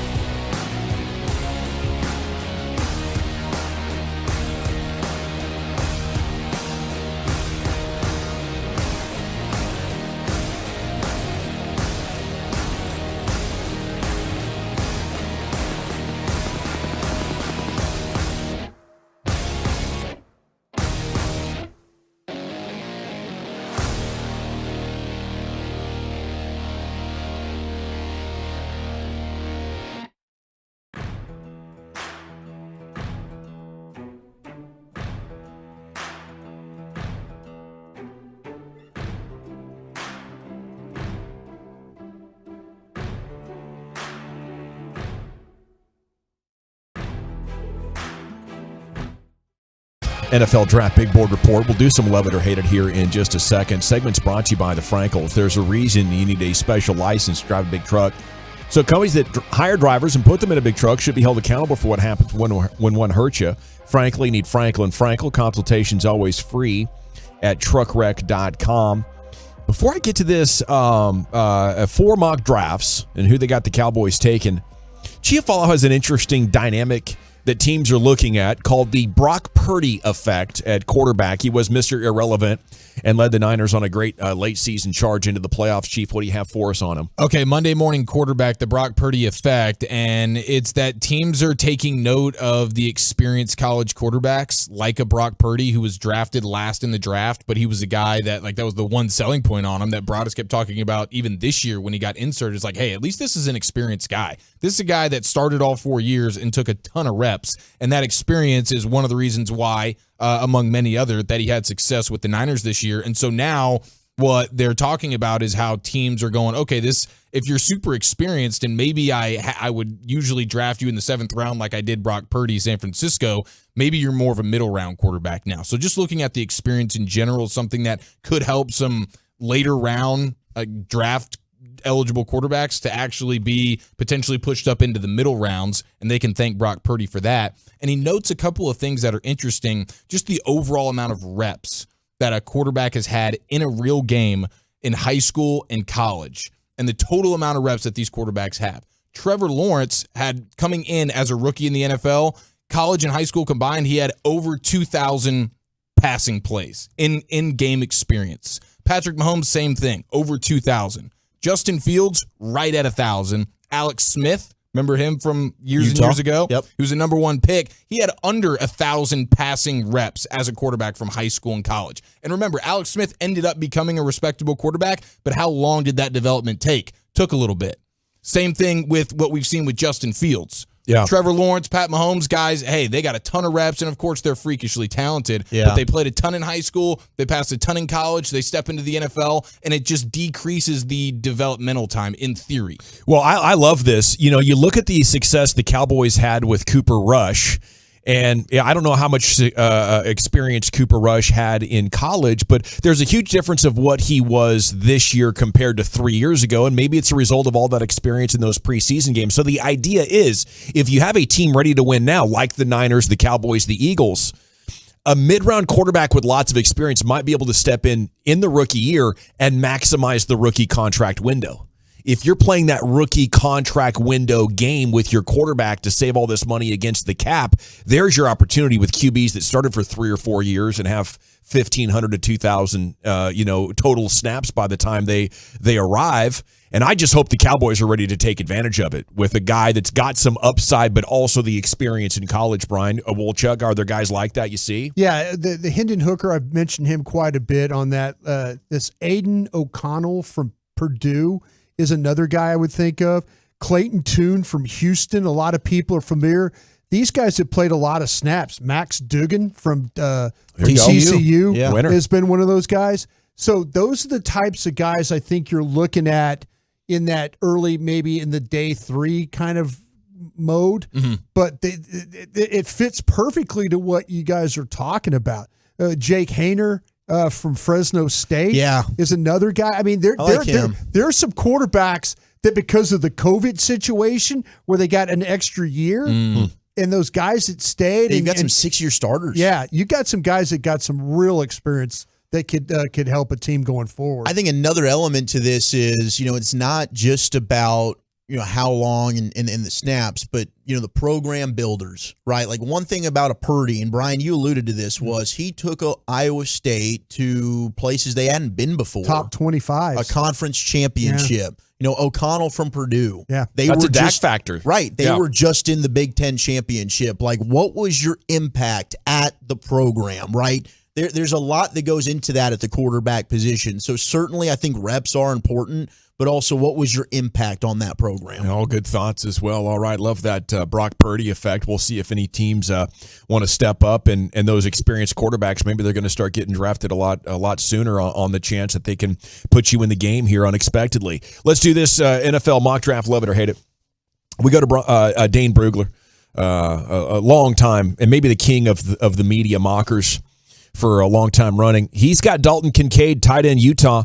We should tell you, Dane used to work with us quite often here at the Fan, and he has a knack for like nailing these things well before anybody. Like his network of sources, it's not just the film work. He's all over this situation.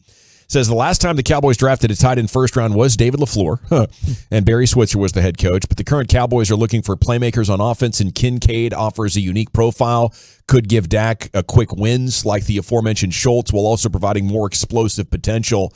Sell us on this. Is he a finesse Jimmy Graham big guy? Is he a bull? Is he George Kittle? Like, there's a lot of athletic freaks that come out of college at the tight end position, and there's only like 4 Wookiees at any one time in the entire league. So, I mean, how sure could you be that a first-round tight end could break into that pure game-breaker mode that, a handful of guys show us? Always doubt, right? Because a lot of these first-round tight ends, to be honest with you, they have not ended up living up to the hype. Noah Fant, even Kyle Pitts so far. Maybe he hasn't quite lived, and he got hurt last year, so it might per not game be fair. he's doing well. But sure OJ is. Howard, right? You can throw out the guys that maybe haven't like a Pettigrew from Oklahoma State a couple of years ago comes to mind. But I love Dalton Kincaid. Like, I'd love this. Hawkinson's gotten better. Hawkinson has, and I think that he's in a great place there in Minnesota now, right? Yeah. And he's another guy that injuries were maybe a reason why it was slow for him to get going. But I think Travis Kelce might be like a Mark Andrews. Maybe those are guys that I'd compare a Kincaid to. He's not a George Kittle to where he's like that rugged bulldozer, mean, nasty kind of guy. I wouldn't call him finesse, though, because I do think he can block. But to me, he's just a guy. You talk about being able to kind of find space like Dalton Schultz does really well, just a knack for getting open and winning quickly. That's what Kincaid does. But he's got the ability to get you yak. He can move in open space and create and score from different areas on the field. I love him. I think he's absolutely fantastic. I think he's worth it. And to me, just because you might like a Ferguson or a Hendershot, I don't think that's reason not to take him, because it's very likely that you're sitting there, the wide receivers are wiped out, tight end might be the best player at 26. And they love to get in those tight end heavy groups and run a bunch of times and then try to spring a big pass play on you with 3 tight ends on the field. We've already seen Mike McCarthy warm up to that, so I think that's a great matchup point. Nightmares there at tight end. Brian, anything to add on the next one? I think the Wooly Bully had it nailed. We go to the Dallas Morning News here, where they have done a mock draft here, and this is Calvin Watkins, by the way, who's going to join you coming up at 6 o'clock. Yeah, and he's got the guard from Florida, Osiris Torrance. Would you love it or hate it? I think, to me, that what Torrance has done is he's gone in and he's lost weight. He was a 347-pound guy, and now he's down to like 330 pounds. He's not the quickest of foot. He's a power player. He's a big guy. When you see him in the inline block and stuff, he gets really good movement. Sometimes he doesn't always get up on the second level. But if you want a player at the point of attack, whoever you put, say you put him next to Tyler Smith being a really good athlete, they can handle stuff out on the edge. This guy inside, Jerry Jones always talks about building the front of the pocket. Torrance is the type of guy that's a hard guy to knock back there. Not the best athlete, but man, he is a super strong guy. All righty. So would you hate it or love it, Brian? I would love it from the aspect of, I think the front of the pocket is important. I would hate it from the fact that if you tried to say, we're going to make an athlete out of this guy, that's not his cup. If you say, we're going to pull him and we're going to run the screens and we're going to do all backside cutoffs and all that stuff, that's not this guy's thing. This guy is a straight ahead power blocker. So you're kind of lukewarm on it.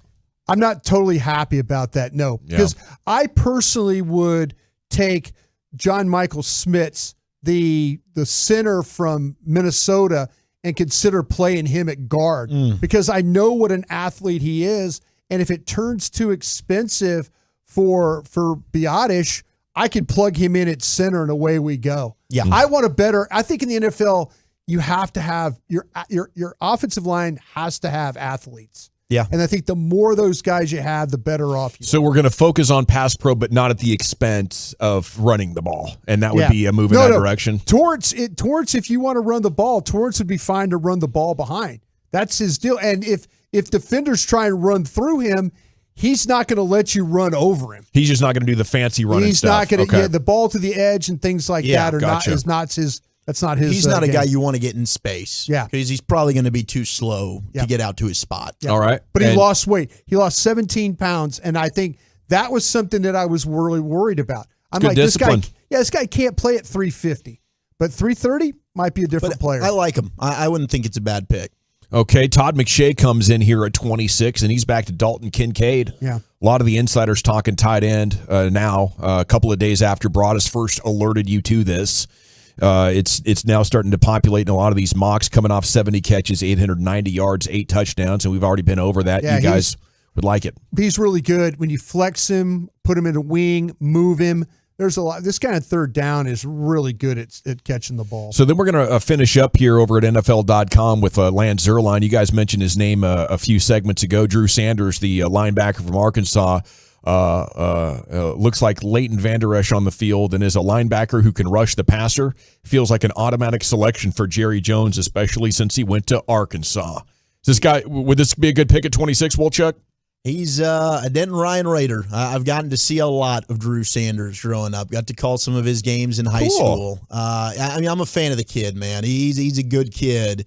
He's just I liked him, but I didn't love his tape. You know, Yeah. but he's one of those guys where I think he's clearly the best linebacker in the draft. It's a little rich there for me to take him at 26. I feel like, though, with Drew Sanders, he's a better straight line player than he is with the mobility and stuff like that. The workout at the combine, there was a little bit of some struggle when they were asking him to do some bendy things.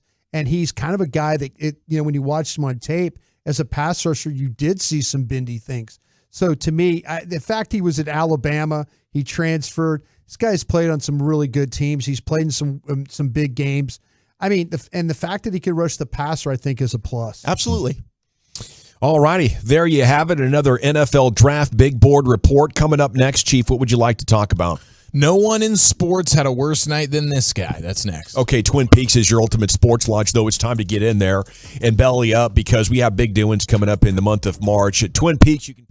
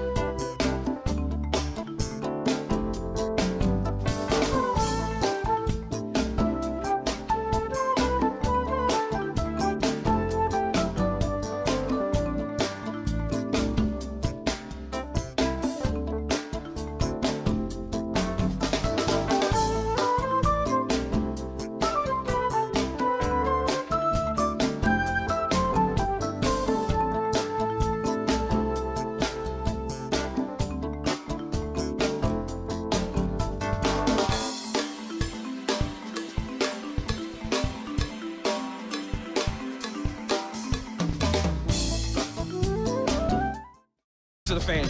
All the time. Tolo. Turn on, leave it on. 105.3 The Fan. Love to hear the station. Love to hear the station. All the time. Tolo. From Sean and RJ, G-Bag Nation. Just tune in all day. They got the best Cowboys, Mavericks, Rangers content. 105.3 The Fan. Turn on, leave it on. All righty, welcome back. G-Bag Nation coming up at 4 o'clock. Wolchuk's going to keep you entertained. But right now, we swing the broadcast baton over to Chia. Take it away, Eric. Okay, I got some stuff here, but I'm curious. Is it old age, or not even old age, but just the aging process? Or is it a post-COVID situation to where I feel like my taste buds are betraying me a little bit? I had a McDonald's hot fudge sundae for the first time in quite a while, and I came away from that extremely disappointed. And I had that as a top 3 fast food dessert item, like just a staple, no question. What was disappointing? Did you not put the nuts on it? No, I did put the nuts on. The nuts were fine. The crunch was still there. The ice cream seemed less than, and the hot fudge was the real disappointment. Oh no, they messed with that. I don't know. Maybe McDonald's. Maybe this is a McDonald's thing. Maybe it was the I don't know if location. it's me or them So or here's what we need to do. But The that hot machine fudge actually worked? Yes, it did work. Oh. It did. I was it concerned. Was it about our neighbor?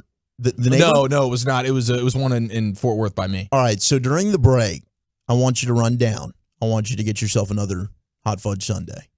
I just had bacon wrapped Oreos. It's been one of the, I don't know. By the way, those things, that was a That cheat was day. dominant, man. Eric, Thank you, Tolo Mike. I don't want to hear about this. Okay. Either way, I don't know if it, because I did lose my taste for about a month with COVID. And and this hot fudge sundae is not the only thing, but it's the one that's like sticking out to be the most because I just had it. But there's been some other things that are not quite as delightful as I remember. You know, I don't know. Maybe it's that we've gone to such a premium ice cream culture. Like growing up, cheap ice cream was ice cream and you just ate it all. But now, like the texture of it might have spoiled us. And you go back to a fast food and you're like, that's a weird ice cream, isn't it? It's kind of grainy. And Yes. I think that, okay, you're onto something there When with the ice F cream. did we get ice cream? But again, it's the hot fudge with the sundae. If any McDonald's pros out there know that's that they've unsettling. switched that, because I would always go double hot fudge, extra hot fudge. It's so good. If pay they the extra mess with 30 their cents. fudge, then this whole thing is just a wrap. We can't do it. Maybe it was a lost leader for them, and they had to do it for the stock price. Okay, 682 it says, yes, finally someone is speaking out about the Mickey D's hot fudge Let's go. sundae. Okay, Let's- so maybe it's a McDonald's thing. It makes me feel better about myself. Overall, Okay, obviously disappointing. 908 said they changed the fudge. They changed the fudge. Well, if they changed the fudge, then yeah. Is this factual, though? Once again, is it factual? Oh, no. Well, you I don't mean, look at are the we even fan believing text, this so- guy? It might. Yeah. It might be. Yeah, just, do we do our Googles first? Yeah. Because these people on the fan text will say anything. That's true. 100%. I say I it was thinking respectfully. more about Eric Lucius. Is Said it what I was thinking respectfully. about. You're right. Yeah. I'm gonna fact check. Yeah. Well, yeah, somebody please. That makes me feel better. Not necessarily, but just like, Actually, should we just call McDonald's and ask? hey, what did you do to I'll get your their number real fudge? quick. Okay, You thank you. completely, you fudged us. You fudged us all. It is a huge bummer if that is the case. But yeah, just wanted to kind of throw that out there. I don't know if it was the COVID, if it's the aging process, or if it's a McDonald's thing. But it seems like, yeah, $4.69, the fudge does suck now at McDonald's. Wolchuk So maybe has that's got what it this is. amazing look on his face. What's up? Well, What'd some you figure of out? the locations took the Sunday off the menu. Well, Yeah. I would too at this point. If you're Oh. gonna bleep up with the fudge like that, then just take it off the menu. Like if you're gonna go with the Big Mac and you're gonna remove the sauce, then And the like McFlurry? why would you even have the Big Mac anymore? You know what I'm saying? Like what's the deal? You are making sense now. Thank you. I got April 21st, 2018. They replaced the original hot fudge with this watered down artificial tasting syrup. Dude. Remember, it used to be at the bottom and it was so thick. Yeah. Yeah. Yes, it's not the case anymore. All right, we got to the bottom of it. Yeah, they go chocolate syrup now. This is Yeah, bleeped. it's off-putting. It's disgusting. Okay, It's well- offensive. Somebody said they didn't change the fudge. They just pack it differently. Well, they've become more progressive over the years. Yeah, no one. You were on one today, my man. That fastball at the MVP. knees, at the black. Yeah. Strike three call. It took a second for me, but my gosh, that was strong. Well, my man's got a strong game in there. Yeah, he That's does. good, yeah. I didn't say that. You dumped it, huh? Grant Williams, man, what a bad night he had. Remember last week? Was it last week or You 2 go to weeks McDonald's ago? and have a hot fudge sundae. Well, the way he's built, I can see it. I can see it. But he did one of those Ben Simmons things. Remember a couple of weeks ago we talked about Ben Simmons telling Bradley Beal at the end of a particular game that he was going to knock down 2 free throws, and of course he bricked them both, and that was the beginning of the end mentally. And he was like, court. "What the fudge is going on?" Yeah. And so Grant Williams last night. I see you, bro. I see you, bro. Grant Williams said all fudge me last throw it right night. back. Throw it right back. I got another shot. We'll keep feeding you some fudge. Now, Grant Williams of the Celtics did the same thing last night in Cleveland, taking on Donovan Mitchell and the Cavaliers. It's a tie ball game, 109-109. There's less than a second remaining. Grant Williams is at the line. He's basically one free throw here, virtually ends the game. You only need to make one, but he, with his own mouth, guarantees 2 into the face of Donovan Mitchell right before he steps up to the line. Well, Mitchell and LeVert were like taking turns walking in front of him and like trying to ice him. I like it. Okay, and they're like getting in his face as often happens. Gamesmanship, man. So he's like, "You want to talk to me? You know, I'll make them both." There He you said go. over and over in Donovan Mitchell's face. It was great. Yeah, it wasn't just one. He didn't just lob one out there. He had like 4 grenades that all carried the same sentence, which was, "I'm going to make both of these. I'm going to make both of these." And then inevitably, he bricked the first one, and then the weight of the world comes crashing down on your shoulders at that point. Yeah. The basketball for the second free throw, I think science would tell you, after missing the first and guaranteeing you were going to make both, the basketball becomes the weight of a bowling ball. Yeah. And the confidence just leaks completely out of you. Everybody can see it on the hardwood. And that's what happened to Grant Williams last night. He bricks the second one the same way he did the first one. Now it is overtime, and just beautifully written, the story goes Boston loses in overtime. I can't imagine being Williams last night. He entered last night shooting 100% on his clutch free throws. He's actually clutch AF. Oh, so this was a crotch first confidence that was somewhat earned then. Well, the previous night in overtime, he made game tying and then go ahead free throws against New York. He was 4 of 5 from 3 in that game and had been one of the Celtics' best shooters this year and is a plus 28 in 87 clutch minutes this year. So he's one of the most clutch performers of all time, but you have to wonder if he'll ever be the same after that. Yeah, man, that can change you forever. Like, seriously, let Ben Simmons be the one. Like, Ben Simmons is the one who should have made that mistake, and guys like Grant Williams should have learned from that. Like, Grant Williams, even though you've been, cold-blooded from the line in clutch, there's a different type of mental situation here from a DNA standpoint that very few people can get away with something like that. A Michael Jordan at the line, he's covering his eyes, and it's like, yeah, he can do those sort of things. Don't put any additional pressure on yourself, okay? When you start guaranteeing victories like that, don't do that, man. Maybe Jason Tatum on the Celtics could do something like that. Grant Williams, you're a role player. This is not for you, bro. No, you'll end up like Nick Anderson if you keep that act up. All he needed was 2 more, and he would have been in his own personal hell.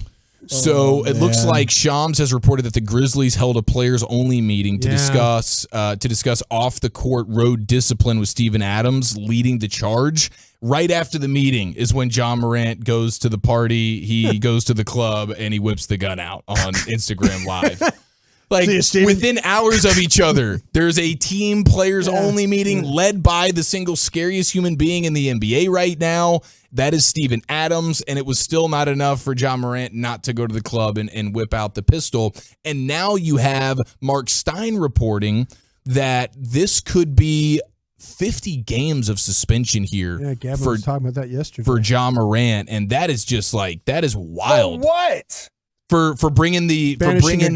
For bringing the gun on a team plane. On a plane. Okay, that's it. Because that's the other deal. But that's the thing. Like, it's in being investigated because how can you prove that? How can you prove that? That's what I want to know. Which is fair, but I guess they can prove how ultimately he got the gun. If you're in a road city and you have a gun, and I find out that you got that gun, months prior in a different city, then I He'd guess have to fly back. He had to have flown here, unless he can prove that he bought the gun in the city, the road city that he was in the night that he took it to the club. Or one of his guys gave him the gun when they went out. Sure, yeah, like or they're holding the gun for him. But a 50-game suspension just immediately. The NBA has that in their CBA deal. True that they're also investigating him to see if he was drunk at the club when he had the gun? I haven't seen that. That I hadn't heard. Wouldn't be surprised. Okay, yeah, I got some stuff like that coming to me yesterday. in the conversations. Yeah, but like I said, people can make things up though, so you don't even know because they want to win the arguments instead of getting information out. Yeah. Yeah, I think it's fair to wonder that because of what he and the coach said, like he needs to take some time away for healing. And I thought, well, is that an excuse to buy a little bit of time? Or is he saying, you know, because he said, I need to find better ways to cope with the stress, you know? And I don't imagine like brandishing firearms as your coping mechanism with stress. Right. Maybe it's something that leads to bad decisions, though. Certainly. I just got the word here. It looks like from a guaranteed money standpoint for Daniel Jones, $82 million guaranteed at signing. So that's a 4-year, $160. Daniel Jones remains a Giant. There were a couple of other NFL things that went around from the combine. Matthew Stafford potentially being a guy who could still end up just hanging him up this year.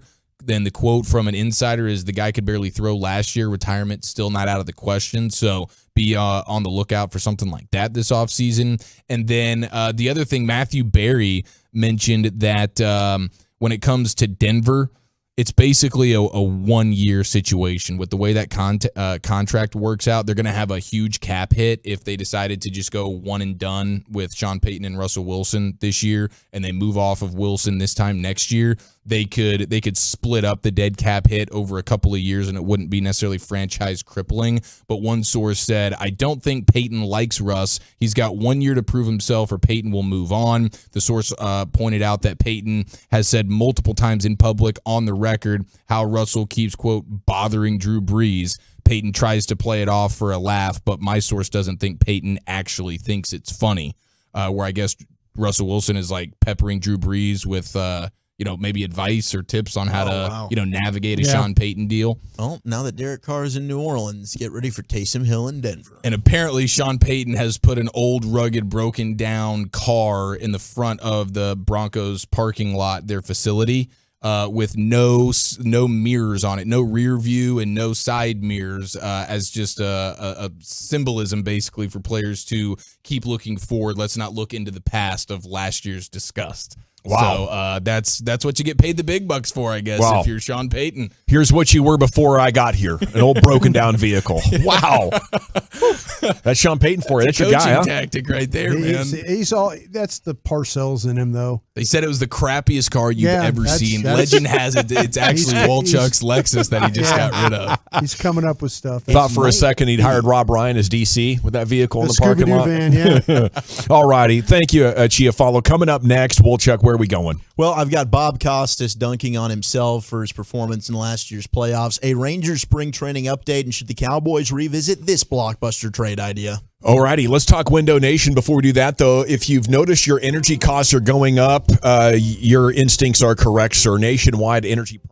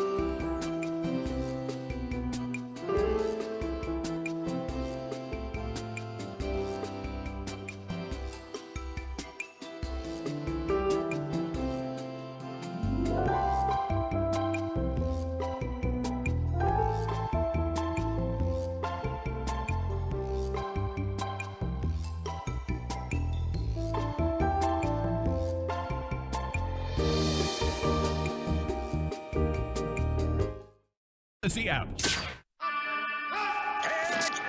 From our fan studio, secured by DFWsecurity.com, you're rolling with the G-Bang Nation on 105.3 The Fan. Hour 3 of the G-Bag Nation here on 105.3 The Fan. Hope you're having a great day. General at your service. There's Brian Broaddus, Lucius Alexanders in the Pimp Cup. Woolchuck and Chiafalo here. Carter Freeman is coordinating your video. And along with you, we are the G-Bag Nation. Been a huge day in the world of sport. Daniel Jones of the Giants, 4 years, 160. Saquon Barkley gets the tag. Ravens doing the non-exclusive tag with Lamar Jackson, which means any team can sign Lamar. And while the Ravens will have the opportunity to match, I don't know if they will, especially because they would get 2 first-round picks if they lose Lamar Jackson. So that obviously presents a very interesting wrinkle into this conversation. I don't know if I want to give Lamar a fully guaranteed deal and give him and give up first-round picks to Baltimore. Yeah, I kind of wonder if you're a situation for your Baltimore, it's like, listen, you won't negotiate with us, but maybe he negotiates and somebody comes up with a creative way of getting it done. Yeah, you get the picks, but it might be something with the way that the Ravens could say, okay, yeah, we'll accept that. We'll accept that contract. That's pretty well put together. Thanks for doing the work for us. Yeah, exactly. Yeah. That's what they're doing. They're saying, okay, fine. You and your mom don't want to negotiate with us. Go negotiate with somebody else, and we'll figure it out. There's a lot of smart guys and gals that do these contracts. They're not going to give you huge market value and give up 2 ones in order to get it done. So that deal is going to be a significant discount, and of course we'll match that. Yeah, or exactly. You can just play for $32 million. There you go. So it is, it's very interesting negotiating tactic with a star player that just, to me, shows they aren't committed that much to him. The Rangers and Cubs are tied at 6 in the middle of the 6th inning. Jared Sandler will join us after that game and give you all the notables and the big-time storylines out of Surprise, our spring training coverage brought to you by Sonic. Good.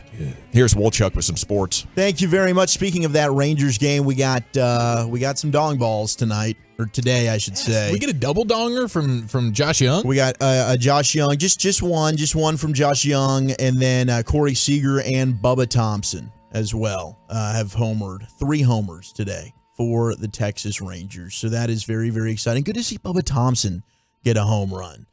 So, Bubba, we're going to need that from you. I got some news as well regarding the injury situations with the pitching, okay? Give me the good news. So, Jake Odorizzi continues to throw bullpen sessions, but is yet to pitch to a hitter. Any word on how he's dominating those bullpens? He's definitely dominating the bullpens. Good, man. There's no question about that. That's a good sign. Now, Chris Young acknowledged that the situation's putting Odorizzi's ability to start the regular season on the active roster potentially in doubt. But the Rangers are going to need to get a firmer idea, hopefully next week, of where Odorizzi is in the process, and then they'll make a decision about opening day. He's expected to be a multi-inning reliever and a big part of the bullpen. So we'll have to keep an eye on Odorizzi's status next week. Jacob deGrom is scheduled to throw a live batting practice session to hitters tomorrow. Come on. If that goes well, the next step would likely be to pitch in a game probably early next week. Chris Young said the Rangers expect deGrom to be ready for the start of the season. Yes. Woo! Big sigh of relief there, boys. Huh? No confirmation of anything after that, but definitely opening day, we're rocking and rolling. I don't like your attitude. Right-hander John Gray experienced no back stiffness issues after a bullpen session, which he dominated on Sunday, and is expected to return to the rotation tomorrow. So there's good news on Jay Gray. Then we have Nathan Eovaldi, who's got the side stiffness. He's still not throwing off a mound, but CY said he is making progress, and Eovaldi is preparing to pitch in the World Baseball Classic, which he was preparing up until he reported to camp. He is considered ahead of where he would have normally been, so the time off isn't expected to set Eovaldi back. So this is all good news. And then regarding Spencer Howard, this will be the final news of note. He's got reported arm fatigue. He was scratched from his appearance yesterday and on Sunday. Rangers don't believe it's going to be an issue that will keep him out for a significant amount of time. Why are you chuckling over there? 70 wins, guys. Here we go. Well, I do think we're going to What the hell kind of report was that? It was all Jay Gray's fine. Everybody's DeGrom's banged up, on but they're gonna be schedule. okay. Okay, DeGrom, Evaldi's all right. If DeGrom throws well, all of this and was the okay. I'm giving you bullpen's- updates here. Seems like everybody's got an oblique It's or our a whole side or a damn back staff. stiffness. It's the whole staff. I mean, Martin God, Perez is good to go. don't- We are going to have to get used to this. And they'll probably need 11, 12 pitchers to get through the year. Do you want us to just lie? I don't know. I mean, Seems open-minded to that. I'm kind of like, hey, listen, no it's injuries just 4 report. pitchers. You know what? Jacob named DeGrom's every already guy on the pitching. staff. Hell, Jacob DeGrom threw 4 scoreless innings today against the Cubs. Brian, how about that? Well, at the score, okay. To me though, And then people are going to fact check it and say, "Guess what? You lied to me." no, you're not lying. Are you? Is nobody kind of a little bit nervous? No, of course I am. Yes, I mean, I know we've got about 3 weeks before we get Well, going. hell yeah, here, we're right? a little bit nervous, but I think we're 2 going to be weeks? okay here. Hope springs eternal, Brian. Now's not the time. I'm sorry. I know we're the official station of the Rangers. I appreciate that. But seriously, you named what? 6, 7 pitchers that have some type of issue? Yeah. How many pitchers are they working with, though? That's only like a quarter of them. We're good. Yeah. It's They fine. got all these young arms. They've been getting experience. So when the veterans are hurt for half the they season. sent Rocker and Light are already down to the minors. Well, they're not going. even- They're yeah. going to be. I mean, it's okay. No, they've already done it. Yeah, it's fine. They weren't going to be on the big league team. Well, I'm just saying, at least they pitch. They're healthy. Wow. Doomsday brought us. What do we used to call Mike? Dark Cloud Bassick or There's something? no need to panic. All right, DeGrom's fine. Mount Broadus is over here about to erupt. I'm just a little worried about the rate. No one else is concerned. No, I am. I have If voiced DeGrom the fact misses that his I am. opening day start, Okay, I'll is be anybody concerned. besides Eric concerned? He wants so he doesn't like his ally, and I am his don't like ally. my He guy. wants a different one. I think no, I do. I No, like my it's own. okay. This is the reason. The health is the reason why for the Rangers. I'm not betting them. I'm not going to put my money that they're going to win over the 81.5 games that is set for their over/under this year. I would take the under. I don't know. Please prove me wrong. Because I just think the health is going to be too much. Now, maybe they are just extremely cautionary right now with all these guys because they've invested a ton of money in their starting rotation, and so they want to be extremely cautious. Bleep the and so rotation. Did you that's just hear Seager, Young, Bubba Thompson all hit dong balls today? Yeah. So Yeah, we're we can win with scoring offense all or the runs. defense. Kind of sounds like what was it, the Cowboy offense there for a little Right. bit. Well, It's I'll tell fun. you, when the trade for DeGrom happened, I tried to talk about it for a day. Nobody wanted to hear it. They looked at me like I was farting in the room. Okay, so Brian, what Well, I'm telling you probably did. That's how we look at Walchuk all the time. you, now Brian's farting in the room. Eric, Well, I mean, You dummies. you stay out of this, Sharif. I don't know when you were talking about it. Maybe I wasn't listening. I don't think you were. Yeah. Usually that's the case. Yeah. Now I'm just trying to suspend all that doubt. After 5-6 years of Rangers suck, we need to be optimistic about something. So I'm just Okay. suspending all that doubt for now, Brian. But I hear you. I apologize for not You listening. hit me with the truth serum and hook me up to a lie detector. I'm going to tell you I'm 100% terrified that they just wasted a bunch of money trying to build a pitching staff out of a triage unit. Okay, that's all real. There's no doubt about that, and we're hoping to get lucky and go on a magical ride. I hope so, too. I'm with Chief. I wouldn't bet on it, but now it's possible, and just the chance that we could have fun with this baseball team. Oh is, no, I am all about the You fun. picked the bleeping worst to hear out of all No, of that. I just- DeGrom is scheduled to throw a live batting practice tomorrow. If it goes well, he's going to pitch in a game. It's fine. Okay. Just John Gray, ready to return I'd like to the give rotation on Gavin Wednesday. credit when it doesn't work. I'll give him credit because he mentioned it first. Well, that's what he wants. The good news is they're letting more teams in the playoffs these days, so we just need to get healthy to the playoffs. Yeah, right? Yeah. Wouldn't it be fun to just be playing in October? That's what we're wanting. DeGrom will win you 3 games in a series if he's healthy, If he's healthy. and you get some snow. Well, there's a big if. Yeah. And we'd love Or to we get have a some clean snow. roof over there. All right, maybe Bob Costas will be calling that playoff game. Now, What? He called the playoffs last year, and he got crapped on by listeners and viewers. Washed. Yeah. Some people pay top dollar for that, bro. They do. They do. Be a selling point for some folks. It is a fetish. I made $175,000. He consented to all of that being pooped on. Now, That's what I'm here for. Bob was doing an interview. You think I wore this shirt for? I don't care about this shirt. Bob was doing an interview with Bill Maher on his podcast Club Random, and he addressed the Club punching Random. bag that he became during the postseason. And here's what Bob had to say. This past October, I did the Yankees and the Guardians in the division series, and I felt like I was off my game. sort of like a pitcher who still has good stuff, but somehow, as they say, he didn't have command Really? that night. And I could feel it. Like in the first 5 or 6 innings of the first game, it's the same philosophy, same approach, but I wasn't nailing it. It didn't have the same flow and rhythm to it. There were a few awkward moments. I hadn't worked that much with Ron Darling, only 2 or 3 games. Very smart guy, a guy I really like. You must like him because he's on the Mets broadcast with Keith Hernandez and Gary Cohen. They're a terrific group. Okay, so. Not Vin Scully, though. Stop with Vin. Now, I don't place much stock in what 2 or 3 people say, on Twitter or something, because on Twitter there's no misdemeanors, there's only felonies. Right. But when I knew myself that it just wasn't what I've generally been able to do, and I wasn't comparing myself to 1995 when I'm doing the World Series, I was comparing myself to August and September of last season when things were as they usually were. And somehow, it might have gotten a little better as the 5 games went along, but it wasn't what I intended to do. Now, why do I care about that? In answer to your question, I'm back if I want to be back to do it. I'm only doing as much as what I want to do. I did a dozen Olympics. It's time to leave that. Most of what I've done is in the past, but I only want to do a handful of things. And one of the things I want to do is a little bit of baseball. Why?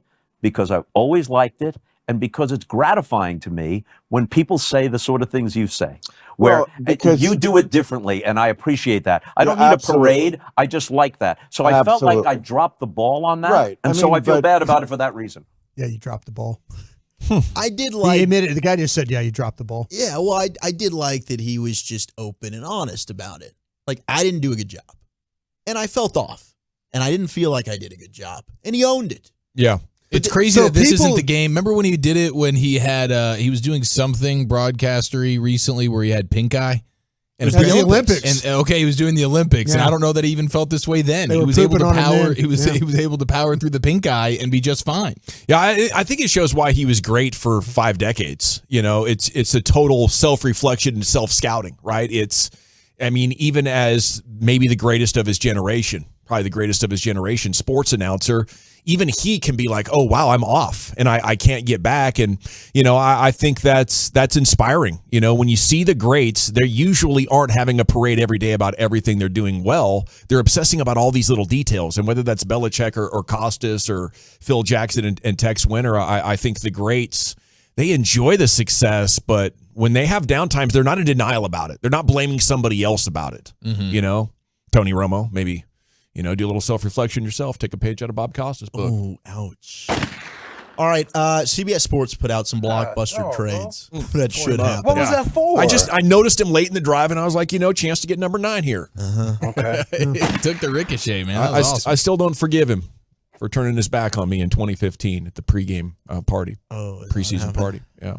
I wanted to get a word with him, a little spice. And he just walked off? Yeah, not only did he walk up, but he turned his back to me. I felt like that was a turning point in our relationship. Yeah, that was a high started off really well in 2010. Did he call you guy or chief or something like that? No. Boss man? Didn't even do that. That's what Jay Glazer did to me in training camp whenever I was trying to get him. I shot my shot with Jay Glazer. He's like, sorry, boss. Sorry, boss. A lot to do today. And then he went up into the tower and did some weird stuff with his hands and mouth with I'm just going to stop. Wait, what'd you say? He did weird stuff with his hands and mouth? He's a big fan of Mike McCarthy. Who's in the tower with Jerry? A huge fan of McCarthy. Stepped all over the lead, bro. What goes on up there anyway? Yeah. Usually just the Jones kids drinking. Yeah. That's what I see. That's how you get the stories. Fascinating. Scoop.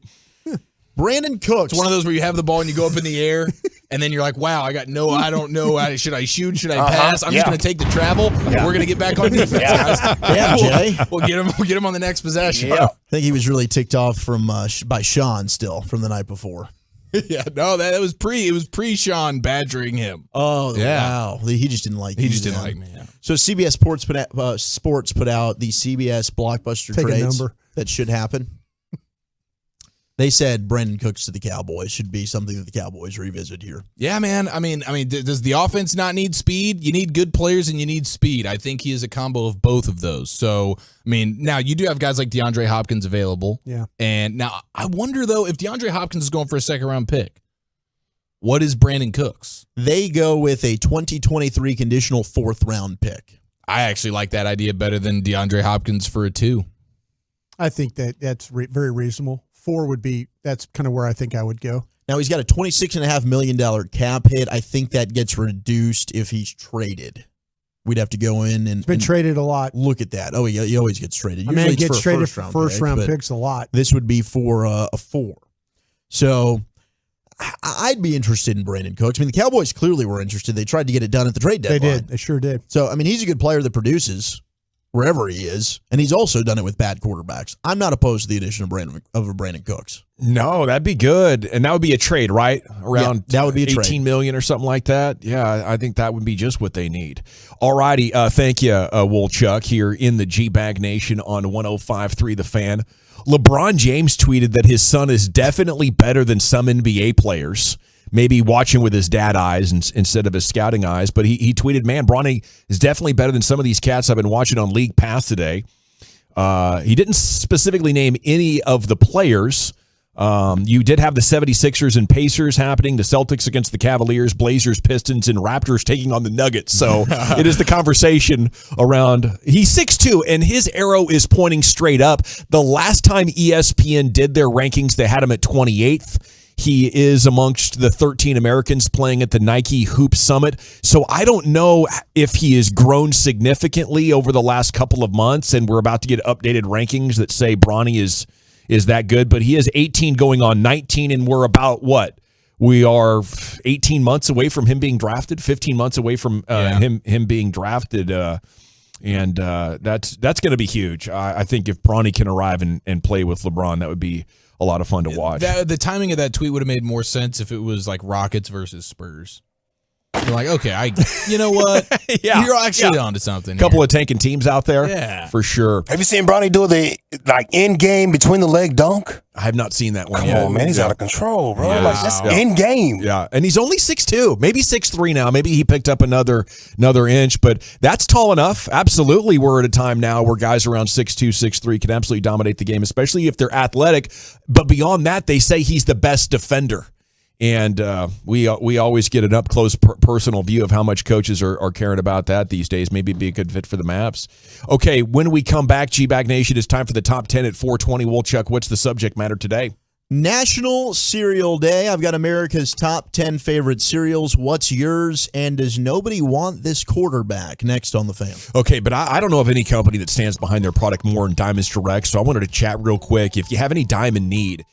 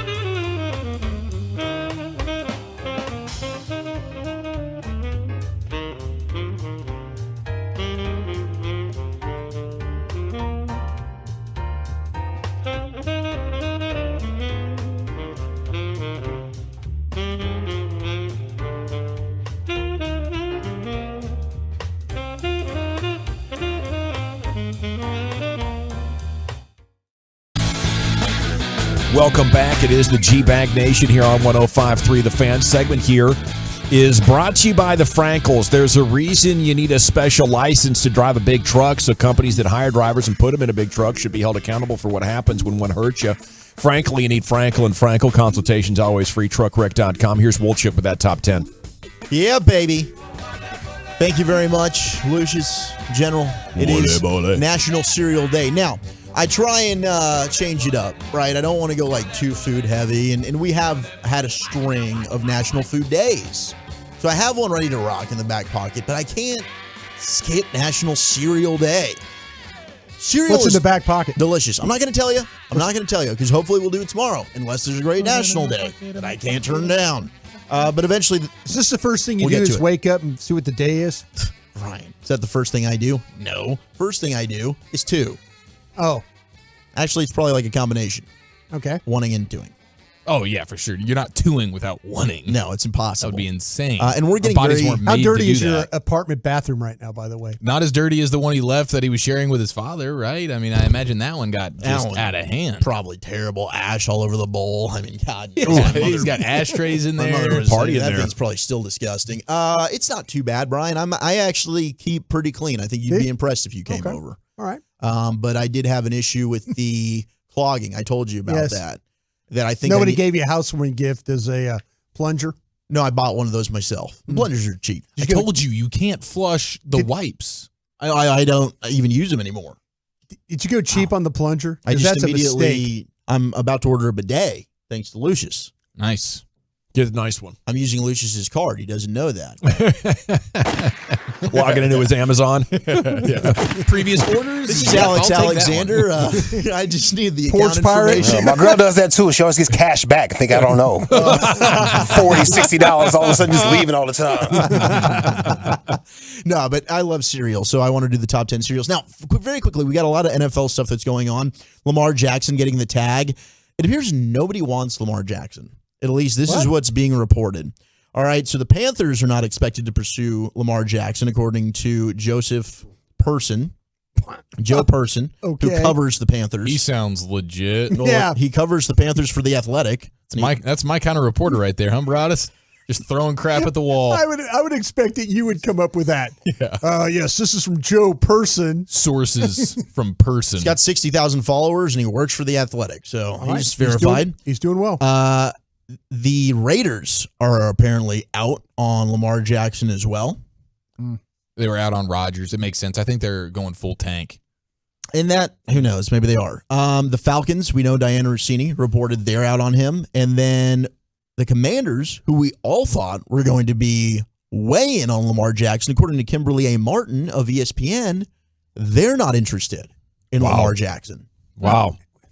So do you think the Ravens really did this back to him to show him, look, dude, you have to negotiate. It's a two-way street. If you want to play your cards to the max, we're going to play our cards to the max. Would you like to come back to the bargaining table now, sir? Or would you like to pay for $32 million? Maybe they're just, they know, maybe they knew this. Like, isn't that how you want your front office to do business, though? Like, for sure. The Ravens are the model. I mean, they draft well. They seem to do everything well. This can sound terrible. I think teams are fearful of negotiating with his mom. Especially if the expectation is fully guaranteed Deshaun Watson contract. Yeah. I think that teams are not comfortable dealing with a family member. And then the picks, you got to give Max money. It's way too much value, for a guy who's probably a top 10 quarterback. But hasn't had playoff success. Now, I think if you get him weapons, he would have an MVP season. But I think it's too much to give up with so many options out there. I'm just going to say this. If I was the Commanders, I would try and trade for Aaron Rodgers, and I would try and trade for Lamar Jackson. Trading for both of them? I would try. I think I need a Corner quarterback. market? I need a quarter. No, I would see which one. Okay. I would see which one bites on this, trying to get this thing done. And this is why I would do it, because if I knew my job was on the line, it's somebody else's problem. Sure. I'll give you this year's one. I'll give you the 13th pick or 15th pick, whatever you want. Because new ownership's going to come in and clean house anyways, kind of thing. Very well. Yeah. They could come in and want their own guy. Maybe you could prove, that's the thing with George, with what they did at Denver, George Patton, what he did at Denver. He traded for Wilson. You remember that whole thing? I mean, they were thinking that they were going to potentially get Rodgers, and they end up with Wilson. Mm-hmm. So it's kind of like he traded all that away, thinking that, maybe I can make this work. Yeah, one home run swing, well, winner he's go put home. himself in kind of harm's way right now that nobody. But you have to. If I was one of those general managers where I felt like new ownership was going to come in, I would do everything in my power to save my rear with a move that would maybe keep me there. Yeah, and getting a quarterback in could definitely get you started. I wonder if there's going to be a better opportunity for Lamar after the draft, after free agency. Teams are hoping right now a player falls to them. I'm not going to commit to something else, but maybe this is something that's got to take a couple of months to play out. Will Levis or Richardson from Florida or Lamar Jackson? I want the sure thing. I want a guy that can play it out. Yeah. That's what I'm saying. If my livelihood is dependent on me going to having a quarterback, I think I'm trading for Lamar Jackson here. Yeah. And trying to make it work. I mean, you see what Philadelphia just did, and I think Lamar Jackson's better than Jalen Hurts. So if I have a team ready to win now, which I think Washington is, you trade for this guy, you use the picks that you have left to try to reinforce your offensive line. You can run all over teams and pass it to McLaurin and play great defense. Yeah. That's a winner. Tight end's good too. I think for these loser teams that have been struggling to find a quarterback and haven't done jack for a long time, this is a gift. And I don't know why there isn't more interest in them. Well, we have the top 10 cereals, according to America. These are their most popular on National Cereal Day. Gentlemen, your favorite cereal. We begin in the Pimp Cup with Lucius Alexander, L.A. Oh, when I was a wee lad, I liked Apple Jacks and Honeycombs. Honeycombs is so underrated, man. Yeah. But now that I'm a grown man, a man of a certain age, I like Honey Bunches of Oats with vanilla-flavored almond milk. Oh, that's nice. It's me. Yeah. I haven't that's dabbled Such in... a snob in there. What? Yeah. Is that? Man, Sure he's such a It's a snob. highfalutin cereal. He is so high end in there. Is it? Your milk can't come out of a saucer anymore?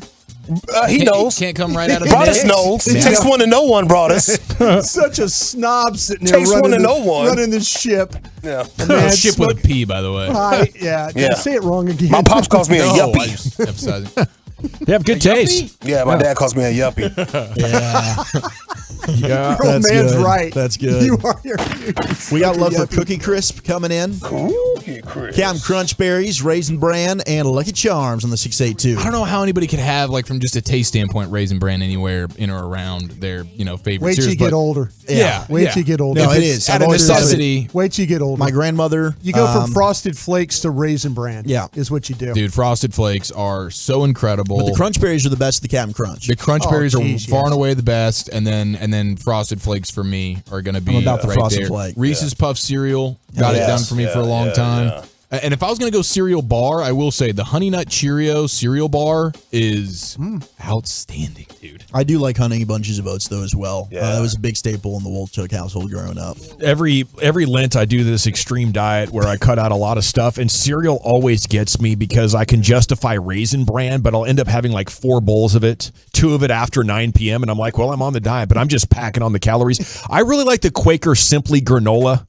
You know that one? That's it's in good. that small box. Yeah. Man, isn't that loaded with a lot of great stuff? That you talk about this before. Yeah. That Oh, box it's weighs divine. 28 pounds when you pick it up. It does, yeah. And my mom would never buy it because it's like $12 for this tiny box. Oh, yeah. But it It's- pays. It pays off big time. Damn, that sounds really good. We've got the Rice Krispie Treat cereal being texted in. See, so I that never tried that. That's dessert. No, what it has to be is the only way that cereal is made good is if you literally add sugar to it. It is flavorless. Like Rice Krispie Treats, maybe one of the greatest things ever invented. Yeah. But Rice Krispies, yes, you need to add the sugar. But I figured the Rice Krispie Treat cereal might already have it.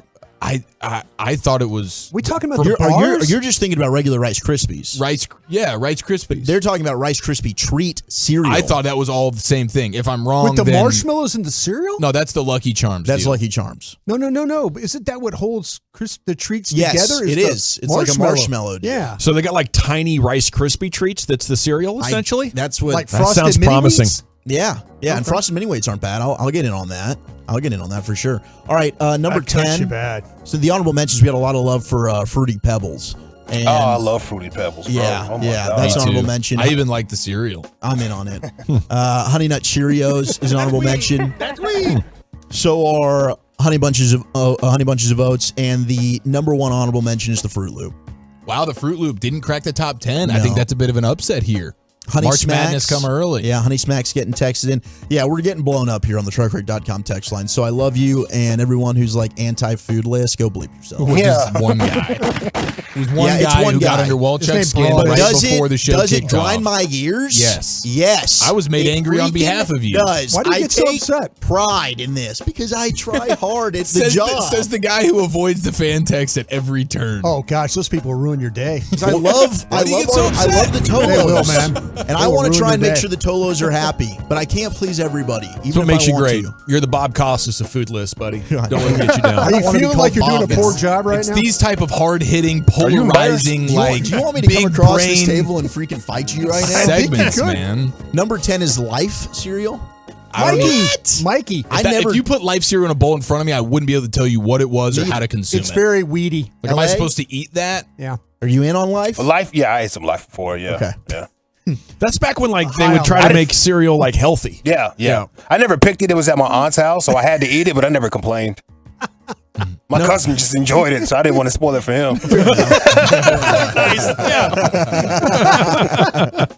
Number 9 is Captain Crunch. Yeah, dude. Number 8 is Apple Jacks. Makes the milk Okay. taste good. So good. Number 7, and I might get shamed for saying this, but this is Well, a then week. don't say this it. is a week number 7. Cornflakes. Isn't that boring? I was more of a corn pops guy, right? Is I it love corn pops. Yes, the yellow ones. Yeah. These are acquired tastes. You know, this is like Cornflakes- greatest generation type stuff. It's healthy and fortifying. It's good for you. Do you guys think I want some damn sugar, Pops? It's actually when you use it as a crust. If you like grind it up, it's really good on chicken. I've actually seen a lot of people doing that lately it's on their good. videos. It's good as a crust on fish. It's good on a fish. Are you guys believers in the Yes. the too. colors? Thanks, Lucius. Yeah, I like that. From left field. The colors, the different colors of Fruit Loops having different flavors, or is it just the same flavor across the board? I'm just a different believer colors? in that. You are a believer in that? I think so. Well, Yeah. I'm disappointed when I got the mad yellows. Yeah, so yeah. Yeah, I'm going to take those out. I think Baskey said that he was going to do some level of like blind taste test involved with those, and I think that would be a That'd great be fun. idea. To We see. should do more blind It might- taste testing on the station in general. I'm with you, dude. I think I'm we with Slam you. eggs on people's heads. Specifically with burger patties, we need to have Eric blind taste test because he Yes. talks a big game, and I think he's Yeah. going to end up putting the Burger King Whopper patty way ahead. Dude, What do you please, think? let's do that. I think you got a mental block. It's the best patty in fast food. Oh, it my really gosh, is. it's Something the about worst the take flame in grill sports way taste. wrong history. about that. You were traumatized at a Yeah. BK. Yeah. Their mascot's all weird. I know. I know you weird. crapped your Howard pants. Eskin. He's not lying. Howard Eskin. The dumbest thing you could do is put Howard Eskin's face on something and expect people to maintain their appetite. He is a little weird. Okay, number 6 is Lucky Charms. Sorry about that, Howard. Here's the top No, you're 5 not. No, I'm not. of the most popular cereals in America. Number 5, Raisin Bran. Wow, bro. Number- It's popular, That's, but that's an old guy. It's the old Why? That's an old guy and gal. Why is it? There's something with the crunch of the flakes and the chewiness of the raisins, and then they sugar the raisins. Yep. There's something in there. Yep. That's my old man cereal where I insist it's good. He's not wrong. Number 4 is Frosted Flakes. yeah, bro. Yeah. That's a Mount Do Rushmore. without Goated. that. Number 3 should be number 1, Cinnamon Toast Crunch. Ooh, yeah. That's been an overrated one for me. Oh, you go. I think it's a good cereal, but everybody talks about it like it's the cereal. Your food tastes are getting worse and worse. They're aging. Oh, you're just noticing that now? Golly, we might need to kick him off the show soon. I might need to find a new ride or die. Oh no. I'm just kidding, Eric. You're always my boo. Thank Number 2 is Rice Krispies. Eh. No, Snap, it's crackle, Got to be pop. over sugared. They're not You good. need 2 spoons. 100%. That's Yeah. one thing Eric is right about. And number 1, Take what I can get. number 1 is Cheerios. Cheerios. Okay. Just If the they're- plain if they're- old Cheerios? You like the If frosted. they're frosted Honey Cheerios. Nut. Just like the, the yeah, frosted. just best- the regular old Cheerios suck. The Honey best Nuts are good. Cheerio is the frosted Cheerio. Please, God, go try it if you haven't. No, you're right. The frosted are good. Do you guys agree that the worst cereal, the one that was most overhyped by the commercials, they made it look so awesome, but it was so bland, was that damn Kix? Kicks. Oh, Yeah. Yes. You're like, yeah, kicks, Yeah. cool. Was that the the- rabbit? What? Was that I think Tricks? that was That's tricks. Tricks. Tricks are for kids. Yeah, Kicks is the one you eat for breakfast, and your mama gonna give it to you in a little plastic bag for lunch. Like, here's a little snack for you, too. It's a knockoff, Like, isn't get it? this out of my life. Wasn't that a knockoff of another cereal? I mean, it might have been back in the Krusty day, but I don't remember a precursor to Kicks. Not myself. Kid tested, mother approved. Yeah, that's right. It started as Flicks. I think it was "We Like Or Kicks Six. for What Kicks Has Got," and the mom would sing, and "We like Kicks for what Kicks is not." Remember that one? They made it look good. It was bad. It is a Mavs game day. What to watch for as they take on the Jazz tonight here in the G-Bag Nation. We'll talk about that next. I want to chat D&M leasing with you, though, because my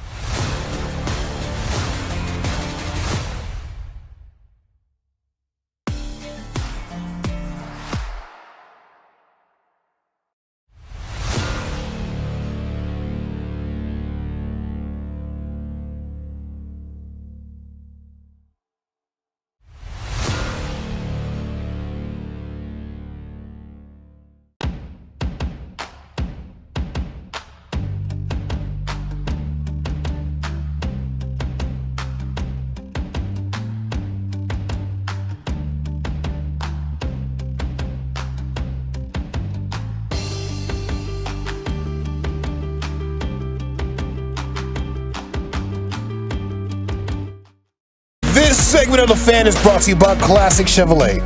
Yes, sir. Welcome back. We have Mavs game day. They're going to host the Jazz tonight. Some things to watch for as we are watching the Rangers and Cubs battle it out in the 9th inning, and they're at home, so they'll play the bottom of the 9th. Cubs leading 7-6, and Sands is going to join us to give you some takeaways on this when it does go final.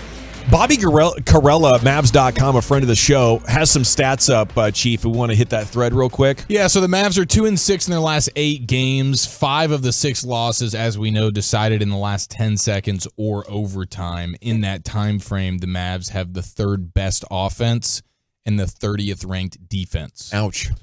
And they're still in these games at the very, very end every time, despite the fact that their dead balls last defensively over their last 8-game stretch where they find themselves 2-6. But the other note, and it's a larger sample size here on the season, Dallas is 3-21 this season when allowing 119 plus points per 100 possessions in a game.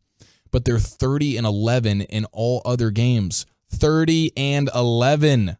Bobby doubles down with that with an exclamation point like, dang, they are dominant. If they can just not give up 119 plus points per 100 possessions in a game, they're pretty much going to win 2/3 of those games. And so the Mavs, he's like, the Mavs don't have to have a top 10 defense. They really just need to have, could they have the 22nd? Could they have the 25th best defense? Could they just not be last? Because even in the games in the last 8 games where they rank dead last in defense, every single game comes down basically to the last possession. Yeah. If you could just go from being dead last defensively to 25th to 23rd, something like that, which shouldn't be that tough of an ask, then this team could be on, a much better type of winning streak. I think that's what Jason Kidd's so frustrated by, because if you really want it, you can be much better than 30th. And then you add to that, you continue to be a good offense in the final 15 seconds, and we could be talking about a completely different situation here. And maybe if they get hot, they could, at least be exciting down the stretch. But 3-21 when allowing 119 per 100 possessions, that's a clear sign, that, hey, guys, this is our way through. Callie Kaplan has a piece up in the morning news today. Luke is on pace to get a suspension in 8 games with the Tex. It was a big story last year. He cut it to just 3 techs in the last 21 games, but still needed the league to void 2 techs at the end of the year to avoid suspension. And her story is that it's more of a concern for the team this year than last year, because he's getting more aggressive with his discussions with the refs, and he's getting less interested in getting back on that defense and helping out. So I know we haven't paid as much attention to it this year, but it is still a significant issue for the team, and trying to figure out a way through this as he's now 24 years old. It's not going to be long before he's not a young man at all, even by professional basketball standards. That's tough, and that's something he's got to get a hold of. It's to the point now that it's embarrassing. And it's so bad now that, it's not even that big of a storyline. We're kind of accepting it as Luka's identity at this point, and that's not good. How many first-round picks does Oklahoma City have? All of them. Lots. Like 15 over the next 4 years or something like that. It's insane. They're loaded. Would you consider moving him? No. And not for all the picks, because you wouldn't get a player that good. No. Absolutely not. All those picks would be in the 20s. Some of those picks they got are from Houston, right? Yeah. Oklahoma City's from the Harden trade. Clippers. Yeah. I mean, I was just wondering. I mean, the problem is with the lottery, you just never know where you're going to pick. So there's no guarantee you're going to have the top pick. It's not worth it. So you do want to build around Kyrie instead? I'm just kind of thinking, is it worth more to you that way? If it's something that, are you always going to be worried about the pace of play and the things like that with Luka? It's going to be a storyline. Yeah, a lot of his players are going to want to play faster than him. But there's such longevity with Luka now. You could be looking at 10, 12, 15 years as an all-NBA player. And Kyrie, you build around him, and he might want to go somewhere else. He might. But if you make him the focal guy, has Sure. he ever been in that mode? I'm just, like you say, if you were disappointed in Luka and really maybe the direction that this thing might be going, because like you say, even Kyrie's having problems playing with him, right? I think I'd be interested in about 5 or 6 years. If he's 29 or 30 and the organization has taken a big turn for the worse, and you're a fringe playoff team and you're like, hey, we got to kickstart a rebuild. But right now at 24 years old, I don't think you could come up with a trade package that I think would be fair.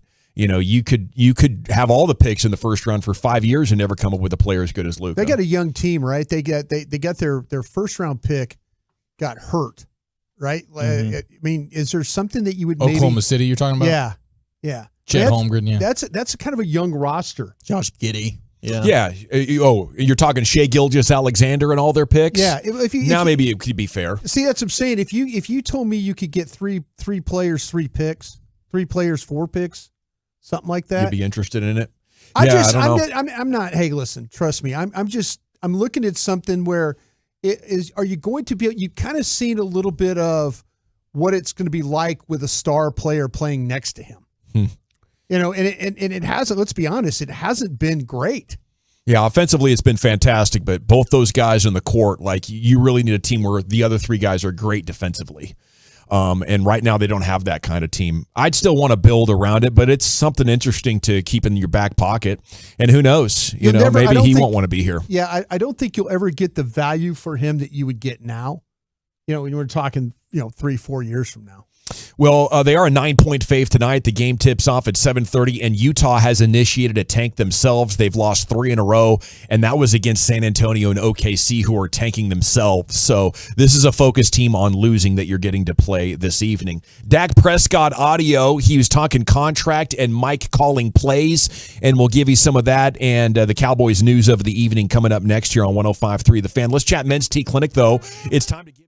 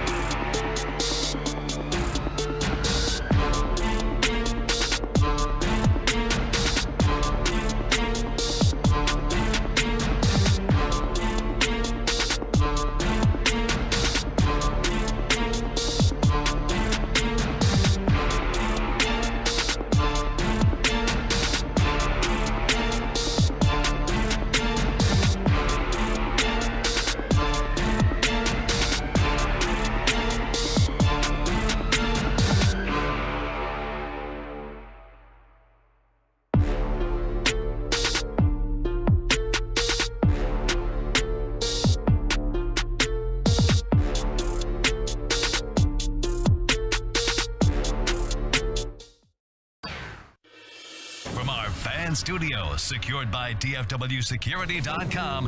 You're rolling with the G-Bag Nation on 105.3 The Fan. Welcome to the nation. Yeah, that's right. It's hour 4 of the G-Bag Nation here on 105.3 The Fan. The Rangers fall to the Cubs 9-6 in spring training action. Just went final. Jared Sandler's going to join us in 10 or 20 minutes, something like that. Dak Prescott audio. He was at the Grant Halliburton Foundation's annual Beacon of Hope Luncheon. Have a couple of cuts here. General at your service. If you see me, bear me. N.A. There's Brian Broaddus, former NFL and Cowboys scout. Lucius Alexander was in the Pimp Cup over there, Master Control, keeping the Gators down. And he does have L.A. Live coming up at 5:40 here for you. Bobby Belt about 5:30, Cowboys Insider. Wolchuk and Chiafalo here in the talk booth, and Carter Freeman coordinating your video. You can watch us online, Twitch, YouTube, 105thethefan.com. Okay, a couple of cuts here. Salute to Calvin Watkins. He's been working this Cowboys beat. Had a mock draft. We talked about that earlier. And he was at the Grant Halliburton today and got the audio, posted it on Twitter. And Calvin's going to join us coming up in about an hour. We'll talk some Cowboys offseason with the writer from the Morning News, Calvin Watkins, here in about 60 minutes. But here's Dak Prescott talking about Mike McCarthy calling plays on 105.3 The Fan. And I'm a guy that's excited for what's next. Always optimistic. Know Mike's history and calling the plays, has had a lot of success. So excited for that. I know he's excited to get back into it, to dive into it, to be able to call the plays and just to be so engaged. And so it's a change, but it's going to be good. Yeah, I'm excited for it too. You know, I do think it's tough if you're Dak that things are going to change in a way that might challenge you to get out of your comfort zone. But after watching so much of Kellen Moore, I'm excited by that. And I feel like Mike McCarthy, with his resume, is probably the most qualified offensive guy in that building. To come up with the right game plan. So that's where I'm at. But Brian, Wolchuk, Chiafalo, I don't think I have a lot of company here. I think I'm very much an outlier in being excited about this shift and what Dak might be able to do as far as taking his game to the next level with Mike McCarthy calling the plays and designing the offense. Yeah, I think that there's an aspect to what they're going to do here that just feels like it's, hey, we are trying to just avoid risks and win a bunch of games 20-17, 17-16, and that's certainly not sexy, and it's not something that you are seeing teams do a ton of winning. Like the teams that are winning, it's because their quarterback is a huge reason why. Didn't we see a lot of examples, though, where they were running it quite a bit and hitting explosive plays in the passing game? I think that's the thing. I think if you try to pass the ball 40 times, you'll get X amount of explosive plays. I think if you pass it 25 times and you're successfully running the ball, you will get X plus. Yeah. But because you've set them up for those big passing plays. I certainly get that. I mean, if you're going to have a dominant rushing attack, then that's definitely going to help your quarterback, and it should in turn help your passing attack as well, especially if you're going to be willing to lean into play action and stuff like that. But are you going to play into your quarterback's strengths with the quick passing game and being super pinpoint and precise consistently with his throws? Or are you going to play in a 15-yard box where everybody knows you're just trying to get the ball out quick and you're asking them to some extent like quick passing game, and that's what you want to do? Then you got to be precise, man. Like Brady gets by doing that. Everybody on the field knows for a long time, hey, they don't really have a deep threat. Okay, Brady can still beat you that way. I don't know many other quarterbacks that can necessarily consistently beat you that way. And so some of that stuff is gonna be frustrating. I think it's certainly for Dak if they're gonna minimize like what's on his plate, and maybe there's some truth to that. But it sounds like you're really depending on your playmakers for Yak, and I don't see enough of those. So if they had better players, I might be a little bit more on board. But otherwise, I'm like, dude, you're gonna expect Michael Gallup, I guess, to be a huge, like he's gonna take a lot of 5-yard passes and make them double-digit plays. Like, I don't know. I don't think you have the talent for that. I'm kind of at that point right now where I don't think it ended very well for Mike calling plays in Green Bay. So, I kind of am also to the point where I felt like that we're gonna look back on this and say we miss Kellen Moore. I think we're gonna look at this and say, you know what? If Kellen Moore was able to manipulate ability to run the ability to make Dak, the offense to move, the first downs, the red zone stuff, score points. I'm kind of in that mode right now where I think that we're going to look back and say that, wow, where's Kellen Moore here? So you think this is a big step back for the team? Mike gets fired and Dak's butt's on the line going into the final year? I think absolutely it is. I think absolutely it is. And a lot of it is, again, you're banking on, okay, year 2 of Gallup with the knee injury. Is he going to be better? What's going to happen at running back? Your primary running back right now is rehabbing with Britt Brown, trying to get ready. Yep. You got questions at left guard. You don't have a left guard unless you want to slide Tyler Smith over there and maybe play Tyron Smith back at left tackle, but he wasn't good enough in the time he was playing right tackle. I do think there's a fair place where I find myself where I'm not going to miss Kellen Moore at all because I know there were legitimate flaws with his offense, and we saw that it got maxed out. But that doesn't mean I have to like what McCarthy's about to do either. No, Dalton Schultz too. You could throw that in there as well. Right. But just looking ahead, I think and your all right of this, tackle is coming back after a knee injury. Sure. There's a lot of doubts on this offense, which is why there's too many questions to just look at the draft as the only way we're going to solve these problems. They can't do that this offseason. Yeah. That's their only resource when it comes to team building. And if their plan is we're going to solve everything with the draft, you're going to have a bad season. Yeah, they need a J-Ron Curse budget signing to impact the offense. That's our hope, is that you ace the draft and find all those things. Who knows? Maybe they'll make some sort of a trade. But I wanted to circle to a Mike Lombardi quote that he had. I know you're a big fan. He was the best man at your wedding, Brian. He joined us at the Super Bowl. It was great to see you guys reminisce and all that. But he was asked with Sean and RJ what Mike McCarthy had to say. Why should Cowboys fans not freak out over Mike McCarthy taking over? He said, to me, it was the most ridiculous interpretation by most of the national media.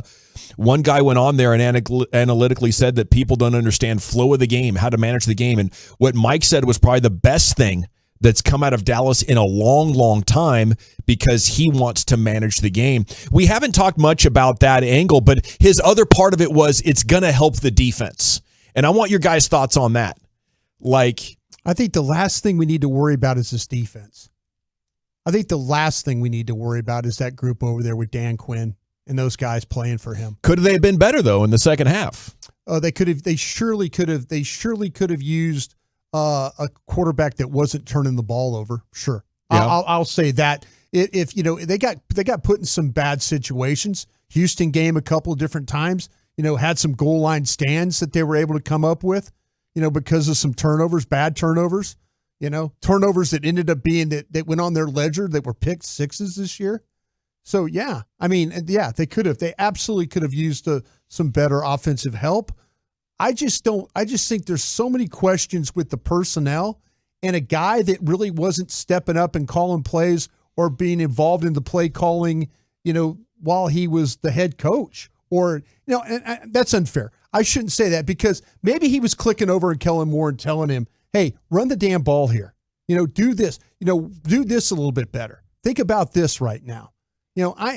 To me, he kind of just let Kellen Moore do what he wanted to do. He was not an alpha leader when it came to handling an inexperienced Kellen Moore. Yeah, I would have asked for more. Yeah. I feel like that he is super happy that Kellen Moore's gone. And there's a bunch of problems with Mike McCarthy, but I don't think a big problem is where he is now. We're in the offseason. We're evaluating how it ended, and now we're coming with a plan to make it better.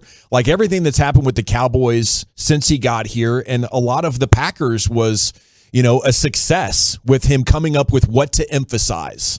Now, game management, under pressure, work ethic, like he's going to need a staff, I think, to help him execute and coach and teach all of this stuff. But yeah. I think right now we're in the best situation we've been in since Parcells left, when it comes to a guy having a clue of what the direction of the team needs to be in order to maximize what they have. Okay, so here is an issue that I have as well, where it seems like they're going to change the scheme and take things off of Dak's plate and try and make things a little bit easier for him, right? So they're acknowledging that he's probably not one of these top flight ridiculous quarterbacks, but they still won't put the talent around him like he's not one of these top flight quarterbacks. Does that make sense? Yeah. So we're going to change our scheme because we want to make sure, because we don't think our quarterback's quite capable of doing one of these new age kind of offenses. We want to just kind of neuter him a little bit. We want to run the ball. We want to score 20 points, but we don't want to add legit talent around him. Yeah. So there's a weird disconnect here. Well, you're right, because the Cowboys speak out of both sides of their mouth because they're not being honest with the public about what their goals are. Their goals are to make the playoffs, right? So they're going to find whatever words they need to like satisfy the fan base or whatever. But you're dead right about that, and it doesn't make any sense. It's frustrating for a Cowboy fans that wants to see this team go over the top. Now, Dak also did talk about his contract situation and where he is. This was earlier at the Grand Halliburton event. Here's Dak. There's a chance you might go back to the table financially. Are you excited about that? To stay here longer than what? 100% I'm excited, yeah, to be a Dallas Cowboy, as I said. I mean, always dreamed to be here. Now that I'm here, I don't expect to play for any other team. And now it's just about winning. So just trying to get that done and just to hear, obviously, as you say, in the front office, looking forward to an extension. So when that time comes, it'll happen. I'm kind of with Steven on it. It may just happen overnight, but when it happens, it'll be great. Man, they'll come with some serious questions at a charity event, won't they? Yeah. Those reporters, they stake these guys out at their events and know their off-season schedule, and they're ready for the big questions because they know how much of an appetite there is for it. I didn't hear the excited Dak though. Frustrated for sure. Seems frustrated, maybe irritated. I don't know. To me, I do think that he's a little bit uncertain about everything that's going down. I don't know if Dak's a huge fan of the changes that are going on here. I don't think he is either. We'll have to see. You know, usually Dak is you're right. Gavin is very upbeat about exciting. You know, I mean, he can give you coach speak and do all that. I think that if when Calvin stopped asking him questions, he probably went up to Calvin and was like, "Listen, man, it is what it is right now. You know, I had great success with Kellen Moore. Was it playoff success and all that? No. Numbers wise, do we do all right? Yeah. Do we have a top 5 offense? Yeah." He goes, "I don't know what's going to happen with this guy. I don't." And I just mentioned all those changes. He has to look at the same thing. There's questions about his offensive line. There's questions about his running game. There's questions about his receiver. There's questions about his tight end. How do you be confident that that all this is going to take care of itself? And then I got a new play caller. And one of his friends in Kellen Moore sounds like he wanted to leave the situation. So yeah, who knows how much disagreement there could be in there. I think that a lot of this is Mike conveniently is blaming Dak, and I mean blaming Dak by wanting to change things offensively, scheme wise, where he should have just come out and said, "Listen, I didn't like what Kellen was doing scheme wise here. I didn't appreciate the option routes. I didn't appreciate him running the ball on early downs the way he did. I didn't appreciate the red zone stuff that he was doing." You know, if Mike would have said that, I would have had a lot more respect. But he kind of put it on Dak Prescott as we've got to pull him back. We've got to do things differently to help him. Yeah. And he's probably thinking like, "Whoa, bro." We won 25 games, and again, it's not the playoff success. This is kind of like Pete Carroll with Russell Wilson trying to dial him in. And was it an indictment of Russell Wilson, or is it complimentary football? Yeah. Are we finding ways to reduce the chances that you throw picks, keep the chains moving, and keep our defense fresh? And I think there is something to that. There is. You only have so many good rushes, and if you're spent in the fourth quarter and tired, which Micah Parsons looked to be quite often, I think there's an edge if you could have 1 or 2 less series by the time you get to 5 minutes left. We could have it's funny, we were just talking about the Mavericks and how many tight games that they're in. This very well could be the Dallas Cowboys next year. One of those things where they're in a lot of these games where they want to win 2017. Yeah, one possession, second to last possession of the game, that kind of thing. Yeah. Okay. Sarkisian on practice for Arch. There are some plays that he'd love to have back, and there are some other plays that he made. Everybody was like, wow, that's a heck of a play. He brings a worker's mentality, and he wants to be really good in this game. Spring football happening down there, and I think we're going to be talking about a lot about this quarterback battle. I'm about to call it, though. It just seems weird. I think what's going on here is this is Cooper's kid. It's not Eli or Peyton's kid, okay? Cooper was a wide receiver. I don't know. Like you're from the same granddad, but I think granddad handed most of it down to uncles. And maybe you're a little bit faster. Maybe you got mom's speed, but not mom's arm. I don't know how genetics plays out, but come on, we need to see something more encouraging from Arch Manning. There are some plays he'd love to have back. That's not a freshman that's going to step in and light the world on fire. It is just one quote from his practice, but you combine that with how high school football was going on, and I don't know. It seems like a name. It seems like a name more than the ability. I think this is Quinn Ewers' job. The expectations at Texas this year are preseason to win the Big 12. Yeah, they're talking about them going out and finishing very well in the national rankings. They don't have time for a quarterback controversy. They better figure out one guy that's going to lead them to the expectations that they have in Austin. Yeah, find a guy. All righty, G-Bag Nation. We are going to catch up with Jared Sandler, then Bobby Belt as we kick off the Expressway coming up next here on 105.3 The Fan. More G-Bag